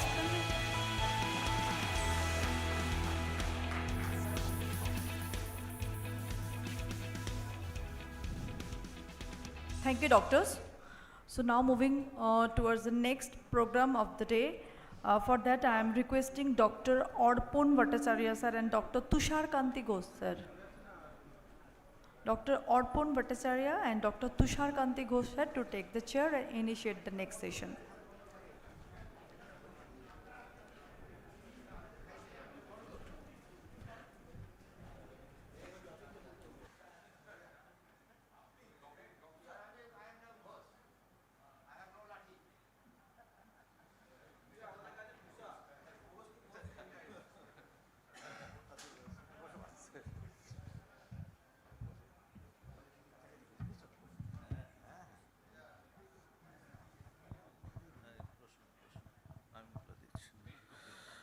Good evening, everyone. For the next topic, that's on uric acid and chronic renal failure, I would like to invite Dr. Prashun Rai to please come and enlighten us.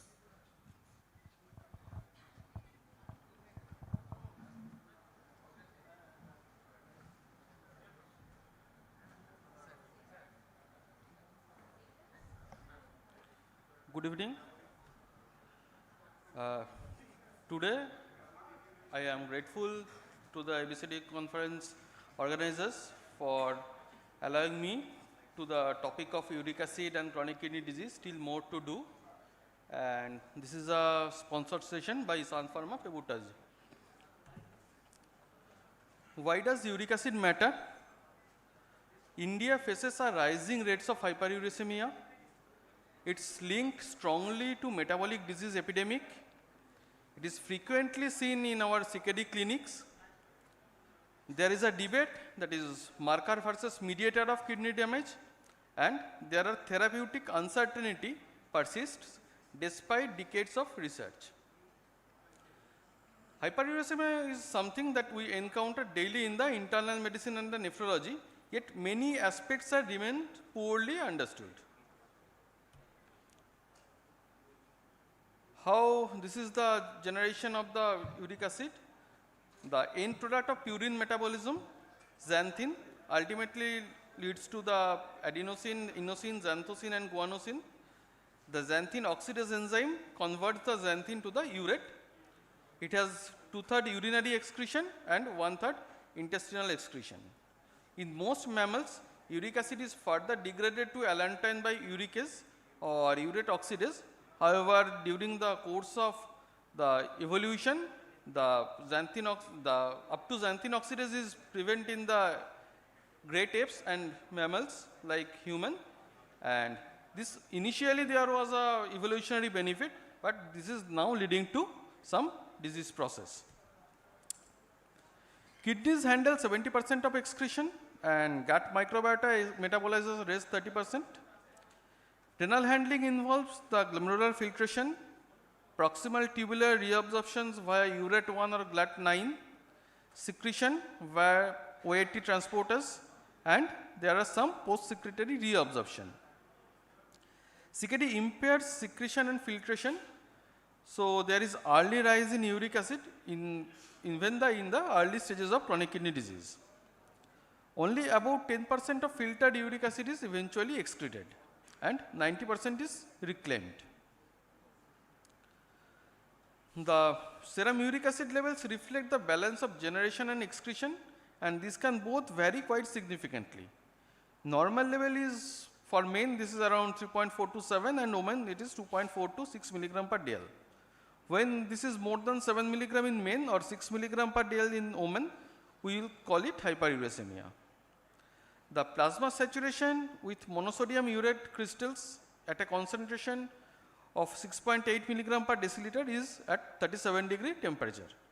At higher concentration, plasma is therefore supersaturated and there is potential for urate crystal precipitation. In India, the socioeconomic factors also play a role in hyperuricemia. High intake of rice and refined carbs contributes more than red meat in Indian setting than the Western settings. Urban prevalence is rising and it is around 8 to 25% in some studies, and the CKD population, this is around 40 to 60%. What are the causes? The overproduction or under excretion are the main causes. The overproduction is more than the under excretion. The primary disorders of overproduction are Lesnian syndrome. This is rare. Secondary disorders like diet, as discussed, myeloproliferative disorders, lymphoproliferative disorders, some storage disease, alcohol and tissue hypoxia.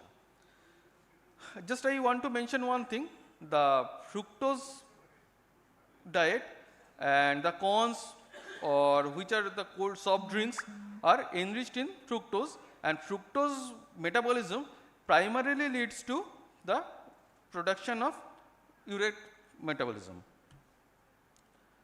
The under excretion, the familial varieties or secondary causes like renal function decrease, that is chronic kidney disease, some acidotic conditions, diabetic ketoacidosis, some drugs or alcohol. Hyperuricemia is linked with diseases like crystal deposition and some diseases associated with the soluble crystals. It is not only associated with gout, but with other important disorders like cardiovascular disease, hypertension and chronic kidney disease. Relationship between the hyperuricemia and each of these morbid states, however, exist and may in one or more of these disorders prove causal and thus exploitable by urate lowering intervention. The crystal dependent diseases are the renal stones. Monosodium urate crystals deposit in the renal tubules which can trigger the local inflammation like interleukin 1 or TNF alpha and may cause uric acid nephropathy. And in case of severe hyperuricemia, there may be obstructive uropathy. These are usually seen in tumor lysis syndrome. Crystal independent mechanisms are far more common, and xanthine oxidase generates the reactive oxygen species. There is oxidative stress, nitric oxide depletion, endothelial dysfunction, etc., ultimately leading to the fibrosis.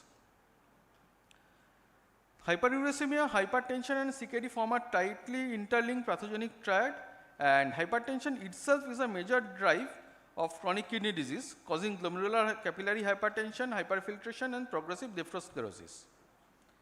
CKD in turn exacerbates hypertension through dysregulation of sodium balance, rash activation and increased sympathetic activity.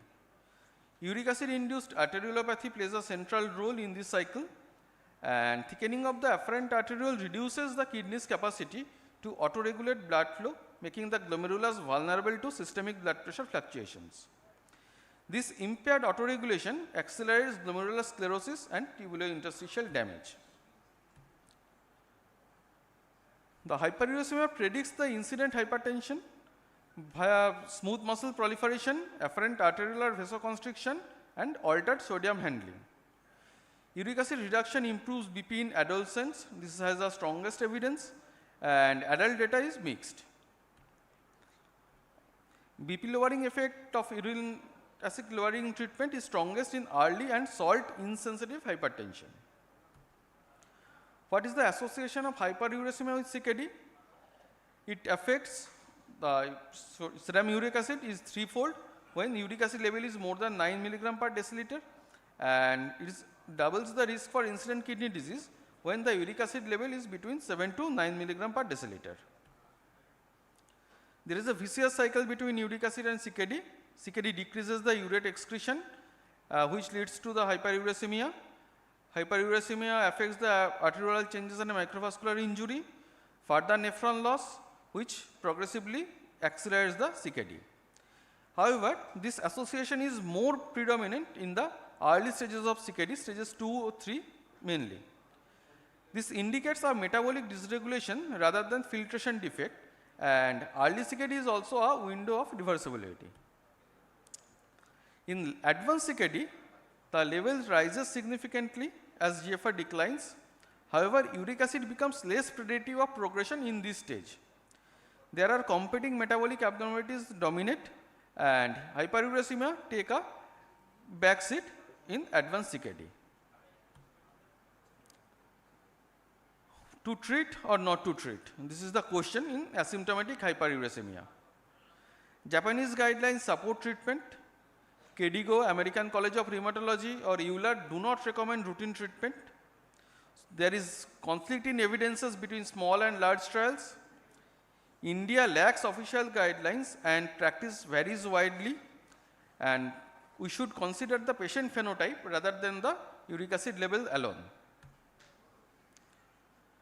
Early small trials showed the strong benefits. However, later large trials like PEARL, CKD FIX showed no benefit. However, in those trials, there was heterogeneity in the population, that is diabetes versus non-diabetic, baseline CKD severity, baseline albuminuria, and presence of metabolic syndrome. Trial designs varied in follow-up, endpoints, and titration. The primary study was the FEATHER study. It is the central because it explored the non-gout patients with chronic kidney disease population, stage 3 CKD, hyperuricemia without gout, and febuxostat versus placebo was checked, and it showed that the subcohort of patients without proteinuria have the significant improvement in stage 3 CKD. The PEARL trial, the population was the type 1 diabetic nephropathy patients. The intervention was the allopurinol versus placebo, and there was no difference in GFR decline despite significant lowering of serum uric acid levels. PEARL was rigorously designed and one of the largest trial on uric acid lowering, and this argues strongly against routine urate lowering for the kidney protection in diabetics. CKD FIX trial, this is population was high risk CKD progression patients. Allopurinol was checked for the 2 years, and primary outcomes were the eGFR slope. There is no difference. This trial heavily influenced KDIGO's stance against urate lowering therapy for CKD progression. What is the comparison of uric acid reduction and renal outcomes of febuxostat versus allopurinol? This study is published in the scientific reports, 2020 study. The adult CKD patients newly treated with urate lowering therapy were identified using AHR records from 2010 to 2015, and outcome measures were renal function, that is change in EGFR. The key findings were, the results suggest that febuxostat was superior to allopurinol on sustained reduction in serum uric acid levels in chronic kidney disease patients. I will just highlight this study. This is published in AJKD and this is done in the IPGMER. This is efficacy of febuxostat for slowing the GFR decline in patients with CKD and asymptomatic hyperuricemia. This was a 6-month double-blind randomized placebo-controlled trial, and it concluded that the febuxostat showed the decline in EGFR in CKD stages 3 and 4 when compared to the placebo. So, evidence summary, where do we stand? There is a strong association between hyperuricemia and CKD. Mechanistic plausibility exists, but large RCT is mostly negative. Benefit likely limited the specific subjects, and treating all hyperuricemia is not justified. The reduction in serum uric acid levels was associated with a slower progression of renal function.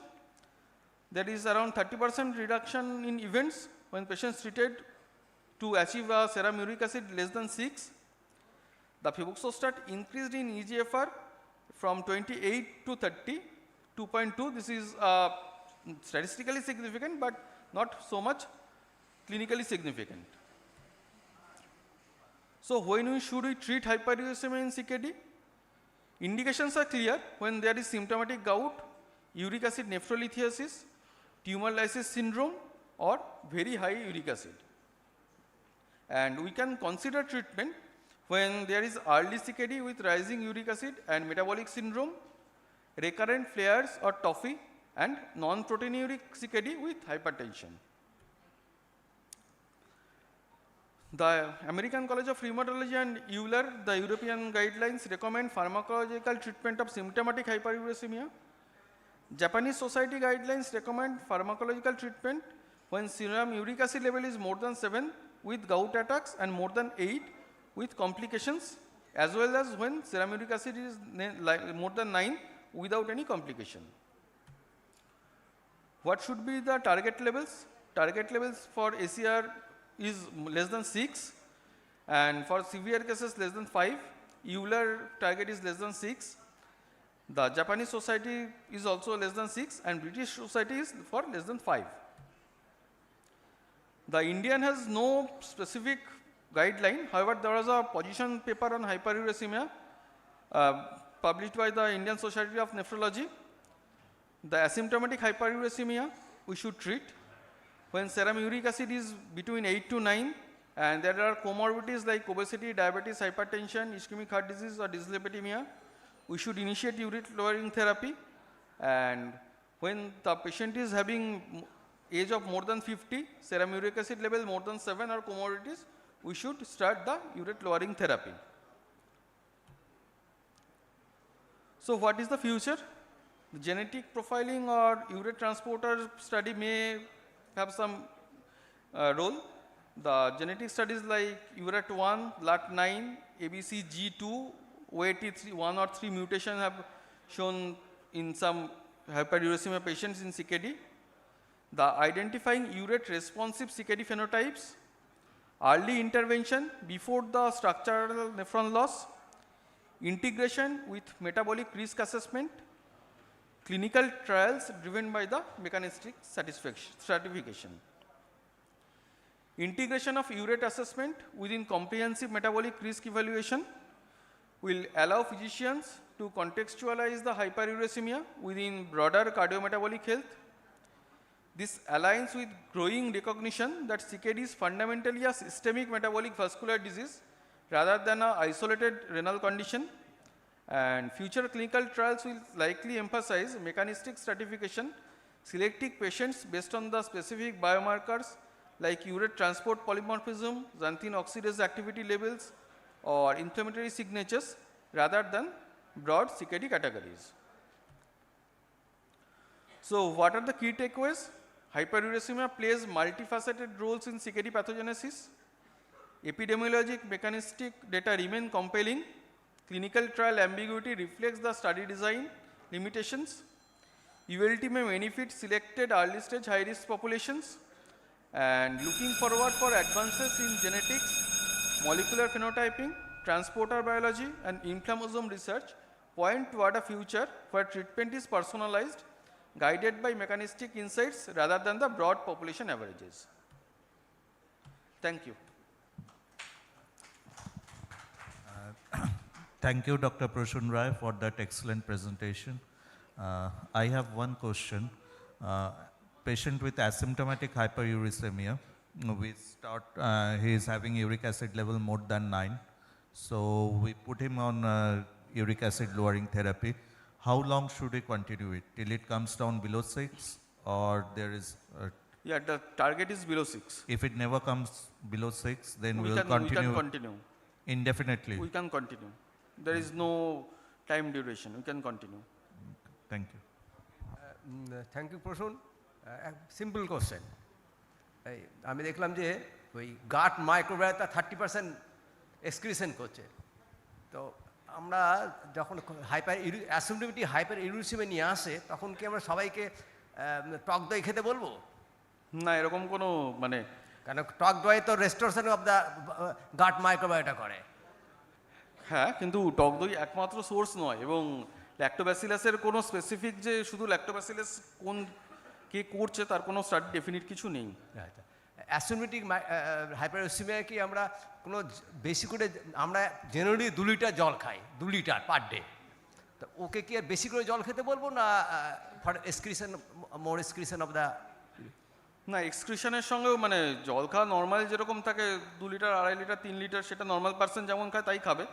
CKD population হলে সে restrict করবে, কিন্তু মানে জল বেশি খাচ্ছি মানে যে uric acid বেশি সলিউবল হয়ে যাচ্ছে তা নয়।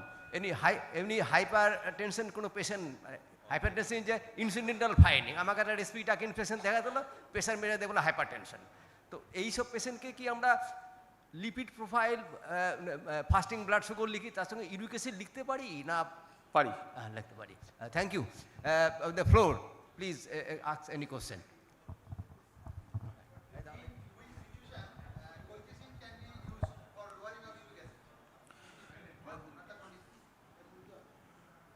Colchicine is usually not used for the lowering the uric acid levels. Colchicine is mainly used for the treatment of the acute flare of gout.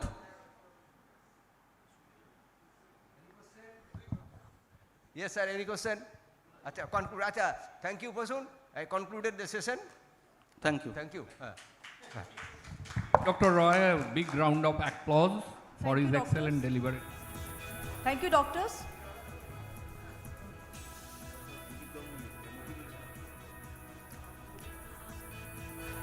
It's a wonderful session.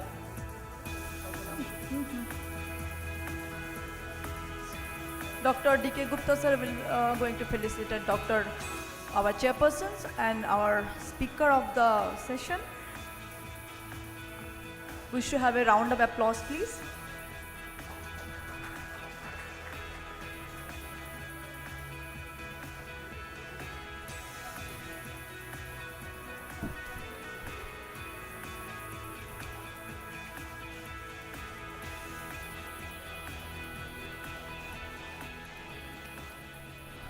Moving to the next sessions, and for that I am requesting Dr. Hamidul Rahman sir and Dr. Pradeep Ganguly sir and Mofidul, okay. Sorry, Dr. Mofidul Rahman sir and Dr. Pradeep Ganguly sir to take the chair and initiate the session.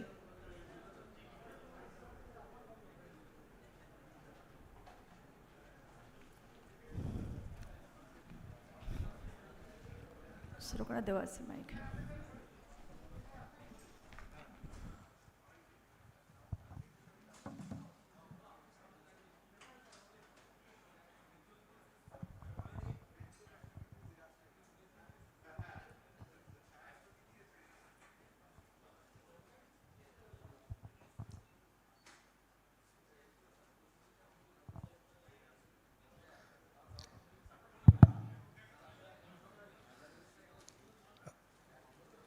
Our next session is on IGAL-LIXI, a solid approach for comprehensive type 2 diabetes management, will be delivered by Dr. Shubir Rai.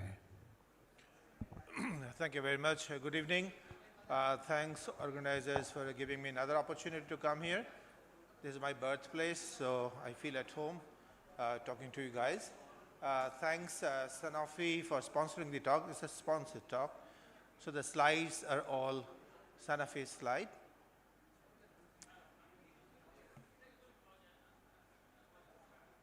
Right. So this is the title of the talk, A Solid Approach to Comprehensive T2DM Management with IGAL-LIXI. Solocure, the trade name you get in the market. We all treat diabetes, or at least most of us treat only diabetes-related problems. And when you treat diabetes, we occasionally feel like we are falling short somewhere. If you think about the nature of the disease, it's a very complex disease with multiple pathophysiological defects. And we all know about the ominous octet. You can add a couple of extra pathophysiological defects on top of it, because every now and then we are coming back with newer understanding of type 2 diabetes. More we know, more we are knowing that we are knowing less about T2DM. I still remember a small talk about type 2 DM by Professor George Alberti when he was training there. And he said that if you ask me about type 1 diabetes, I can give you a couple of ideas, but if you ask me about type 2 diabetes, I'll tell you that I'm still learning about this problem because it is such a complex disease. So naturally, when we study diabetes, we feel there are several lacunae. And similar kind of study was a landmark trial, which I was one of the principal investigators. And it was done a few years back and published a few years back. And it was kind of eye-opener for us clinicians treating diabetes and metabolic problems, that in India, we are not doing great actually. More than 60% of the patients, they are not having glycemic target set. Majority of the patients, almost 60 to 70% of the patients are obese. And that was on the cutoff BMI of previously 25. Now the BMI cutoff has come down even further. So you can say 90% of our diabetic patients are actually obese or metabolically obese. And at least 1 out of 4 patients are actually having macro or microvascular problems. So something is certainly going wrong. So there are certain unmet needs, certain loose ends to be tied. And probably clinical inertia, both from the patient side and the doctor side, is one of the factors. And one of the main components of clinical inertia is a lack of using insulin. If you think about another big studies, at-home studies, which showed that you can pile on medicines. You can give 2, 3, 4, 5 anti-hyperglycemic tablets without much effect after the third one. So insulin needs to be brought early. So bringing insulin early is the first barrier we need to break. And from then, we should intensify. And there lies the problem, because there are several things we can think about insulinization and then further intensification of insulin. So if you think about basal insulin, which is probably the best way of starting insulin, because a person who is insulin naive needs to be handheld, and basal insulin is probably the safest and the simplest insulin to start with. But this is just the starting of the ball.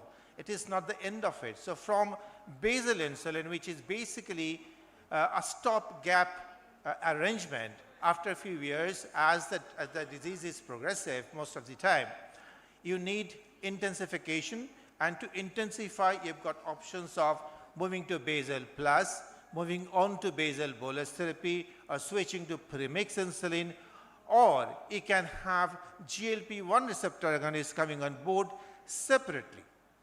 Another approach which is available now for the last few years, one more similar kind of formulation was available, now phased out, is a fixed ratio combination of basal insulin and GLP-1 receptor agonist. So that brings the whole gamut of weaponaries where you can use when the patient is failing on basal with Weiche approach. So certainly every approach has got some pros and some cons. Basal plus, moving on to basal bolus. Glycemic control wise, basal bolus is probably the best. It's probably the gold standard if you tease out insulin pump therapy. But the problem is, it is a multitude of injections. The patients are actually tied down by the injections and the timing of the injections, the multiple time pricks, the associated hypoglycemia and the weight gain. So it has got some negative connotation from the patient's perspective. Premix insulin is a simpler version of bringing both basal and the prandial component. But since it is a fixed dose combination, you cannot change the ratio from 30-70 to 65-35 or 45-55. You've got only two options, 50-50 or 30-70. So you cannot probably titrate them properly. So the patients, whenever they try to reach the target, they end up having unnecessary hypoglycemia. Weight gain is a natural problem. It's a treatment-related side effects of any insulin therapy whatsoever. It doesn't matter what you do. More insulin you give, more weight the patient gains. Basal insulin as a separate GLP-1 receptor agonist is a very, very encouraged, acknowledged, and used way of treating or intensifying a patient who is already on insulin. Again, the patient has to take 2 injections, and since you are giving slightly bigger dose of GLP-1 receptor agonist, the chance of GI side effects is slightly on the higher side. The simpler way forward is to incorporate a GLP-1 receptor agonist with insulin, basal insulin. We had liraglutide and their basal insulin in the past, they have phased out. Now, Sanofi has got this Solicure, which is basically insulin glargine U100 with a fixed dose ratio of lixisenatide, which is a short-acting GLP-1 receptor agonist, which can be given once in a day injection. The dose of GLP-1 receptor agonist is started with a very low here, so naturally keeping the GI side effects minimal. So what kind of extra benefit does it bring on board? So it gives us the opportunity to address multiple pathophysiological defects. As I said, diabetes is a complex disease with multiple pathophysiological defects, and a smart combination is a combination which addresses as many pathophysiological defects as possible with minimum administration multitude. Increased convenience, therefore improve the adherence of therapy, earlier achievement and greater persistence of glycemic control, potential reduction of risk of side effects with the combination therapy because you're using lower dose of individual components, and potential to delay the progression of the disease because it actually doesn't tax the drying and dying beta cells. So the combination of basal insulin with GLP-1 receptor agonists utilizes a complementary approach to achieve glycemic control. Basal insulin controls the fasting blood sugar. GLP-1 receptor agonist is basically given to control the postprandial blood sugar. How do they do it? Basically, they address few pathophysiological defects individually. So extra insulin can control offset the hepatic glucose output and neoglucogenesis. It improves the glucose uptake by the muscles, so improves the postprandial glucose as well, and it stops breaking down of the fat store and lipotoxicity. GLP-1 receptor agonist, it improves the glucose-dependent insulin release, so it's not associated with unnecessary hypoglycemia. It offsets the unnecessary hyperglucagonemia. It improves satiety, the patients eat less. It reduces gastric emptying, the patients feel full, so they eat less. Global guidelines acknowledged this combination and the co-use of GLP-1 and basal insulin. So ADA-EAC says that this is a better combination than basal insulin alone or other insulin along with basal insulin. If somebody is failing on VHA or GLP-1 receptor agonist, basal insulin should be brought about because they think that basal insulin is the next one to GLP-1. They want to have GLP-1 first, followed by basal insulin. It's slightly other way around in India. And ADA is kind of, hammering the similar kind of a message. So they are acknowledging this combination. So do you have any evidence to use this combination? There are several phase 3 trials of efficacy of Iglar Lixi when it is compared to the other competitors. So there are several. You can see that Lixilan O is the 30-week open-label randomized trial. It's a 3-arm trial of Iglar Lixi or Solicure plus metformin in one arm, Iglar plus metformin other one, and Lixi plus metformin other one. So there are 3 arms. And then Solid D is another trial.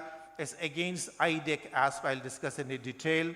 There are several other suboptimally controlled with basal insulin, Lixilan L and Solid Mix trial, where it is pitted against premix insulin twice a day. And in another trials, in suboptimally controlled GLP-1 receptor agonists, we have got Lixilan G and Lixilan G extension trial, and switching from premix insulin, we have got Solid Switch trial. So they have kind of tried their hands and tried to bring evidence on each and every area as you can have question about. I'll just touch upon these 2 bigger trials or 2 important trials where you need to answer whether you should go for IDEC-ASP, which is another good way of intensifying without increasing the number of injections, and premix insulin. So this is kind of in patients like 45-year-old diabetic patients who are diabetic for donkey's years with metformin and other VHA failure. HbA1c is up, weight 8.5, and BMI is on the higher side. So this is against IDEC-ASP. It's a 24 weeks open label RCT. You can see the population, the study. You can see the study protocol. Adult type 2 diabetes patients with a stable dose of metformin to second VHA, obese but not very, very obese, HbA1c between 7.5 and 11%. And you can see they were screened and they were randomized into 2 arms. One arm got Iglar Lixi Solicure plus metformin plus minus SGLT2 inhibitor. Other arm had IDEC-ASP and with similar kind of VHA backup. The primary endpoint was to show non-inferiority. So this is the baseline character. You can see it almost on a matching baseline character. The HbA1c to start with was 8.5. Type 2 diabetes and 9.06. And this is what the trial showed, that Iglar Lixi or Solicure showed better HbA1c control than IDEC-ASP, and the LS difference was 0.2. It proved non-inferiority and superiority. If you look at the body weight changes, here you can see the huge difference. There is loss of almost half a kilo there and gain of 1.5 kilo there. And if you look at the insulin dose, there is a big difference of 34 extra units, here 28 units, so there is almost 6 units of extra insulin taken by the IDEC-ASP group. So less insulin required and more weight loss here. This is the persons or the percentage of patients reaching the end point. If you look at percentage of patients reaching HbA1c of 7%, higher in Solicure group than IDEC-ASP. If you look at HbA1c less than 7% without body weight gain, again it's a better in Solicure. Patients reaching glycemic target without weight gain and no hypoglycemia, again you can see much better than Solicure. So Solicure performed better in all 3 areas you look at. If you look at the hypoglycemia per se, is much better. Anytime hypoglycemia is almost 29% less in Solicure group.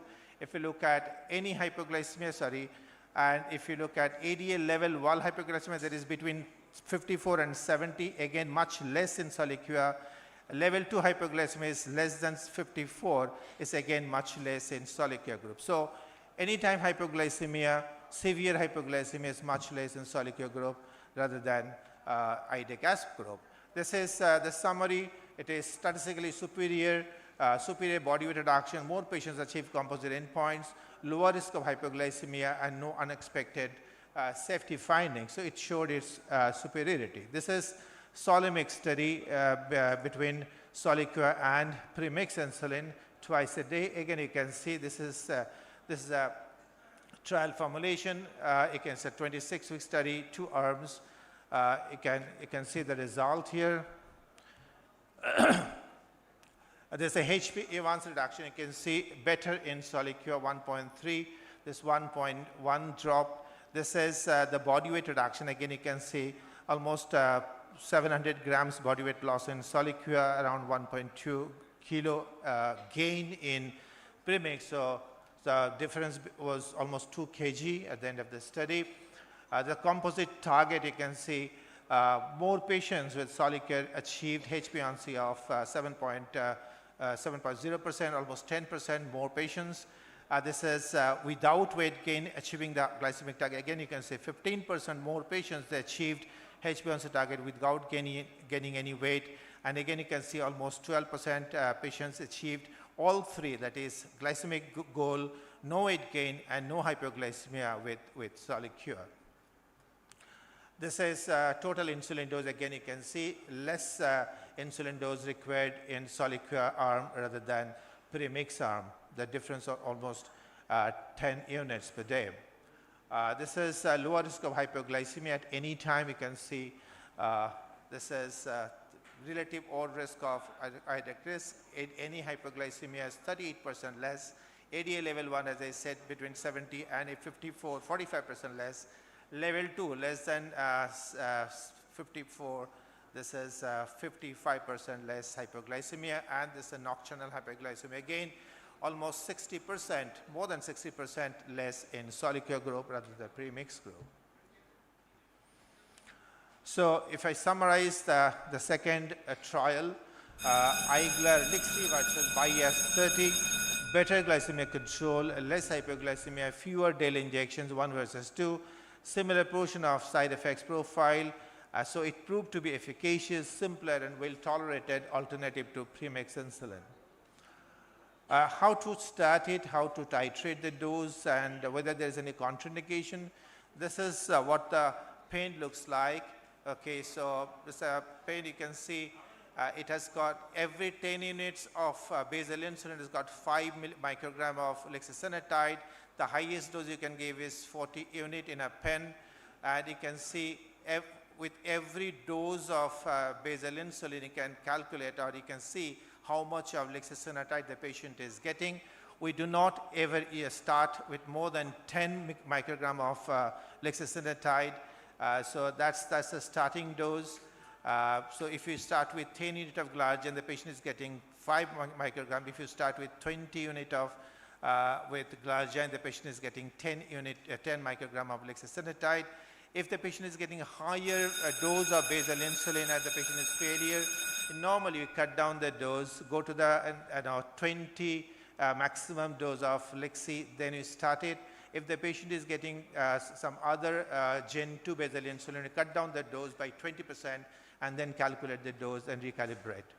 How do you titrate the dose up? Similar the way you calculate the dose of glargine insulin.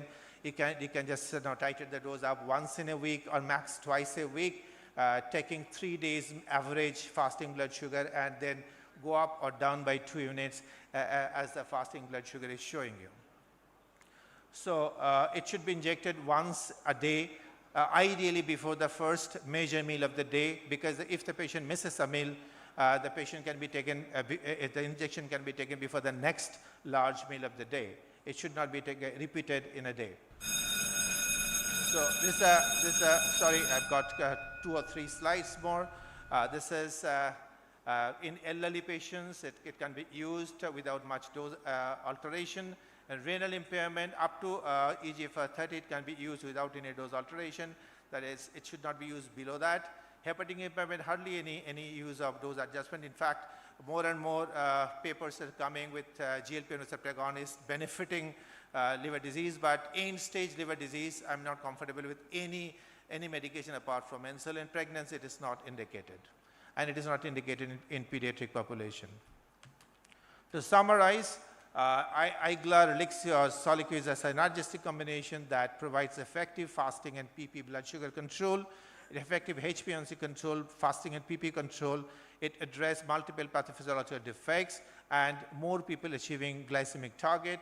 It's a simple once-a-day dosing. It has got weight benefit, lower rates of hypoglycemia, both daytime, anytime, and nocturnal, and lesser GI side effect than monocomponent of GLP-1 receptor agonists. So it's a simple molecule, one injection once daily, 1 hour prior to the largest meal of the day.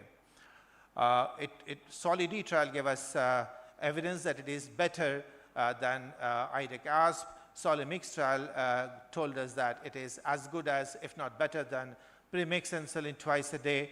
And Iglar-Lixi represents a viable treatment options in type 2 diabetes, suboptimally controlled with Weiche or basal failure. Thank you so much. Thank you, sir. Wonderful presentation. If any relevant question from audience, please do that. Actually, sir. Only two. Sir, Two questions. actually I want to ask the one question. That is the, if the patient is on mixed or in the co-formulation insulin, and if I try to shift the patient from there to your Iglar-Lixi, what will be the starting dose of the patient? I mean, as I said, the maximum starting dose is 10 microgram of Yes. Soliq. That means you're basically giving 10 unit of glargine insulin, okay? So if somebody is on a bigger dose, you can probably start with Yes, slightly yes. higher dose. But again, your starting dose of Soliq should, lixisenatide should not be more than 10 mcg. So maximum 20 is your starting dose. Then you keep on steadily adjusting the dose. Life is not T20 cricket game as such, okay? Your patients will initially may complain that, well, before you started this one, my sugar was better, now it is slightly higher. Yes, it's a temporary thing. Once you keep adjusting the dose, it will eventually come down. Okay.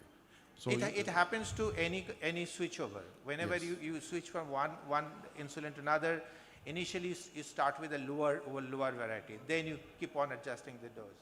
Actually, patient on the high dose, then we lower down the dose. Initially there is increase in the blood sugar. So patient sometimes worried about that. So it is the starting dose is the 10 intracellular. I mean, it's a funny thing, and the patient may be very happy that they're taking less injections, number and dose-wise. You'll probably agree with me that even 2-3 units of dose reduction gives the patient a winning feeling. Yes. Then আমি ভালো আছি, ডাক্তারবাবু dose কমাতে পেরেছে। দুটোর বদলে একটা injection তো আমি বিরাটভাবে জিতছি। This feeling of I'm winning the game is extremely important, because we know that we are not doing it for 2 days or 2 weeks or 2 months. We are doing it for the rest of the patient's life. So any satisfaction, and there are several other studies of patient satisfaction vis-a-vis premix insulin. The patient is extremely satisfied that they had to downgrade from 2 injections a day to 1 injections a day, and they gradually could move the dose upwards. Okay. Well, thank you, sir. Sir, one single question.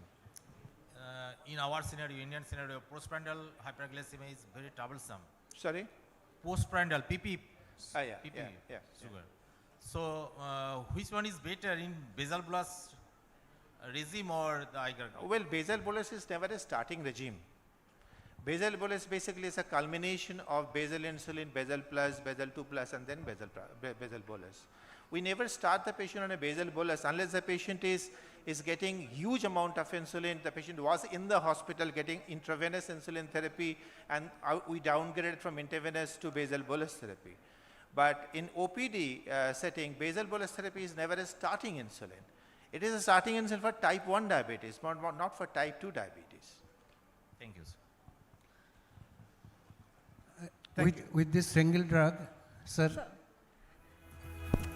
Thank you so much, sir, for the nice presentations. So for felicitating Dr. Roy and our chairpersons, I would request Dr. Jayant Roy, sir. Please come on stage, sir. Sir.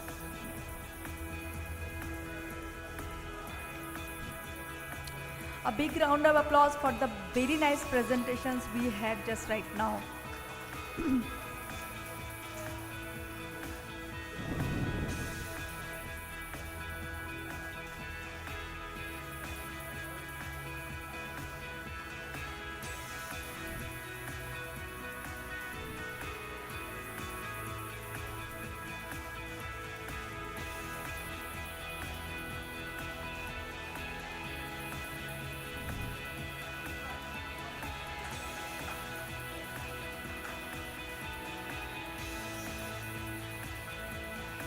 So now we are just landing to the last phase of the episode, and for that, in the last sessions, I would like to call upon stage Dr. T.N. Banerjee sir and Dr. Shubhamoy Chatterjee sir to take the chair.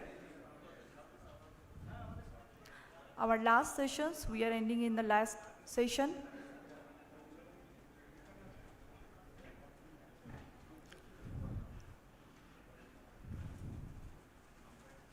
Thank you, sir. Over to you, sir.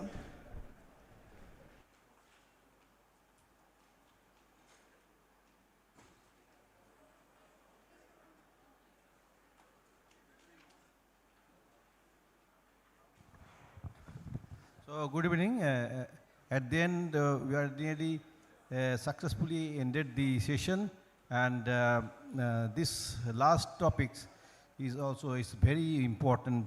And those who have left this house will miss many things because this incidence of or the coronary CT angiogram is upgrading in India. Yesterday, we used to see that this CT angio only focus on this how much block is there. With the advent of newer technology, hardware, AI, we can now see what is the dynamicity of this block and what is the quality of the plaque which is going to rupture.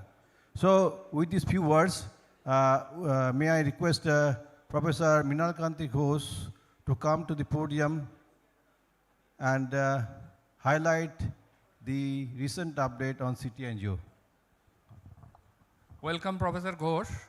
And from the point of view of ABCDCon, I just say just 2 words, that we are not only talking on diabetes and metabolic disease or hypertension like that. We are expanding to various fields of internal medicine, and radiodiagnosis is also one of that we feel. And Professor Ghosh, when I and my executive body requested, he has kindly consented to give a talk on coronary CT angiogram, which is so important for internal medicine field. So over to Professor Ghosh. Thank you. I think mic is working. Okay.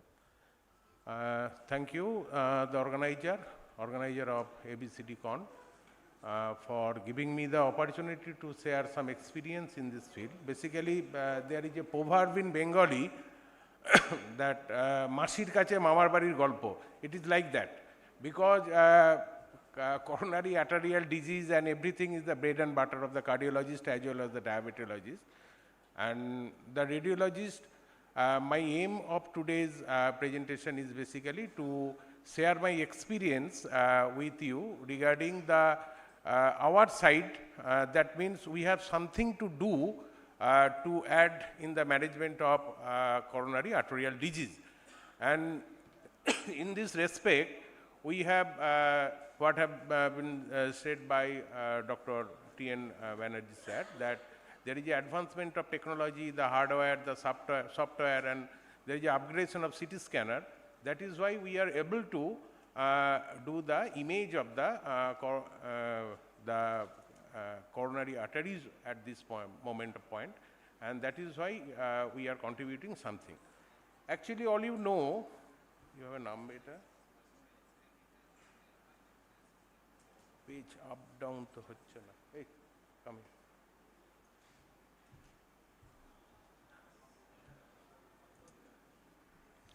Okay, all you know better than me, what is ischemic heart disease, what is the burden of the ischemic heart disease, and everything I think you know better than me. But two things we have to take care of this thing when we put the patient for the coronary angiography. That is the spatial resolution, another is the temporal resolution.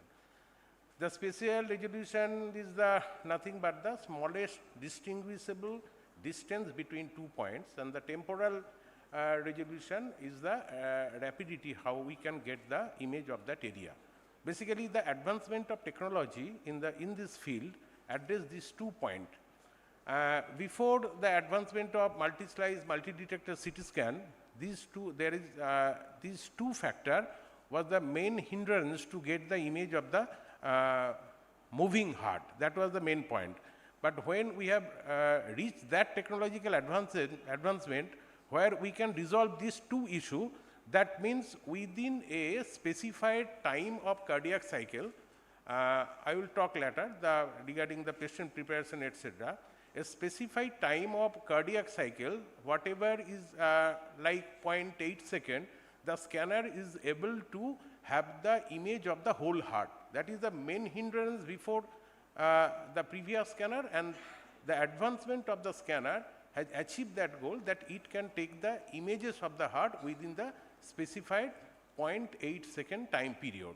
And practically, to resolve this problem, we have to bank on the at least 64 slice CT scan. There is a jugglery how the 64 slice detector row. I am not going the details of the hardware at this moment, but for your knowledge, if you refer a patient for a unit, at least you have to have that mind that the scanner should have the capability to take the image of the heart within a specific cardiac cycle. That means 0.8 to 1 second time. Otherwise, there is a huge artifact will be there, and that artifact is the main hindrance for the detection of the detail of the coronary artery. Now, there are some definite indication of the coronary CT. I think you also are acquainted with this indication. The non-acute chest pain, the acute chest pain, vagera, and the patient suspected to have the ischemic heart disease. That means the age, the metabolic profile, the risk factor, everything you should consider. And if you think the patient may suffer from ischemic heart disease, etc., then as a screening modality, you can put the patient for the coronary angio. So I am not going details of that. But one thing I have to we have to keep in the mind, particularly in the pediatric patient, there is a if congenital as well as congenital heart disease and congenital arterial disease is very common. For the detection, for the screening of the congenital arterial disease, particularly any abnormal connection, the coronary CT angio is a beautiful role to play. So this is also another indication. And the last one is the evaluation of the ventricular structure and systolic function. This is another beauty of coronary CT angio, because when we are doing the angio, it is the extra information we can get other than the conventional angiography. In conventional angiography, you know that only the part, that is the vessel part, is visualized, but the rest of the heart, musculature, the pericardium is not visualized. But when we are doing a coronary angio, the status of the rest of the myocardium, including the pericardium, is beautifully visualized. So, extracardiac, other than the arterial status, we can tell many things regarding the musculature, the myocardium, the extra cardiac thing that is responsible for the suffering of the patient. So, that is also another indication. And the ventricular structure and the systolic function, there is a software designed for the measurement of ejection fraction like estimate. It can estimate the ejection fraction also. There is a software, it can measure the ventricular volume as well as the functional status also. And the contraindication is there. The main contraindication, what we call on radiological point of view, the RCM related reaction. If the patient have a RCM related type 3 or 4 reaction that leads the admission to the ICCU, etc. So this sort of patient should avoid to have the coronary angio, because RCM related idiosyncratic reaction may be very deadly and patient may die out of this thing. Other than these are the other contraindication which we are telling against the coronary angiography. And when we are reporting a coronary angio report, basically there are two steps. Number one is the non-contrast study. In non-contrast study, our main focus was to detect the calcium score, that means the calcium plaque burden of the coronary angio. And there is a software driven calcium scoring system, and that calcium scoring system basically tell us how is the burden of the calcium within the coronary artery and how this plaque will behave. That means there are different type of plaque, 1, 2, 3, 4, etc. 1, 2, 3. So if the nature of plaque we can also detect by this calcium scoring methodology. It is a software driven score, and that score is automatically generated after getting the non-contrast study, and this will guide us for the further advancement.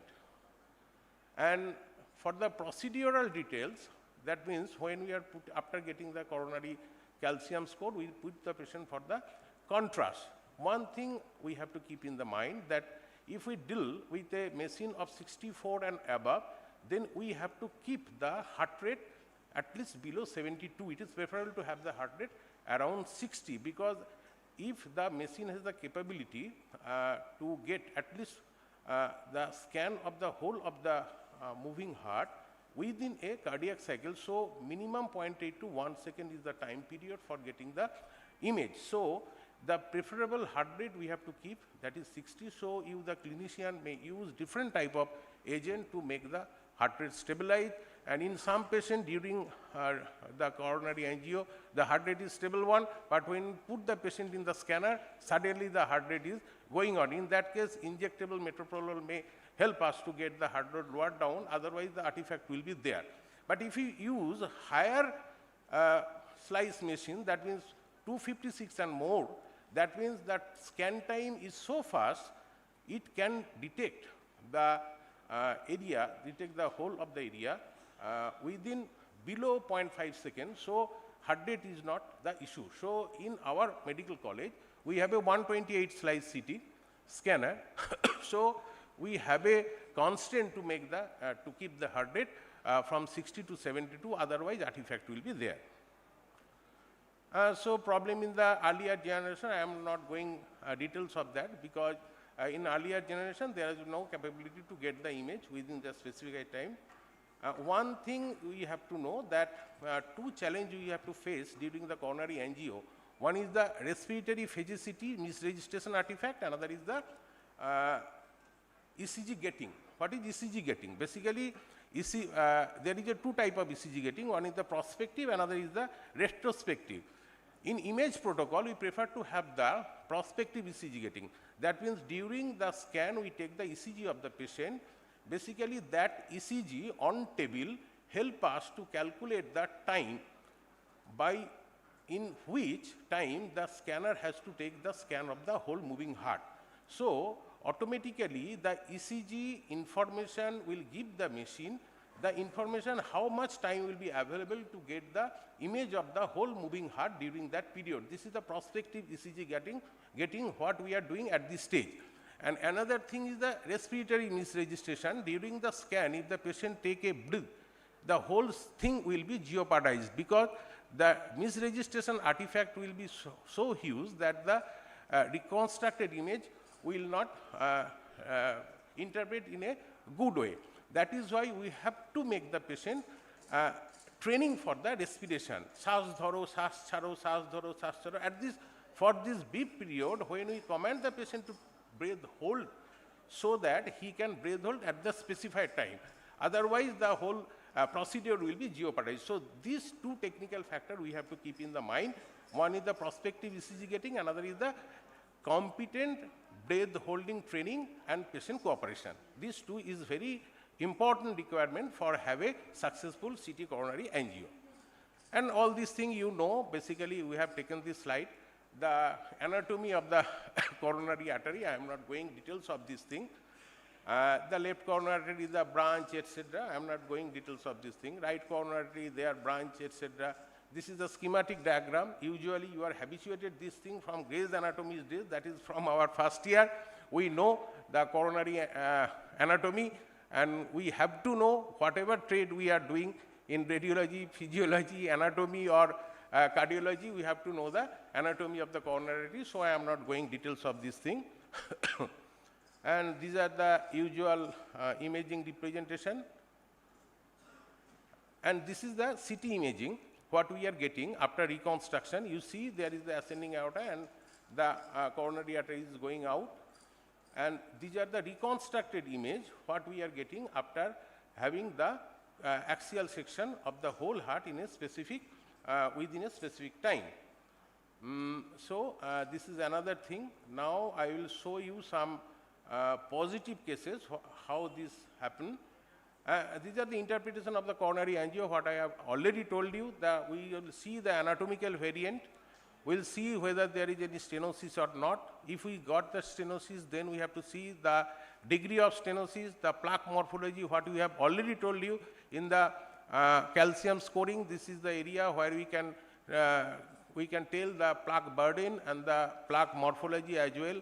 The status of the distal vessel, because this is clinically very important, whether the patient is habituated with chronic ischemia or not, and I have already told you how the ventricular function will be taken up, and the last two things, that is the this is the beauty over the conventional angiography, that we can detect in CT scan the intracavitary thrombus, or within the coronary artery, if there is any active thrombus, we can detect that thing, and the extra coronary morphology or pathology, that is also very nicely detected by CT coronary angiography during this procedure. So this is a image, what I have taken this, the plaque burden. You see along the coronary artery distribution, there is a hyperdensity. That hyperdensity is nothing but the calcified plaque, and particularly you see that is at the anterior LAD distribution, there is huge plaque proximal obstruction. So this patient may suffer from LAD related or ischemic disease, etc. So we can put the patient for conventional angio and further proceedings like stenting, etc. This is the after giving contrast. It was a non-contrast study. The hyperdense plaque burden is seen. This is the contrast study, where we are seeing the contrast is bypassing the plaque, that is the arterial anatomy, and the availability of contrast bypassing the plaque. And here we see there is some irregularities at the wall of the artery. That means plaque is there. Somewhere there is the beaded appearance. The beaded appearance is nothing but the intimal plaque. That plaque, as the non-calcified plaque, that is why the appearance is beaded. The wall of the artery should be smooth one, but here it is not smooth. So it indicates the calcified and non-calcified plaque is within the coronary artery. And here we are seeing, after giving contrast, there is aneurysm also. Aneurysm here at the proximal part. You see there is dilatation, but the distal filling is still maintained. So this sort of image we may get. And here we see the interesting one. You see there is a stenting one. We can see the stent as well as the availability of contrast through this. And the distal filling is very nicely visualized. And we can detect the interventricular thrombus. Here you see the aneurysm here. Within aneurysm there is a thrombus, and the contrast is nicely make out the margin of the thrombus. So this sort of coronary and extracoronary image is available with this sort of thing. And here is a reconstructed image of the heart. Here we are seeing the patchy filling defect. This patchy filling defect is nothing but the thrombus within the ventricular system.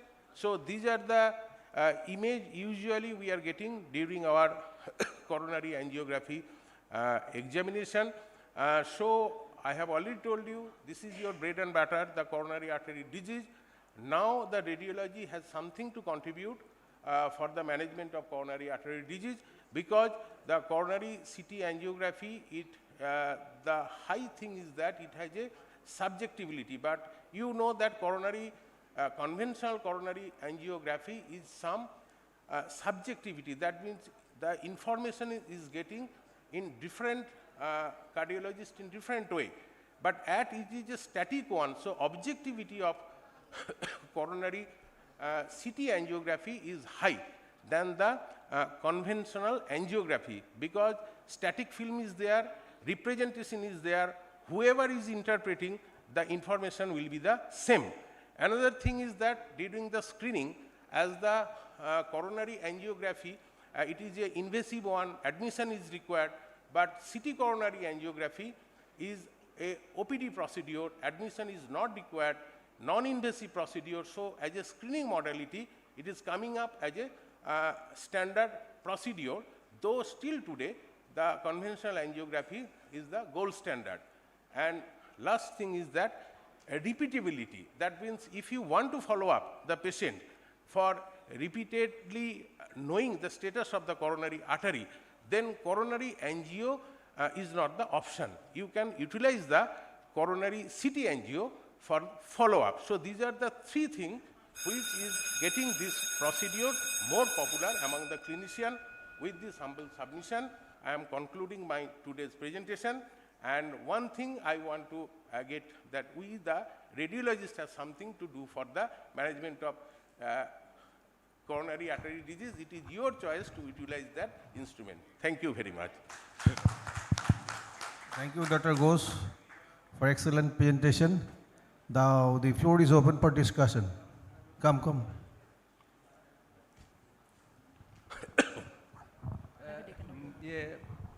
মিনাল কত creatine level কত হলে আমরা ইয়ে করতে দেবো না, মানে অ্যাঞ্জিওগ্রাফি বা সিটি স্ক্যান করতে দেবো না, কত লেভেল মানে সিটি অ্যাঞ্জিওগ্রাফির সাথে ক্রিয়েটিন লেভেলের কোনো বাড়তি সম্পর্ক নেই।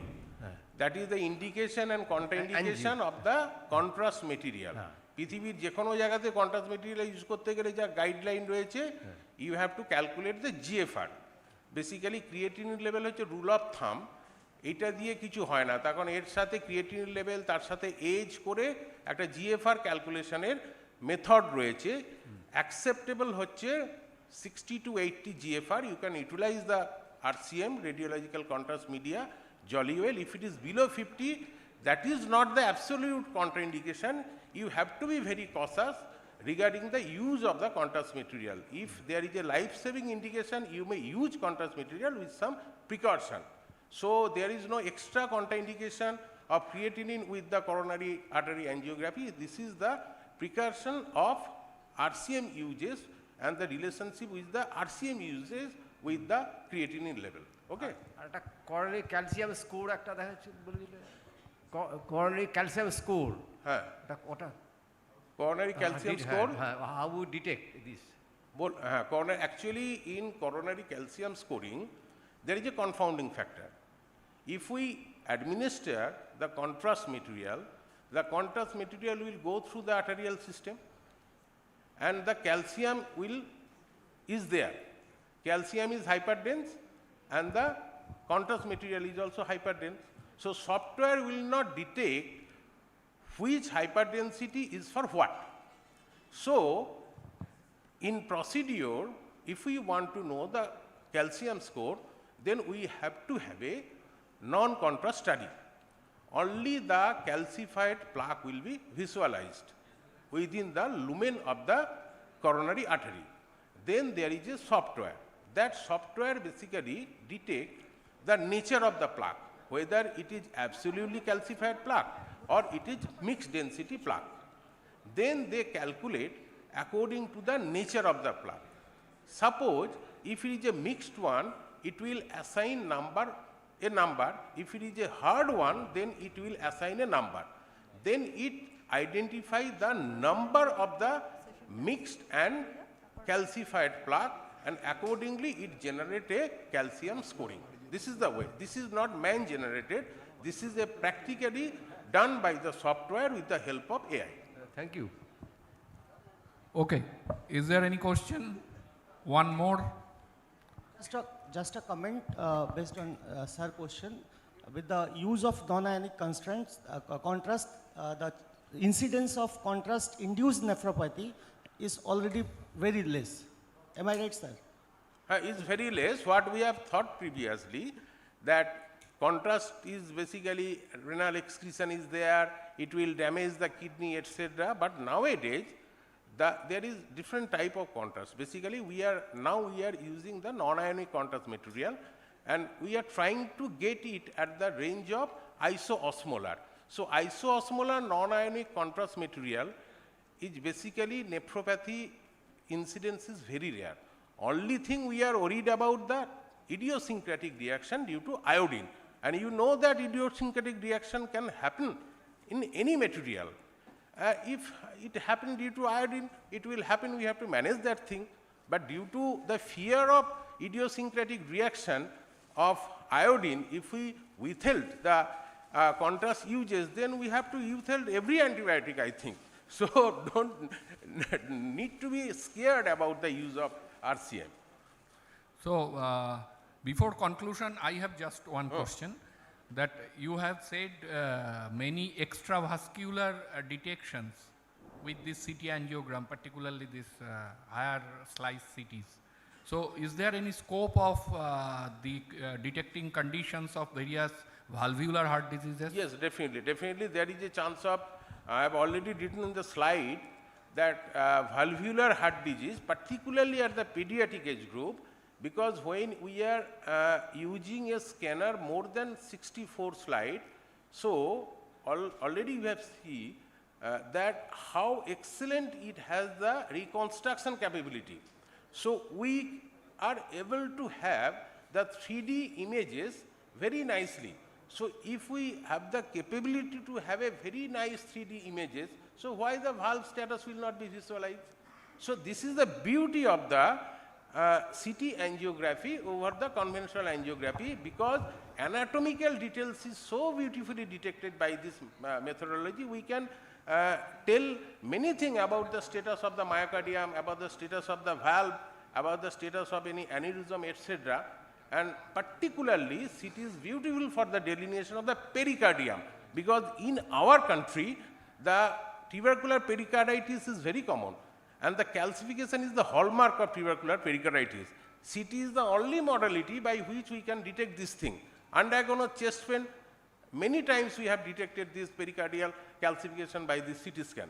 So definitely we can detect this, but one thing here I can share with you that MR is the, cardiac MR is the best modality for the evaluation of the valve as well as the myocardium status, because the MR the multiplanar capability of MR is more beautiful, and the tissue characterization, particularly whether there is any fibrosis, whether there is any edema, whether there is any impending necrosis, that is better delineated by MR. So cardiac MR is going to be used more and more for the management and detection of the cardiomyopathy, because that is one area where the MR cardiac images is the main area of uses.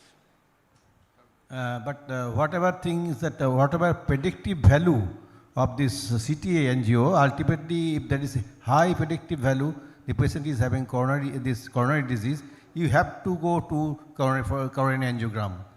One thing actually in our study, whatever we have done, because we have started very recently in our institution, but there are some, it has been in use for last 10 to 12 years in clinical practice. There are two indicators. There is one indicator is the calcium burden, that is the calcium score. If the calcium score is more than 400, there is a school, they are advising not to put the patient for contrast. Straight away put the patient for conventional angiography, because more than 400 calcium scored, it indicates definitely there is plaque burden is very high. So put the patient conventional angiography and get it by stenting, etc. That is one school is there. But another school is the more than 400 plaque calcium score is there.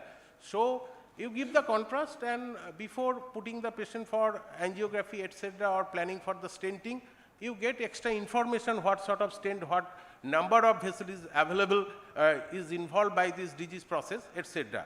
So definitely calcium score is the first guiding force which will indicate whether the patient will be for the conventional angio or not.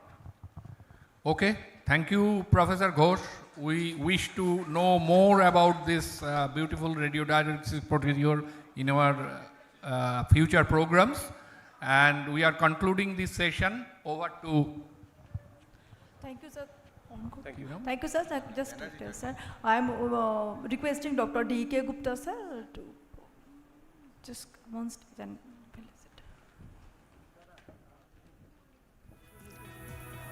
Hope to get a very good round of applause because we are at the end of the session.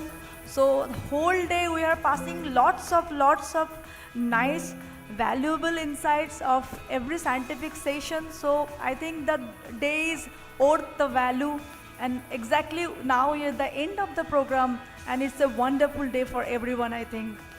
So now I am requesting Shubhamay sir to give a valedictory speech. এখন আছে আপনার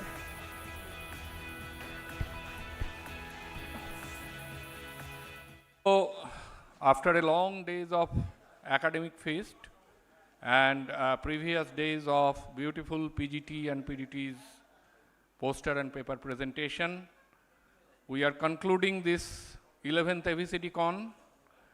And before conclusion, we must thank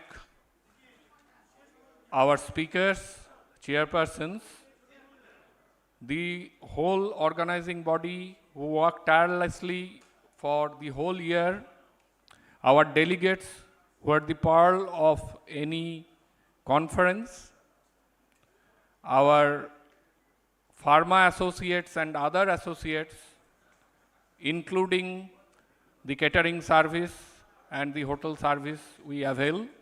So we thank them all, and I want Dr. D.K. Gupta to come over the stage because we have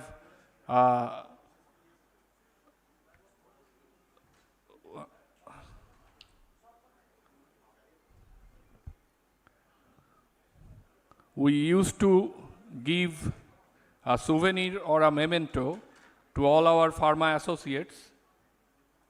So please give me the names. Oh, okay. Okay.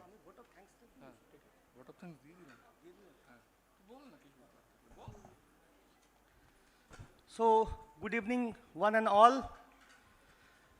So, today, after a tiring efforts from our whole organizing committee members, we come to the end of the day, and it would be an honor for me to do my job as an organizing secretary in consecutive years, and I welcome you all again and hope that this legacy will continue in future.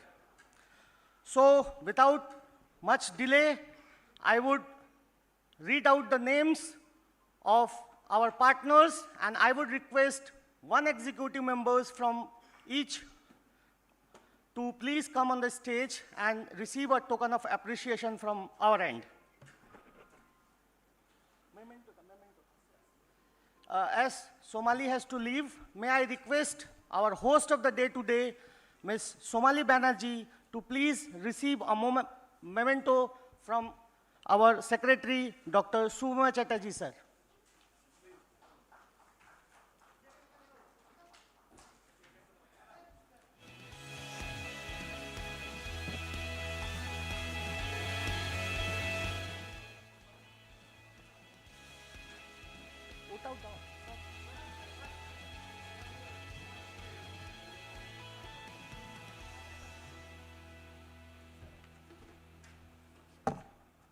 Rana sir, please come on the stage to help sir.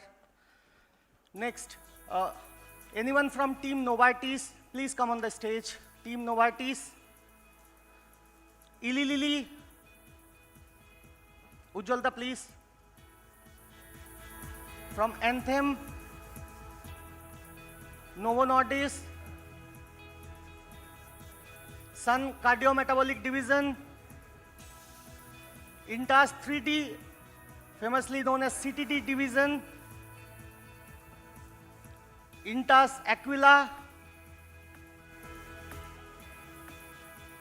Intas Ultima, Torrent, GSK, Sun Pharma Gastro Division, IPCA Cardiomec Division and other 3 associate divisions, Zydus, USV, Bayer, Cipla Vitalis,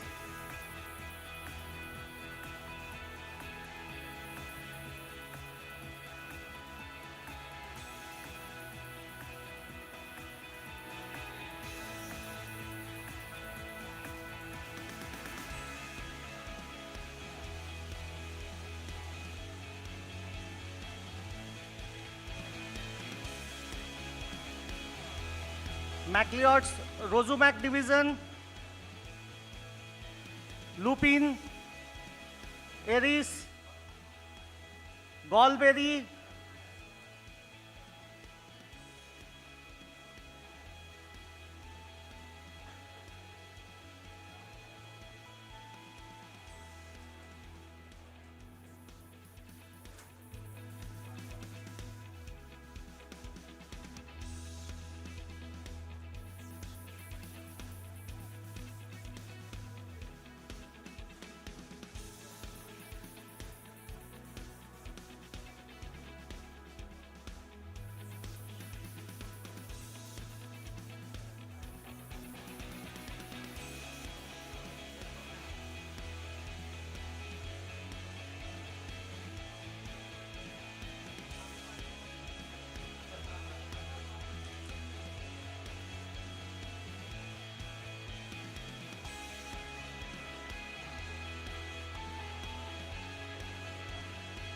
Sun Acute Cluster,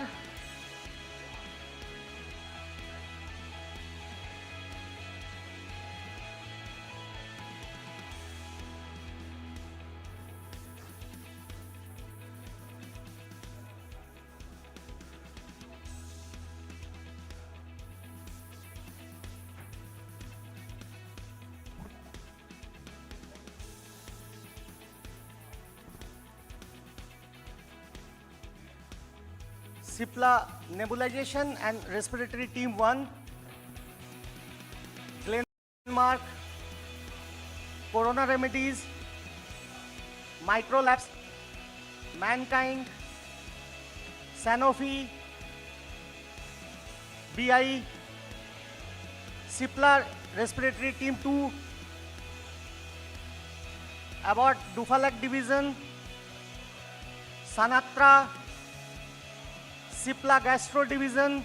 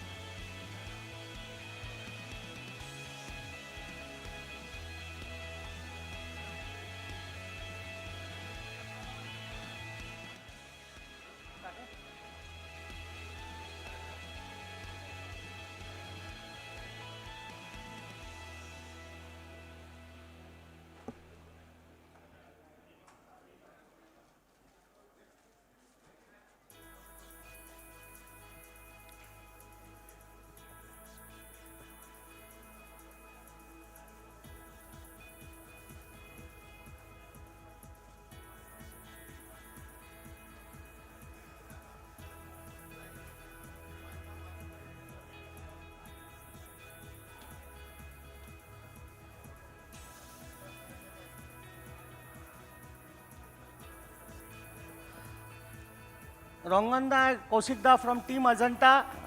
I have to leave them early because they have worked throughout the day arranging our pickups and drops. So please come on the stage.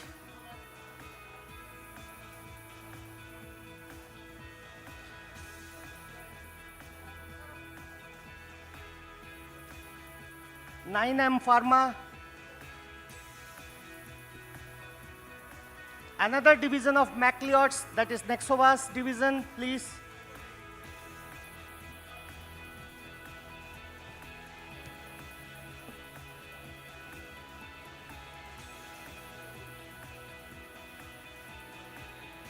Altius, Team Cyrus, MCure, TaskMed, Abbott, Intas Loose Division, Jubilant Pharma, Intas Euro Division,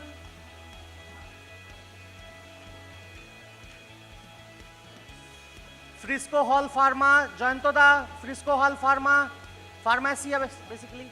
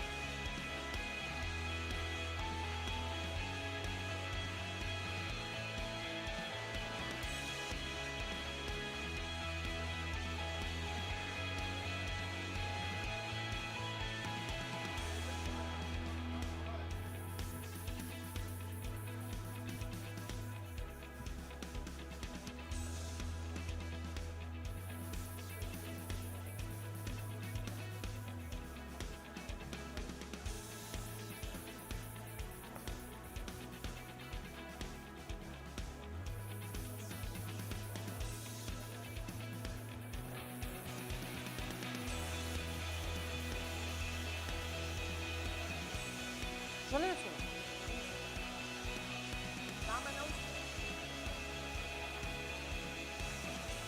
Any pharma house, if left by my mistake, please come on the dais to receive a token of appreciation.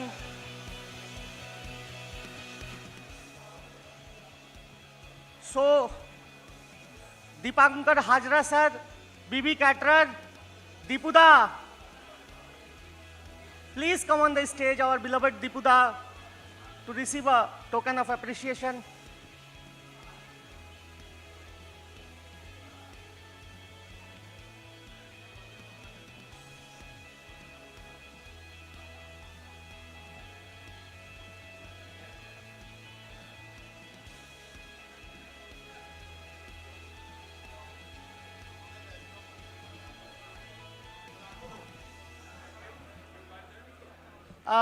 May I request Saswatada on behalf of Hotel Sinclairs for giving us all the support. Please come on the stage to receive a small token of appreciation. Do we have Purnendu Sarkarda, beloved Bapida, for giving us the support with his car service throughout the day today? Bapida, please come on the stage.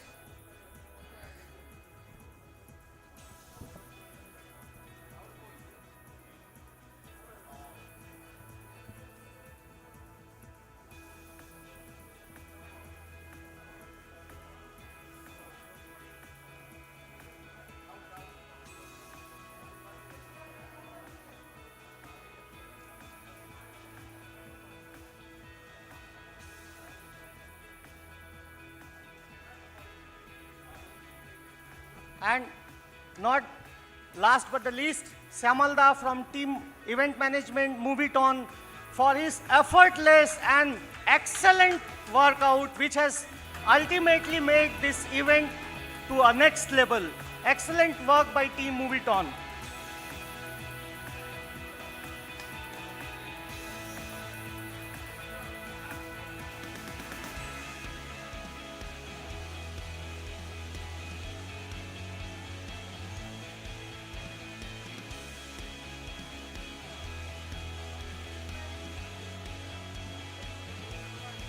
So with this, we end the scientific program today.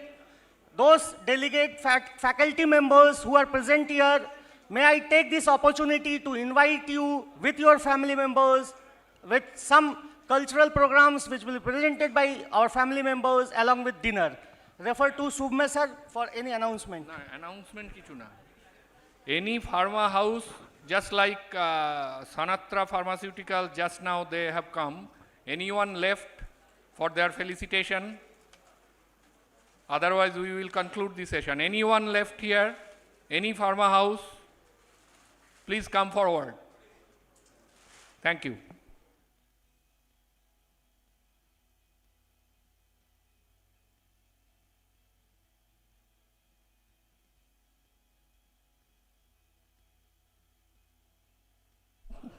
Hello. I will invite the whole executive body. Dr. T.N. Banerjee, please.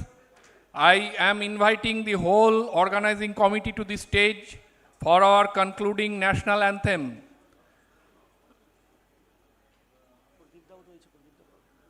Sir, please come forward. Pradip da Ashun.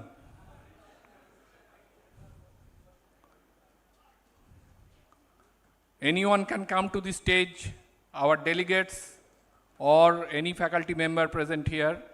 Please come to the stage, it is our custom.